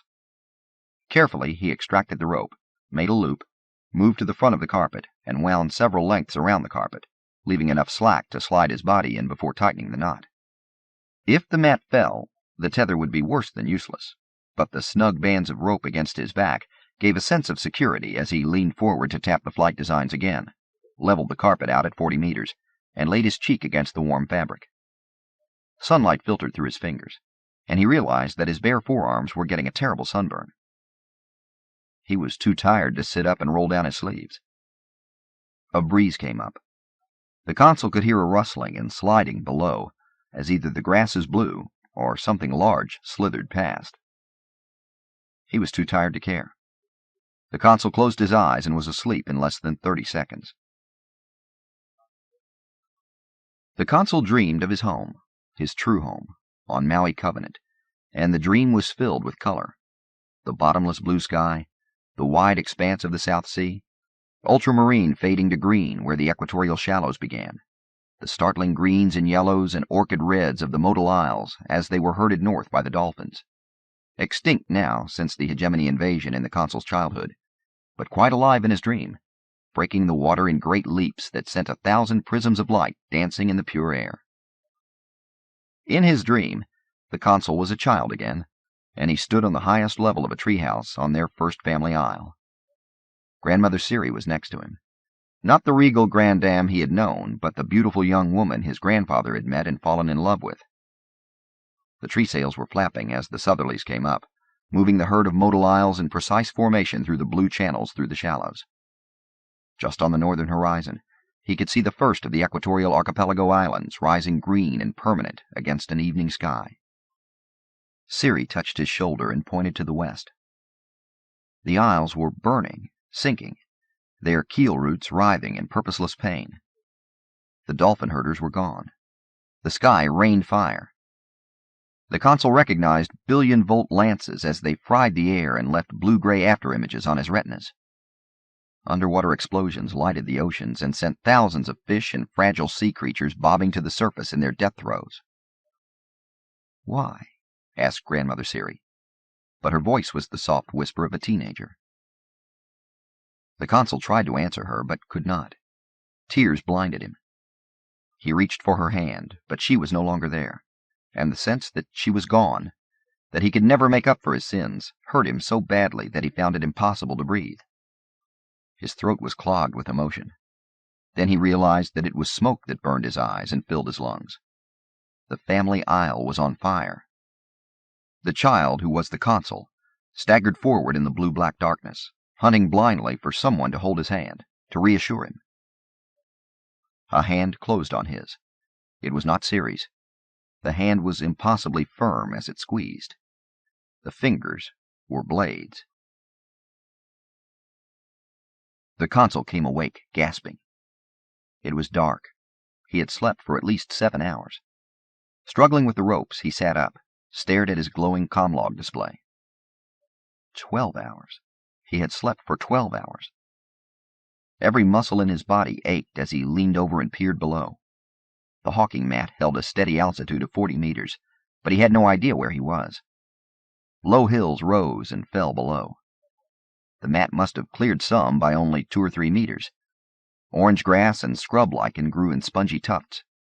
Somewhere, sometime in the past few hours, he had passed over the south shore of the Sea of Grass, missed the small port of Edge and the Hooghly River docks, where their levitation barge, Benares, had been tied up. The consul had no compass. Compasses were useless on Hyperion, and his comlog had not been programmed as an inertial direction finder. He had planned to find his way back to Keats by following the Hooghly south and west, retracing the laborious path of their upriver pilgrimage minus the bends and turns in the river. Now he was lost. The consul set the hawking mat down on a low hilltop, stepped off to solid ground with a groan of pain, and collapsed the mat. He knew that the charge in the flight threads must be at least a third expended by now, perhaps more. He had no idea how much efficiency the mat lost with age. The hills looked like the rough country southwest of the Sea of Grass, but there was no sight of the river. His comlog told him that it had been dark for only an hour or two, but the consul could see no hint of sunset in the west. The skies were overcast, shielding both starlight and any space battles from sight. "Damn," whispered the consul. He walked around until circulation returned, urinated at the edge of a small drop-off, and returned to his mat to drink from a water bottle. Think. He had set the mat on a southwesterly course that should have left the Sea of Grass at or near the port city of Edge. If he had simply overflown Edge and the river while he slept, the river would be somewhere to his south, off to his left. But if he had aimed poorly as he left Pilgrim's Rest, been just a few degrees off to his left, then the river would be winding northeast somewhere to his right. Even if he went the wrong way, he eventually would find a landmark, the coast of the northern Main if nothing else, but the delay could cost him a full day. The consul kicked at a rock and folded his arms. The air was very cool after the heat of the day. A shiver made him realize that he was half sick from sunburn. He touched his scalp and pulled his fingers away with a curse. Which way? The wind whistled through low sage and sponge lichen. The consul felt very far removed from the time tombs and the threat of the Shrike, but he felt the presence of Sol and Duray and Het Mestine and Braun, and the missing Silenus and Cassad as an urgent pressure on his shoulders.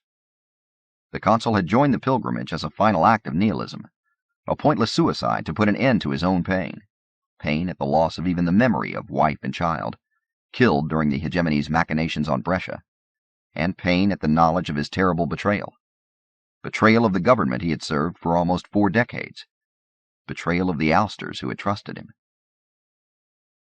The consul sat on a rock and felt that purposeless self-hatred fade as he thought of Saul and his infant child waiting in the Valley of the Time Tombs. He thought of Brawn, that brave woman, energy incarnate, lying helpless with that leech-like extension of the Shrike's evil growing from her skull. He sat, activated the mat, and rose to 800 meters, so close to the ceiling of clouds that he could have raised a hand and touched them. A second's break in the cloud cover far to his left showed a glint of ripple. The Hoolie lay about 5 clicks to the south. The consul banked the hawking mat steeply to his left, feeling the tired containment field trying to press him to the carpet, but feeling safer with the rope still attached. 10 minutes later he was high over the water, swooping down to ascertain that it was the broad Hoolie rather than some tributary. It was the Hoolie. Radiant gossamers glowed in the low, marshy areas along the banks. The tall, crenellated towers of architect ants cast ghostly silhouettes against a sky only slightly darker than the land. The consul rose to 20 meters, took a drink of water from his bottle, and headed downriver at full speed. Sunrise found him below the village of Doukhobors Copse, almost to the Karla Locks, where the Royal Transport Canal cut west toward the northern urban settlements and the main. The consul knew that it was less than 150 clicks to the capital from here, but still a maddening 7 hours away at the hawking mat's slow pace. This was the point in the trip where he had hoped to find a military skimmer on patrol, one of the passenger dirigibles from the Copse of Naiad, even a fast powerboat he could commandeer. But there was no sign of life along the banks of the Hoolie, except for the occasional burning building or ghee lamps in distant windows. The docks had been stripped of all boats. The river manta pens above the locks were empty, the great gates open to the current, and no transport barges were lined up below where the river widened to twice its upriver size. The consul swore and flew on. It was a beautiful morning as the sunrise illuminated the low clouds and made every bush and tree stand out in the low horizontal light. It felt to the consul as if it had been months since he had seen real vegetation. Weirwood and half-oak trees rose to majestic heights on the distant bluffs, while in the floodplain, the rich light caught the green shoots of 1,000,000 periscope beans rising from their indigene patties. Womangrove root and fire fern lined the banks, and each branch and twisting stood out in the sharp light of sunrise. The clouds swallowed the sun.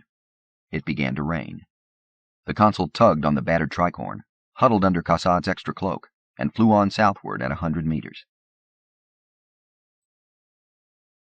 The consul tried to remember. How long did the child Rachel have?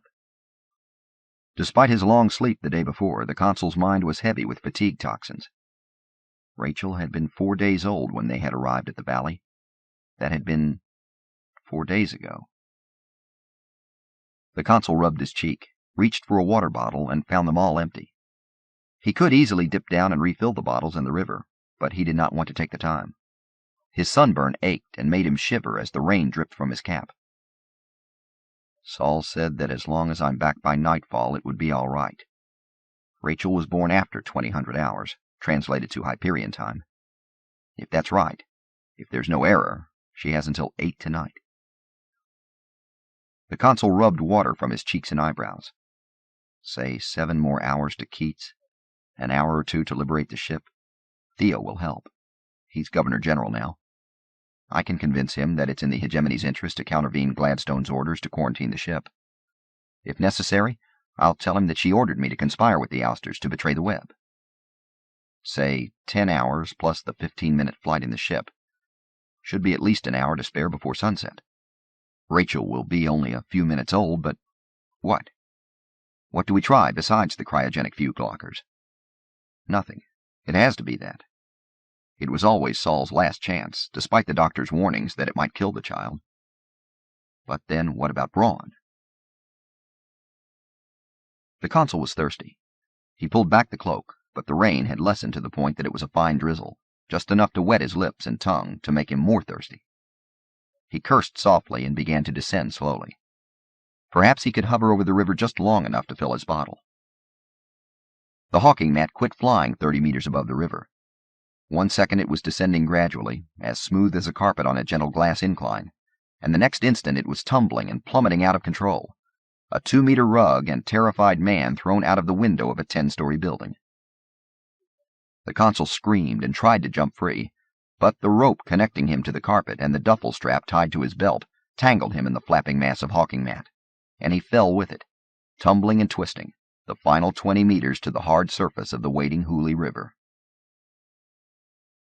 Chapter 29. Saul Weintraub had high hopes the night the consul left. At long last, they were doing something, or trying to. Saul did not believe that the cryogenic vaults of the consul's ship would be the answer to saving Rachel. Medical experts on Renaissance Vector had pointed out the extreme danger of that procedure. But it was good to have an alternative, any alternative. And Saul felt that they had been passive long enough, awaiting the Shrike's pleasure like condemned criminals awaiting the guillotine. The interior of the Sphinx seemed too treacherous this night, and Saul brought their possessions out on the broad granite porch of the tomb, where he and Duray sought to make Mustine and Braun comfortable under blankets and capes, with packs for pillows. Braun's medical monitors continued to show no brain activity whatsoever, while her body rested comfortably. Mustine turned and tossed in the grip of fever. "What do you think the Templar's problem is?" asked Duray. "Disease?" "It could be simple exposure," said Saul. "After being abducted from the wind wagon, he found himself wandering in the barrens and here in the Valley of the Time Tombs. He was eating snow for liquid and had no food at all." Duray nodded and checked the force med patch they had attached to the inside of Mustine's arm. The telltales showed the steady drip of intravenous solution. "But it seems to be something else," said the Jesuit. "Almost a madness." "Templars have an almost telepathic connection to their tree ships," said Saul.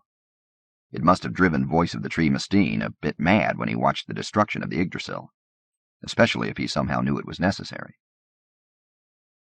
Duray nodded and continued sponging the Templar's waxy forehead.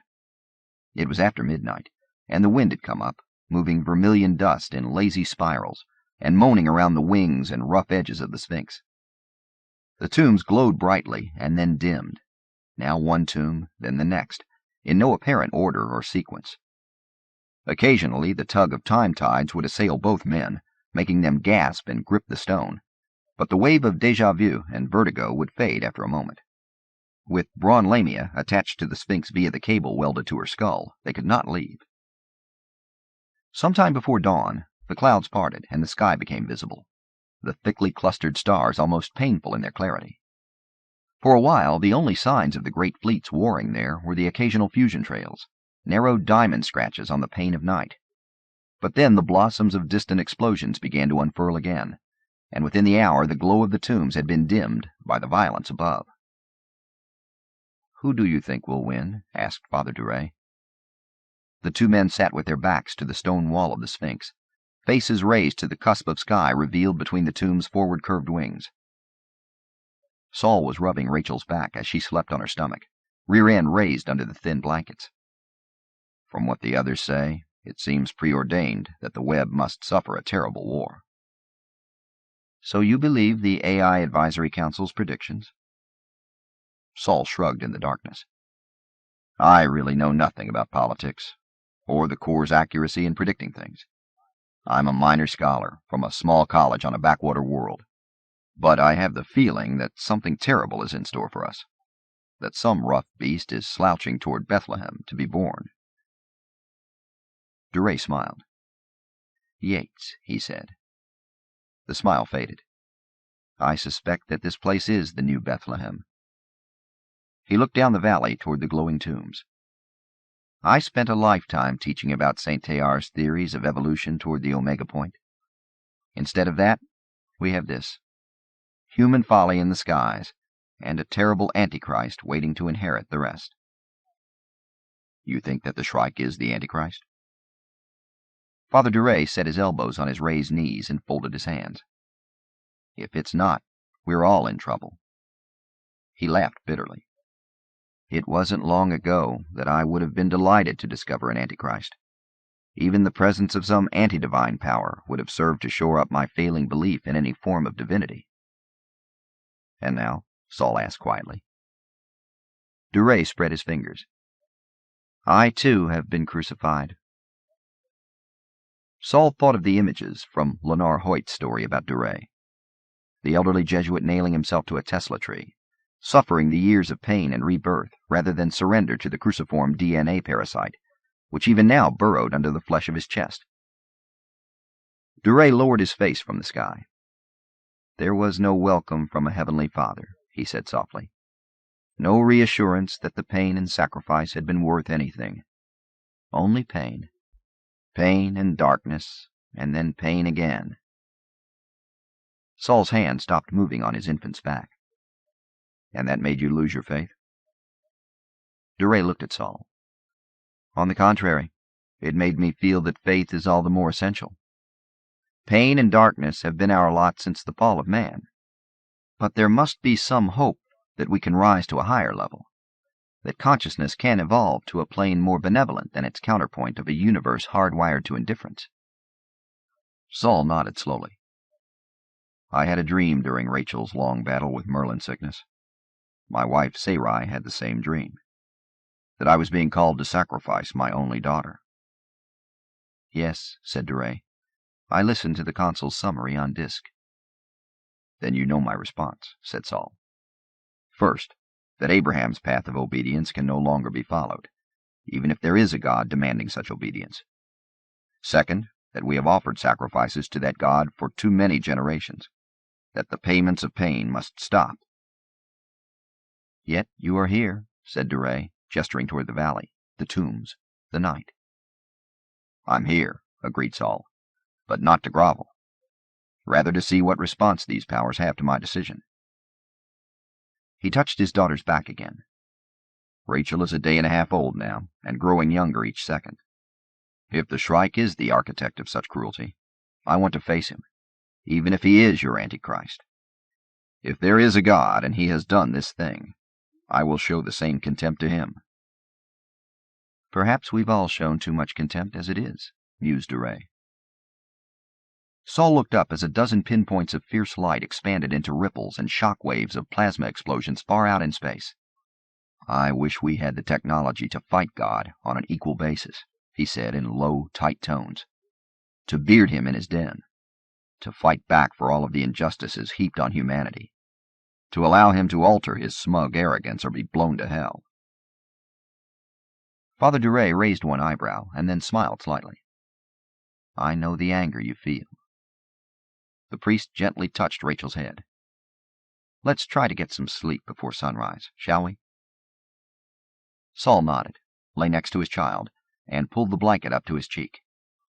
He heard Duray whispering something that might have been a soft good night, or perhaps a prayer. Saul touched his daughter, closed his eyes, and slept. The Shrike did not come in the night, nor did it come the next morning as sunlight painted the southwestern cliffs and touched the top of the crystal monolith. Saul awoke as sunlight crept down the valley. He found Duray sleeping next to him, Mustine and Braun still unconscious. Rachel was stirring and fussing. Her cry was that of a hungry newborn. Saul fed her with one of the last nursing packs, pulling the heating tab and waiting a moment for the milk to reach body temperature. Cold had settled in the valley overnight, and frost glinted on the steps to the Sphinx. Rachel ate greedily, making the soft mewling and sucking sounds that Saul remembered from more than 50 years earlier, as Sarai had nursed her. When she finished, Saul burped her and left her on his shoulder as he rocked gently to and fro. A day and a half left.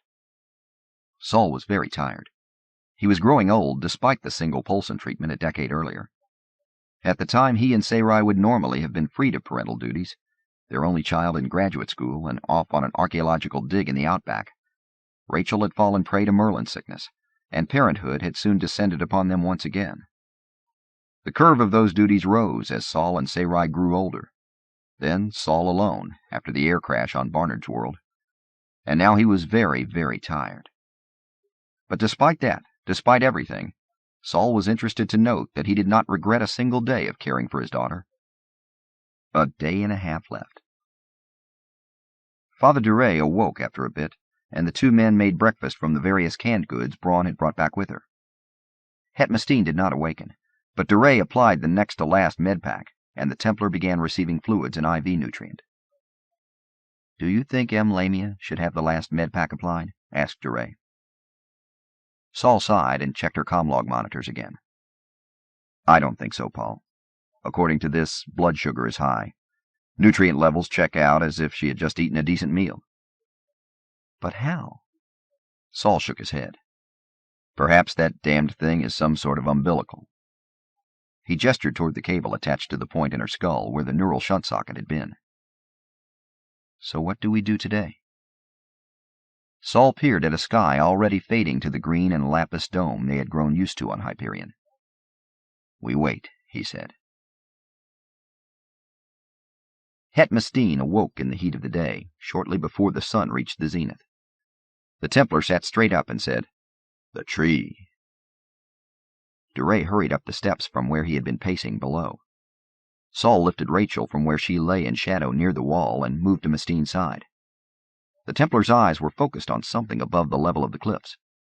Saul glanced up, but could see only the paling sky. "The tree!" cried the Templar again, and lifted one roughened hand. DeRay restrained the man. "He's hallucinating. He thinks he sees the Yggdrasil, his tree ship." Hegemony struggled against their hands. "No, not the Yggdrasil," he gasped through parched lips. "The tree. The final tree. The tree of pain." Both men looked up then, but the sky was clear except for wisps of clouds blowing in from the southwest. At that moment there was a surge of time tides, and both Saul and the priest bowed their heads in sudden vertigo. It passed. Hegemony was trying to get to his feet. The Templar's eyes were still focused on something far away. His skin was so hot that it burned Saul's hands. "Get the final med pack," snapped Saul. "Program the ultramorph and anti-fever agent." DeRay hurried to comply. "The tree of pain," managed Hegemony. "I was meant to be its voice. The Erg is meant to drive it through space and time. The bishop and the voice of the great tree have chosen me. I cannot fail them." He strained against Saul's arms a second, then collapsed back to the stone porch. "I am the true chosen," he whispered, energy leaving him like air from an emptying balloon. "I must guide the tree of pain during the time of atonement." He closed his eyes.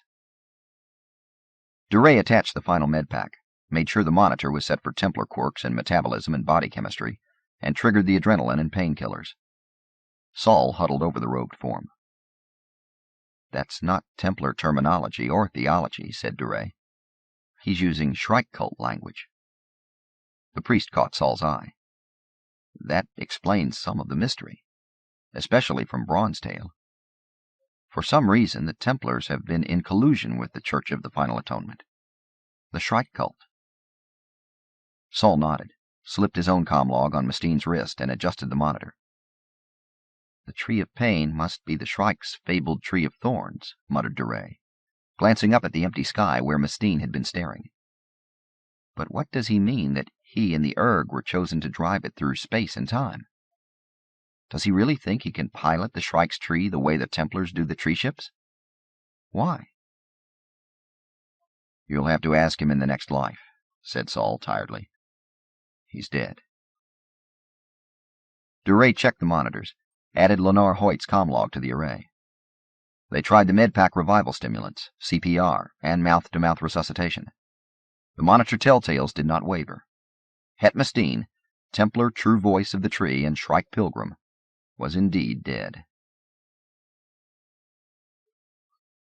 They waited an hour, suspicious of all things in this perverse valley of the Shrike, but when the monitors began showing rapid decomposition of the corpse, they buried Mistine in a shallow grave 50 meters up the trail toward the entrance to the valley. Cassette had left behind a collapsible shovel, labeled entrenching tool in force jargon, and the men took turns digging while the other watched over Rachel and Braun Lamia. The two men, one cradling a child, stood in the shadow of a boulder while DeRay said a few words before the soil was dropped onto the makeshift fiberplastic shroud. "I did not truly know Mistine," said the priest. "We were not of the same faith, but we were of the same profession. Voice of the Tree Mistine spent much of his life doing what he understood to be God's work, pursuing God's will in the writings of the Muir and the beauties of nature. His was the true faith, tested by difficulties, tempered by obedience, and in the end sealed by sacrifice." DeRay paused and squinted into a sky that had faded to gunmetal glare. "Please accept your servant, O Lord. Welcome him into your arms as you will someday welcome us, your other searchers who have lost their way. In the name of the Father, and of the Son, and of the Holy Spirit. Amen. Rachel began to cry. Saul walked her around as Duray shoveled the earth onto the man-shaped bundle of fiberplastic. They returned to the porch of the Sphinx and gently moved Braun into what little shade remained. There was no way to shield her from the late afternoon sun, unless they carried her into the tomb itself, and neither man wanted to do that. "The consul must be more than halfway to the ship by now," said the priest after taking a long drink of water. The man's forehead was sunburned and filmed with sweat. "Yes," said Saul. "By this time tomorrow, he should be back here. We'll use laser cutters to free Braun, then set her in the ship surgery. Perhaps Rachel's reverse aging can be arrested in cryogenic storage, despite what the doctor said." "Yes." Duray lowered the water bottle and looked at Saul. "Do you believe that is what will happen?" Saul returned the other man's gaze. "No." Shadows stretched from the southwestern cliff walls. The day's heat coalesced into a solid thing, then dissipated a bit. Clouds moved in from the south. Rachel slept in the shadows near the doorway. Saul walked up to where Paul Duray stood staring down the valley and set a hand on the priest's shoulder. "What are you thinking about, my friend?" Duray did not turn.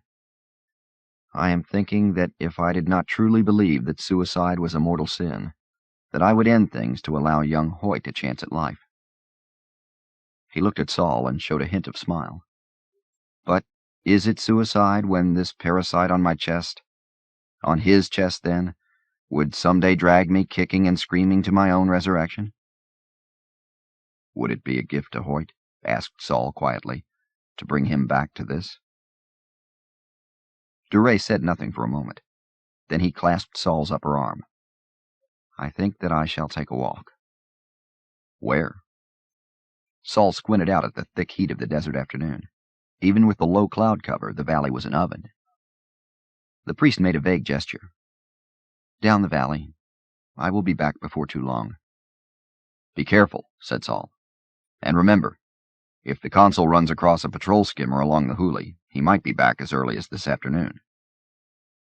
Duray nodded, went over to pick up a water bottle and to touch Rachel gently, and then he went down the long stairway of the Sphinx, picking his way slowly and carefully, like an old man. Saul watched him leave, becoming a smaller and smaller figure, distorted by heat waves and distance. Then Saul sighed and went back to sit near his daughter. Paul Duray tried to keep to the shadows, but even there the heat was oppressive, weighing on him like a great yoke on his shoulders. He passed the jade tomb and followed the path toward the northern cliffs and the obelisk. That tomb's thin shadow painted darkness on the roseate stone and dust of the valley floor. Descending again, picking his way through the rubble surrounding the crystal monolith, Duray glanced up as a sluggish wind moved shattered panes and whistled through cracks high up on the face of the tomb. He saw his reflection in the lower surfaces, and remembered hearing the organ song of the evening wind rising from the cleft when he had found the Bakura high on the Pinyon Plateau. That seemed like lifetimes ago. It was lifetimes ago. Duray felt the damage the cruciform reconstruction had done to his mind and memory. It was sickening, the equivalent of suffering a stroke with no hope of recovery. Reasoning that once would have been child's play to him now required extreme concentration, or was simply beyond his ability. Words eluded him. Emotions tugged at him with the same sudden violence as the time tides. Several times he had had to leave the other pilgrims while he wept in solitude, for no reason he could understand. The other pilgrims. Now only Saul and the child remained. Father Duray would gladly surrender his own life if those two could be spared. Was it a sin, he wondered, to plan deals with the Antichrist? He was far down the valley now, almost to the point where it curved eastward into the widening cul-de-sac where the Shrike Palace threw its maze of shadows across the rocks. The trail wound close to the northwest wall as it passed the cave tombs. Duray felt the cool air from the first tomb, and was tempted to enter just to recover from the heat, close his eyes, and take a nap. He continued walking. The entrance to the second tomb had more Baroque carvings in the stone, and Duray was reminded of the ancient basilica he had discovered in the cleft. the huge cross and altar where the retarded Bakura had worshipped. It had been the obscene immortality of the cruciform they had been worshipping, not the chance of true resurrection promised by the cross. But what was the difference? DeRay shook his head, trying to clear the fog and cynicism that clouded every thought. The path wound higher here past the third cave tomb, the shortest and least impressive of the three. There was a light in the third cave tomb. DeRay stopped, took a breath, and glanced back down the valley. The Sphinx was quite visible almost a kilometer away, but he could not quite make out Saul in the shadows. For a moment, DeRay wondered if it had been the third tomb they had sheltered in the day before, if one of them had left a lantern there. It had not been the third tomb. Except for the search for Cassad, no one had entered this tomb in 3 days. Father DeRay knew that he should ignore the light, return to Saul, keep the vigil with the man and his daughter. But the Shrike came to each of the others separately. Why should I refuse the summons? DeRay felt moisture on his cheek and realized that he was weeping soundlessly, mindlessly. He roughly wiped the tears away with the back of his hand and stood there clenching his fists. My intellect was my greatest vanity. I was the intellectual Jesuit, secure in the tradition of Teilhard and Prasad. Even the theology I pushed on the church, on the seminarians, and on those few faithful still listening had emphasized the mind, that wonderful omega point of consciousness. God as a clever algorithm. Well, some things are beyond intellect, Paul. DeRay entered the third cave tomb. Saul awoke with a start, sure that someone was creeping up on him. He jumped to his feet and looked around. Rachel was making soft sounds, awakening from her nap at the same time as her father. Braun Lamia lay motionless where he had left her, med telltales still glowing green, brain activity readout of flat red. He had slept for at least an hour. The shadows had crept across the valley floor, and only the top of the Sphinx was still in sunlight as the sun broke free of the clouds. Shafts of light slanted through the valley entrance and illuminated the cliff walls opposite. The wind was rising. But nothing moved in the valley. Saul lifted Rachel, rocked her as she cried, and ran down the steps, looking behind the Sphinx and toward the other tombs. "Paul!" His voice echoed off rock. Wind stirred dust beyond the jade tomb, but nothing else stirred. Saul still had the feeling that something was sneaking up on him, that he was being watched. Rachel screamed and wiggled in his grasp, her voice the high, thin wail of a newborn. Saul glanced at his comm-log. She would be 1 day old in an hour. He searched the sky for the consul's ship, cursed softly at himself, and went back to the entrance to the Sphinx to change the baby's diaper, check on Braun, pull a nursing pack from his bag, and grab a cloak. The heat dissipated quickly when the sun was gone. In the half-hour of twilight remaining, Saul moved quickly down the valley, shouting DeRay's name and peering into the tombs without entering. Past the jade tomb where Hoyt had been murdered, its sides already beginning to glow a milky green. Past the dark obelisk, its shadow thrown high on the southeastern cliff wall. Past the crystal monolith, its upper reaches glowing with the last of the day's light, then fading as the sun set somewhere beyond the city of poets. In the sudden chill and hush of evening, past the cave tombs, Saul shouting into each and feeling the dank air against his face like a cold breath from an open mouth. No answer. In the last of the twilight, around the bend in the valley to the blade and buttress riot of the Shrike Palace, dark and ominous in the growing gloom. Saul stood at the entrance, trying to make sense of the ink-black shadows, spires, rafters, and pylons, shouted into the dark interior. Only his echo answered. Rachel began to cry again.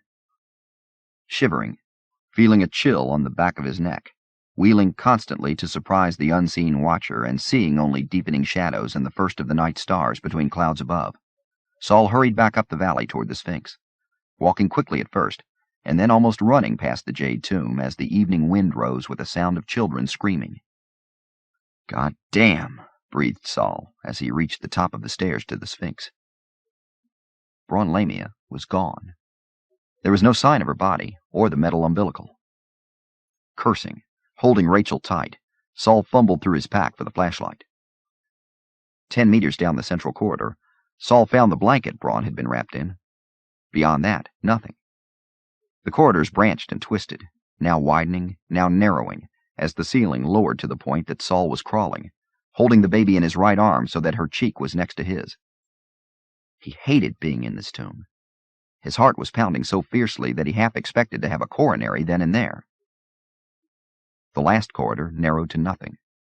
Where the metal cable had snaked into stone, now there was only stone.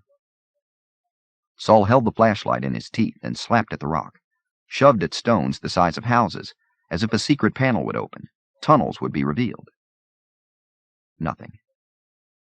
Saul hugged Rachel tighter and began to make his way out, taking several wrong turns, feeling his heart race even more wildly as he thought himself lost. Then they were in a corridor he recognized, then in the main corridor, then out. He carried his child to the bottom of the steps and away from the Sphinx. At the head of the valley he stopped, sat on a low rock and panted for breath. Rachel's cheek still lay against his neck, and the baby made no sound, no movement other than the soft curl of fingers against his beard.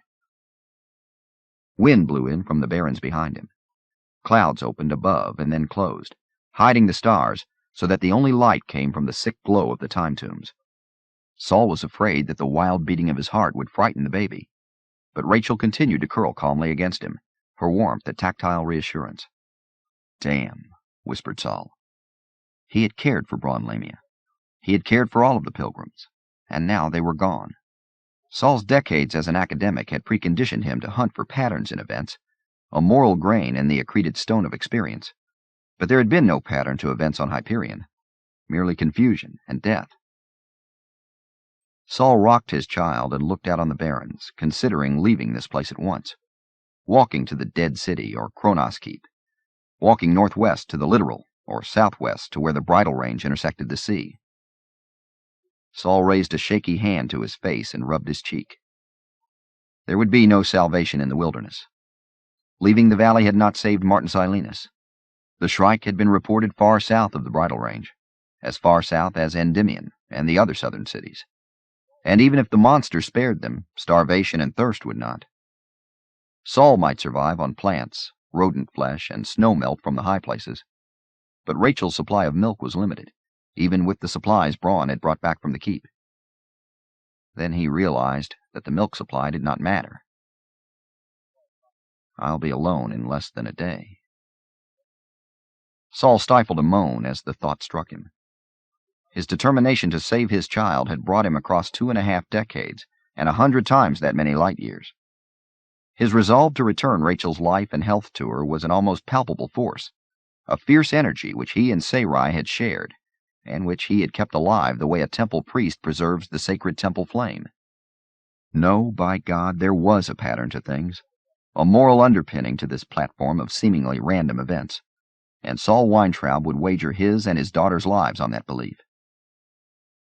Saul stood, walked slowly down the trail to the Sphinx, climbed the stairs, found a therm cloak and blankets, and made a nest for the two of them on the highest step, as Hyperion winds howled and the time tombs glowed more brightly. Rachel lay on his chest and stomach, her cheek on his shoulder, her tiny hands curling and uncurling as she released the world for the land of infant sleep. Saul heard her gentle breathing as she moved into deep slumber, heard the soft sound as she blew tiny bubbles of saliva. After a while, he released his own hold on the world and joined her in sleep. Chapter 30. Saul dreamed the dream he had suffered since the day Rachel had incurred Merlin sickness. He was walking through a vast structure, where columns the size of redwood trees rose into the gloom, and where crimson light fell in solid shafts from somewhere far above. There came the sound of a giant conflagration, entire worlds burning. Ahead of him glowed 2 ovals of the deepest red. Saul knew the place. He knew that he would find an altar ahead with Rachel on it. Rachel in her 20s and unconscious. And then would come the voice, demanding. Saul stopped on the low balcony and stared down at the familiar scene. His daughter, the woman he and Sarai had bid farewell to when she left for postgraduate work on distant Hyperion, lay naked on a broad block of stone. Above them all floated the twin red orbs of the Shrike's gaze. On the altar lay a long, curved knife made of sharpened bone. The voice came then. Saul, take your daughter, your only daughter Rachel, whom you love, and go to the world called Hyperion, and offer her there as a burnt offering at one of the places of which I shall tell you. Saul's arms were shaking with rage and grief. He pulled at his hair and shouted into the darkness, repeating what he had told that voice before. There will be no more offerings, neither child nor parent. There will be no more sacrifices. The time of obedience and atonement is past. Either help us as a friend or go away. In previous dreams, this had led to the sound of wind and isolation, terrible footsteps receding in the dark. But this time the dream persisted. The altar shimmered and was suddenly empty except for the bone knife. The twin red orbs still floated high above, fire-filled rubies the size of worlds. Saul, listen, came the voice, modulated now so it did not boom from far above, but almost whispered in his ear. The future of humankind depends upon your choice. Can you offer Rachel out of love, if not obedience? Saul heard the answer in his mind, even as he groped for the words. There would be no more offerings. Not this day. Not any day. Humankind had suffered enough for its love of gods, its long search for God. He thought of the many centuries in which his people, the Jews, had negotiated with God, complaining, bickering, decrying the unfairness of things, but always, always, returning to obedience at whatever the cost. Generations dying in the ovens of hatred. Future generations scarred by the cold fires of radiation and renewed hatred. Not this time. Not ever again. Say yes, Daddy. Saul started at the touch of a hand on his. His daughter Rachel stood next to him, neither infant nor adult, but the 8-year-old he had known twice, aging and growing backward through that age with Merlin sickness. Rachel, with her light brown hair tied back in a simple braid, short form soft in washed denim play tunic and kid sneakers. Saul took her hand, gripping as tightly as he could without hurting her, feeling the return to grip. This was no illusion, no final cruelty of the Shrike. This was his daughter. Say yes, Daddy. Saul had solved Abraham's problem of obedience to a God turned malicious. Obedience could no longer be paramount in relations between humanity and its deity. But when the child chosen as sacrifice asked for obedience to that God's whim? Saul went to one knee next to his daughter and opened his arms. Rachel. She hugged him with the energy he remembered from countless such hugs, her chin high over his shoulder, her arms fierce in their intensity of love. She whispered in his ear, Please, Daddy, we have to say yes. Saul continued to hug her, feeling her thin arms around him and the warmth of her cheek against his. He was crying silently, feeling the wetness on his cheeks and in his short beard, but unwilling to release her for even the second it would take to wipe the tears away. I love you, Daddy, whispered Rachel. He rose then, wiped his face with a swipe of the back of his hand, and with Rachel's left hand still firmly in his, began the long descent with her toward the altar below. Saul awoke with a sense of falling, grabbing for the baby. She was asleep on his chest, her fist curled, her thumb in her mouth, but when he started upright, she awoke with the cry and arching reflex of a startled newborn. Saul got to his feet, dropping blankets and cloak around him, clutching Rachel tightly to him. It was daylight. Late morning, if anything. They had slept while the night died, and sunlight crept into the valley and across the tombs. The Sphinx huddled over them like some predatory beast, powerful forelegs extended on either side of the stairway where they had slept. Rachel wailed, her face contorting with the shock of waking and hunger, and sensed fear in her father. Saul stood in the fierce sunlight and rocked her. He went to the top step of the Sphinx, changed her diaper, heated one of the last nursing packs, offered it to her until the wails turned to soft nursing sounds, burped her, and walked her around until she drifted into light sleep again. It was less than 10 hours until her birthday. Less than 10 hours until sunset and the last few minutes of his daughter's life. Not for the first time, Saul wished that the time tomb were a great glass building symbolizing the cosmos and the deity that ran it. Saul would throw rocks at the structure until not a single pane remained unbroken. He tried to remember the details of his dream, but the warmth and reassurance of it shredded in the harsh light of Hyperion's sun. He remembered only Rachel's whispered entreaty. The thought of offering her to the Shrike made Saul's stomach ache with horror. "It's all right," he whispered to her, as she twitched and sighed toward the treacherous haven of sleep once again. "It's all right, kiddo. The consul's ship will be here soon. The ship will come any minute." The consul's ship did not come by noon. The consul's ship did not come by mid-afternoon. Saul walked the valley floor, calling out for those who had disappeared, singing half-forgotten songs when Rachel awoke, crooning lullabies as she drifted back to sleep. His daughter was so tiny and light, 6 pounds and 3 ounces, 19 inches at birth, he remembered, smiling at the antique units of his antique home, of Barnard's world. In late afternoon, he startled awake from his half-doze in the shade of the Sphinx's outflung paw, standing with Rachel waking in his arms as a spacecraft arched across the dome of deep lapis sky. "It's come," he cried, and Rachel stirred and wiggled as if in response. A line of blue fusion flame glowed with that daylight intensity reserved to spacecraft in atmosphere. Saul hopped up and down, filled with the first relief in many days. He shouted and leaped until Rachel wailed and wept in concern. Saul stopped, lifted her high, knowing that she could not yet focus her eyes, but wanting her to see the beauty of the descending ship as it arced above the distant mountain range, dropping toward the high desert. "He did it," cried Saul. "He's coming.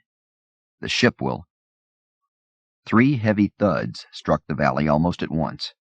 The first 2 were the twin sonic booms of the spacecraft's footprint racing ahead of it as it decelerated. The third was the sound of its destruction. Saul stared as the glowing pinpoint at the apex of the long fusion tail suddenly grew as bright as the sun, expanded into a cloud of flame and boiling gases, and then tumbled toward the distant desert in 10,000 burning pieces. He blinked away retinal echoes as Rachel continued crying. "My God," whispered Saul. "My God." There was no denying the complete destruction of the spacecraft. Secondary explosions ripped the air, even from 30 kilometers away, as pieces fell, trailing smoke and flames toward the desert, the mountains, and the sea of grass beyond. My God. Saul sat on the warm sand. He was too exhausted to cry, too empty to do anything but rock his child until her crying stopped. 10 minutes later, Saul looked up as 2 more fusion trails burned the sky. These headed south from the zenith. One of these exploded, too distant for sound to reach him. The second one dropped out of sight below the southern cliffs, beyond the bridle range. "Perhaps it was not the consul," whispered Saul. "It could be the Ouster invasion. Perhaps the consul's ship still will come for us."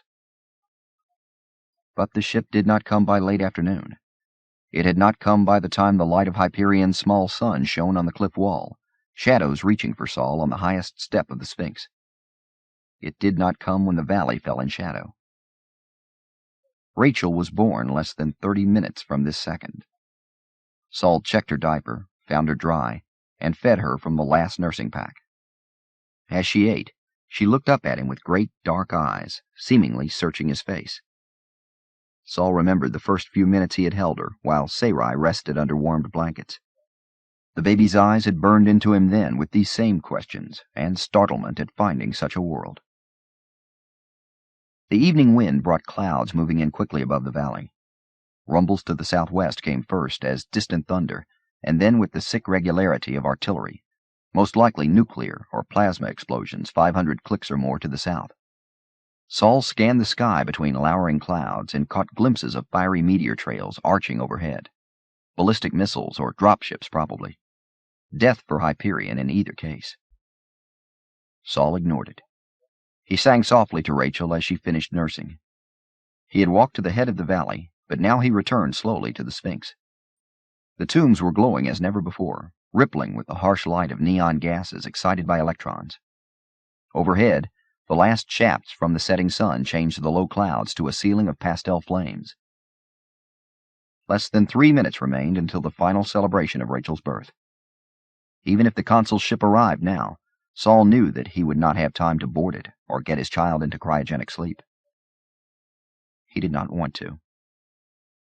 Saul climbed the stairs to the Sphinx slowly, realizing that Rachel had come this way 26 standard years earlier, never guessing the fate that awaited her in that dark crypt. He paused at the top step and took in a breath. The light from the sun was a palpable thing, filling the sky and igniting the wings and upper mass of the Sphinx. The tomb itself seemed to be releasing the light it had stored, like the rocks in Hebron's desert, where Saul had wandered in the wilderness years before, seeking enlightenment and finding only sorrow. The air shimmered with light, and the wind continued to rise, blowing sand across the valley floor and then relenting. Saul went to one knee on the top step, pulling off Rachel's blanket until the child was in only her soft cotton newborn's clothes, swaddling clothes. Rachel wiggled in his hands. Her face was purple and slick, her hands tiny and red with the effort of clenching and unclenching. Saul remembered her exactly like this as the doctor handed the infant to Saul, as he stared at his newborn daughter, as he was staring now, then set her on Sarai's stomach so the mother could see. "Ah, God," breathed Saul, and dropped to his other knee, truly kneeling now. The entire valley quivered as if to an earthquake tremor. Saul could vaguely hear the explosions continuing far to the south. But of more immediate concern now was the terrible glow from the Sphinx. Saul's shadow leaped 50 meters behind him down the stairway and across the valley floor as the tomb pulsed and vibrated with light. Out of the corner of his eye, Saul could see the other tombs glowing as brightly, huge Baroque reactors in their final seconds before meltdown. The entrance to the Sphinx pulsed blue, then violet, then a terrible white. Behind the Sphinx, on the wall of the plateau above the Valley of the Time Tombs, an impossible tree shimmered into existence, its huge trunk and sharp steel branches rising into the glowing clouds and above. Saul glanced quickly, saw the 3-meter thorns and the terrible fruit they bore, and then he looked back at the entrance to the Sphinx. Somewhere, the wind howled and thunder rumbled. Somewhere, vermilion dust blew like curtains of dried blood in the terrible light from the tombs. Somewhere, voices cried out, and a chorus shrieked. Saul ignored all this.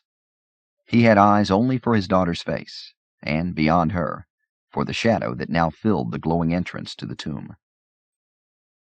The Shrike emerged.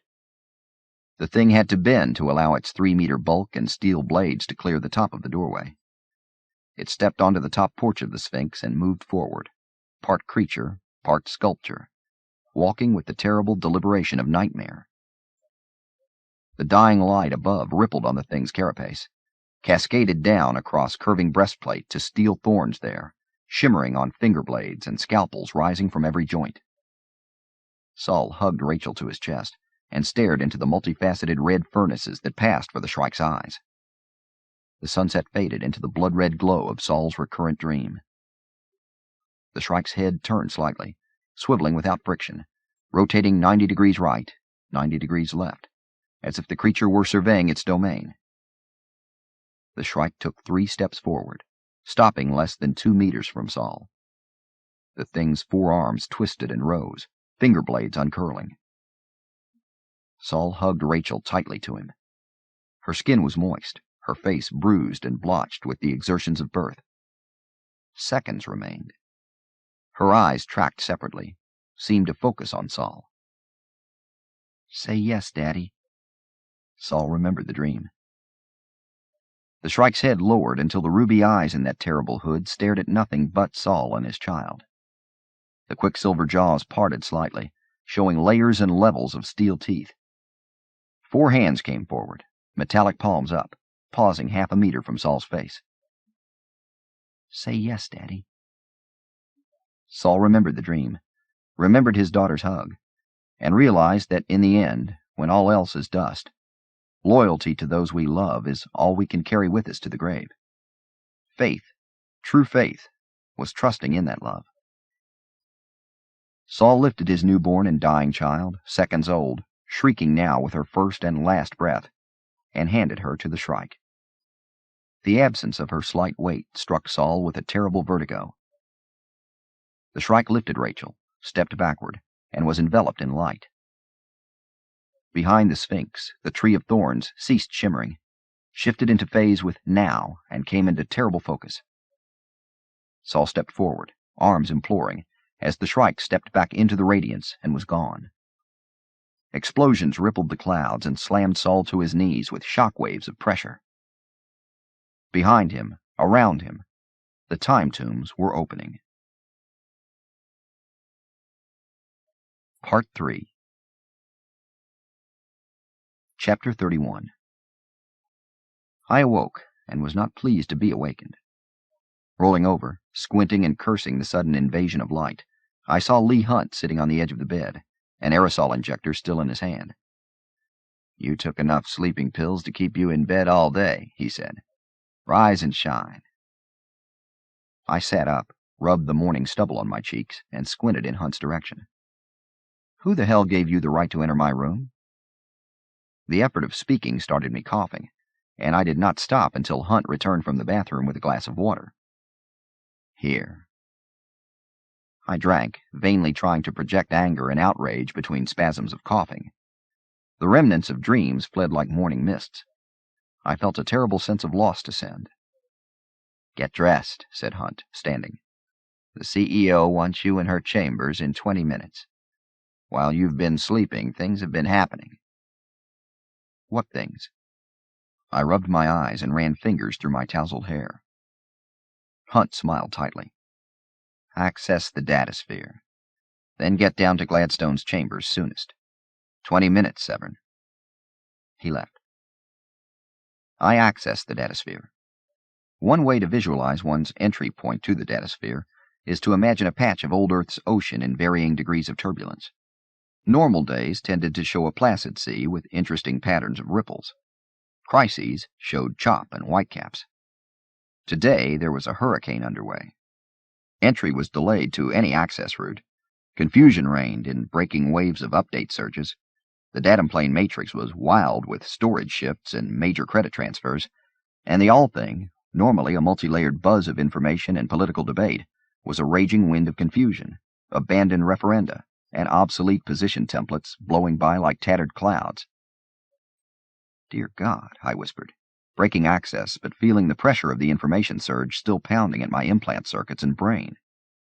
War, surprise attack, imminent destruction of the web, talk of impeaching Gladstone, riots on a score of worlds, Shrike cult uprisings on Lucis, the Force Fleet abandoning Hyperion system in a desperate rearguard action, but too late, too late. Hyperion already under attack. Fear of Farcaster incursion. I rose, ran naked to the shower, and sonicked in record time. Hunt or someone had laid out a formal gray suit and cape, and I dressed in a hurry, brushing back my wet hair so that damp curls fell to my collar. It wouldn't do to keep the CEO of the Hegemony of Man waiting. Oh no, that wouldn't do at all.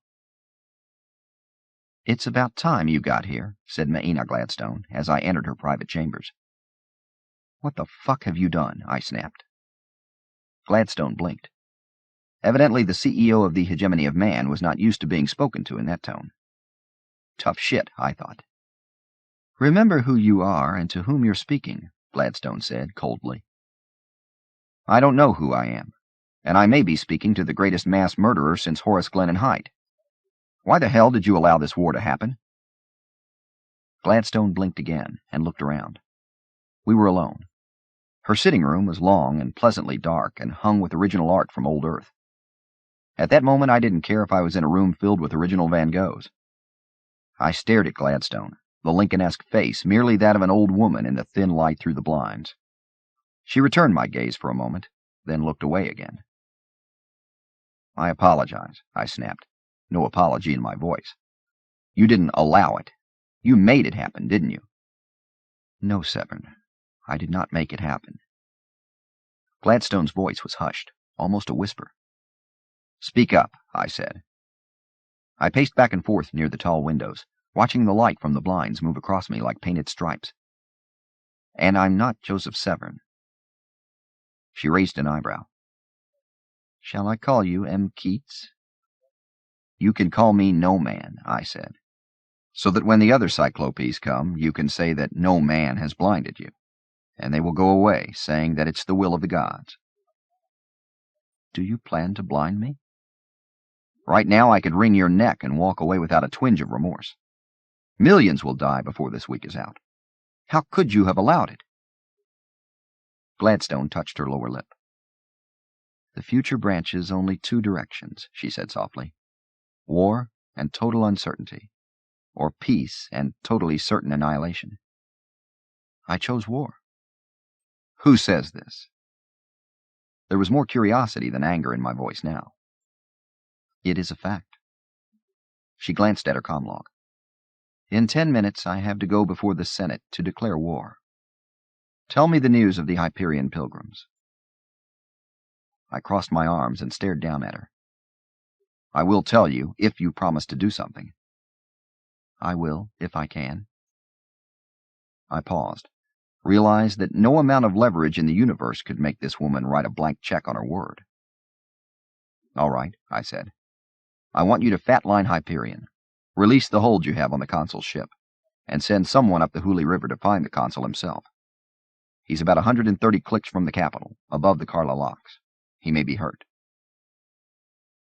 Gladstone crooked a finger, rubbed her lip, and nodded.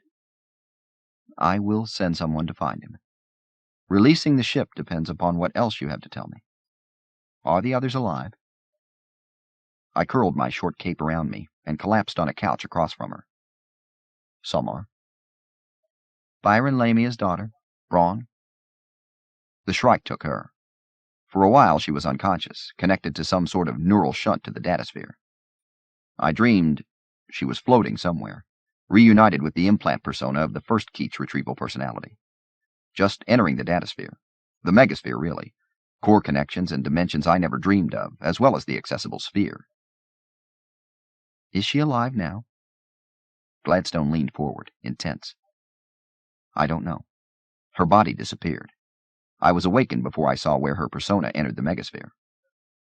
Gladstone nodded. What about the colonel?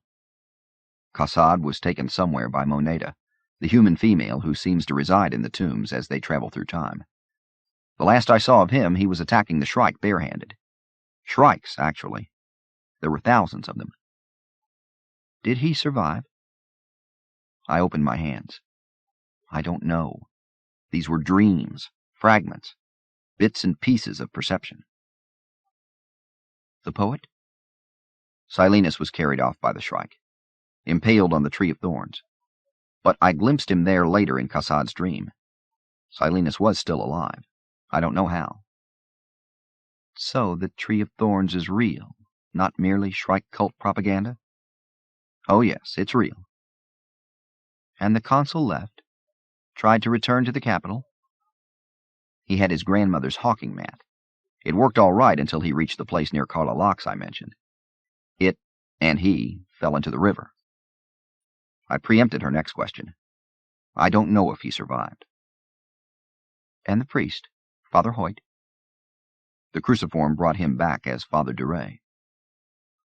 Is it Father Duray, or a mindless duplicate? It's Duray, I said, but damaged, discouraged. And he is still in the valley?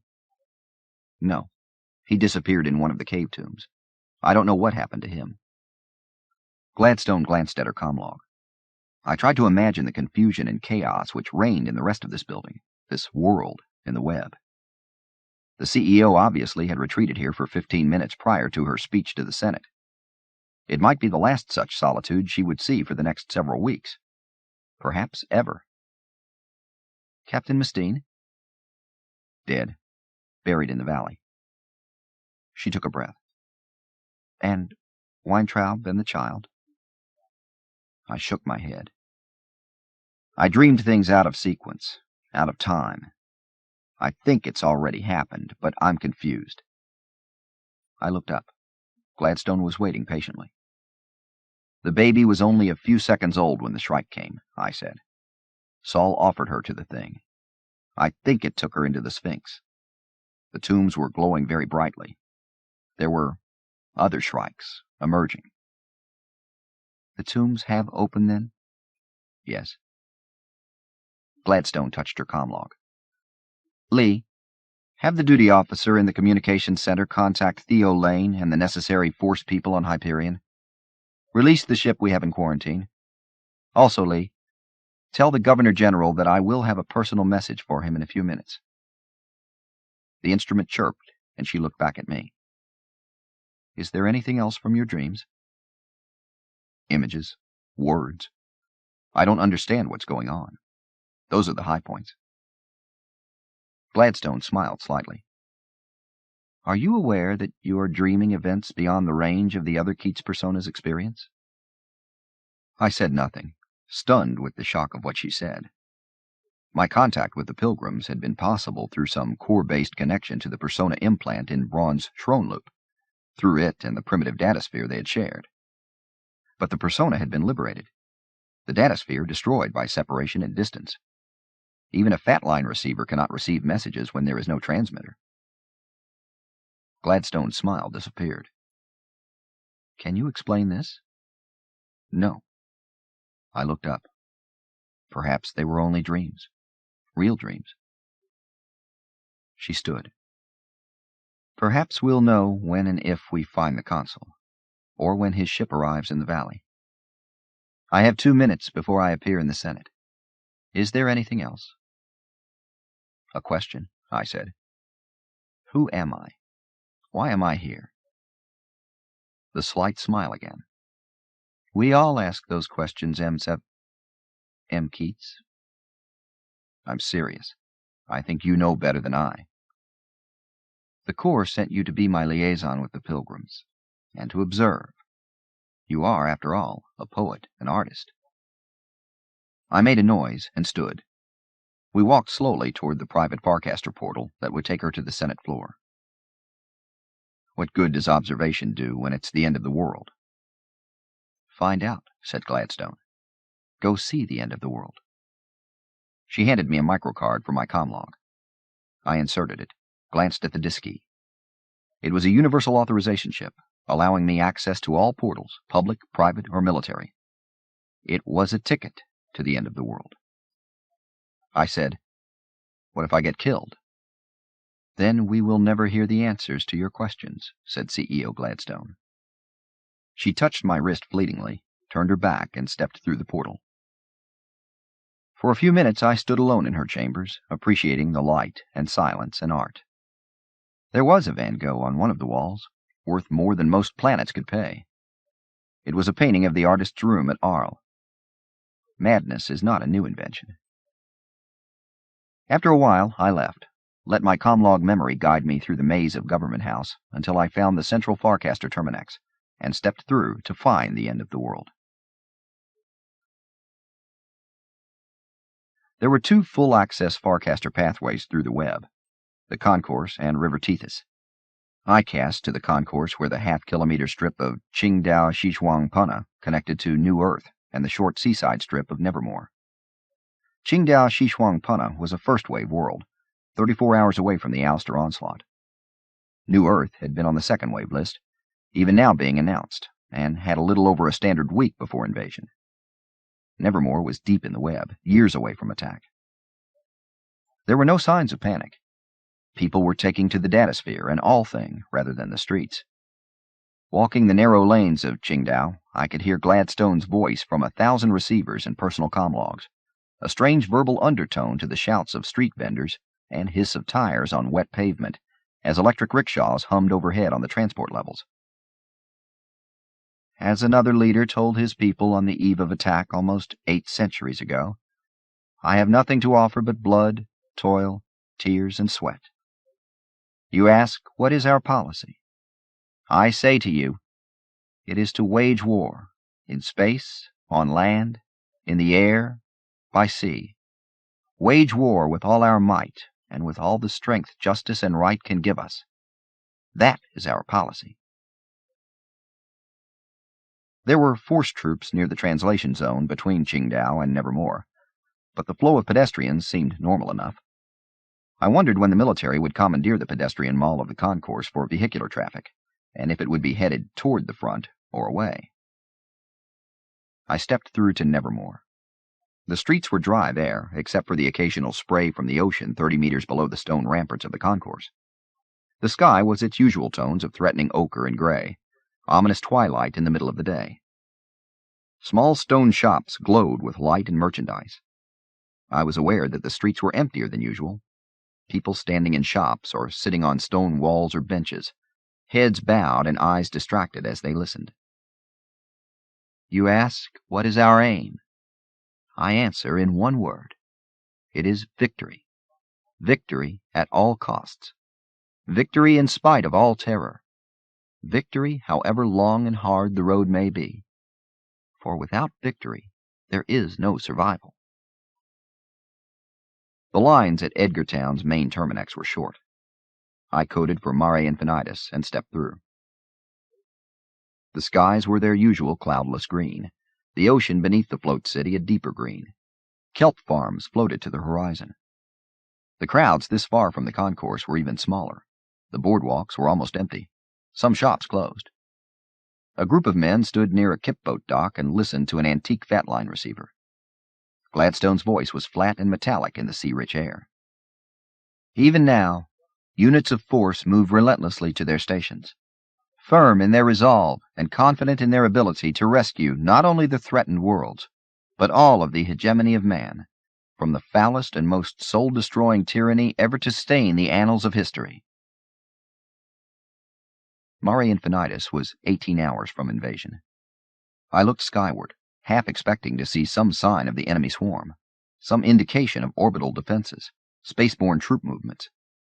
There was only the sky, the warm day, and the gentle rocking of the city on the sea.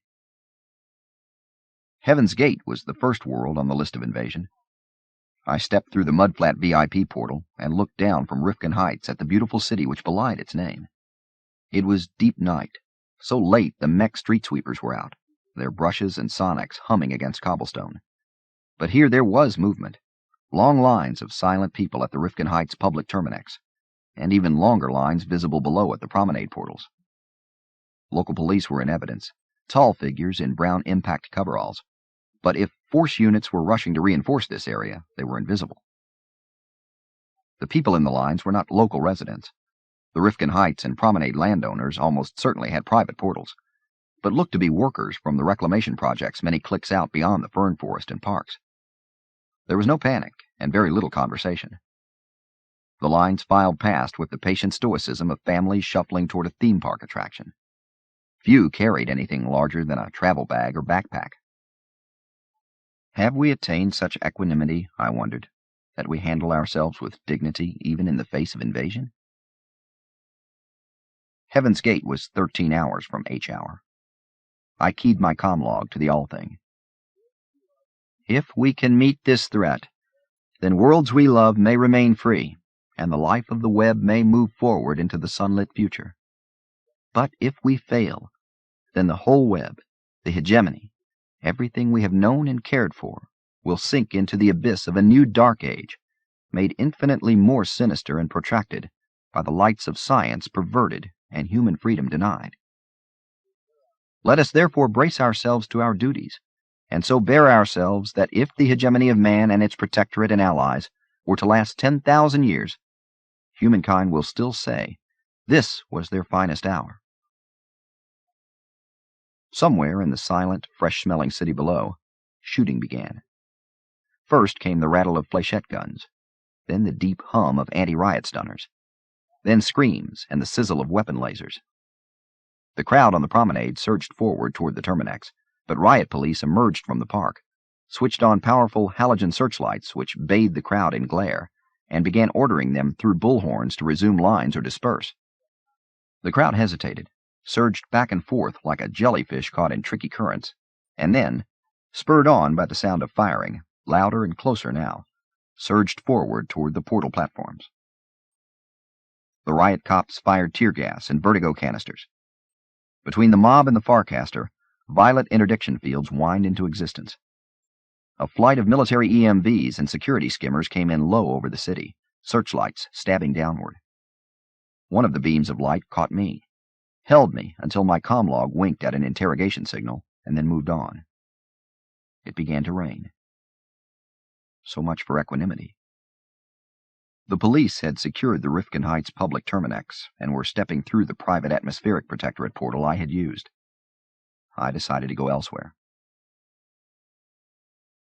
There were force commandos guarding the halls of Government House, screening the Farcaster arrivals despite the fact that this portal was one of the most difficult to access in the web. I passed through 3 checkpoints before reaching the executive residential wing where my apartments were. Suddenly, guards stepped out to empty the main hall and secure its tributaries, and Gladstone swept by accompanied by a swirling crowd of advisors, aides, and military leaders. Surprisingly, she saw me, brought her retinue to a clumsy halt, and spoke to me through the barricade of combat armored Marines. "How did you like the speech, M. No Man?" "Fine," I said. "Stirring. And stolen from Winston Churchill, if I'm not mistaken." Gladstone smiled and shrugged slightly.